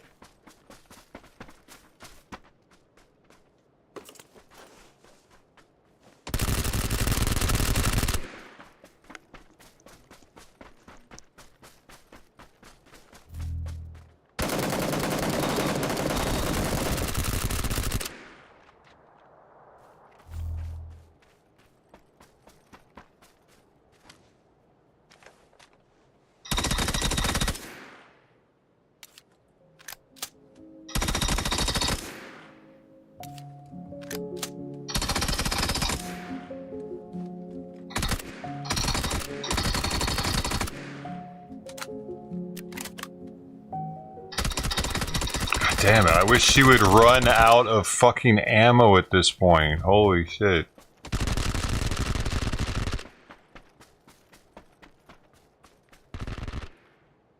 Jesus Christ. I just don't get the dudes that do that at the end of the game. They feel the need to unload their entire 250 rounds of ammo Like, what are you doing? I was probably the dude that got no kills, too.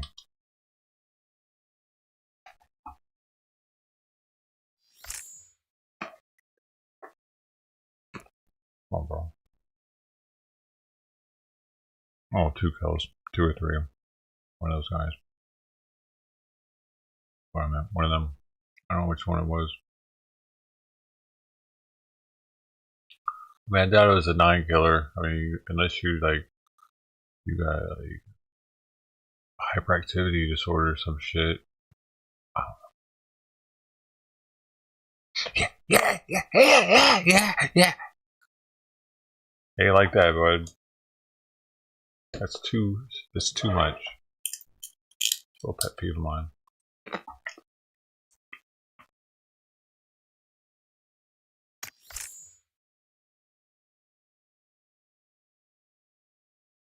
Dude, Jay Wright said these nuts, Ted. They're from Pakistan.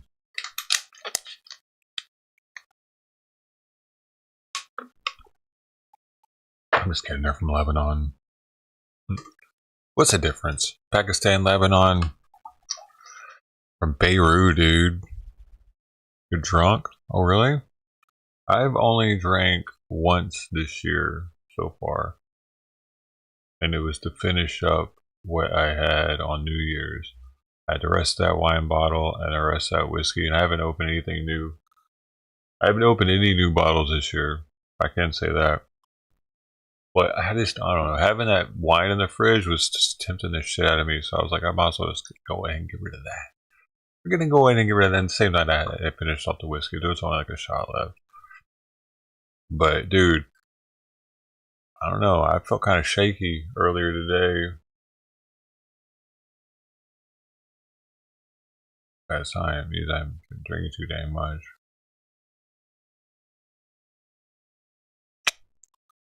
Yes, sir, Bob. So that tells me you get shaky.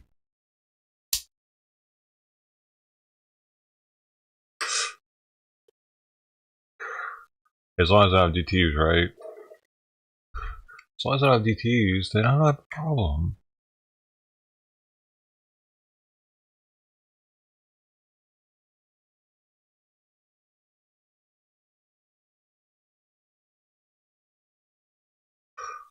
The thing is, I still got a ton of whiskey around the house. It's just not open though. I even have some that's not even here yet. It's like, I haven't had it delivered. I have to tell them when I want it delivered.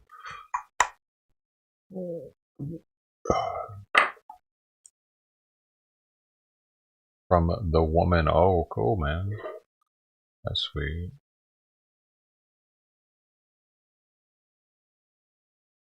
It's actually just Denty more. She just dumped it in a different container.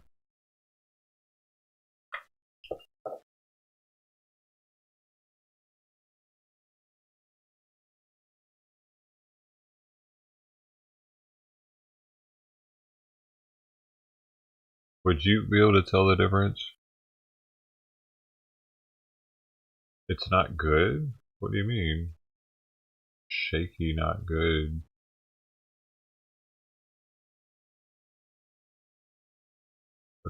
Her food's not good? Well,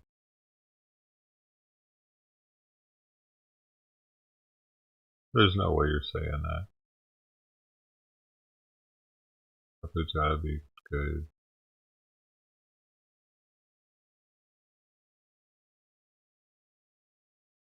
Some weed is harder to get off the stem.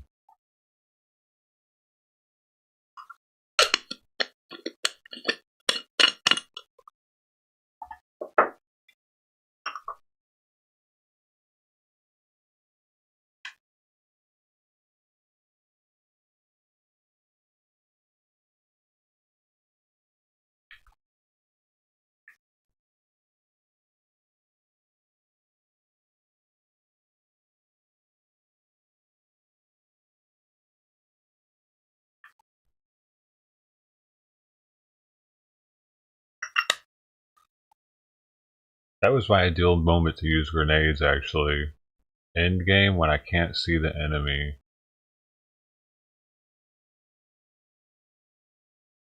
I just had that bush. I knew he was over there, though. They couldn't see me either. Nothing from a box. That's where the best stuff comes. The boxes, dude. All good food comes out of a box. That's what Granny always said. Great grandma, mamaw, said all delicious, nutritious food comes from a box. Johnny boy. Johnny, my boy. Remember, she would give me a noogie while she said it. And then she would make me eat a TV dinner. Back then, you had to put them in the oven.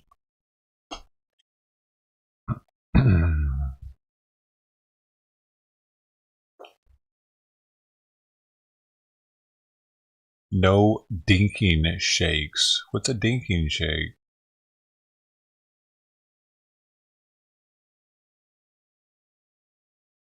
Drinking shakes are not good? Who's talking about drinking shakes? And you're on some other stuff tonight, Ted. Are you drinking an alcohol shake right now? Is that what you're doing? I tell you what, that's one of the times where I made a huge mistake. Long story short, I was in Vegas. I ended up in Vegas through some crazy fucking night that ended me up there because it wasn't planned at all. And I was homeless. All kinds of shit and crazy shit on that story. But just this part, after we get there, like I don't have to really drive that much. So I'm like, I'll get something to drink. And I was probably, what, 24 maybe? I think it was like 24. And I got one of those slushy drinks, those really tall ones in the plastic container. Bro, I woke up like 3 hours later or some shit in the hotel room. I don't even remember how we got the place right now. Like, I don't even know if I knew then when I woke up. They had me like I was drugged or something. I don't know, maybe I was drugged. Maybe he stuck something in there when I wasn't looking, but I don't know, I was pretty keen on watching out for crazy shit like that already, so I don't think I would have let that get by. She was really good at it.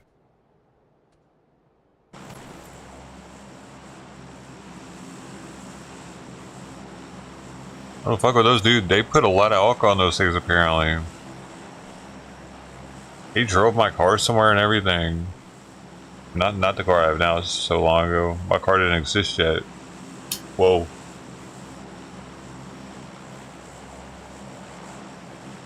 Dude, it wouldn't be till another 9 years that my car was produced, bro.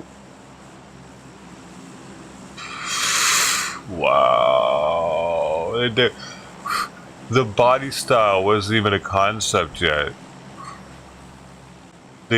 What the engine was in use already, I think that was the first year that it was in use actually, was 2004, the 2.5 in America. I can't remember. It was right around there though. 2.5 turbo. It's whenever the STIs, because I'm pretty sure that's the original STI engine. They're different now. They're direct port injection, I believe, and they're equal linked headers, so they don't have the Subi rumble. But they used that 2.5 for a long time. I got it at the end of its, like, right when they stopped using it, which I'm happy with, dude. You know why? You get new shit. Guess who's the test monkey for it? The new buyers, dude. They give you the warranty and all, yeah, but try to deal with that headache. I go something that's already been. Yeah, it has its issues, but if you treat it right and don't bog it down, it shouldn't get it shouldn't get old rod knock. Hopefully, please.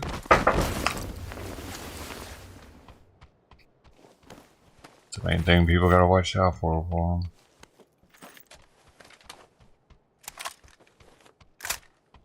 Can I get a short range weapon actually? Because this one's not gonna do.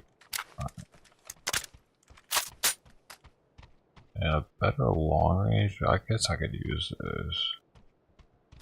It's just none of these none of this ammo's fitting.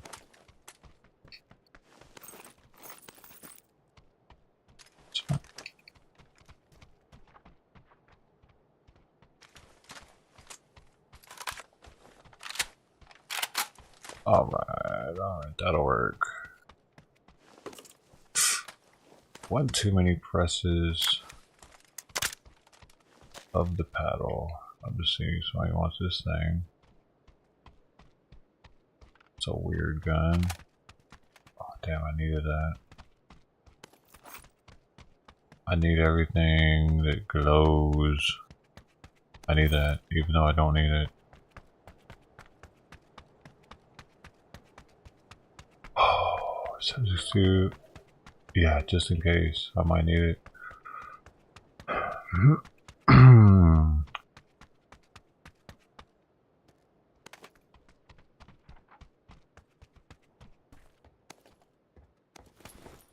Ooh, yes.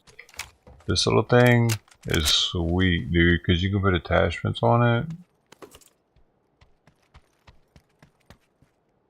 Does it take 45s too? It's look extended, but that's all of them take that though. I need more bullets, bro. Oh, this is why. This is what the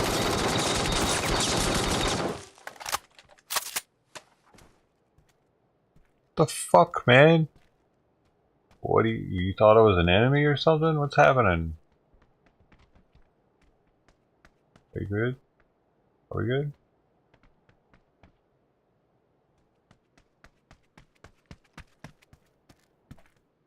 Are we good, man? What's going on?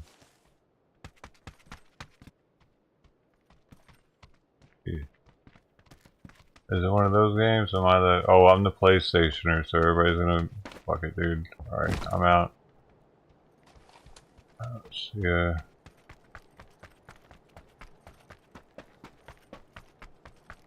Look at one. What that shit? What the fuck? I'm the only one on PlayStation that's playing with them, dude. They do, dude. Xboxers do fucking stupid shit like that. I'm good on it. I'm good on wasting my time. I'll just play my own game. Because they've already acted funny. Like, both of them have acted funny. The way he came and just stared at me like that and shit. Time to go.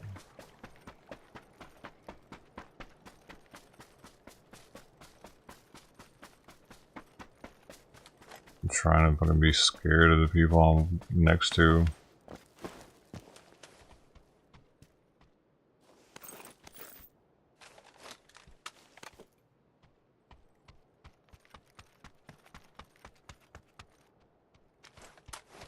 I'll switch this one out for Santa's little helper.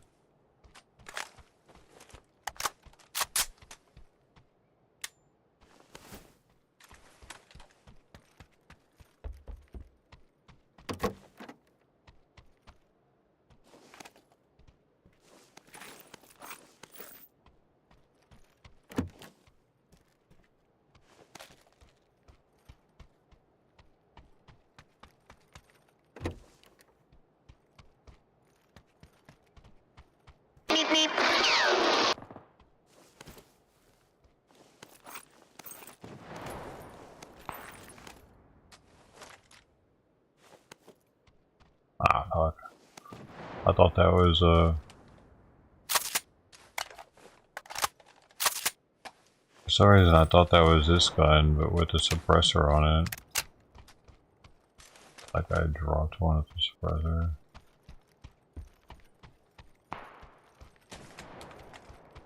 I'm not interested at all in what they're doing at this point. There's somebody right there. My feet are strong.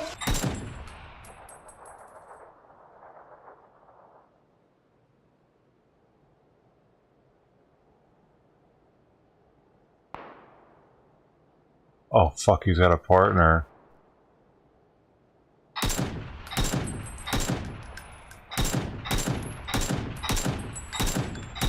He just ran right at me. He just... Dude. Let's just run at him. Let's just run at him. Let's run at him.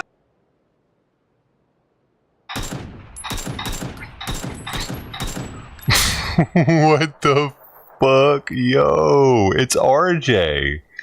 It's RJ in the game with us. It didn't work, RJ. Rashard Johnson. Ladies and gentlemen, Rashard Johnson. He was in 2020. Y'all remember him? Oh. Well, now we know how that would have turned out. Alright, we gotta go. That was weird. I've never seen that before. Man, that was weird.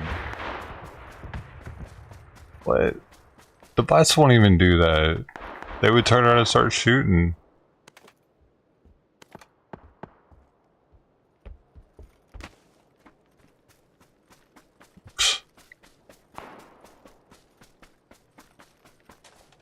Already gotten 2 kills, man. What do they keep marking shit back there for? They're the master markers, my teammates.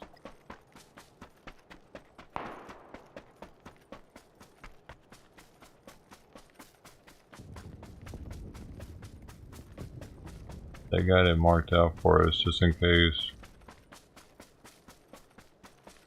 I made a good move by leaving them. The other left them now. That was a dude that ran up to me. He finally saw that they were a waste of time, maybe. Gotta go, man. Got a long ass way to go. We got a long ass way to go now. We got a long ass way. Alright. Do I have a bike or something? Oh, dude, I do have this list. I kind of want to fit that on something. We got him. Oh, dang. I could have looted those dudes, but that's okay. I feel like they didn't have anything. They acted retarded.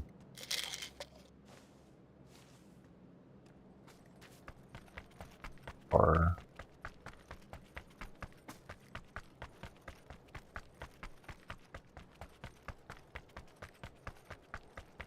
they probably had it all. They were God's gift to me.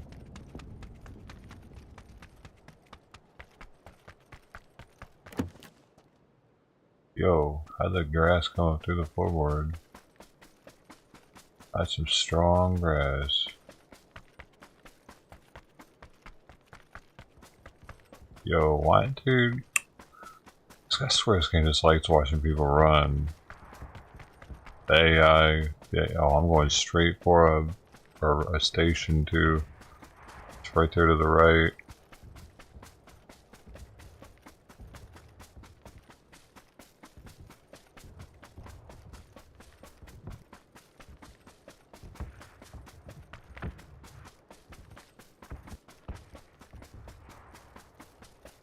How we do it.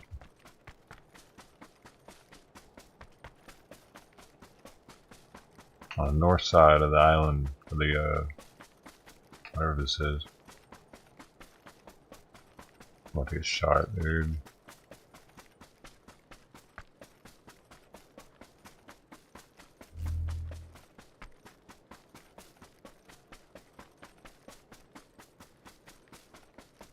I just gotta keep running. It's a game. It's mostly about running. I should have gotten that car. But I just felt like getting a little workout.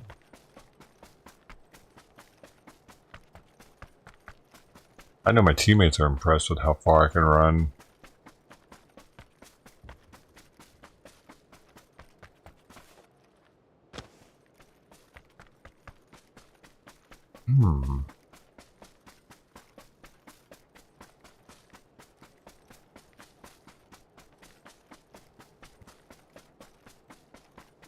Probably a car right up here, or somebody shooting me.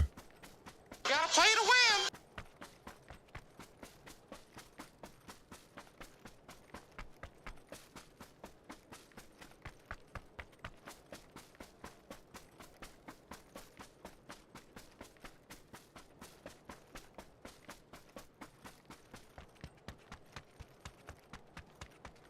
Or neither.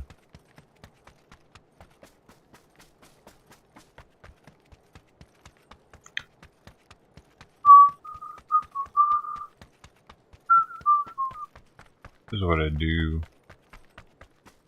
I get on PUBG and I run, baby. That's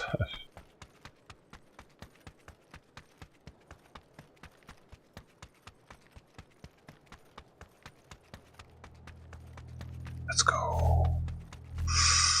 My favorite part. Oh, there's a car. But should I spoil the fun? Why are they getting downed? Oh my god. Somebody's shooting over here. This isn't a safe area. Why are my teammates dead, bro?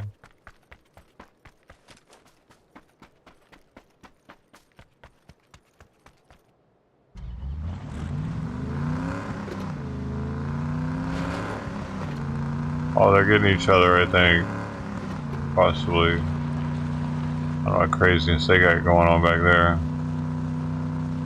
They deserve each other. They're probably shooting each other, dude. I wouldn't doubt it. I don't doubt it.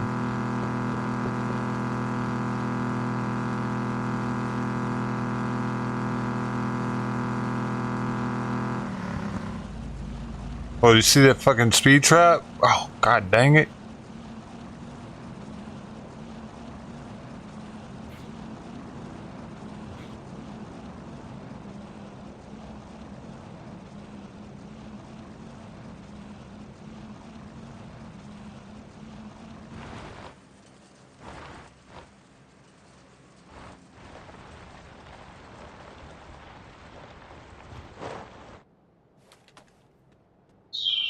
Smooth as ever.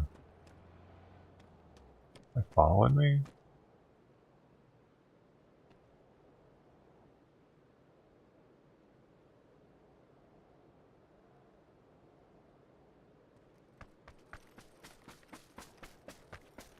I heard something.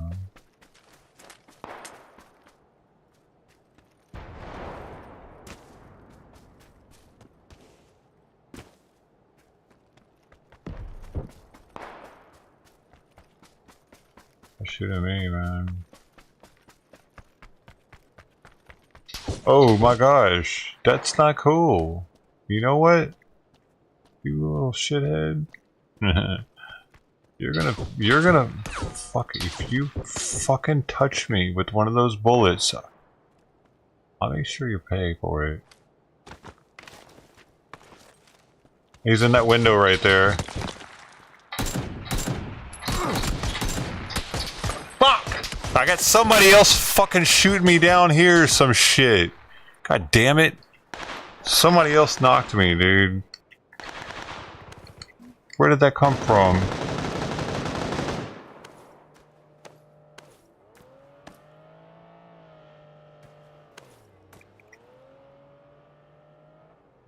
Where are they going? My teammates just suck all around. Yo, you fucking guys are idiots. Fuck you.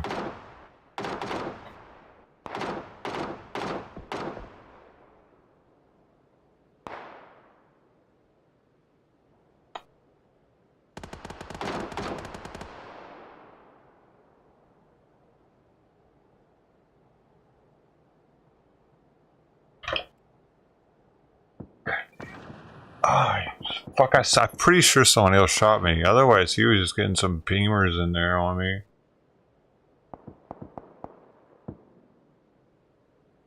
Are they gonna come pick me up? Or are they gonna come shoot me? I don't care at this point.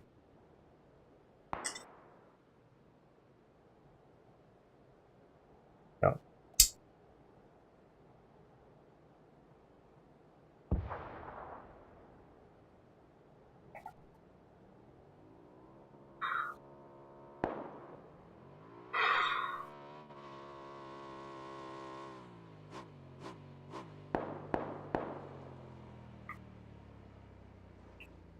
So they come watch me die, huh?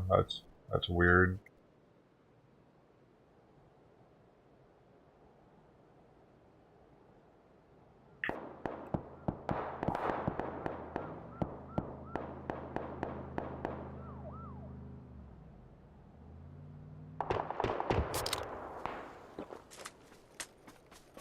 Level 48. I can't even switch to the next dude to look at him.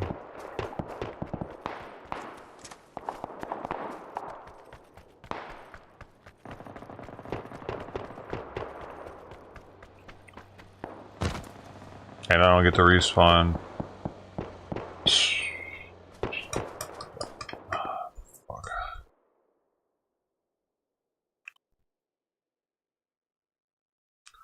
Dude, this game really makes this game kind of shit when you get with bad teammates that do shit like that. That dude shot at me for no reason, and the other dude came between pointing his gun at me. It's like, and then you're not gonna pick me up when I'm right near you, and I'm pointing out where the enemy's at. I'm nowhere near him. I was gonna watch the kill cam. Oh well, that's just disappointing, man.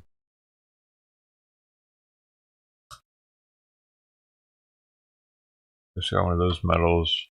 I got like 20 something more of those to go before I'm maxed out.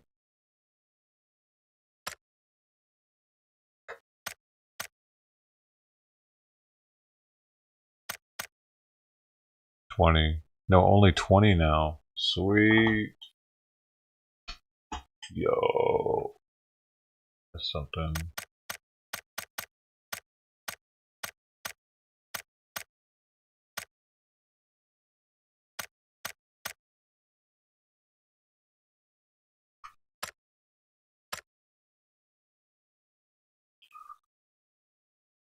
And they're not big, dude. Let's see. I'm just gonna give this one last chance for the quads.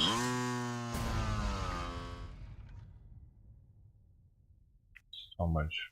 Oh.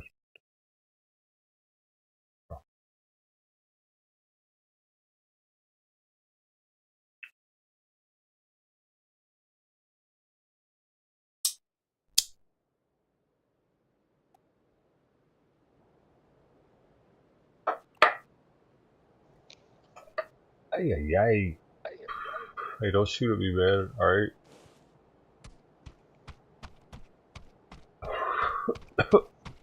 Alright. Come on. Can we agree to that?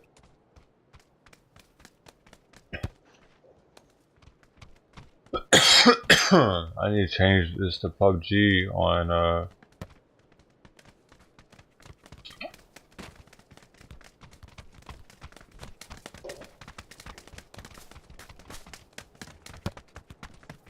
boom. I switched it on Twitch. I gotta switch it on YouTube so that I'm in the category. I forget to do that. I forget to do things. I forget to do things a lot. Who are we following? Oh no.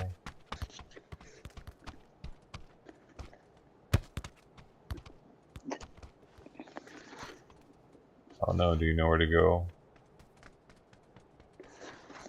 I mean, it does not matter. Doesn't? It doesn't matter where we go? It could matter. Depends on... No. Okay. Doesn't matter. Damn it, I can't change it quickly enough. I don't know where it's at. That's why I didn't change it before, probably. Alright. said. She says it doesn't matter. Just let me know when you're finna jump. I'm out. Okay. So that means I may be following you already.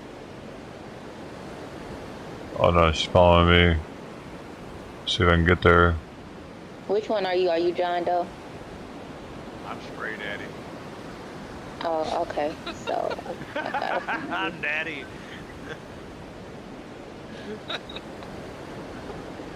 You know how awkward this is. I didn't even read it until you said it. I was like, oh my god. Yeah. Bullets, man. I spray bullets.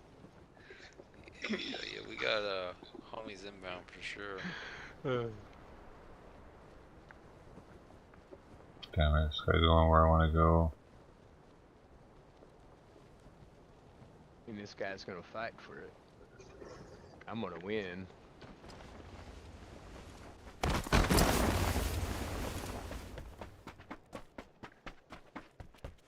damn it, there's not a fucking gun in mine.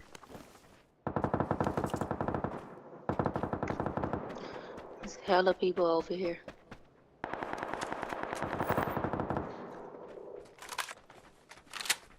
God dang.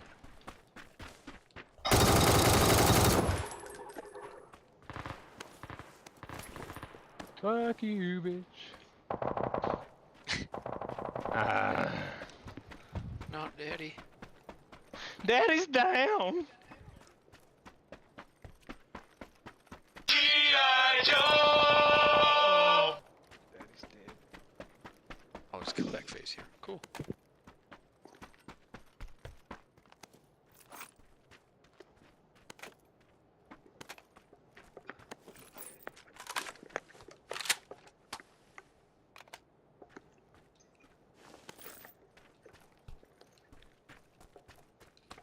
Oh, Daddy quit.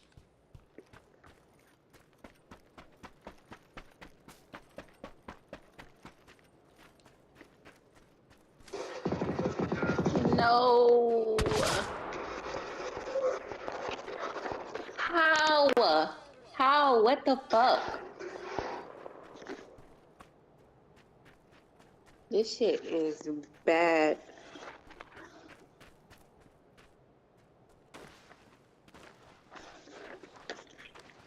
Like, fucking how?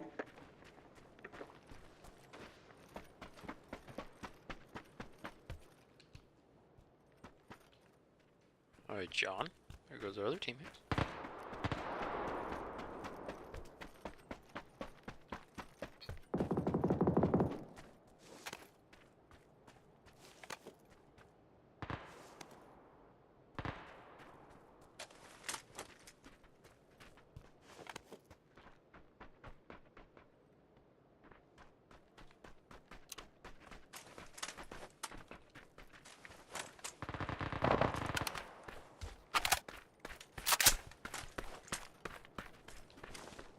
Yeah, no, I guess I didn't understand that they could come back.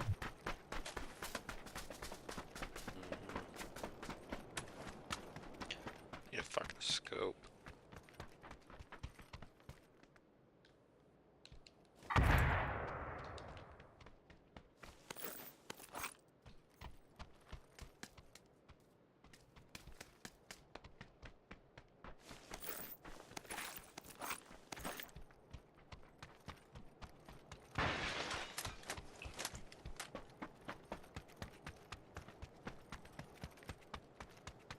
Damn, what the rest? Did you get one? I guess. A what? Did you get one of these guys that landed? No, but there's two squads over here that have been fighting. I killed one of them. One dude that landed near me. But damn, there hasn't been a shot in a while. Oh shit. I'm not seeing anything.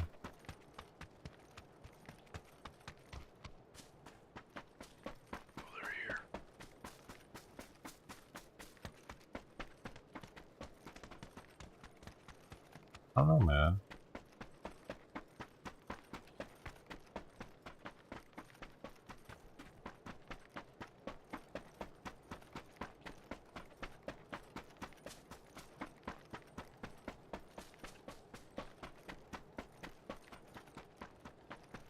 weird. They must have floated somewhere else. Down the other one. This one way over here, maybe. You see one? No, I'm just wondering, theorizing where the hell they could have floated to.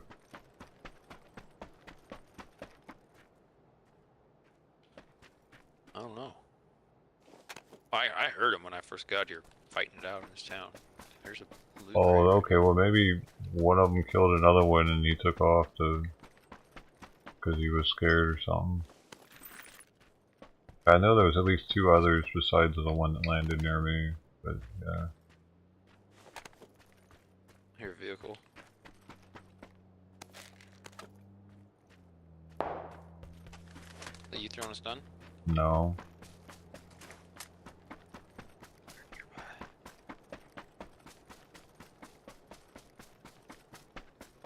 Sounds like somebody threw a stun between us.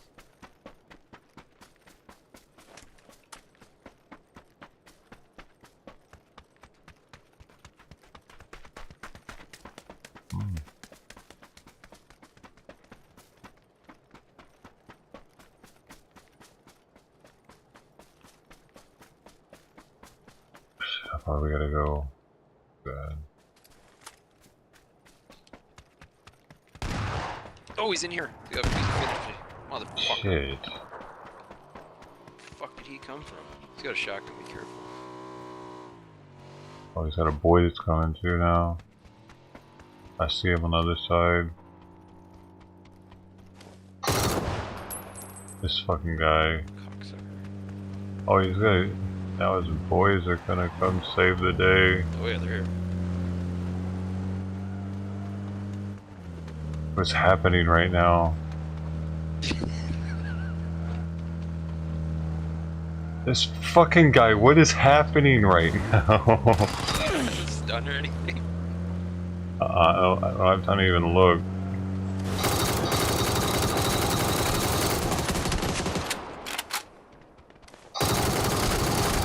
Oh, that was close. Good job, bro. You too, man. I'm gonna tell you something about me, Joe Rogan, that you might not know. I smoke rocks. Dude, that was close because they were right next to each other, dude. If I would have been head level with those shots, I would have both. That was wild, though. Alright. Damn, the driver got me.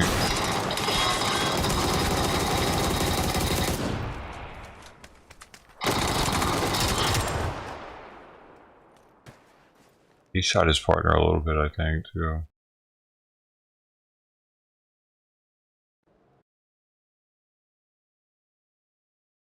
That's what works. I don't do that. I eat nuts. I put the nuts in my mouth.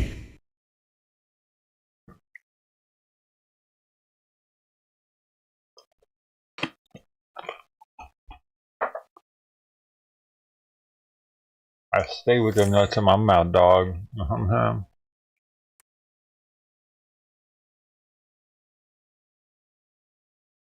You on the MVP?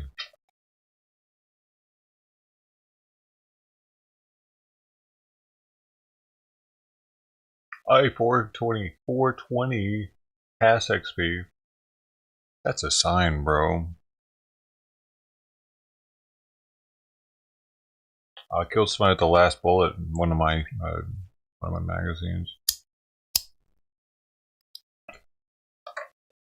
That's kind of a hard one to get. It's so random. Like, it's not really something you can choose.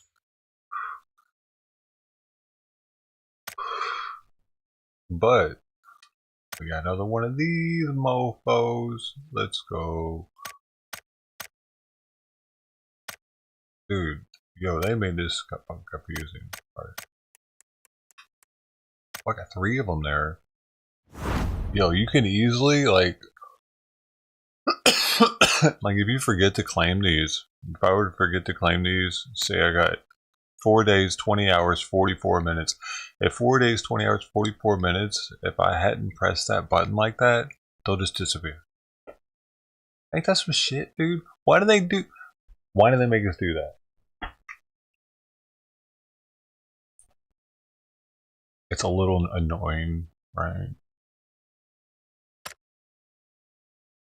I've lost these because I haven't went before, because I'll just see, look, there's two of them here right now.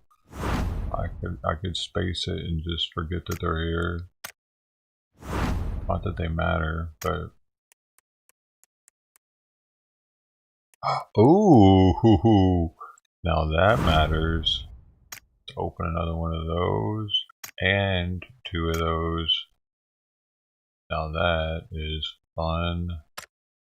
Out of the sun.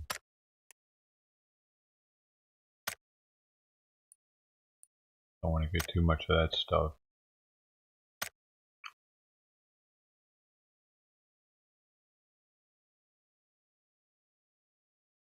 Come on, bro. Don't take forever on me. Oh, come on. Let's do this. For 5 fucking measly little shitty shits. They're worth like less than, I don't even know what they'd be worth in the real world. How much?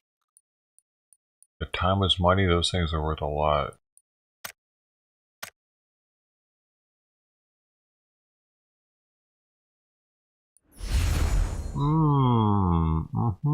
A pink backpack. Let's look. I gotta see what that looks like.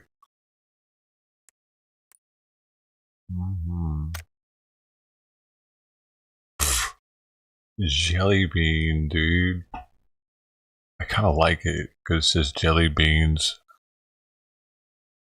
Jay, yeah, what have you done, Jay? Right? You see him sit there still, probably. I keep opening it. But your pop can't stop. I might have to mess with the jelly bean bag. I haven't seen it in the battlefield yet. It pops. It kind of pops. They'll match my AUG with the. This game's turning me tranny, dude. That's what the Koreans are trying to do, ain't it?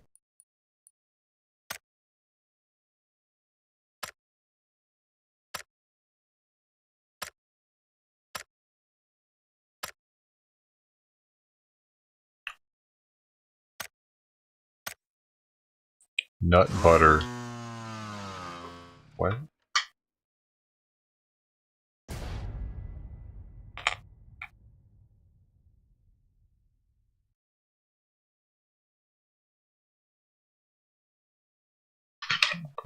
I'm gonna get constipated if I don't stop it. On that, there's a serious problem. And more water, dude. They're making me thirsty as shit, though. I need that much. I need jugs of water right now. Not just these little bottles.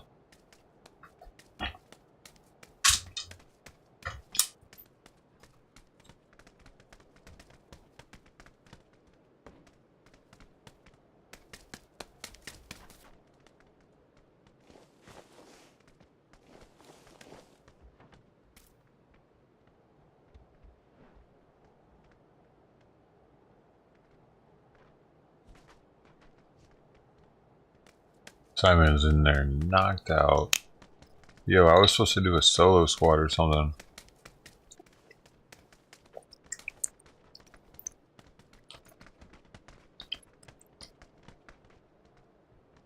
A good Pilsner. That'll make you even more constipated though.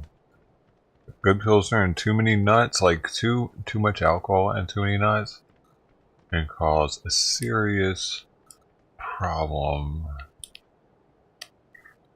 6 hours later.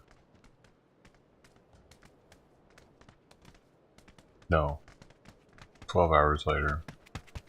6 to 12 hours. No, 8 to 12 hours. Final answer. Final answer. Do I win? What do I get? I could be your lifeline. You call me, dude. I'm like Mr. Wizard. But I really don't know anything.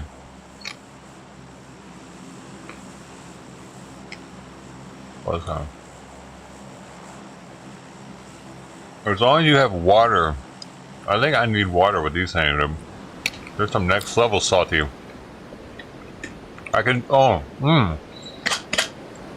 I bet they make you drink a ton of beer, though. That's dangerous.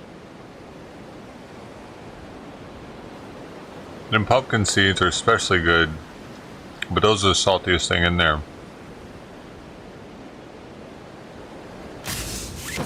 I feel like as a runner could like put those in his pocket with some bottled water, and that would be like their electrolytes right there. Just eat those pumpkin seeds. They sweat a lot out there. You know, they sweat a lot, probably, don't they? Beirut sounds sweaty. Dude, it smells so sweaty. I mean, it smells sweatier than Long Beach. Where are you from? Beirut. It gets a little. Oh! I thought I was gonna hit the water, but I didn't. Oh well.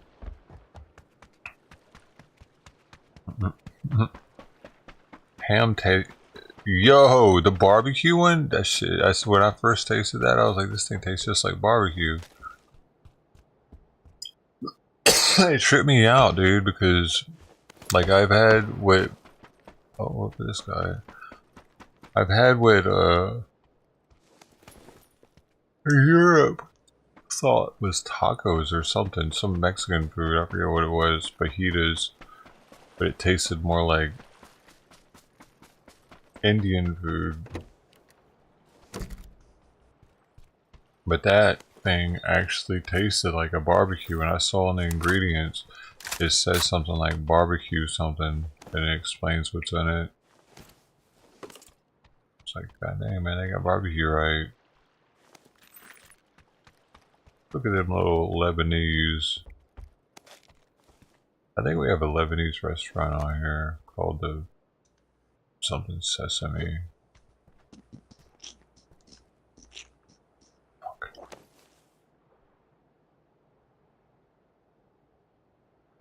Somebody's here next to me. Yup. Why the fuck can't... Oh, there it is.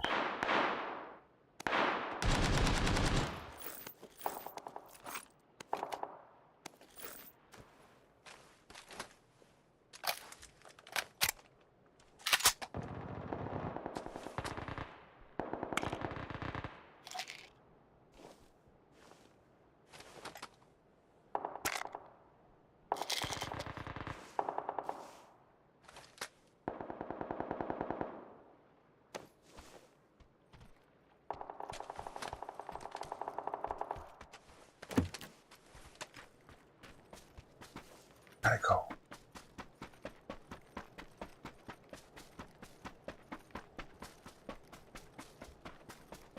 Shit, there's somebody down there.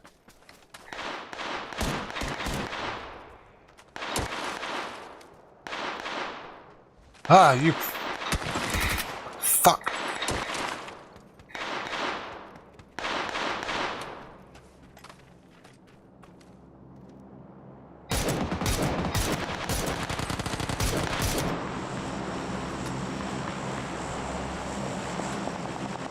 That was so bad.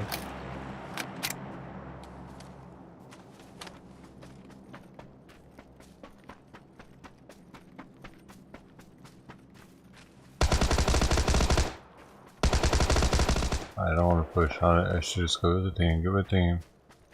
Go with the team. Oh, you motherfucker.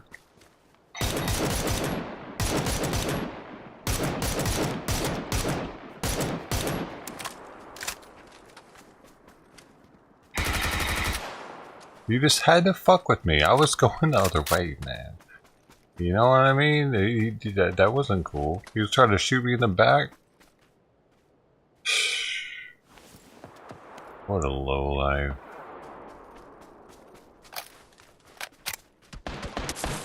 What?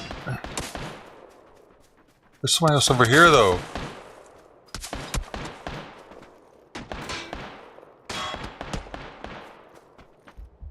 He's in his house. Right here. Fuck. He just ran out.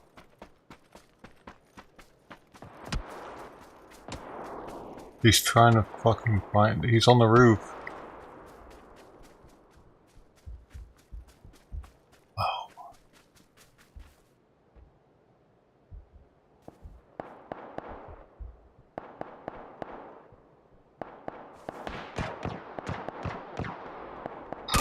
Oh, fuck, man.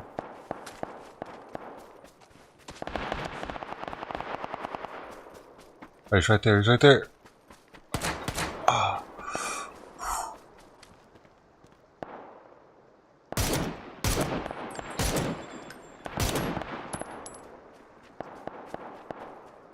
Ah, bitch.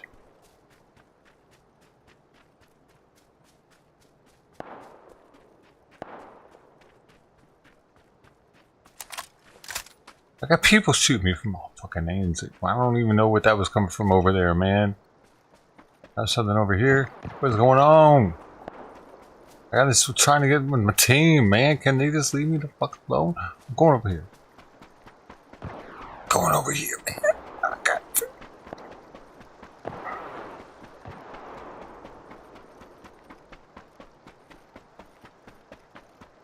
Take it to the limit. Bah, bah. Ah!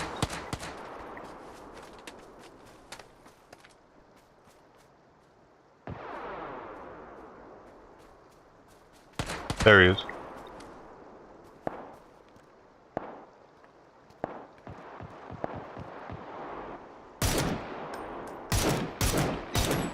That was a bot. Had to have been. It was so easy to get a headshot.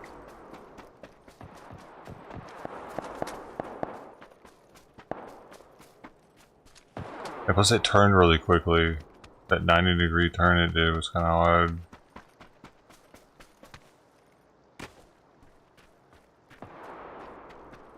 It was like, yeah, it was quicker than that. It was like instant. Man, bots look real, dude.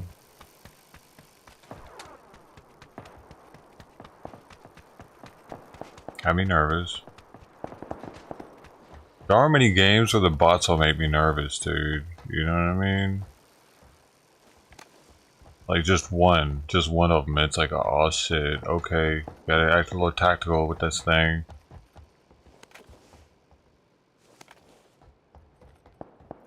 Yeah, dude, there are bots in here. That's what's like a trip about it. You don't know who's a bot really, unless they have a clan name next to them. You know for sure then.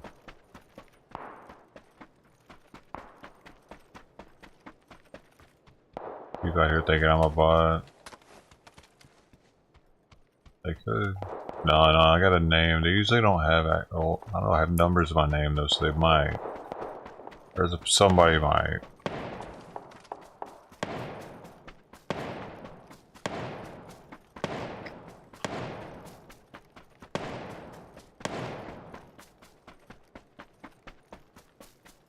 What are we doing over here?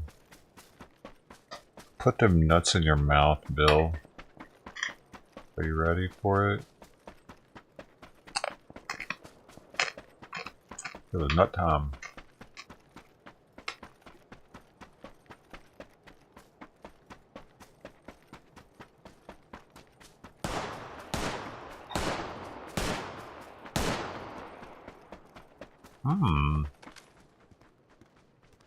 What?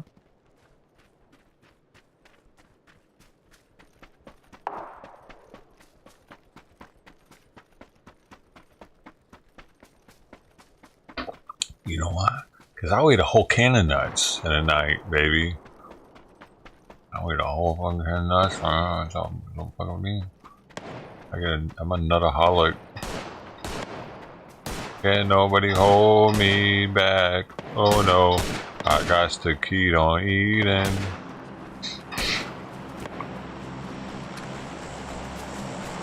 Is this guy gonna kill him or what?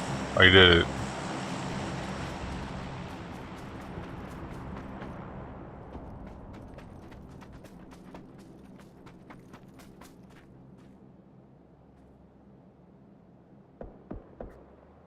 There's a level 3 back on him. Dude, I need these 5s. Okay, he's not gonna come over here. Did I almost just get ran over?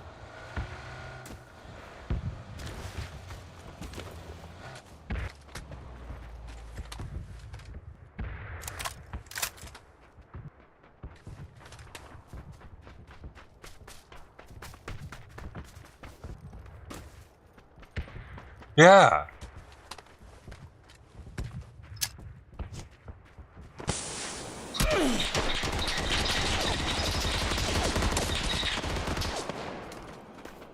Nah, that smoke threw them off, you bitches.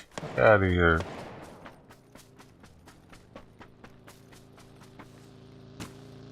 What is happening right now, bro? Can they just go fight each other? Yeah, go kill them. Yeah, that's perfect.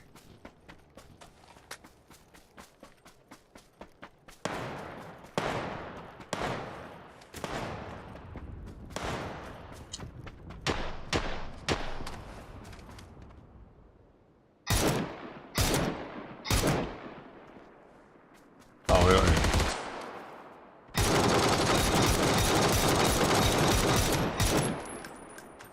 Fuck.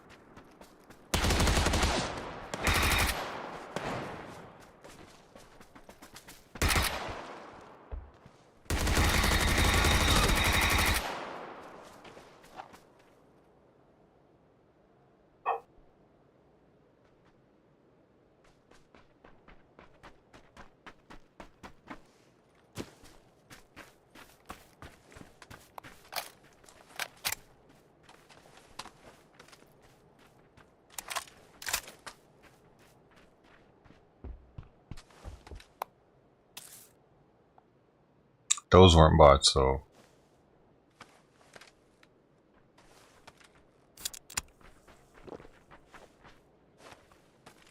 Bots don't drive. Those dudes drove up on either the buggy or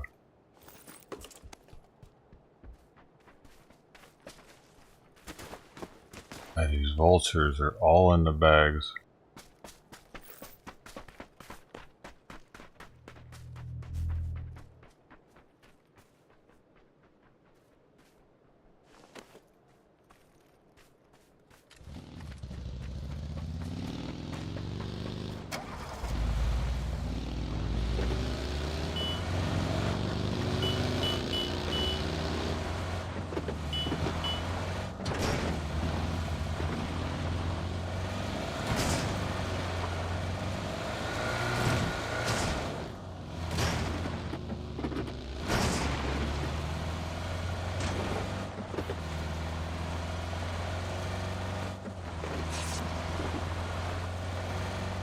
Oh no.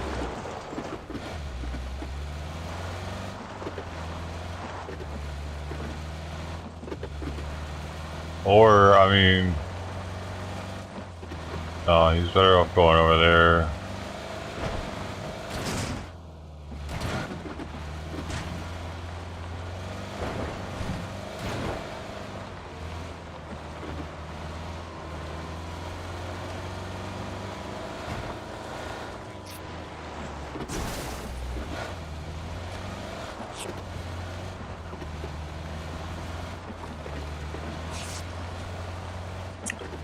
Don't go that way, don't go that way. Don't go that way, dude, we got to backtrack. If we go that way, we're still got to... I mean, I guess, all good. Now we're all separated as shit, though. Oh, you gotta keep going across the bridge. Oh, you wanna swim? Alright.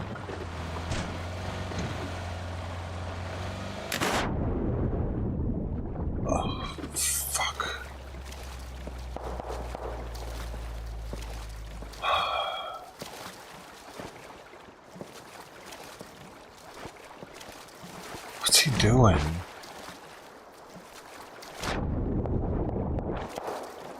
God damn it. Why the fuck did he come this way?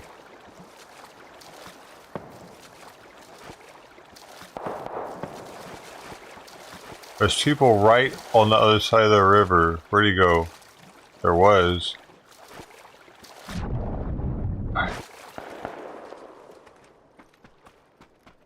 Where'd he go?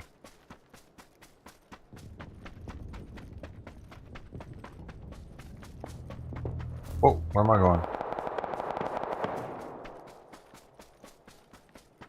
Where the fuck am I going? I don't have any juice, dude, and we got way too far to run. And wait, bro, Fuck, I don't know why he went that way, dude, but fucked us all up.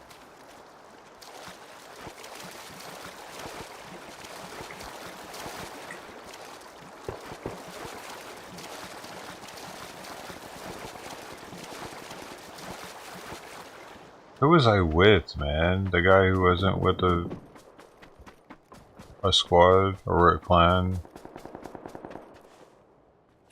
Lone Wolf? Yeah, name Speds. Name this, man. He's, or was it? No, it was Slim. Some snipes.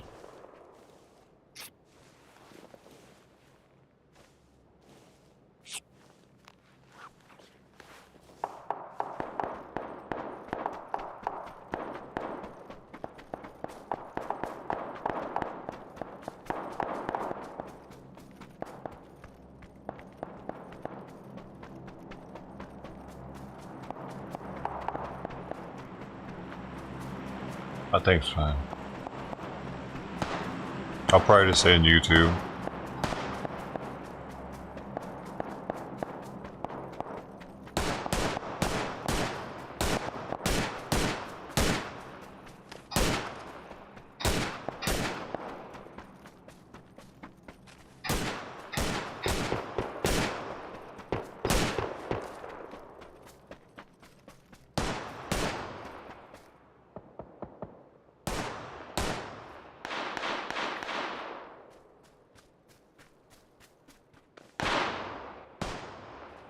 Oh fuck, I'm still in the storm.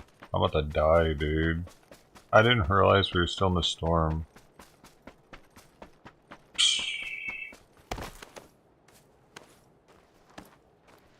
I don't have any more heals, dude.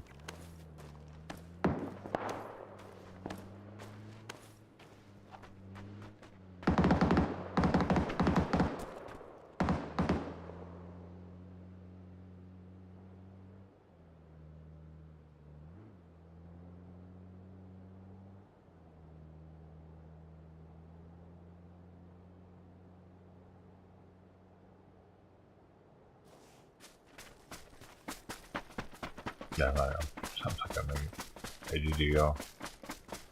Have a good night.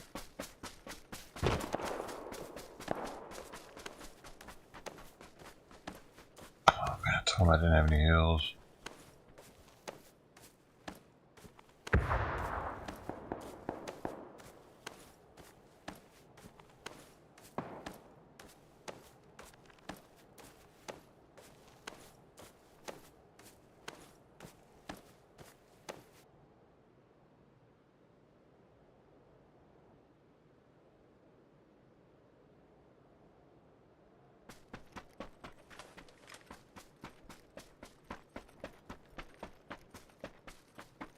I had to mute it for some reason, I can't remember why.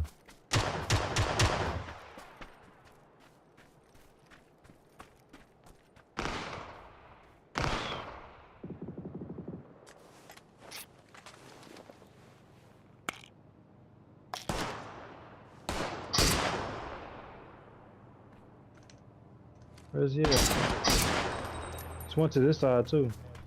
Yeah, man.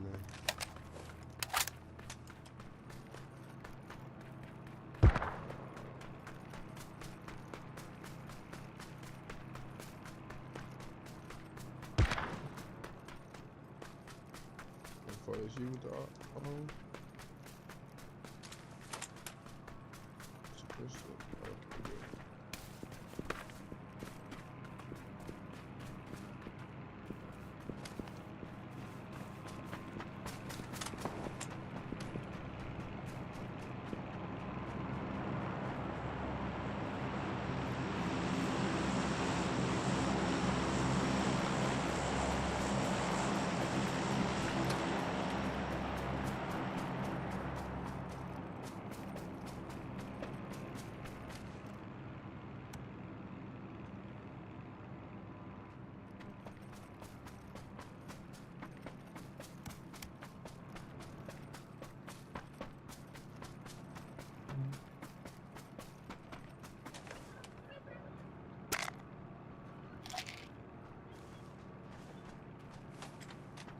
Whole lot of running.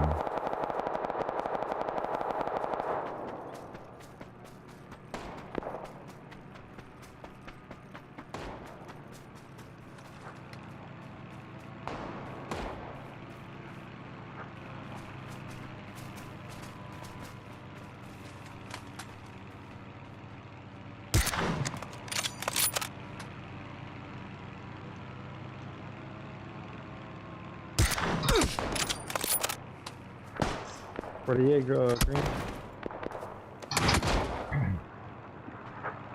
Oh, I see him.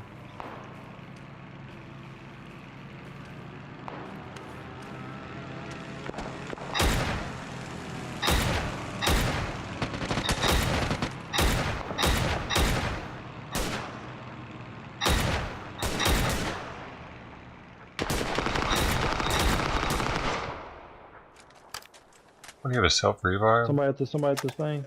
Oh, that's the third one. There's that.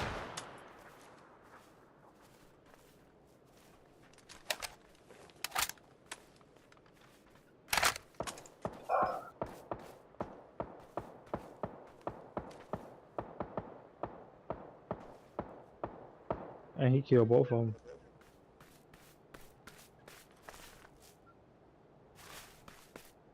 Oh, you're right there. Oh, he right here. Oh, it's a team. Got one on.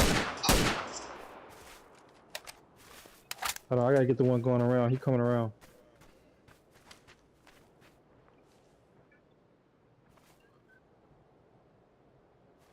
Watch out, Trey.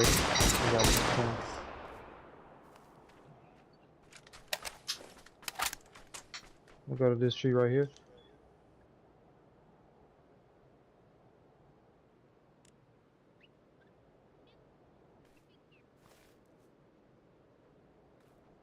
I'm gonna go a little lower, Trey.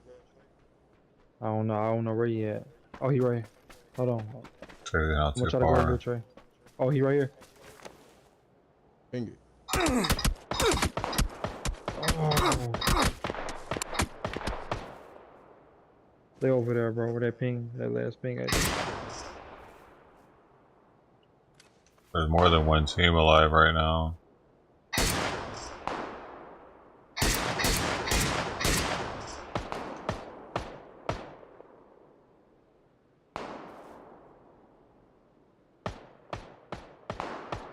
There's a guy at that tree right there. Who's peeking him?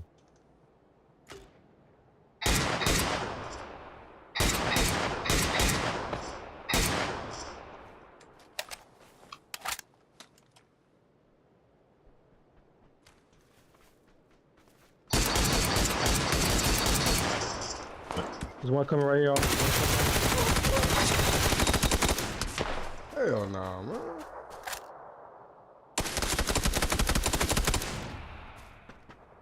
So they all.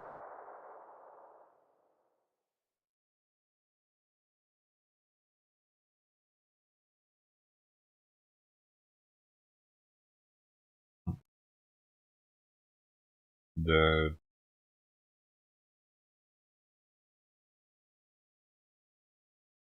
Dead.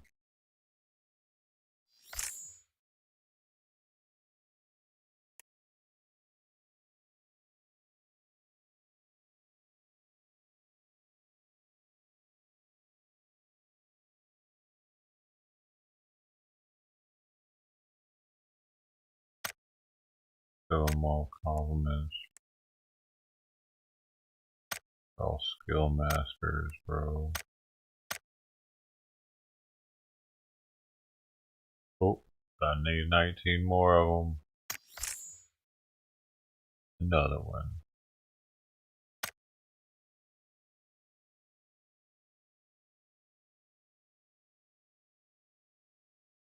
Rescue.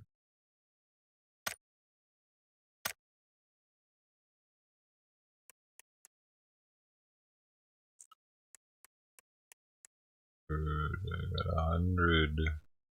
Prison.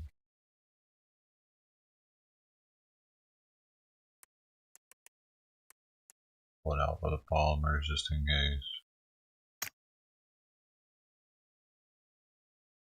The juicy polymers.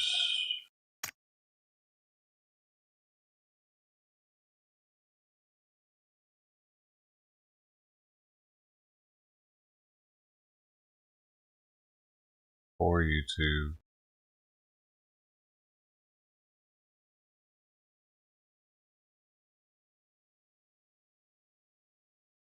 Are you sure, Ted?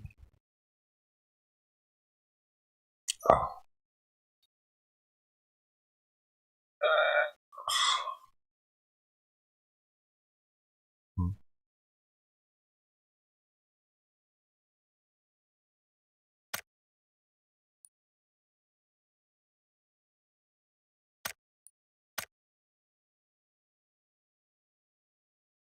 They're vibrating over here.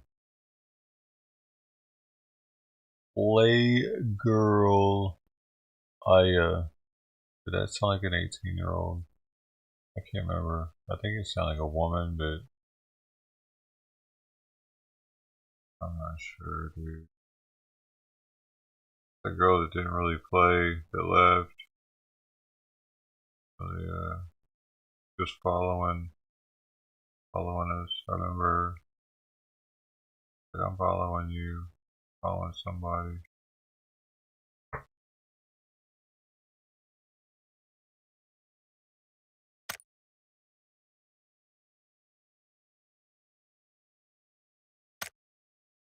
It's not sure. She's not completely sure about it.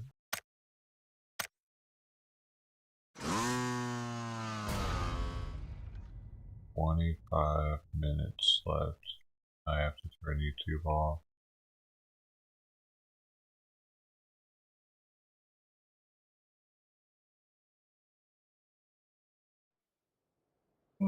And we're in about 15-20 minutes. I have to get Simon with medicine too. So much stuff is happening.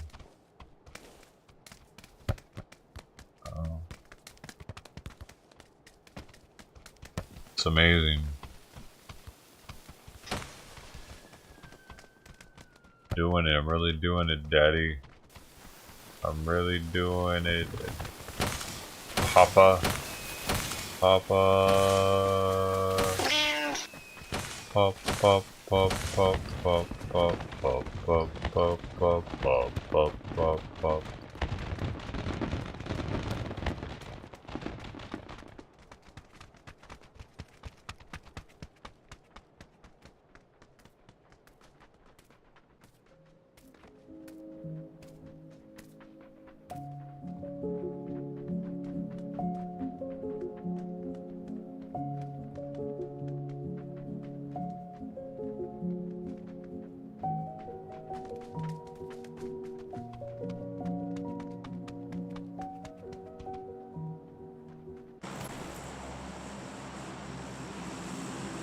Bum bum bum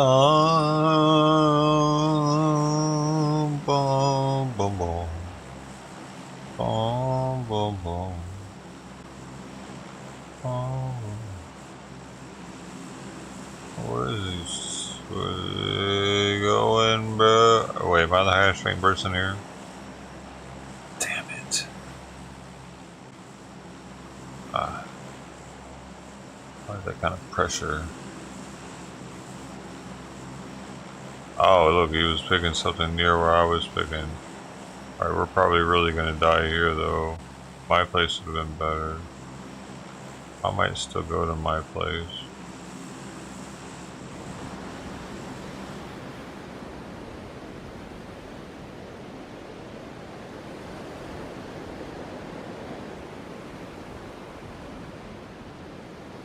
Oh, Master Yawn. That's what they called me on the streets.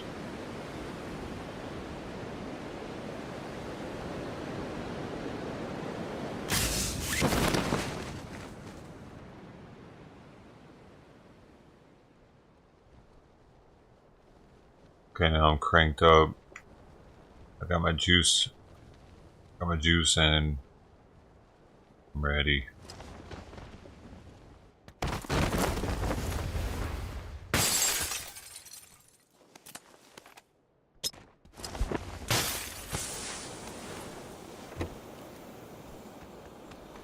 Oh no, and I ain't playing over here.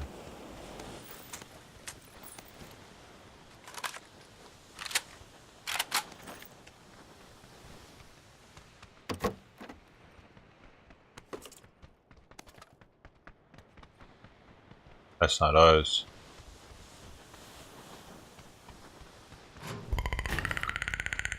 Definitely people here with us.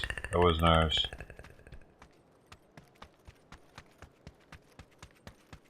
Where's this guy going? Where's this guy going?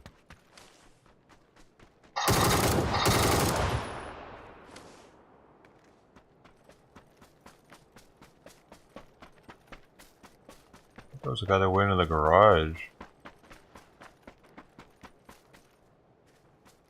seeing shit. The guy landed over here too, though.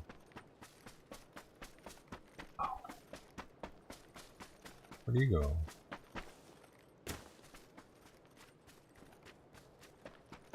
I thought there was one, bro.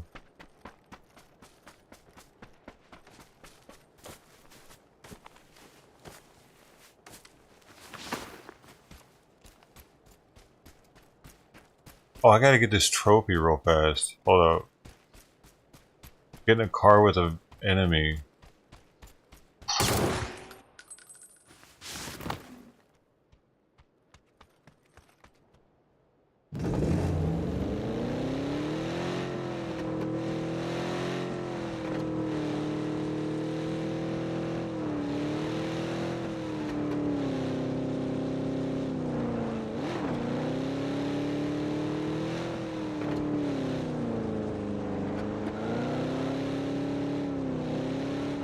Allah Akbar, brothers, I have a hostage. Allah Akbar. I can't get him out of the car though.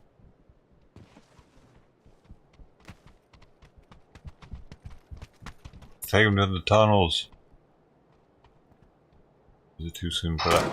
It's too soon for that one, probably. I'm just playing. Too soon, too soon.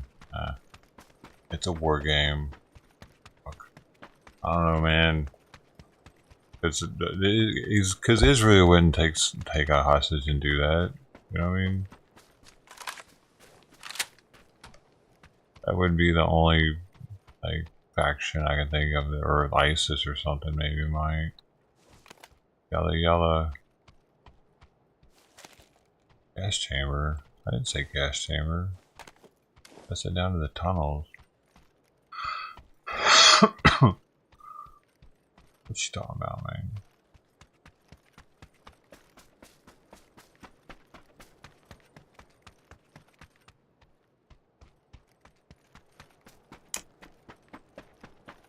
Why would you say that?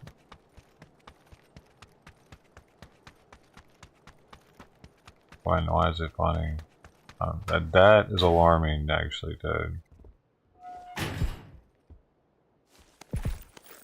Like, why you have to take it there? That weird.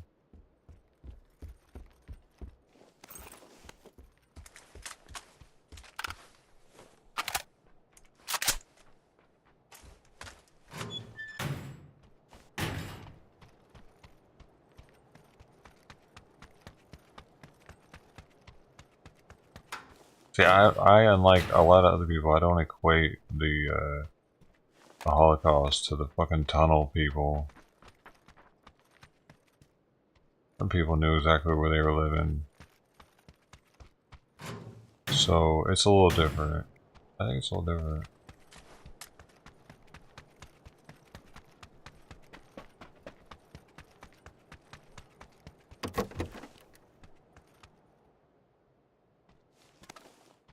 Like a drunk Ted.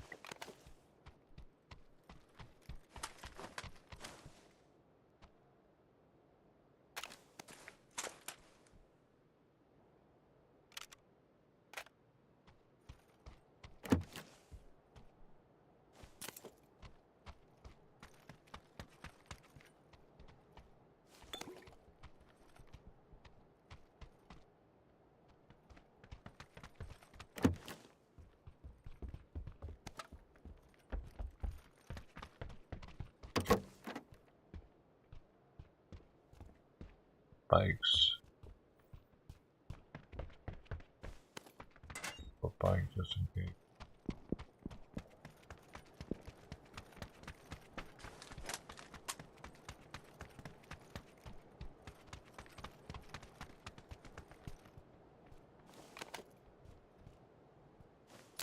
Definitely need the grenades.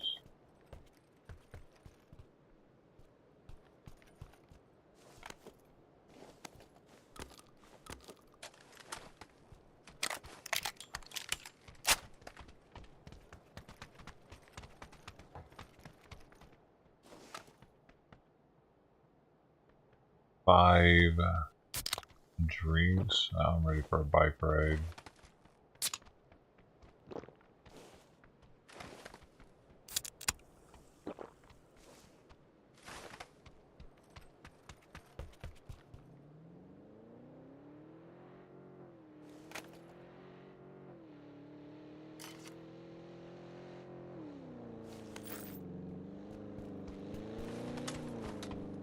size.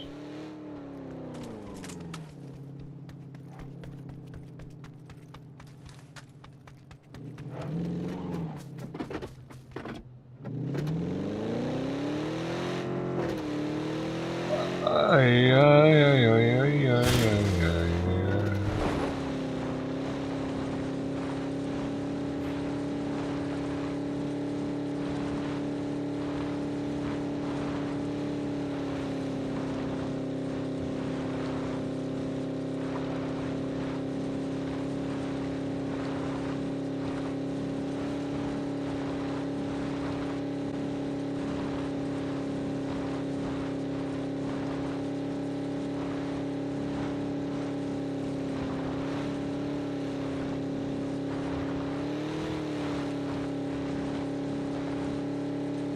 This guy's really going the long way on us, ain't he?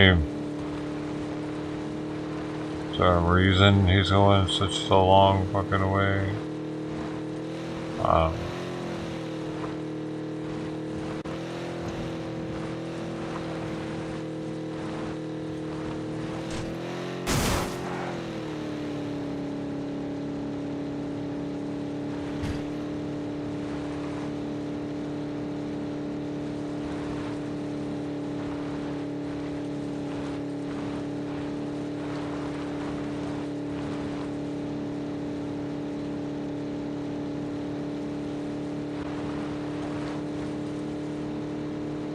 Oh my god, come on, bro.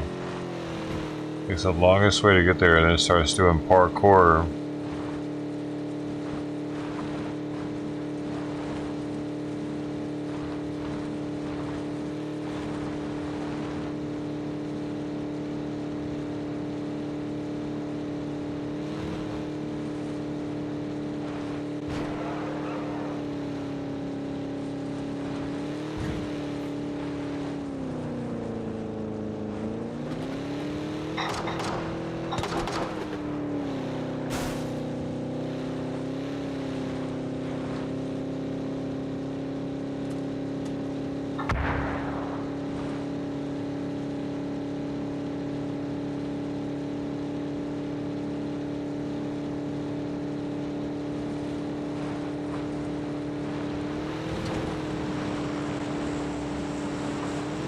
This guy ain't stopping for nothing.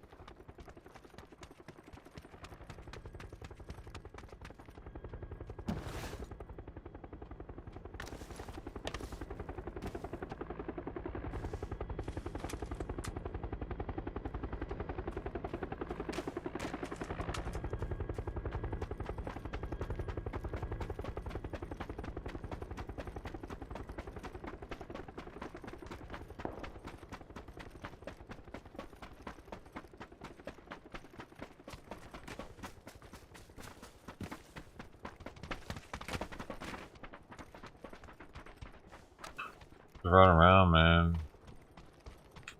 You know, zippity doo dah, and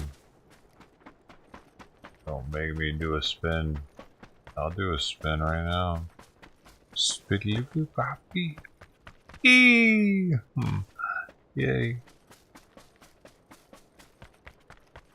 Don't get my shoes dirty.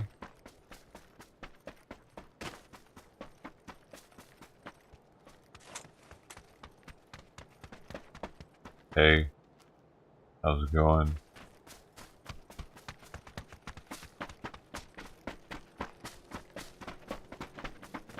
Oh, is it time to go?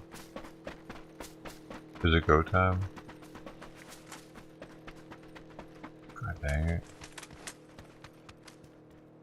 Ah.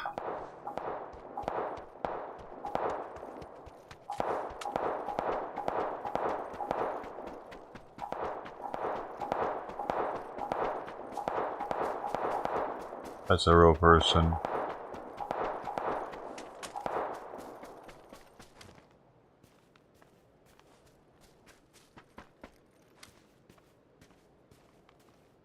Where is he?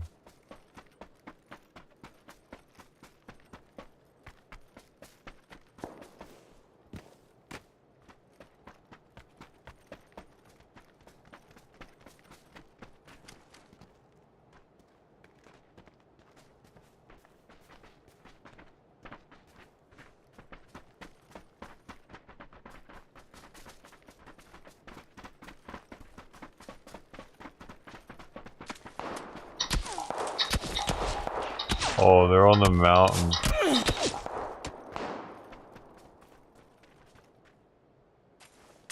I think they're on the mountain.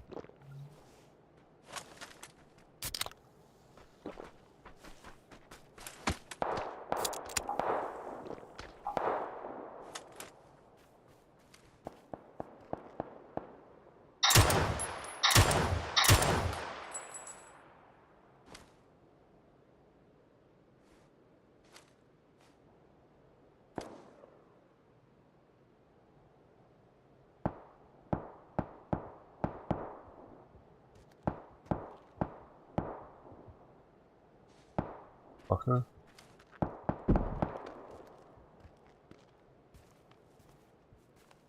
He can wanna leave his little spot.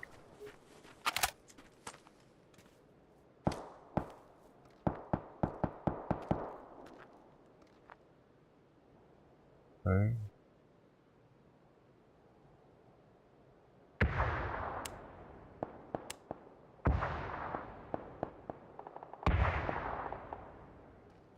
How do you do this with the zoom on it? I forget. This guy's gonna leave this spot, I guess.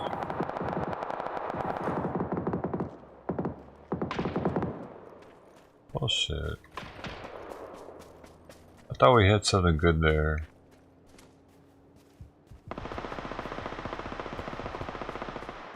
My whole team just left me here. Oh man, that sucks.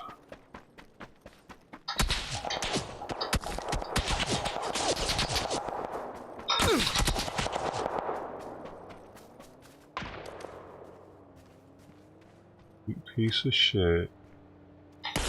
I see you. I see you.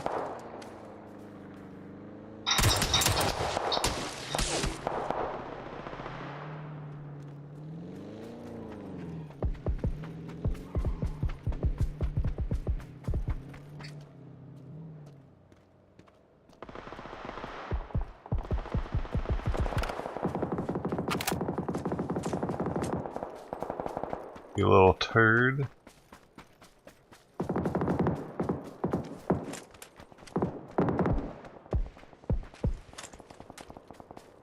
Can't nobody hold me down. Oh no.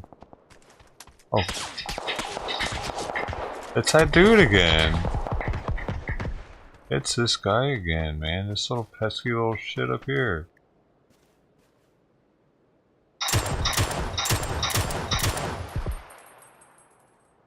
This little guy, dude, what's he doing? Get your little butt back out here. Come on now. Come on.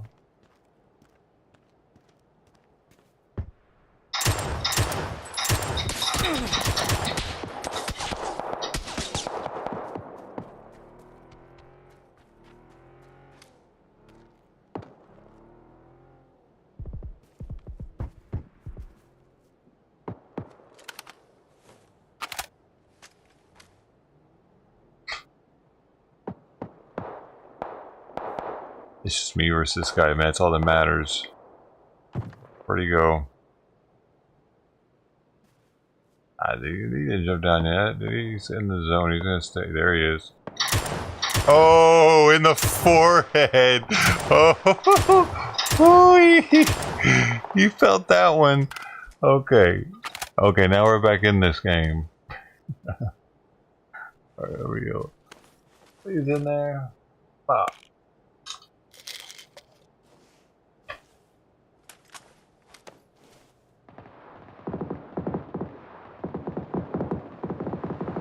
Oh, he's not gonna test that again. He doesn't know where I'm at, maybe. Shit. This one's pulled up. Hey, good night, man. I appreciate you. Instead.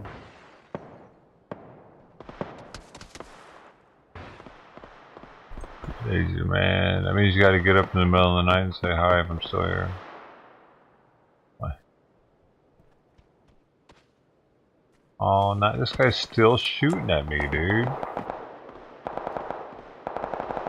Wait. I thought that was him. Something was just shooting at me.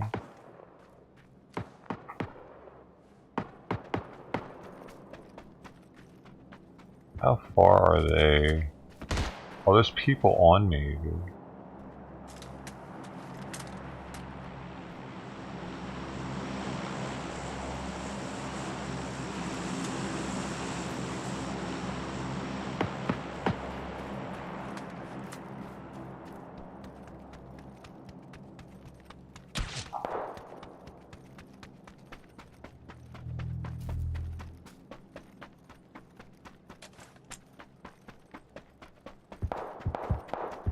My strategic plan.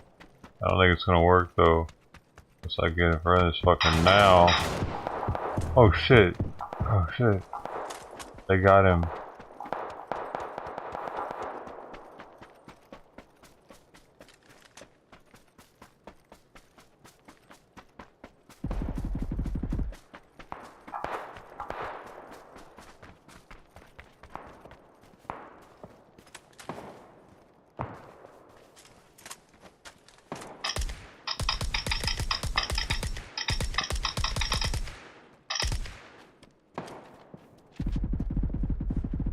I don't see him.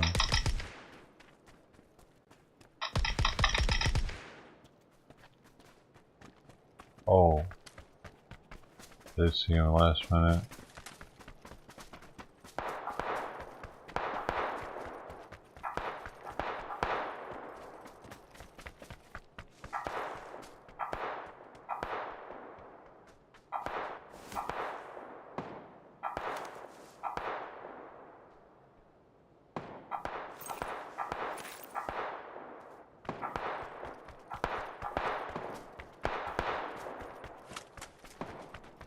And there's all kinds of stuff over here.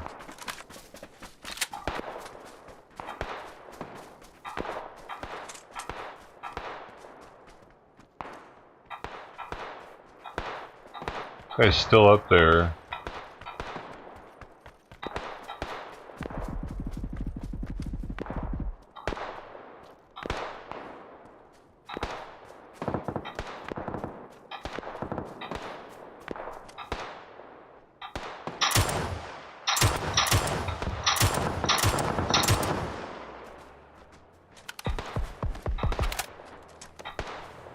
This guy's got me nervous though.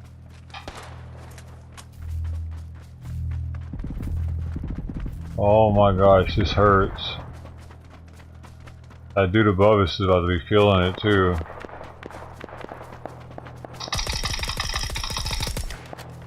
Oh god.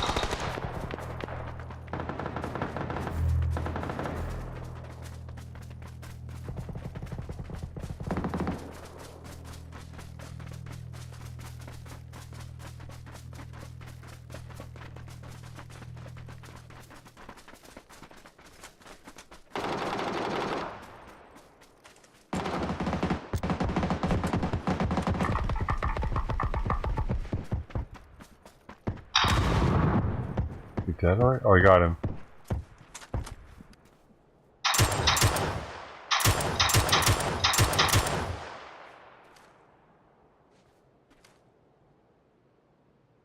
Fuck.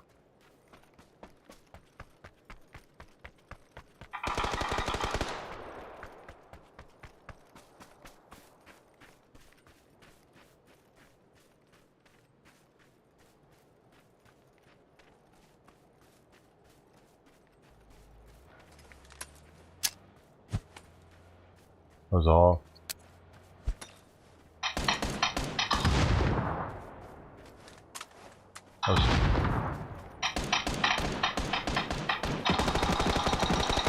Oh shit.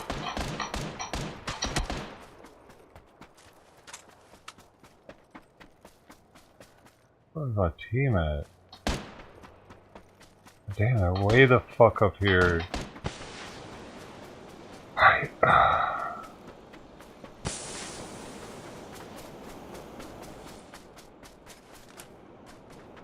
What's he doing? What was that smoke for? These people, why do they get the teams that do the dumbest shit?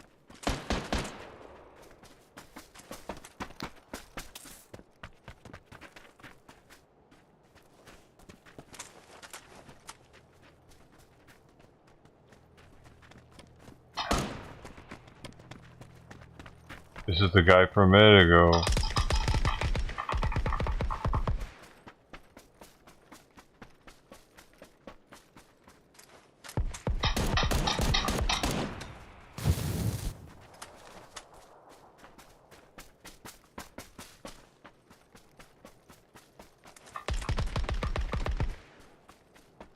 He was on fire though.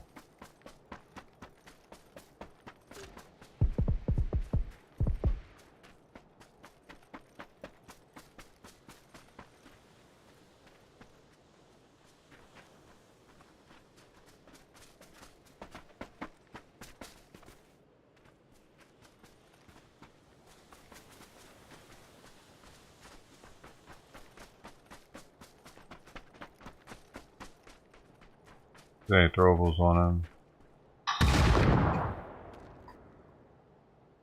Oh my god. Is that us throwing those? Oh, there's only one left.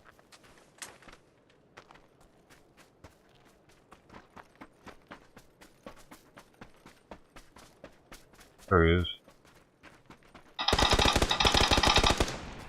Oh, no. Oh.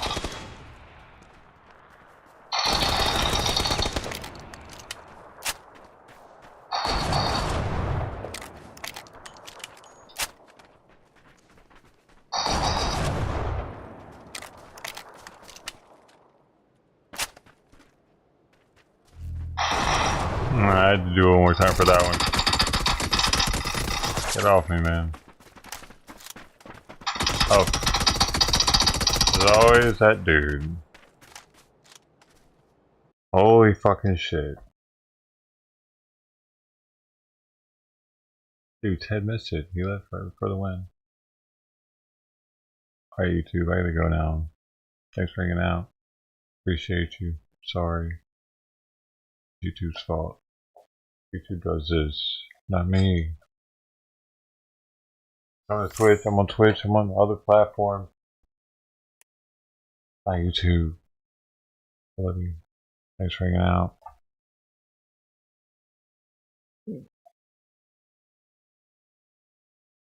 Peace.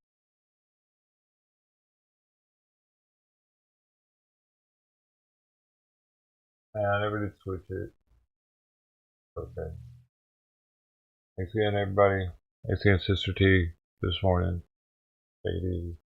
You too. Hopefully they heard that.